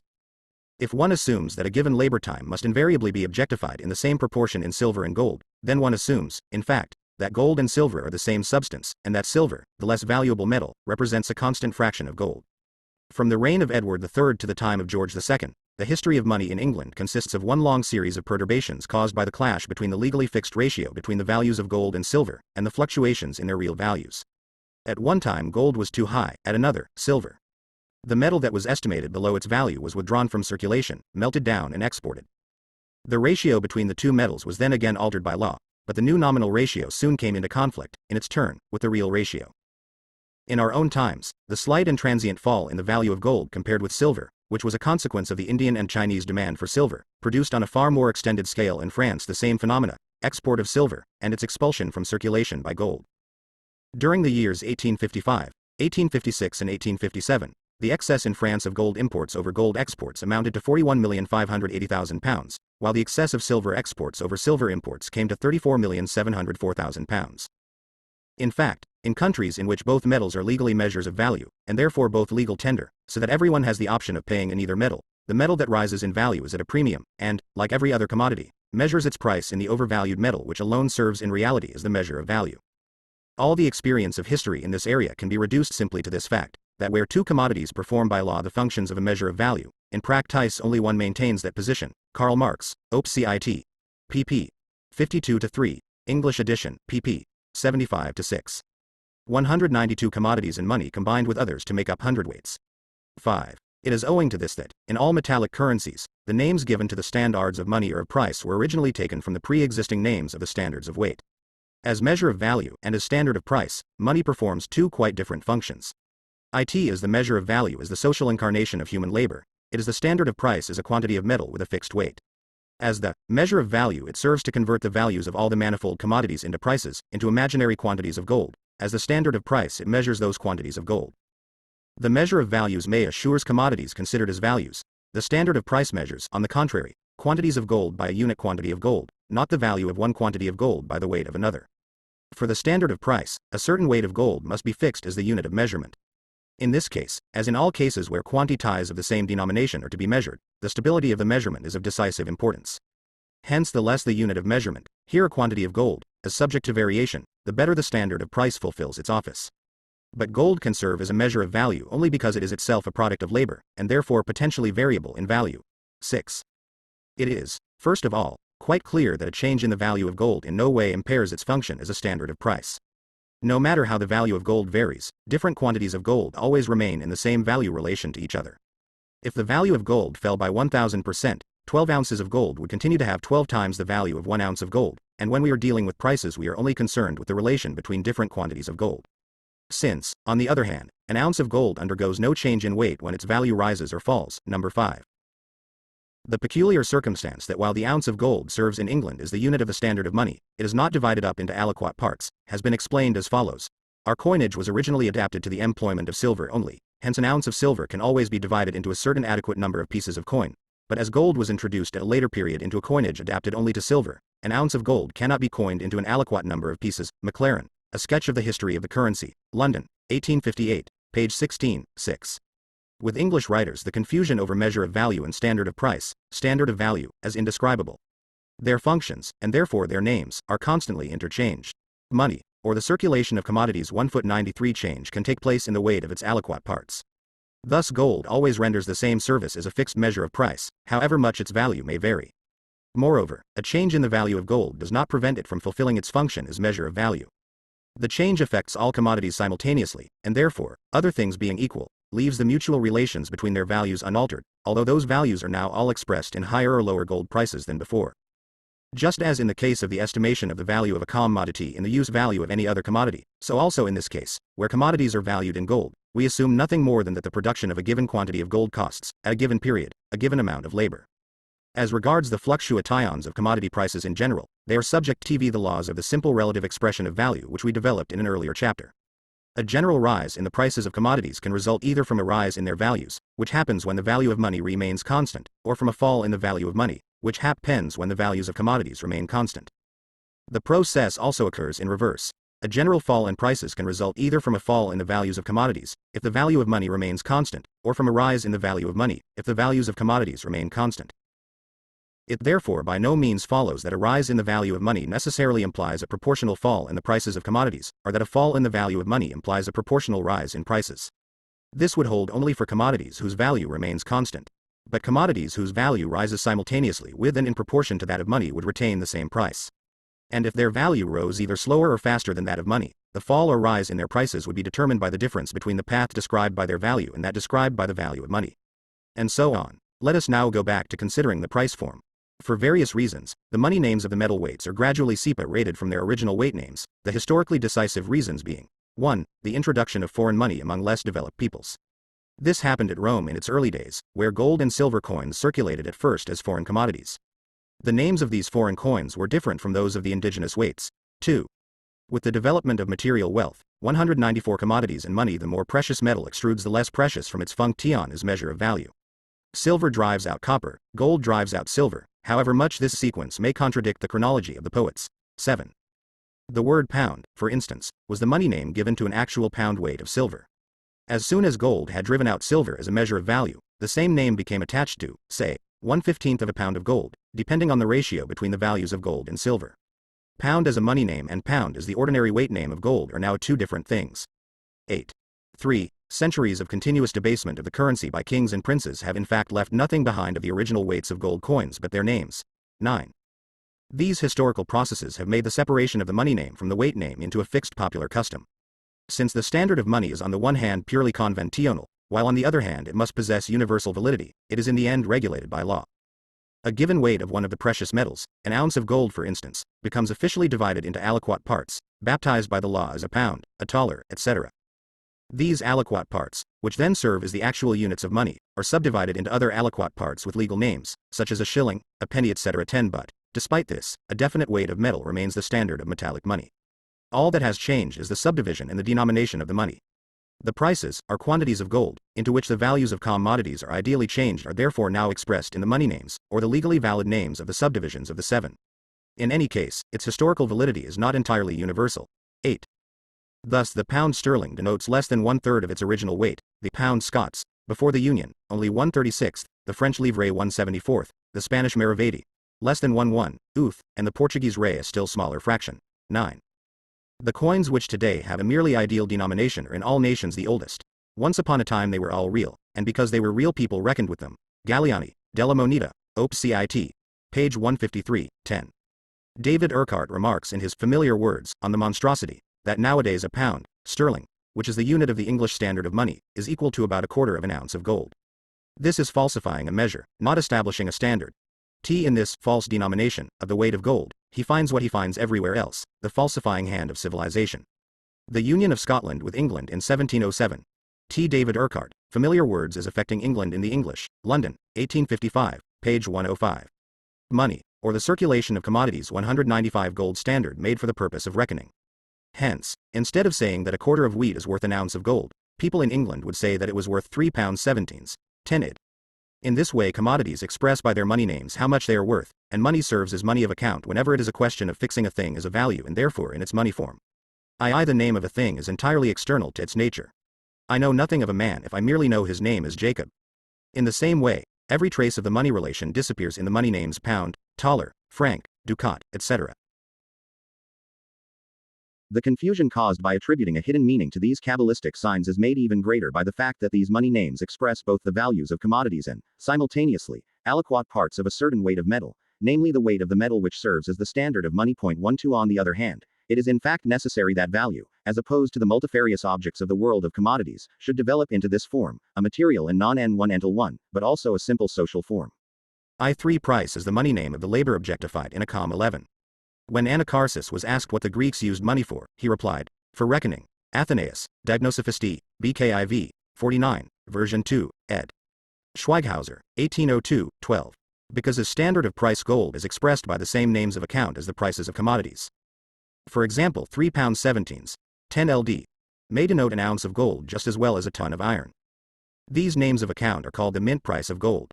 Thus the extraordinary notion arose that gold is estimated in its own material and that, unlike all other commodities, its price is fixed by the state. The establishing of names of account for definite weights of gold was mistaken for the establishing of the value of these weights. Karl Marx, Op. Cit. Page 52, English edition, page 74, 13. Cf. Theories of the Standard of Money, in Zurcher, Tick etc., pp. 53 featuring, English edition, pp. 76 featuring. Some theorists had fantastic notions of raising or lowering the mint price of money by getting the state to transfer to greater or smaller weights of gold or silver the names already legally appropriated to fixed weights of those metals, so that for example, ounce of gold could be minted into 40 shillings in the future instead of 20. However, Petty dealt with these so exhaustively in his Quantulumkunke concerning money, to the Lord Marquis of Halifax, 1682, at least in those cases where they aimed not at clumsy financial operations against public and private creditors but rather at economic quack remedies, that even his immediate followers, Sir Dudley North and John Locke, not to mention later ones, could only repeat what he said more shallowly. If the wealth of a nation, he remarks, could be decoupled by a proclamation, it were strange that such proclamations have not long since been made by our governors. Petty, Op. Cit. Page 36. 196 Commodities and money modity. Hence the expression of the equivalence of a commodity with the quantity of money whose name is that commodity's price is a tautology. 14 Just as the expression of the relative value of a commodity is an expression of the equivalence of two commodities. But although price, being the exponent of the magnitude of a commodity's value, is the exponent of its exchange ratio with money, it does not follow that the exponent of this exchange ratio is necessarily the exponent of the magnitude of the commodity's value. Suppose two equal quantities of socially necessary labor are respectively represented by 1/4 of wheat and 2 pounds, approximately, ounce of gold, 2 pounds. Is the expression in money of the magnitude of the value of the quarter of wheat, or its price? If circumstances now allow this price to be raised to 3 pounds, or compel it to be reduced to 1 pound, then although 1 pound and pound the third of may be too small or too large to give proper expression to the magnitude of the wheat's value, they are nevertheless prices of the wheat, for they are, in the first place, the form of its value, i.e. money, and, in the second place, the opponents of its exchange ratio with money. If the conditions of production, or the productivity of labor, remain constant, the same amount of social labor time must be expended on the reproduction of a quarter of wheat, both before and after the change in price. This situation is not dependent either on the will of the wheat producer or on that of the owners of the other commodities. The magnitude of the value of a commodity therefore expresses a necessary relation to social labor time which is inherent in the process by which its value is created. With the transformation of the magnitude of value into the price, this necessary relation appears as the exchange ratio between a single commodity and the money commodity which exists outside it. This relation, however, may express both the magnitude of value of the commodity and the greater or lesser quantity of money for which it can be sold under the given circumstances. The possibility, therefore, of a quantitative incongruity between price and magnitude of value, i.e. the possibility that the price may diverge from the magnitude of value, is inherent in the price form itself. This is not a defect, but, on the contrary, it makes this form the adequate one for a mode of production whose laws can only assert themselves as blindly operating averages between constant irregularities. 14. Or indeed it must be admitted that a million in money is worth more than an equal value in commodities, Latrone, Op. Cit. Page 919, and hence. That one value is worth more than another value which is equal to it. Money, or the circulation of commodities 197 The price form, however, is not only compatible with the possibility of a quantitative incongruity between magnitude of value and price, i.e. between the magnitude of value and its own expression in money, but it may also harbor a qualitative contradiction, with the result that price ceases altogether to express value, despite the fact that money is nothing but the value form of commodities. Things which in and for themselves are not commodities, things such as conscience, honor, etc., can be offered for sale by their holders, and thus acquire the form of commodities through their price. Hence a thing can, formally speaking, have a price without having a value. The expression of price is in this case imaginary, like certain quantities in mathematics. On the other hand, the imaginary price form may also conceal a real value relation or one derived from it, as for instance the price of uncultivated land, which is without value because no human labor is objectified in it. Like the relative form of value in general, price expresses the value of a commodity, for instance a ton of iron, by asserting that a given quantity of the equivalent, for instance an ounce of gold, is directly exchangeable with iron. But it by no means asserts the converse, that iron is directly exchangeable with gold. In order, therefore, that a commodity may in practice operate effectively as exchange value, it must divest itself of its natural physical body and become transformed from merely imaginary into real gold, although this act of transubstantiation may be more troublesome for it than the transition from necessity to freedom for the Hegelian concept, the casting of his shell for a lobster, or the putting off of the old Adam for St. Jerome. Once though a commodity may, alongside its real shape, iron, for instance, possess an ideal value shape or an imagined gold shape in the form of its price, it cannot simultaneously be both real iron and real gold. To establish its price it is sufficient for it to be equated with gold in the imagination. But to enable it to render its owner the service of a universal equivalent, it must be actually replaced by gold. If the owner of the iron were to go to the owner of some other earthly 15 If Jerome had to wrestle hard in his youth with the material flesh, as is shown by his fight in the desert with visions of beautiful women, he had also to wrestle in his old age with the spiritual flesh. I thought, he says, I was in the spirit before the judge of the universe. Who art thou? Asked a voice. I ale one a Christian. Thou liest, thundered back the great judge, thou art not but a Ciceronian. Letter 22, ad Eustochium. 198 commodities and money commodity, and were to refer him to the price of iron as proof that it was already money, his answer would be the terrestrial equivalent of the answer given by Saint Peter in heaven to Dante, when the latter recited the creed, Assai bene e trascorsa desta moneta gila, egaei, peso, ma dimmi se tu tai nella tua borsa. The price form therefore implies both the exchangeability of commodities for money and the necessity of exchanges.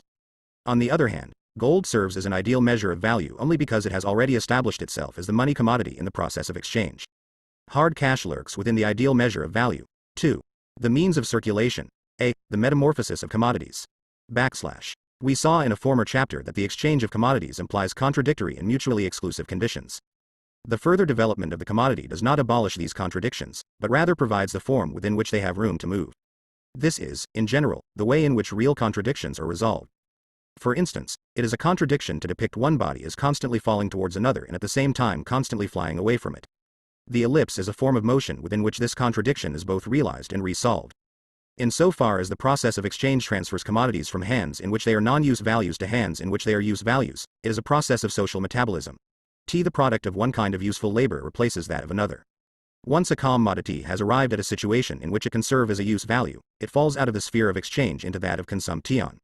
But the former sphere alone interests us here. We therefore have to consider the whole process in its formal aspect, that is to, right well hath now been tested this coin's alloy and weight. But tell me if thou hast it in thy purse. Dante, Divina Commedia, Paradiso, Canto 24, lines 84-5. Here Marx introduces for the first time the concept of 6. Metabolism, Stoffwechsel. This biological analogy plays a considerable part in his analysis of circulation and the labor process. Money, or the circulation of commodities. 199 say, the change in form or the metamorphosis of commodities through which the social metabolism is mediated. This change of form has been very imperfectly grasped as yet, owing to the circumstance that, quite apart from the lack of clarity in the concept of value itself, every change of form in a commodity results from the exchange of two commodities, namely an ordinary commodity and the money commodity.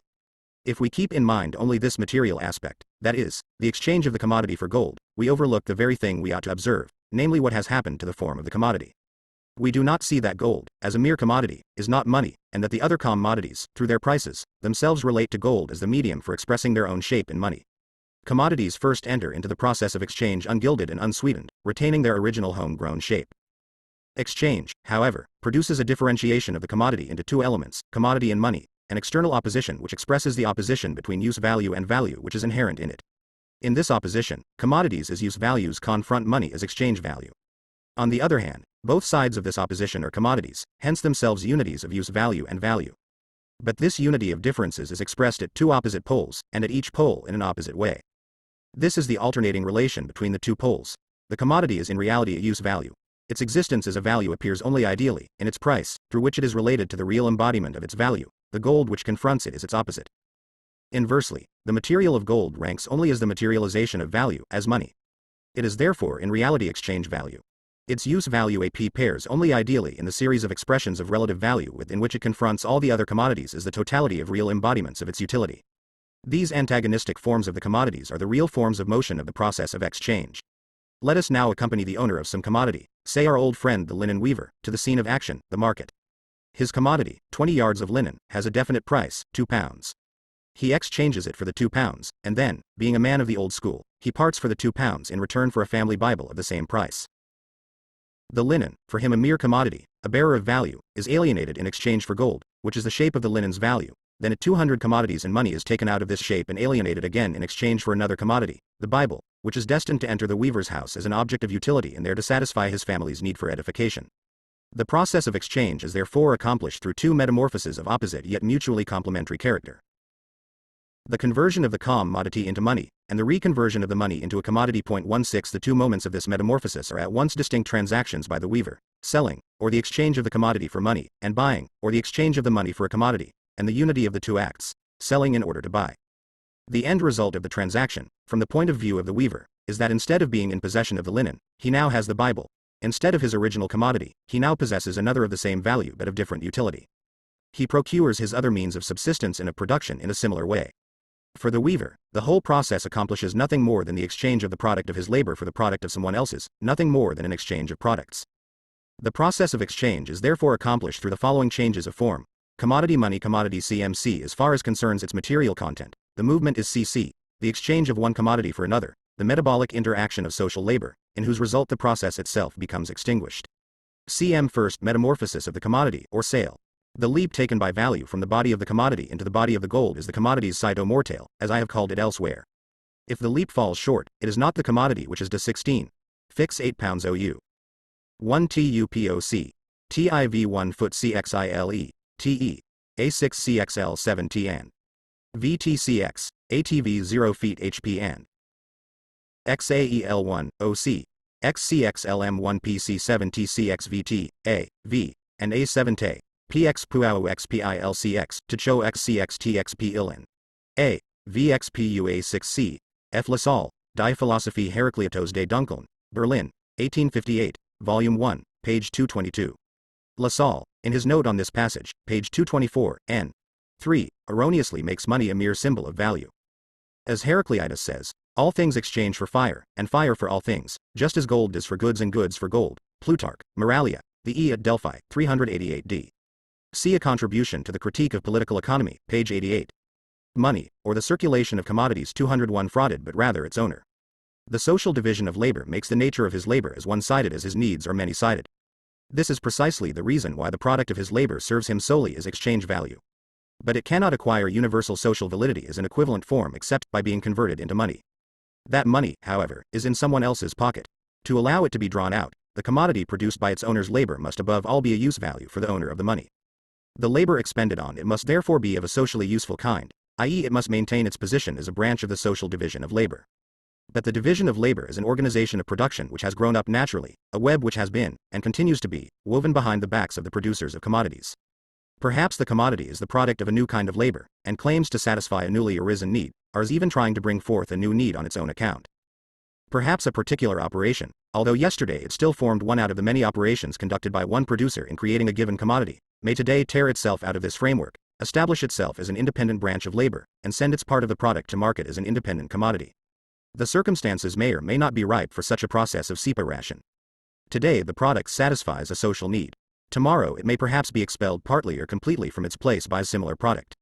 Moreover, although our weaver's labor may be a recognized branch of the social division of labor, yet that fact is by no means sufficient to guarantee the utility of his 20 yards of linen. If the society's need for linen, and such a need has a limit like every other need, has already been satisfied by the products of rival weavers, our friend's product is superfluous, redundant and consequently useless. Although people do not look a gift horse in the mouth, our friend does not frequent the market to make presents of his products.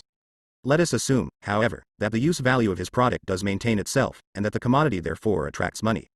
Now we have to ask, how much money?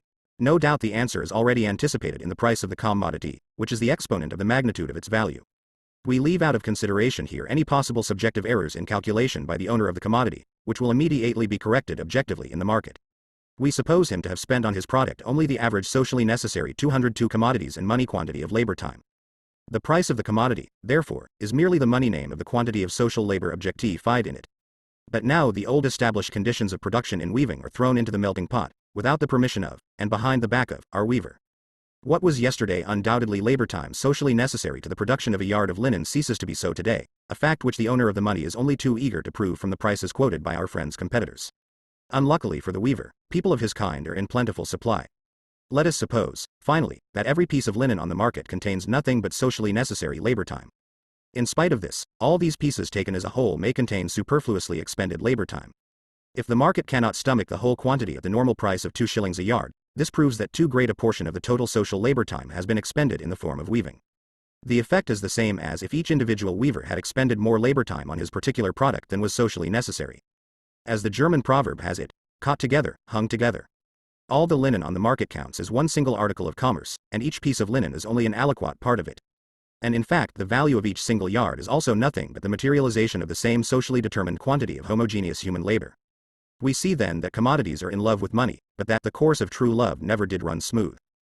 The quantitative articulation, Gliederung, of society's productive organism, by which its scattered elements are integrated into the system of the division of labor, is as haphazard and spontaneous as its qualitative articulation. The owners of commodities therefore find out that the same division of labor which turns them into independent private producers also makes the social process of production and the relations of the individual producers to each other within that process independent of the producers themselves. They also find out that the independence of the individuals from each other has as. In a letter of the 28th of November 1878 to N.F. Danielson, the Russian translator of Capital, Marx made the following alteration to this sentence. And in fact the value of each single yard is also nothing but the materialization of a part of the quantity of social labor expended in the whole amount of the linen. An analogous correction was made in a copy of the second German edition of the first volume of Capital which belonged to Marx, however this was not in his handwriting. Note by the Institute of Marxism-Leninism. Money, or the circulation of commodities 203 its counterpart and supplement a system of all-round material dependence. The division of labor converts the product of labor into a commodity, and thereby makes necessary its conversion into money. At the same time, it makes it a matter of chance whether this transubstantiation succeeds or not. Here, however, we have to look at the phenomenon in its pure shape, and must therefore assume it has proceeded normally. In any case, if the process is to take place at all, i.e. if the commodity is not impossible to sell, a change of form must always occur, although there may be an abnormal loss or accretion of substance. That is, of the magnitude of value. The seller has his commodity replaced by gold, the buyer has his gold replaced by a commodity. The striking phenomenon here is that a commodity and gold, 20 yards of linen and 2 pounds, have changed hands and places, in other words that they have been exchanged. But what is the commodity exchanged for? For the universal shape assumed by its own value. And what is the gold exchanged for? For a particular form of its own use value. Why does gold confront the linen as money? Because the linen's price of 2 pounds, its money name, already brings it into relation with the gold as money.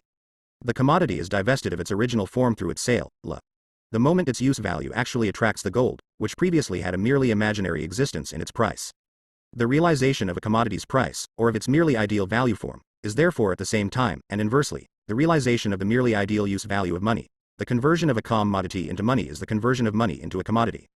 This single process is two-sided. From one pole, that of the commodity owner, it is a sale; from the other pole, that of the money owner, it is a purchase. In other words, a sale is a purchase. CM is also MC17.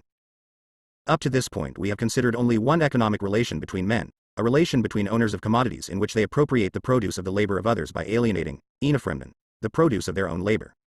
Hence, for 1 com 17, every sale is a purchase. Dr. Quesnay, Dialogues sur e-commerce et les travaux des artisans, Physiocrates, ed.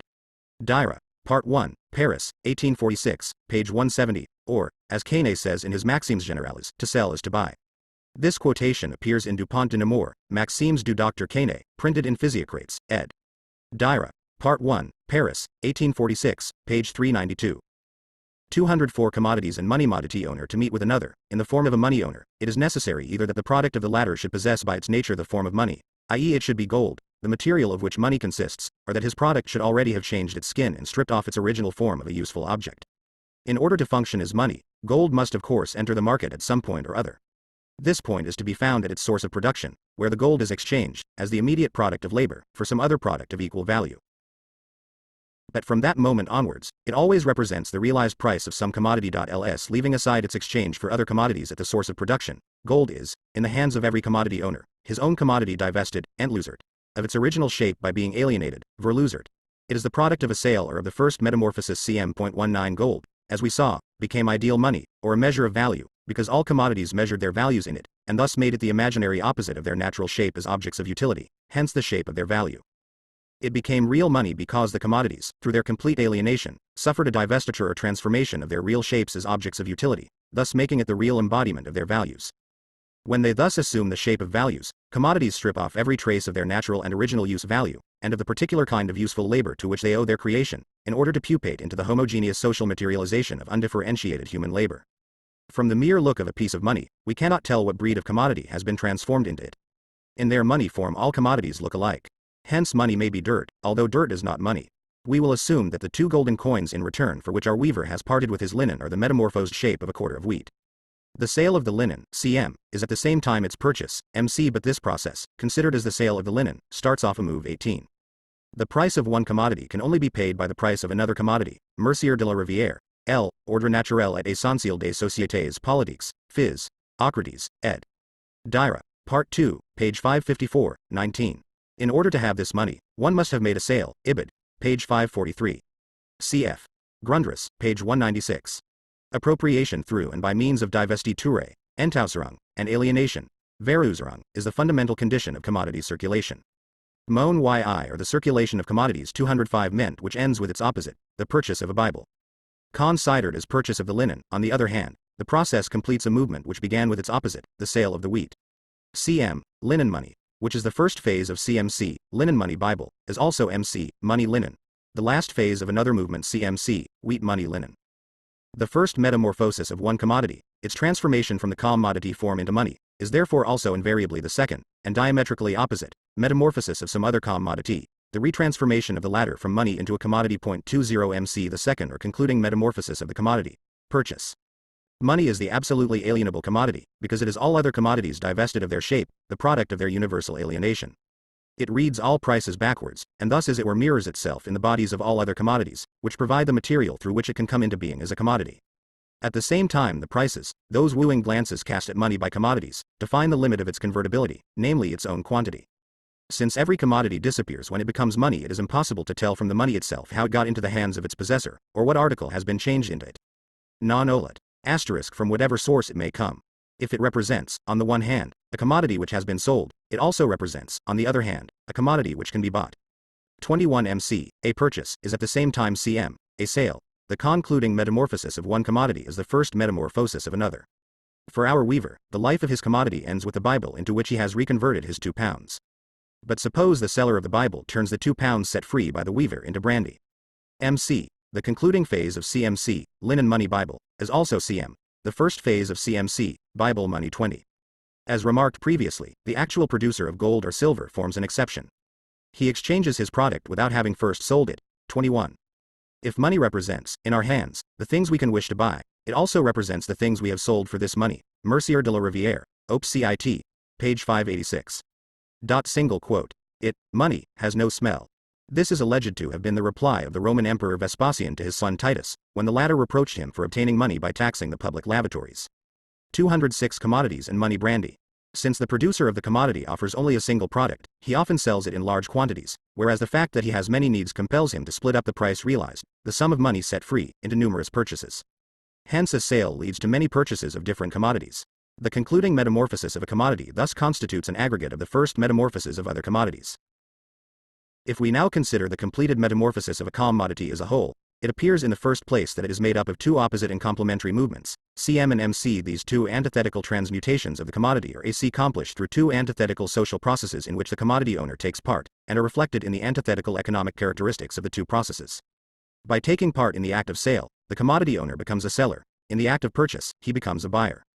But just as, in every transmutation of a commodity, its two forms, the commodity form and the money form, exist simultaneously but at opposite poles, so every seller is confronted with a buyer, every buyer with a seller.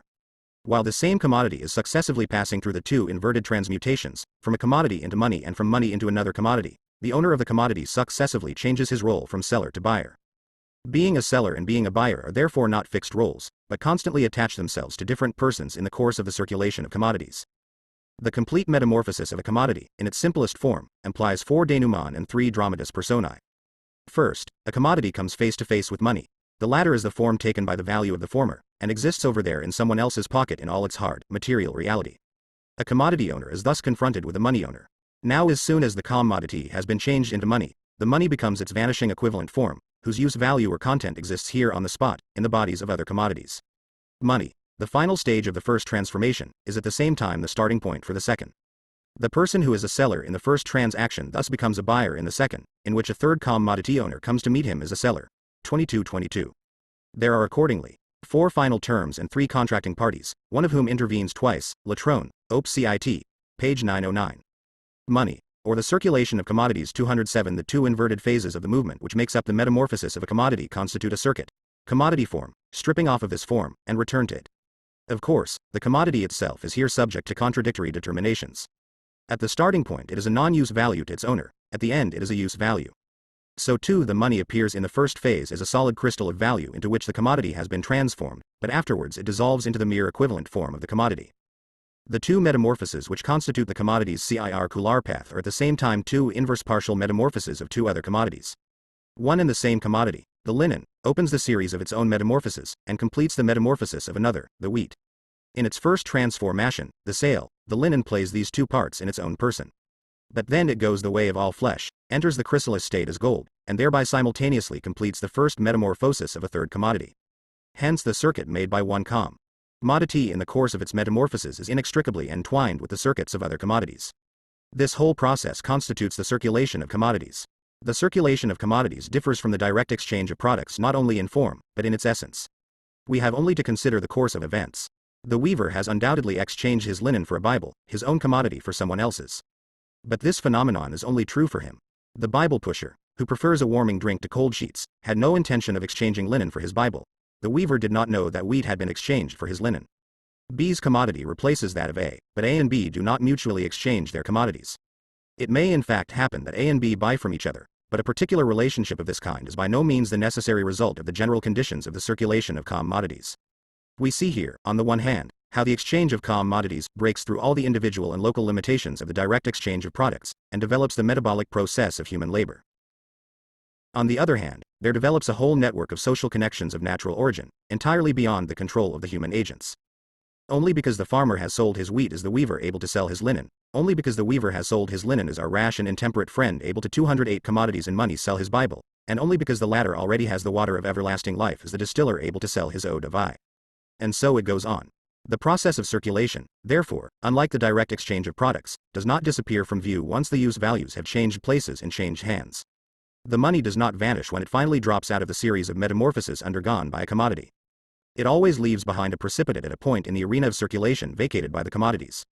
In the complete metamorphosis of the linen, for example, linen money Bible, the linen first falls out of circulation, and money steps into its place. Then the Bible falls out of circulation, and again money takes its place. When one commodity replaces another, the money commodity always sticks to the hands of some third person. 23 Circulation sweats money from every pore. Nothing could be more foolish than the dogma that because every sale is a purchase, and every purchase a sale, the circulation of commodities necessarily implies an equilibrium between sales and purchases. If this means that the number of actual sales AC accomplished is equal to the number of purchases, it is a flat tautology. But its real intention is to show that every seller brings his own buyer to market with him. Sale and purchase are one identical act, considered as the alternating relation between two persons who are in polar opposition to each other, the commodity owner and the money owner. They constitute two acts, of polar and opposite character, considered as the transactions of one and the same person.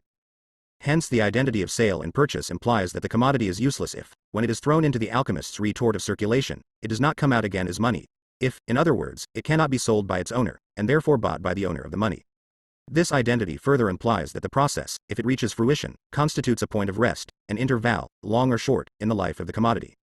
Since the first metamorphosis of a commodity is at once a sale and a purchase, this partial process is at the same time an independent process in itself. The buyer has the commodity, the seller has the money, i.e. a commodity which remains in a form capable of circulating, whether it reappears on the market at an earlier or later date. No one can sell unless someone else purchases. But no one directly needs to 23. This phenomenon may be self-evident, but it is in most cases overlooked by political economists, especially by the average free trader. Money, or the circulation of commodities 209 purchase because he has just sold.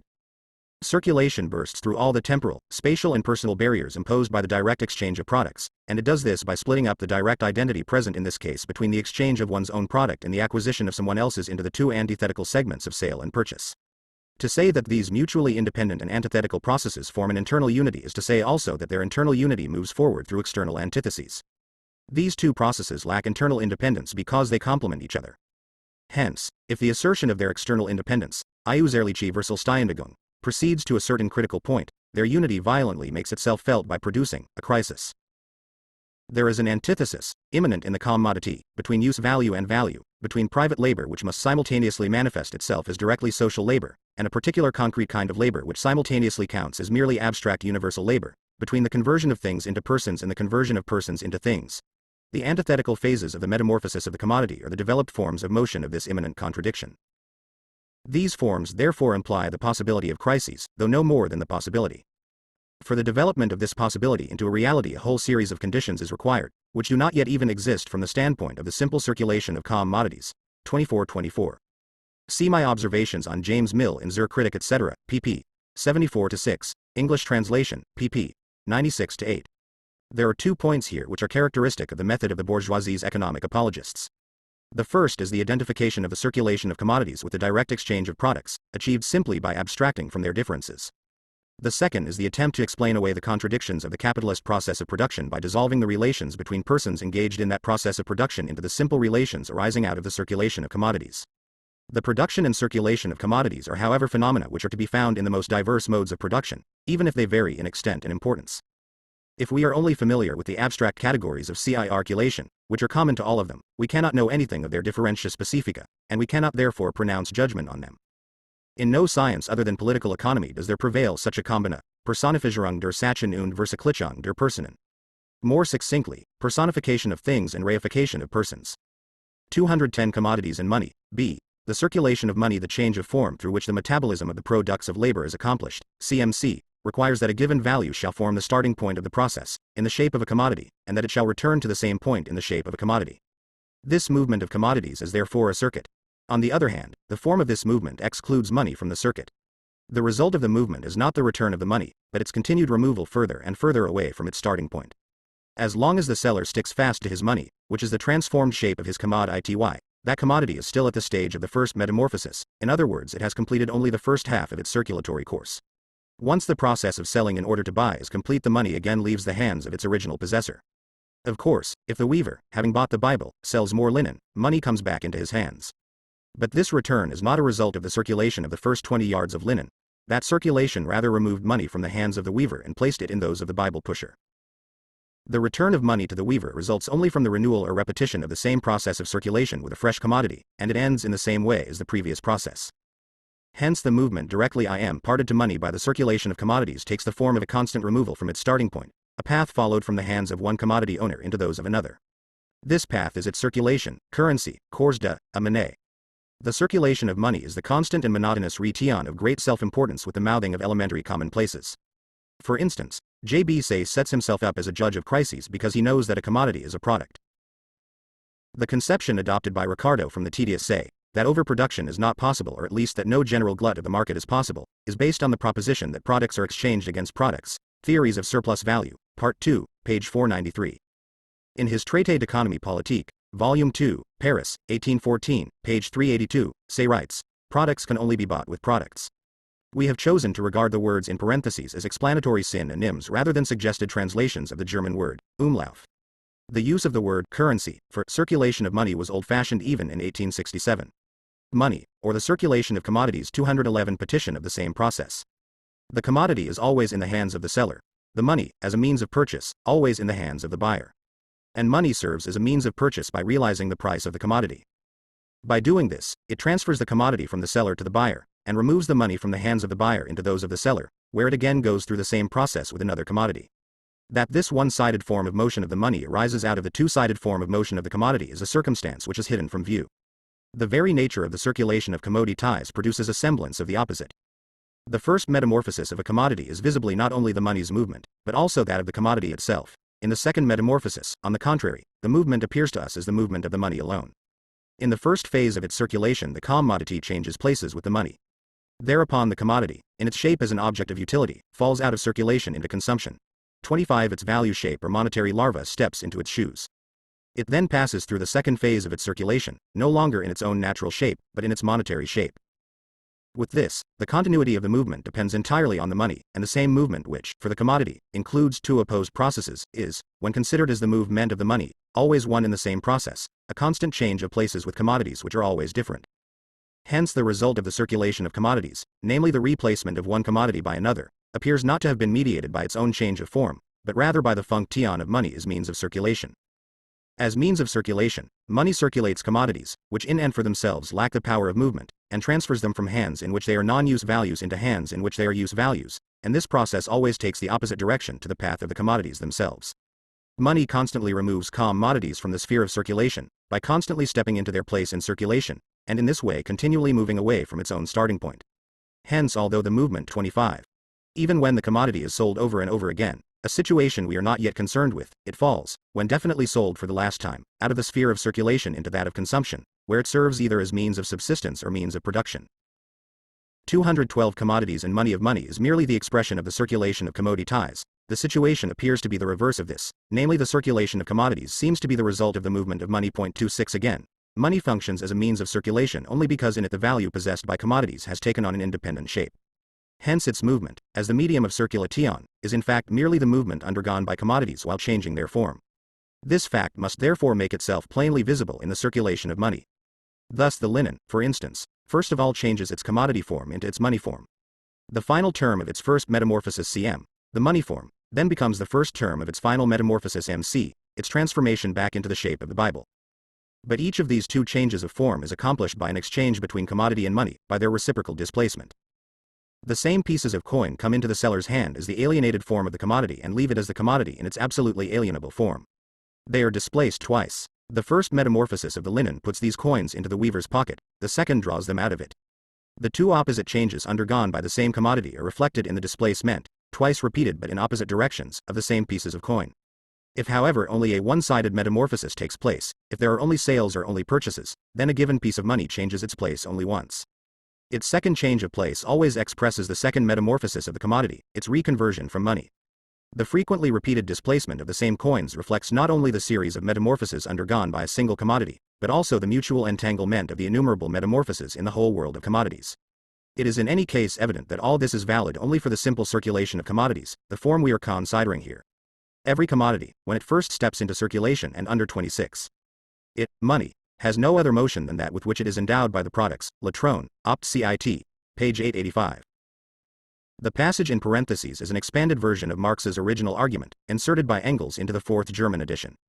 Money, or the circulation of commodities 213 goes its first change of form, does so only to fall out of circulation once more and be replaced again and again by fresh commodities.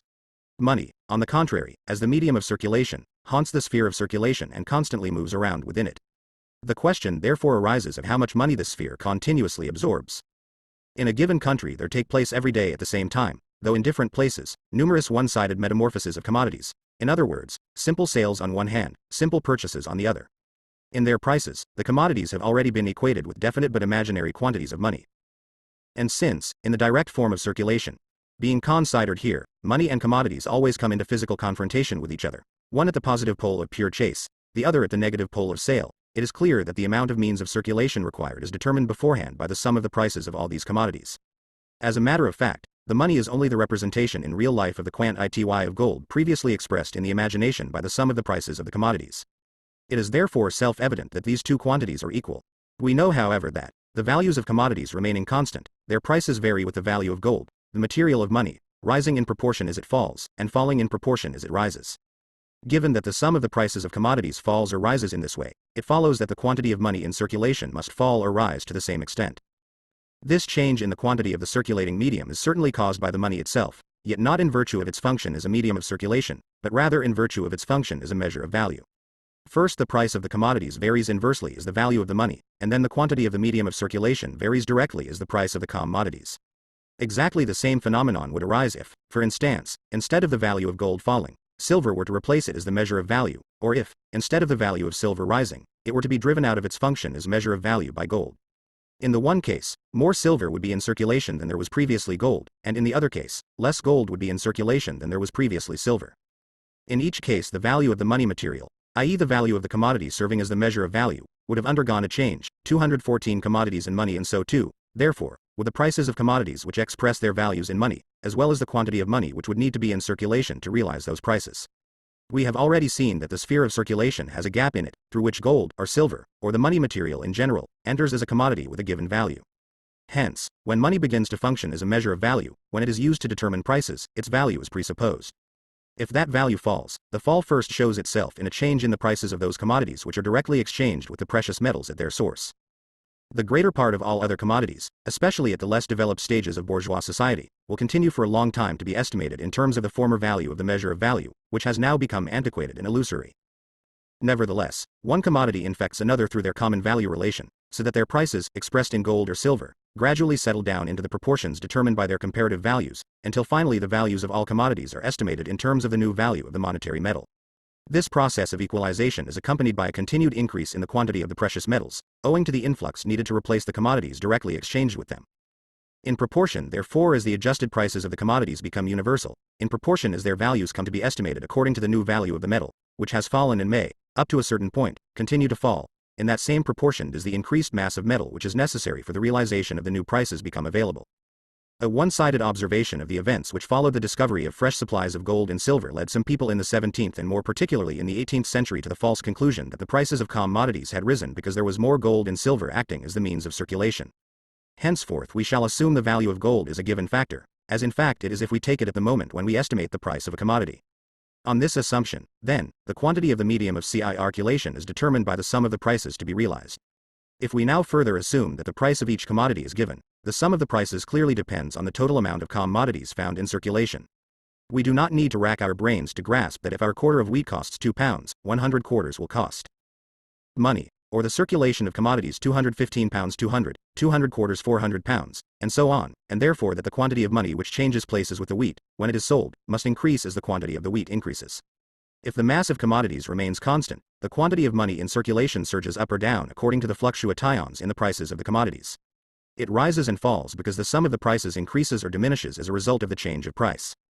For this it is by no means necessary that the prices of all commodities should rise or fall simultaneously. A rise or a fall in the prices of a number of leading articles is sufficient in the one case to increase, in the other to diminish, the sum of the prices of all commodities, and therefore to put more or less money in circulation. Whether the change in the price reflects an actual change in the value of the commodities, or merely fluctuations in their market prices, the effect on the quantity of the medium of circulation remains the same. Let us assume that there occur a number of unconnected and simultaneous sales, or partial metamorphoses, in different localities, sales of, say, 1 quarter of wheat, 20 yards of linen, 1 Bible and 4 gallons of brandy. If the price of each article is 2 pounds, and the sum of the prices to be realized is consequently 8 pounds, it follows that 8 pounds in money must enter into circulation. If, on the other hand, these same articles are links in the following chain of metamorphoses, 1 quarter of wheat, minus 2 pounds, 20 yards of linen, minus 2 pounds, 1 Bible minus 2 pounds, 4 gallons of brandy minus 2 pounds, a chain which is already well known to us, in that case the 2 pounds causes the different commodities to circulate after realizing their prices successively, and therefore realizing the sum of those prices, which is 8 pounds, the 2 pounds finally comes to rest in the hands of the distiller. The 2 pounds has turned over 4 times. It has performed 4 acts of circulation. This repeated change of place of the same pieces of money corresponds to the double change of form undergone by the commodities. It corresponds to their movement through 2 diametrically opposed stages of circulation, and the intertwining of the metamorphoses of different commodities. 2. 7. These antithetical and mutually complementary phases, through which the process passes, cannot take place alongside each other. They must follow in temporal succession. It is segments of time 27. It is products which set it, money, in motion and make it circulate. The velocity of its money's motion supplements its quantity. When necessary, it does nothing but slide from hand to hand, without stopping for a moment. Latrone, Op. Cit. pp. 915-16. 216 commodities and money therefore which form the measure of the duration of the process. In other words, the velocity of the circulation of money is measured by the number of times the same piece of money turns over within a given period. Suppose the process of circulation of the 4 articles takes a day. The sum of prices to be realized is 8 pounds, the number of times the 2 pounds turns over during the day is 4, and the quantity of money in circulation is 2 pounds. Hence, for a given interval of time during the process of circulation, we have the following equation. The quantity of money functioning as the circulating medium equals the sum of the prices of the commodities divided by the number of times coins of the same denomination turn over. This law holds generally. The process of circulation in a given country is made up, on the one hand, of numerous isolated and simultaneous partial metamorphoses, sales, and purchases, running parallel to each other in which each coin changes its position only once, or performs only one act of circulation. On the other hand, it is made up of many distinct series of metamorphoses, partly running parallel, partly coalescing with each other, and in each of these series each coin turns over a number of times. How often each coin turns over varies according to the circumstances. Given the total number of times all the circulating coins of one denomination turn over, we can arrive at the average number of times a single coin turns over, or, in other words, the average velocity of circulation of money. The quantity of money thrown into the process of circulation at the beginning of each day is of course determined by the sum of the prices of all the commodities circulating simultaneously and side by side. But within that process coins are, so to speak, made responsible for each other. If one increases its velocity of circulation, the other slows down or completely leaves the sphere of circulation. This is because the sphere of circulation can absorb only the amount of gold which, multiplied by the average number of times its basic unit turns over, is equal to the sum of prices to be realized. Hence, if the number of acts of circulation performed by the separate pieces increases, the total number of those pieces in circulation diminishes. If the number of acts of circulation diminishes, the total number of pieces increases. Since the quantity of money which can function as means of circulation is fixed for a given average velocity of circulation, one has only to throw a given quantity of £1 notes into circulation in order to extract the same number of sovereigns from it. This trick is well known to all banks. Money, or the circulation of commodities 217. Just as the circulation of money is in general merely a reflection of the process of circulation of commodies, i.e. their circular path through diametrically opposed metamorphosis, so too the velocity of circulation of money is merely a reflection of the rapidity with which commodities change their forms, the continuous interlocking of the series of metamorphoses, the hurried nature of society's metabolic process, the quick disappearance of commodities from the sphere of circulation, and their equally quick replacement by fresh commodities. In the velocity of circulation, therefore, there appears the fluid unity of the antithetical and complementary phases, i.e. the transformation of the commodities from the form of utility into the form of value and their retransformation in the reverse direction, or the two processes of sale and purchase. Inversely, when the circulation of money slows down, the two processes become separated, they assert their independence in mutual antagonism. Stagnation occurs in the changes of form, and hence in the metabolic process. The circulation itself, of course, gives no clue to the origin of this stagnation, it merely presents us with the phenomenon. Popular opinion is naturally inclined to attribute this phenomenon to a quantitative deficiency in the circulating medium, since it sees money appear and disappear less frequently at all points on the periphery of circulation, in proportion as the circulation of money slows down. 28. The total quantity of money functioning during a given period as the circulating medium is determined on the one hand by the sum of the prices of the commodities in circulation, and on the other hand by the rapidity of alternation of the antithetical pro 28.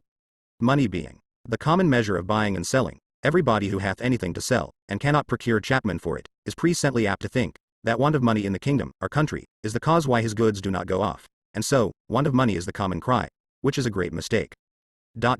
What do these people want, who cry out for money? The farmer complains. He thinks that were more money in the country, he would have a price for his goods. Then it seems money is not his want, but a price for his calm and cattle, which he would sell, but cannot. Why cannot he get a price? 1. Either there is too much corn and cattle in the country, so that most who come to market have need of selling, as he hath, and few of buying. Or, 2. There wants the usual vent abroad by transportation. Or, 3. The consumption fails, as when men, by reason of poverty, do not spend so much in their houses as formerly they did. Wherefore it is not the increase of specific money, which would at all advance the farmer's goods, but the removal of any of these three causes, which do truly keep down the market. The merchant and shopkeeper want money in the same manner, that is, they want a vent for the goods they deal in, by reason that the markets fail. A nation, 218 commodities and money cesses of circulation. The proportion of the sum of the prices which can on average be realized by each single coin depends on this rapidity of alternation. But the sum of the prices of the commodities depends on the quantity, as well as on the price, of each kind of commodity. These three factors, the movement of prices, the quantity of commodities in circulation, and the velocity of circulation of money, can all vary in various directions under different conditions. Hence the sum of the prices to be realized, and consequently the quantity of the circulating medium conditioned by that sum, will vary with the very numerous variations of the three factors in combination. Here we shall outline only the most important variations in the history of commodity prices. While prices remain constant, the quantity of the circulating medium may increase owing to an increase in the number of commodities in circulation, or a decrease in the velocity of circulation of money, or a combination of the two. On the other hand, the quantity of the circulating medium may decrease with a decreasing number of commodities, or with an increasing rapidity of circulation. With a general rise in the prices of commodities, the quantity of the circulating medium will remain constant. If the number of commodities in circulation decreases proportionally to the increase in their prices, or if the velocity of monetary circulation increases at the same rate as prices rise, the number of commodities in circulation remaining constant. The quantity of the circulating medium may decrease, owing to a more rapid decrease in the number of commodities, or to a more rapid increase in the velocity of monetary circulation, in comparison with the fall in the prices of commodities. Never thrives better than when riches are tossed from hand to hand. Sir Dudley North, Discourses upon Trade, London, 1691. pp.11 to 15 passum. Heron Schwann's fanciful notions amount merely to this, that the contradictions which arise from the nature of commodities, and therefore come to the surface in their circulation, can be removed by increasing the amount of the medium of circulation. It should be mentioned in passing that it by no means follows, from the fact that the popular ascription of stagnation in the processes of production and circulation to an insufficiency of the circulating medium is a delusion, that an actual shortage of the circulating medium resulting from, say, bungling government interference with the regulation of currency, may not for its part give rise to stagnation. Jean Heronschwann, 1728-1812, Swiss economist, author of De l'Économie politique moderne, London, 1786, and De l'Économie politique et l'Nw Rail de l'Espèce humaine, London, 1796. Money, or the circulation of commodities 219. With a general fall in the prices of commodities, the quantity of the circulating medium will remain constant, if the number of commodities increases proportionally to their fall in price, or if the velocity of monetary circulation decreases in the same proportion. The quantity of the circulating medium will increase if the number of commodities increases more quickly, or the rapidity of circulation decreases more quickly than the prices fall. The variations of the different factors may be mutually compensatory, so that notwithstanding their continued instability, the sum of the prices to be realized in the quantity of money in circulation remains constant. Consequently, we find, especially if we take long periods into consideration, that the quantity of money in circulation in each country diverges far less from its average level than we should at first sight have expected, with the exception of the violent perturbations which arise periodically, either from crises in production and commerce, or, more rarely, from changes in the value of money itself. The law that the quantity of the circulating medium is determined by the sum of the prices of the commodities in circulation, and the average velocity of the circulation of money, the 29th of May also be stated as follows. Given the sum of the values of commodities, and the average rapidity of their metamorphosis, the quantity of money or of the material of money in circulation depends on its 29. There is a certain measure and proportion of money requisite to drive the trade of a nation, more or less than which would prejudice the same.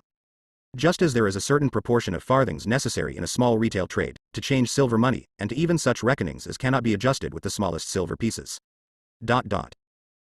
Now, as the proportion of the number of farthings requisite in commerce is to be taken from the number of people, the frequency of their exchanges, as also, and principally, from the value of the smallest silver pieces of money, so in like manner, the proportion of money, gold and silver specie, requisite in our trade, is to be likewise taken from the frequency o, commutations, and from the bigness of the payments. William Petty, A Treatise of Taxes and Contributions, London, 1667, page 17.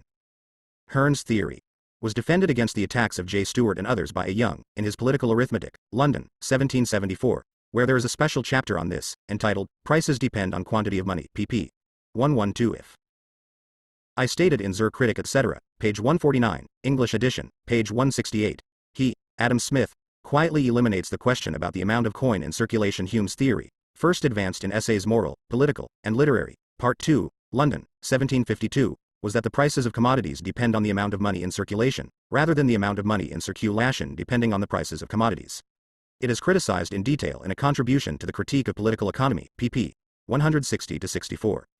220 Commodities and money own value.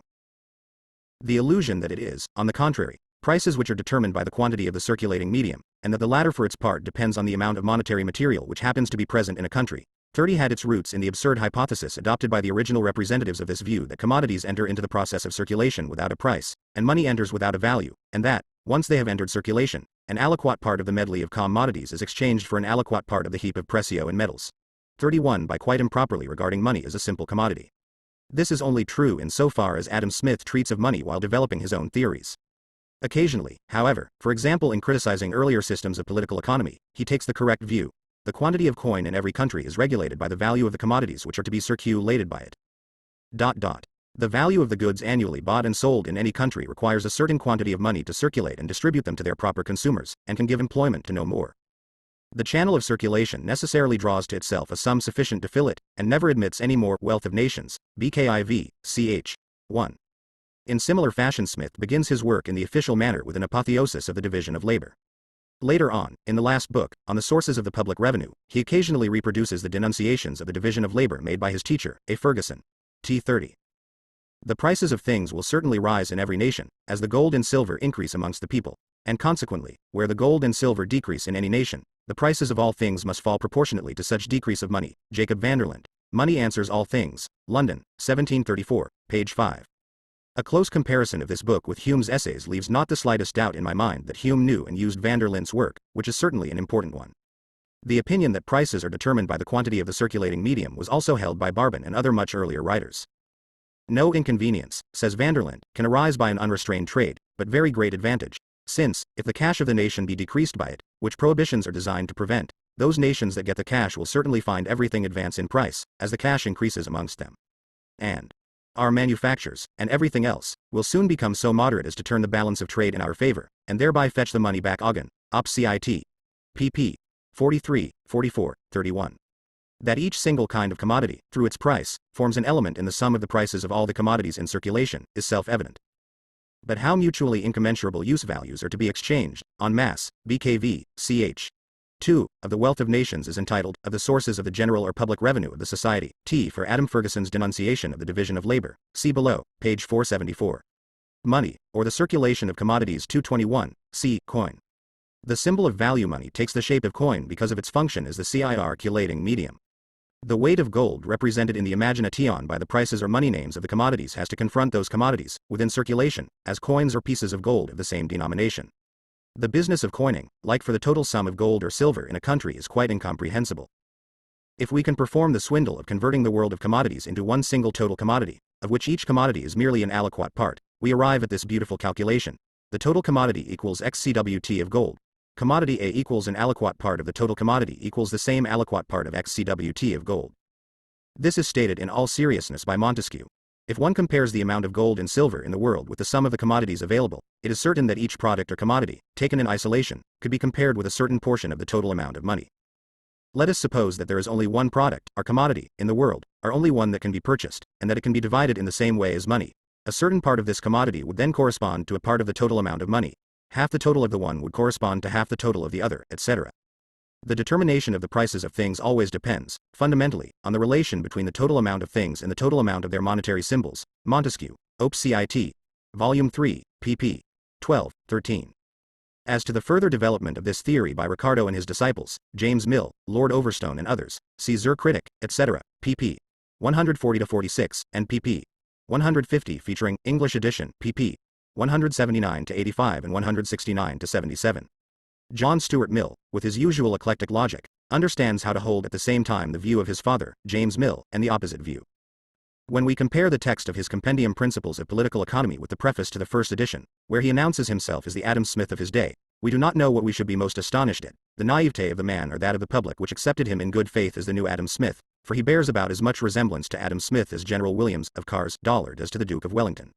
The original researches of Mr. J. S. Mill in the domain of political economy, which are neither extensive nor profound, will all be found drawn up in neat and disciplined columns in his little pamphlet Some Unsettled Questions of Political Economy, which appeared in 1844. Locke expressly asserts that there is a connection between the absence of value in gold and silver, and the determination of their value by their quantity. Mankind having consented to put an imaginary value upon gold and silver. The intrinsic value, regarded in these metals, is nothing but the quantity, some considerations, etc. 1691, in Works, ed. 1777, Volume 2, page 15, asterisk. Colonel Fenwick Williams, 1800-83, was a British commissioner in charge of Turkish troops defending the fortress of Kars, in Armenia, in 1855, during the Crimean War. The fortress fell to the Russians in November 1855, but Williams was made a general and a baronet for his defense of it. 222 commodities and money. The establishing of a standard measure of prices is an attribute proper to the state. The different national uniforms worn at home by gold and silver as coins, but taken off again when they appear on the world market, demonstrate the separation between the internal or national spheres of commodity circulation and its universal sphere, the world market. The only difference, therefore, between coin and bullion lies in their physical configuration, and gold can at any time pass from one form to the other. 32 for a coin. The road from the mint is also the path to the melting pot. In the course of circulation, coins wear down, some to a greater extent, some to a lesser.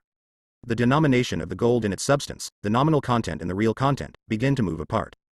Coins of the same denomination become different in value, because they are different in weight. The weight of gold fixed upon as the standard of prices diverges from the weight which serves as the circulating medium, and the latter thereby ceases to be a real equivalent of the commodities whose prices it realizes.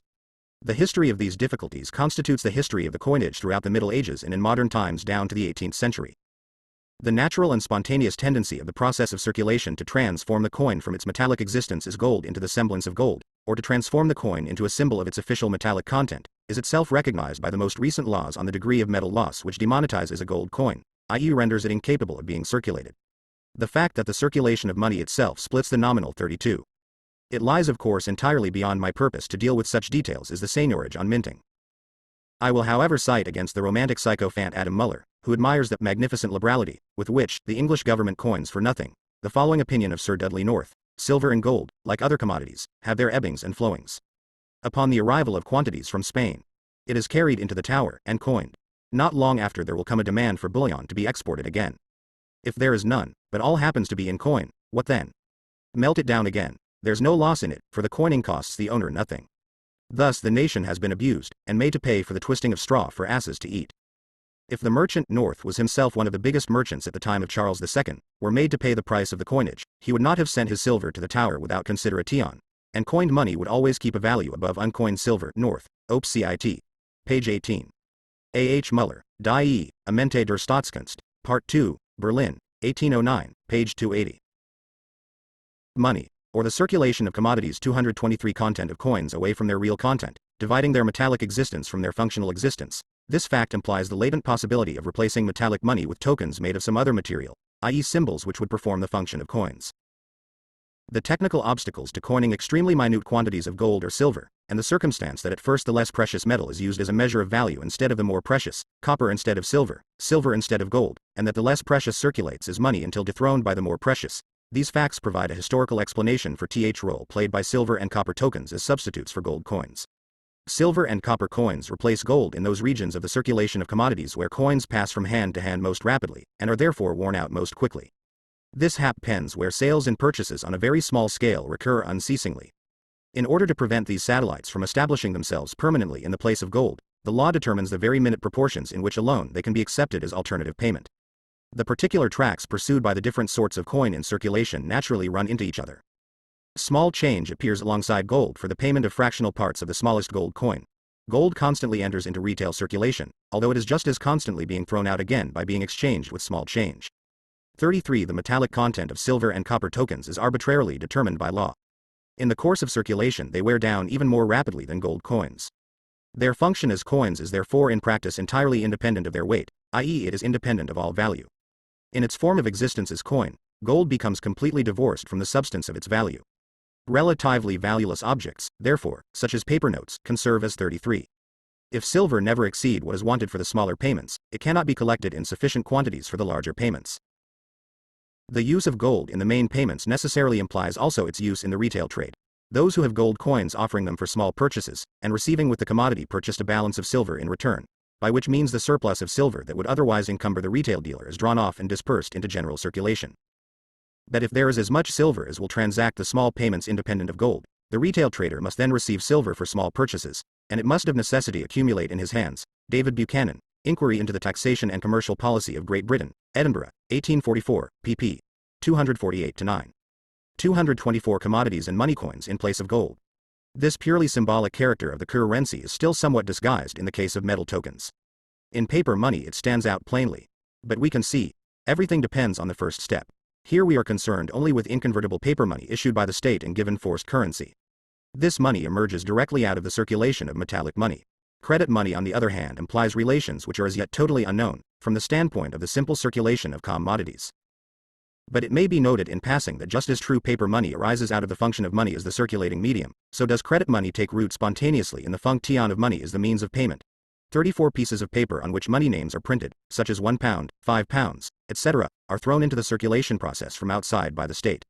In so far as they actually circulate in place of the same amount of gold, their movement is simply a reflection of the laws of monetary circulation itself. A law peculiar to the circulation of paper money can only spring up from the proportion in which that paper money represents gold. In simple terms, the law referred to is as follows: the issue of paper money must be restricted to the quantity of gold, or silver, which would actually be in circulation, and which is represented symbolically by the paper money. Now it is true that the quantity of gold which can be absorbed by the sphere of circulation constantly fluctuates above and below a CER average level. But despite this, the mass of the circulating 34. The financial mandarin Wan Maoin took it into his head one day to jay before the Son of Heaven a proposal which had the secret purpose of transforming the assignats of the Chinese Empire into convertible banknotes. The Committee on the Assignats, in its report of April 1854, severely rebuked him for this. Whether he also received the traditional thrashing with bamboo sticks is not stated. The concluding part of the report is as follows: the committee has carefully examined his proposal and finds that it is entirely in the interests of the merchants, and in no respect advantageous to the Crown. Arbeiten der Kaiserlich Russischen Gesellschaft zu Peking. Mer China, aus dem Russischen von Dr. K. Abel und F. A. Mecklenburg, Ersterband, Berlin, 1858, page 54. In his evidence before the Committee of the House of Lords on the Bank Acts, a governor of the Bank of England says, with regard to the abrasion of gold coins in the course of their circulation, every year a fresh class of sovereigns, this is not a political statement, for sovereign is a name for the pound sterling, becomes too light. The class which one year passes with full weight, loses enough by wear and tear to draw the scales next year against it. House of Lords Committee, 1848, D. 429. Money, or the circulation of commodities 225 medium in a given country never sinks below a certain minimum, which can be ascertained by experience. The fact that this minimum mass continually undergoes changes in its constituent parts, or that the pieces of gold of which it consists are constantly being replaced by other pieces, naturally causes no change either in its amount or in the continuity with which it flows around the sphere of circulation. It can therefore be replaced by paper symbols. If, however, all the channels of circulation were today filled with paper money to the full extent of their capacity for absorbing money, they might the next day be overfull owing to the fluctuations in the circulation of commodities. There would no longer be any standard. If the paper money exceeds its proper limit, i.e. the amount in gold coins of the same denomination which could have been in circulation, then, quite apart from the danger of becoming universally discredited, it will still represent within the world of commodities only that quantity of gold which is fixed by its immanent laws. No greater quantity is capable of being represented. If the quantity of paper money represents twice the amount of gold available, then in practice 1 pound will be the money name not of -1 of an ounce of gold, but t of an ounce. The effect is the same as if an alteration had taken place in the function of gold is the standard of prices. The values previously expressed by the price of 1 pound would now be expressed by the price of 2 pounds. Paper money is a symbol of gold, a symbol of money. Its relation to the values of commodities consists only in this: they find imaginary expression in certain quantities of gold, and the same quantities are symbolically and physically represented by the paper. Only in so far as paper money represents gold, which like all other commodities has value, is it a symbol of value. 35. Finally, one may ask why gold is capable of being replaced by 35. The following passage from Fullerton shows how unclear even the best writers on money are about its different functions. That, as far as concerns our domestic exchanges, all the monetary functions which are usually performed by gold and silver coins, may be performed as effectually by a circulation of inconvertible notes, having no value but that factitious and conventional value they derive from the law, is a fact which admits, I conceive, of no denial. Value of this description may be made to answer all the purposes of intrinsic value, and supersede even the necessity for a standard, provided only the quantity of issues be kept under due limitation. Fullerton, Regulation O, Currencies, 2nd ed., London, 1845, page 21.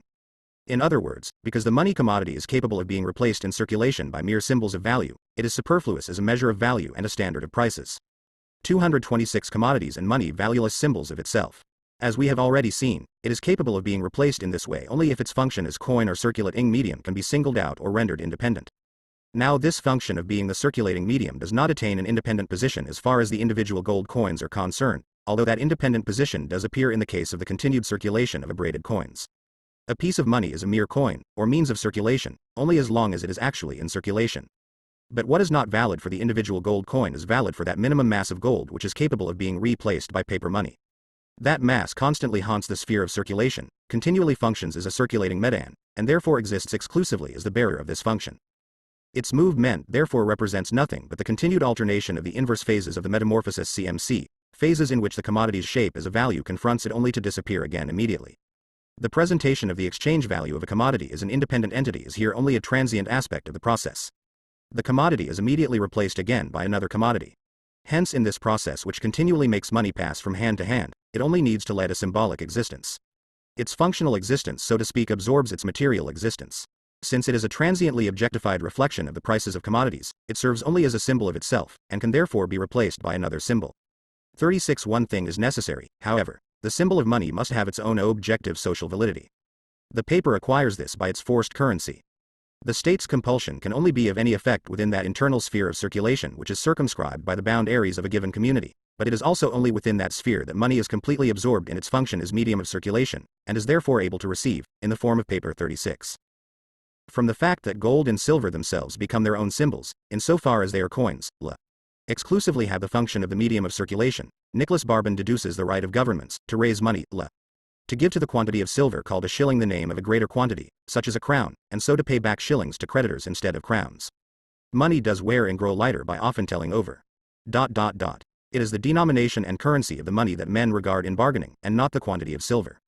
'Tis the public authority upon the metal that makes it money. N. Barbon, Op. Cit. Page 29, 30, 25. Money, or the circulation of commodities. 227 Money, a purely functional mode of existence in which it is externally separated from its metallic substance. 3. Money, the commodity which functions as a measure of value and therefore also as the medium of circulation, either in its own body or through a representative, is money. Gold, or silver, is therefore money. It functions as money, on the one hand, when it has to appear in person as gold.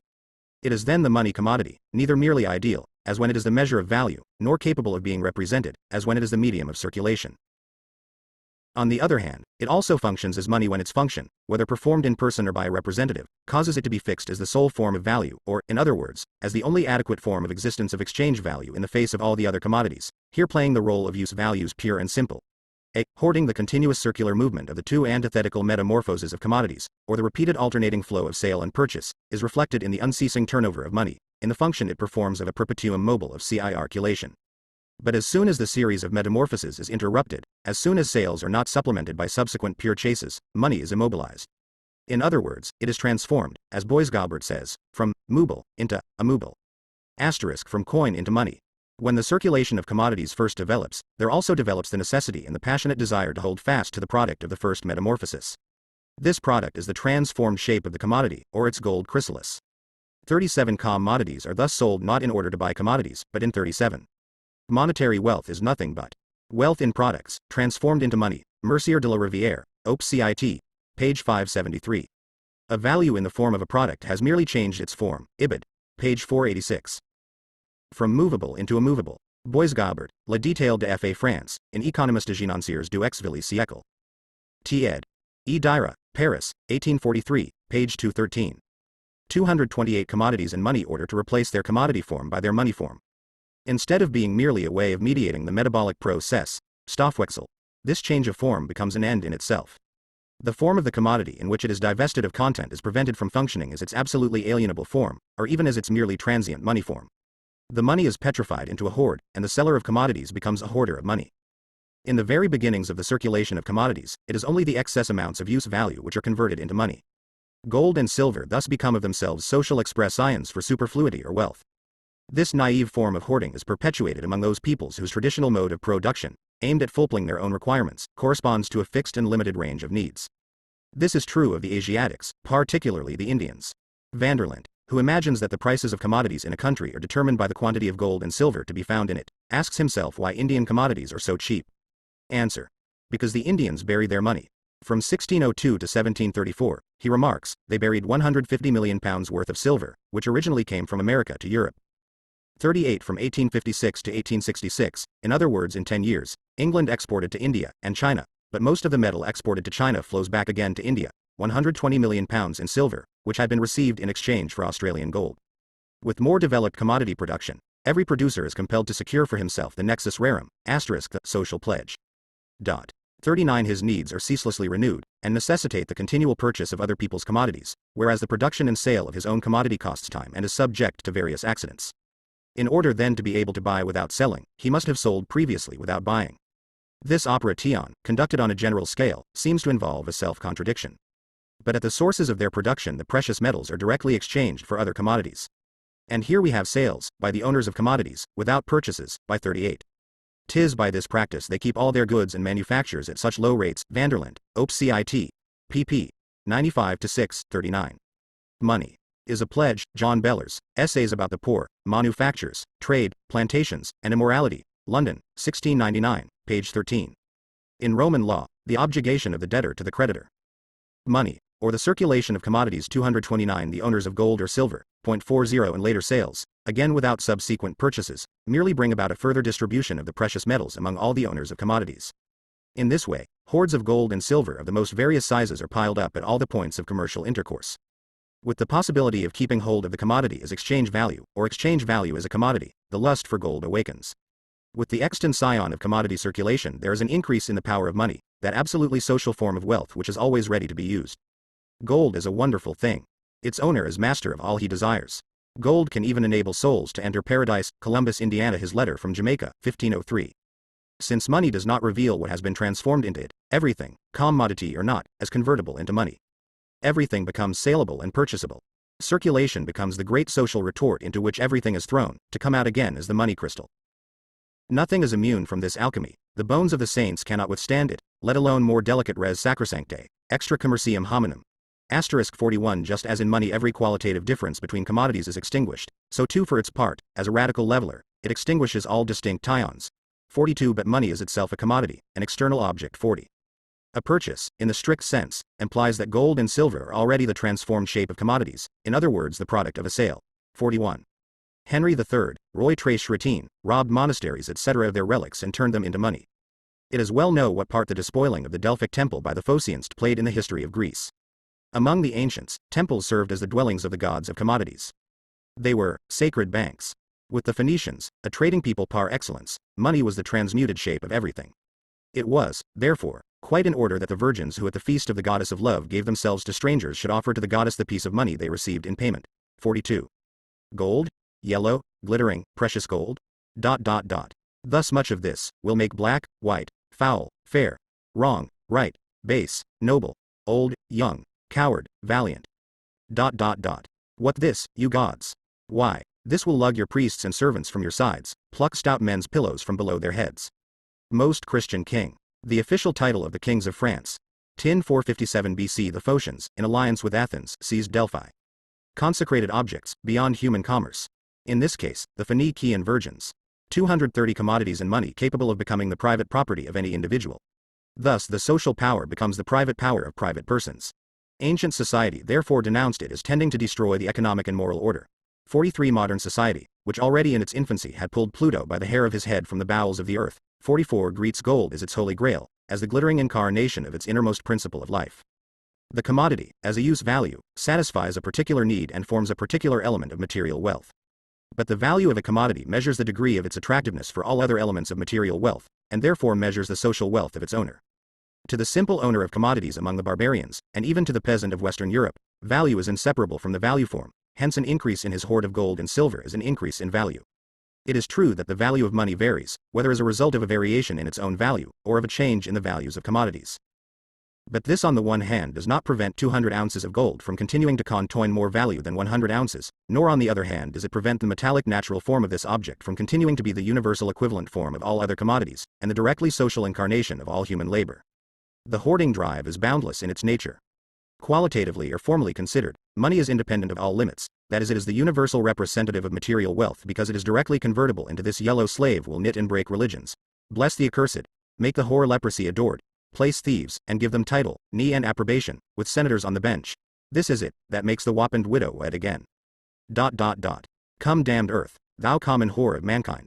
Shakespeare, Timon of Athens, Act 4, Scene 3, 43. Nothing so evil as money ever grew to be current among men. This lays cities low, this drives men from their homes, this trains and warps honest souls till they set themselves to works of shame. This still teaches folk to practice villainies, and to know every godless deed. Sophocles, Antigone, 44. Avarice hopes to drag Pluto himself out of the bowels of the earth,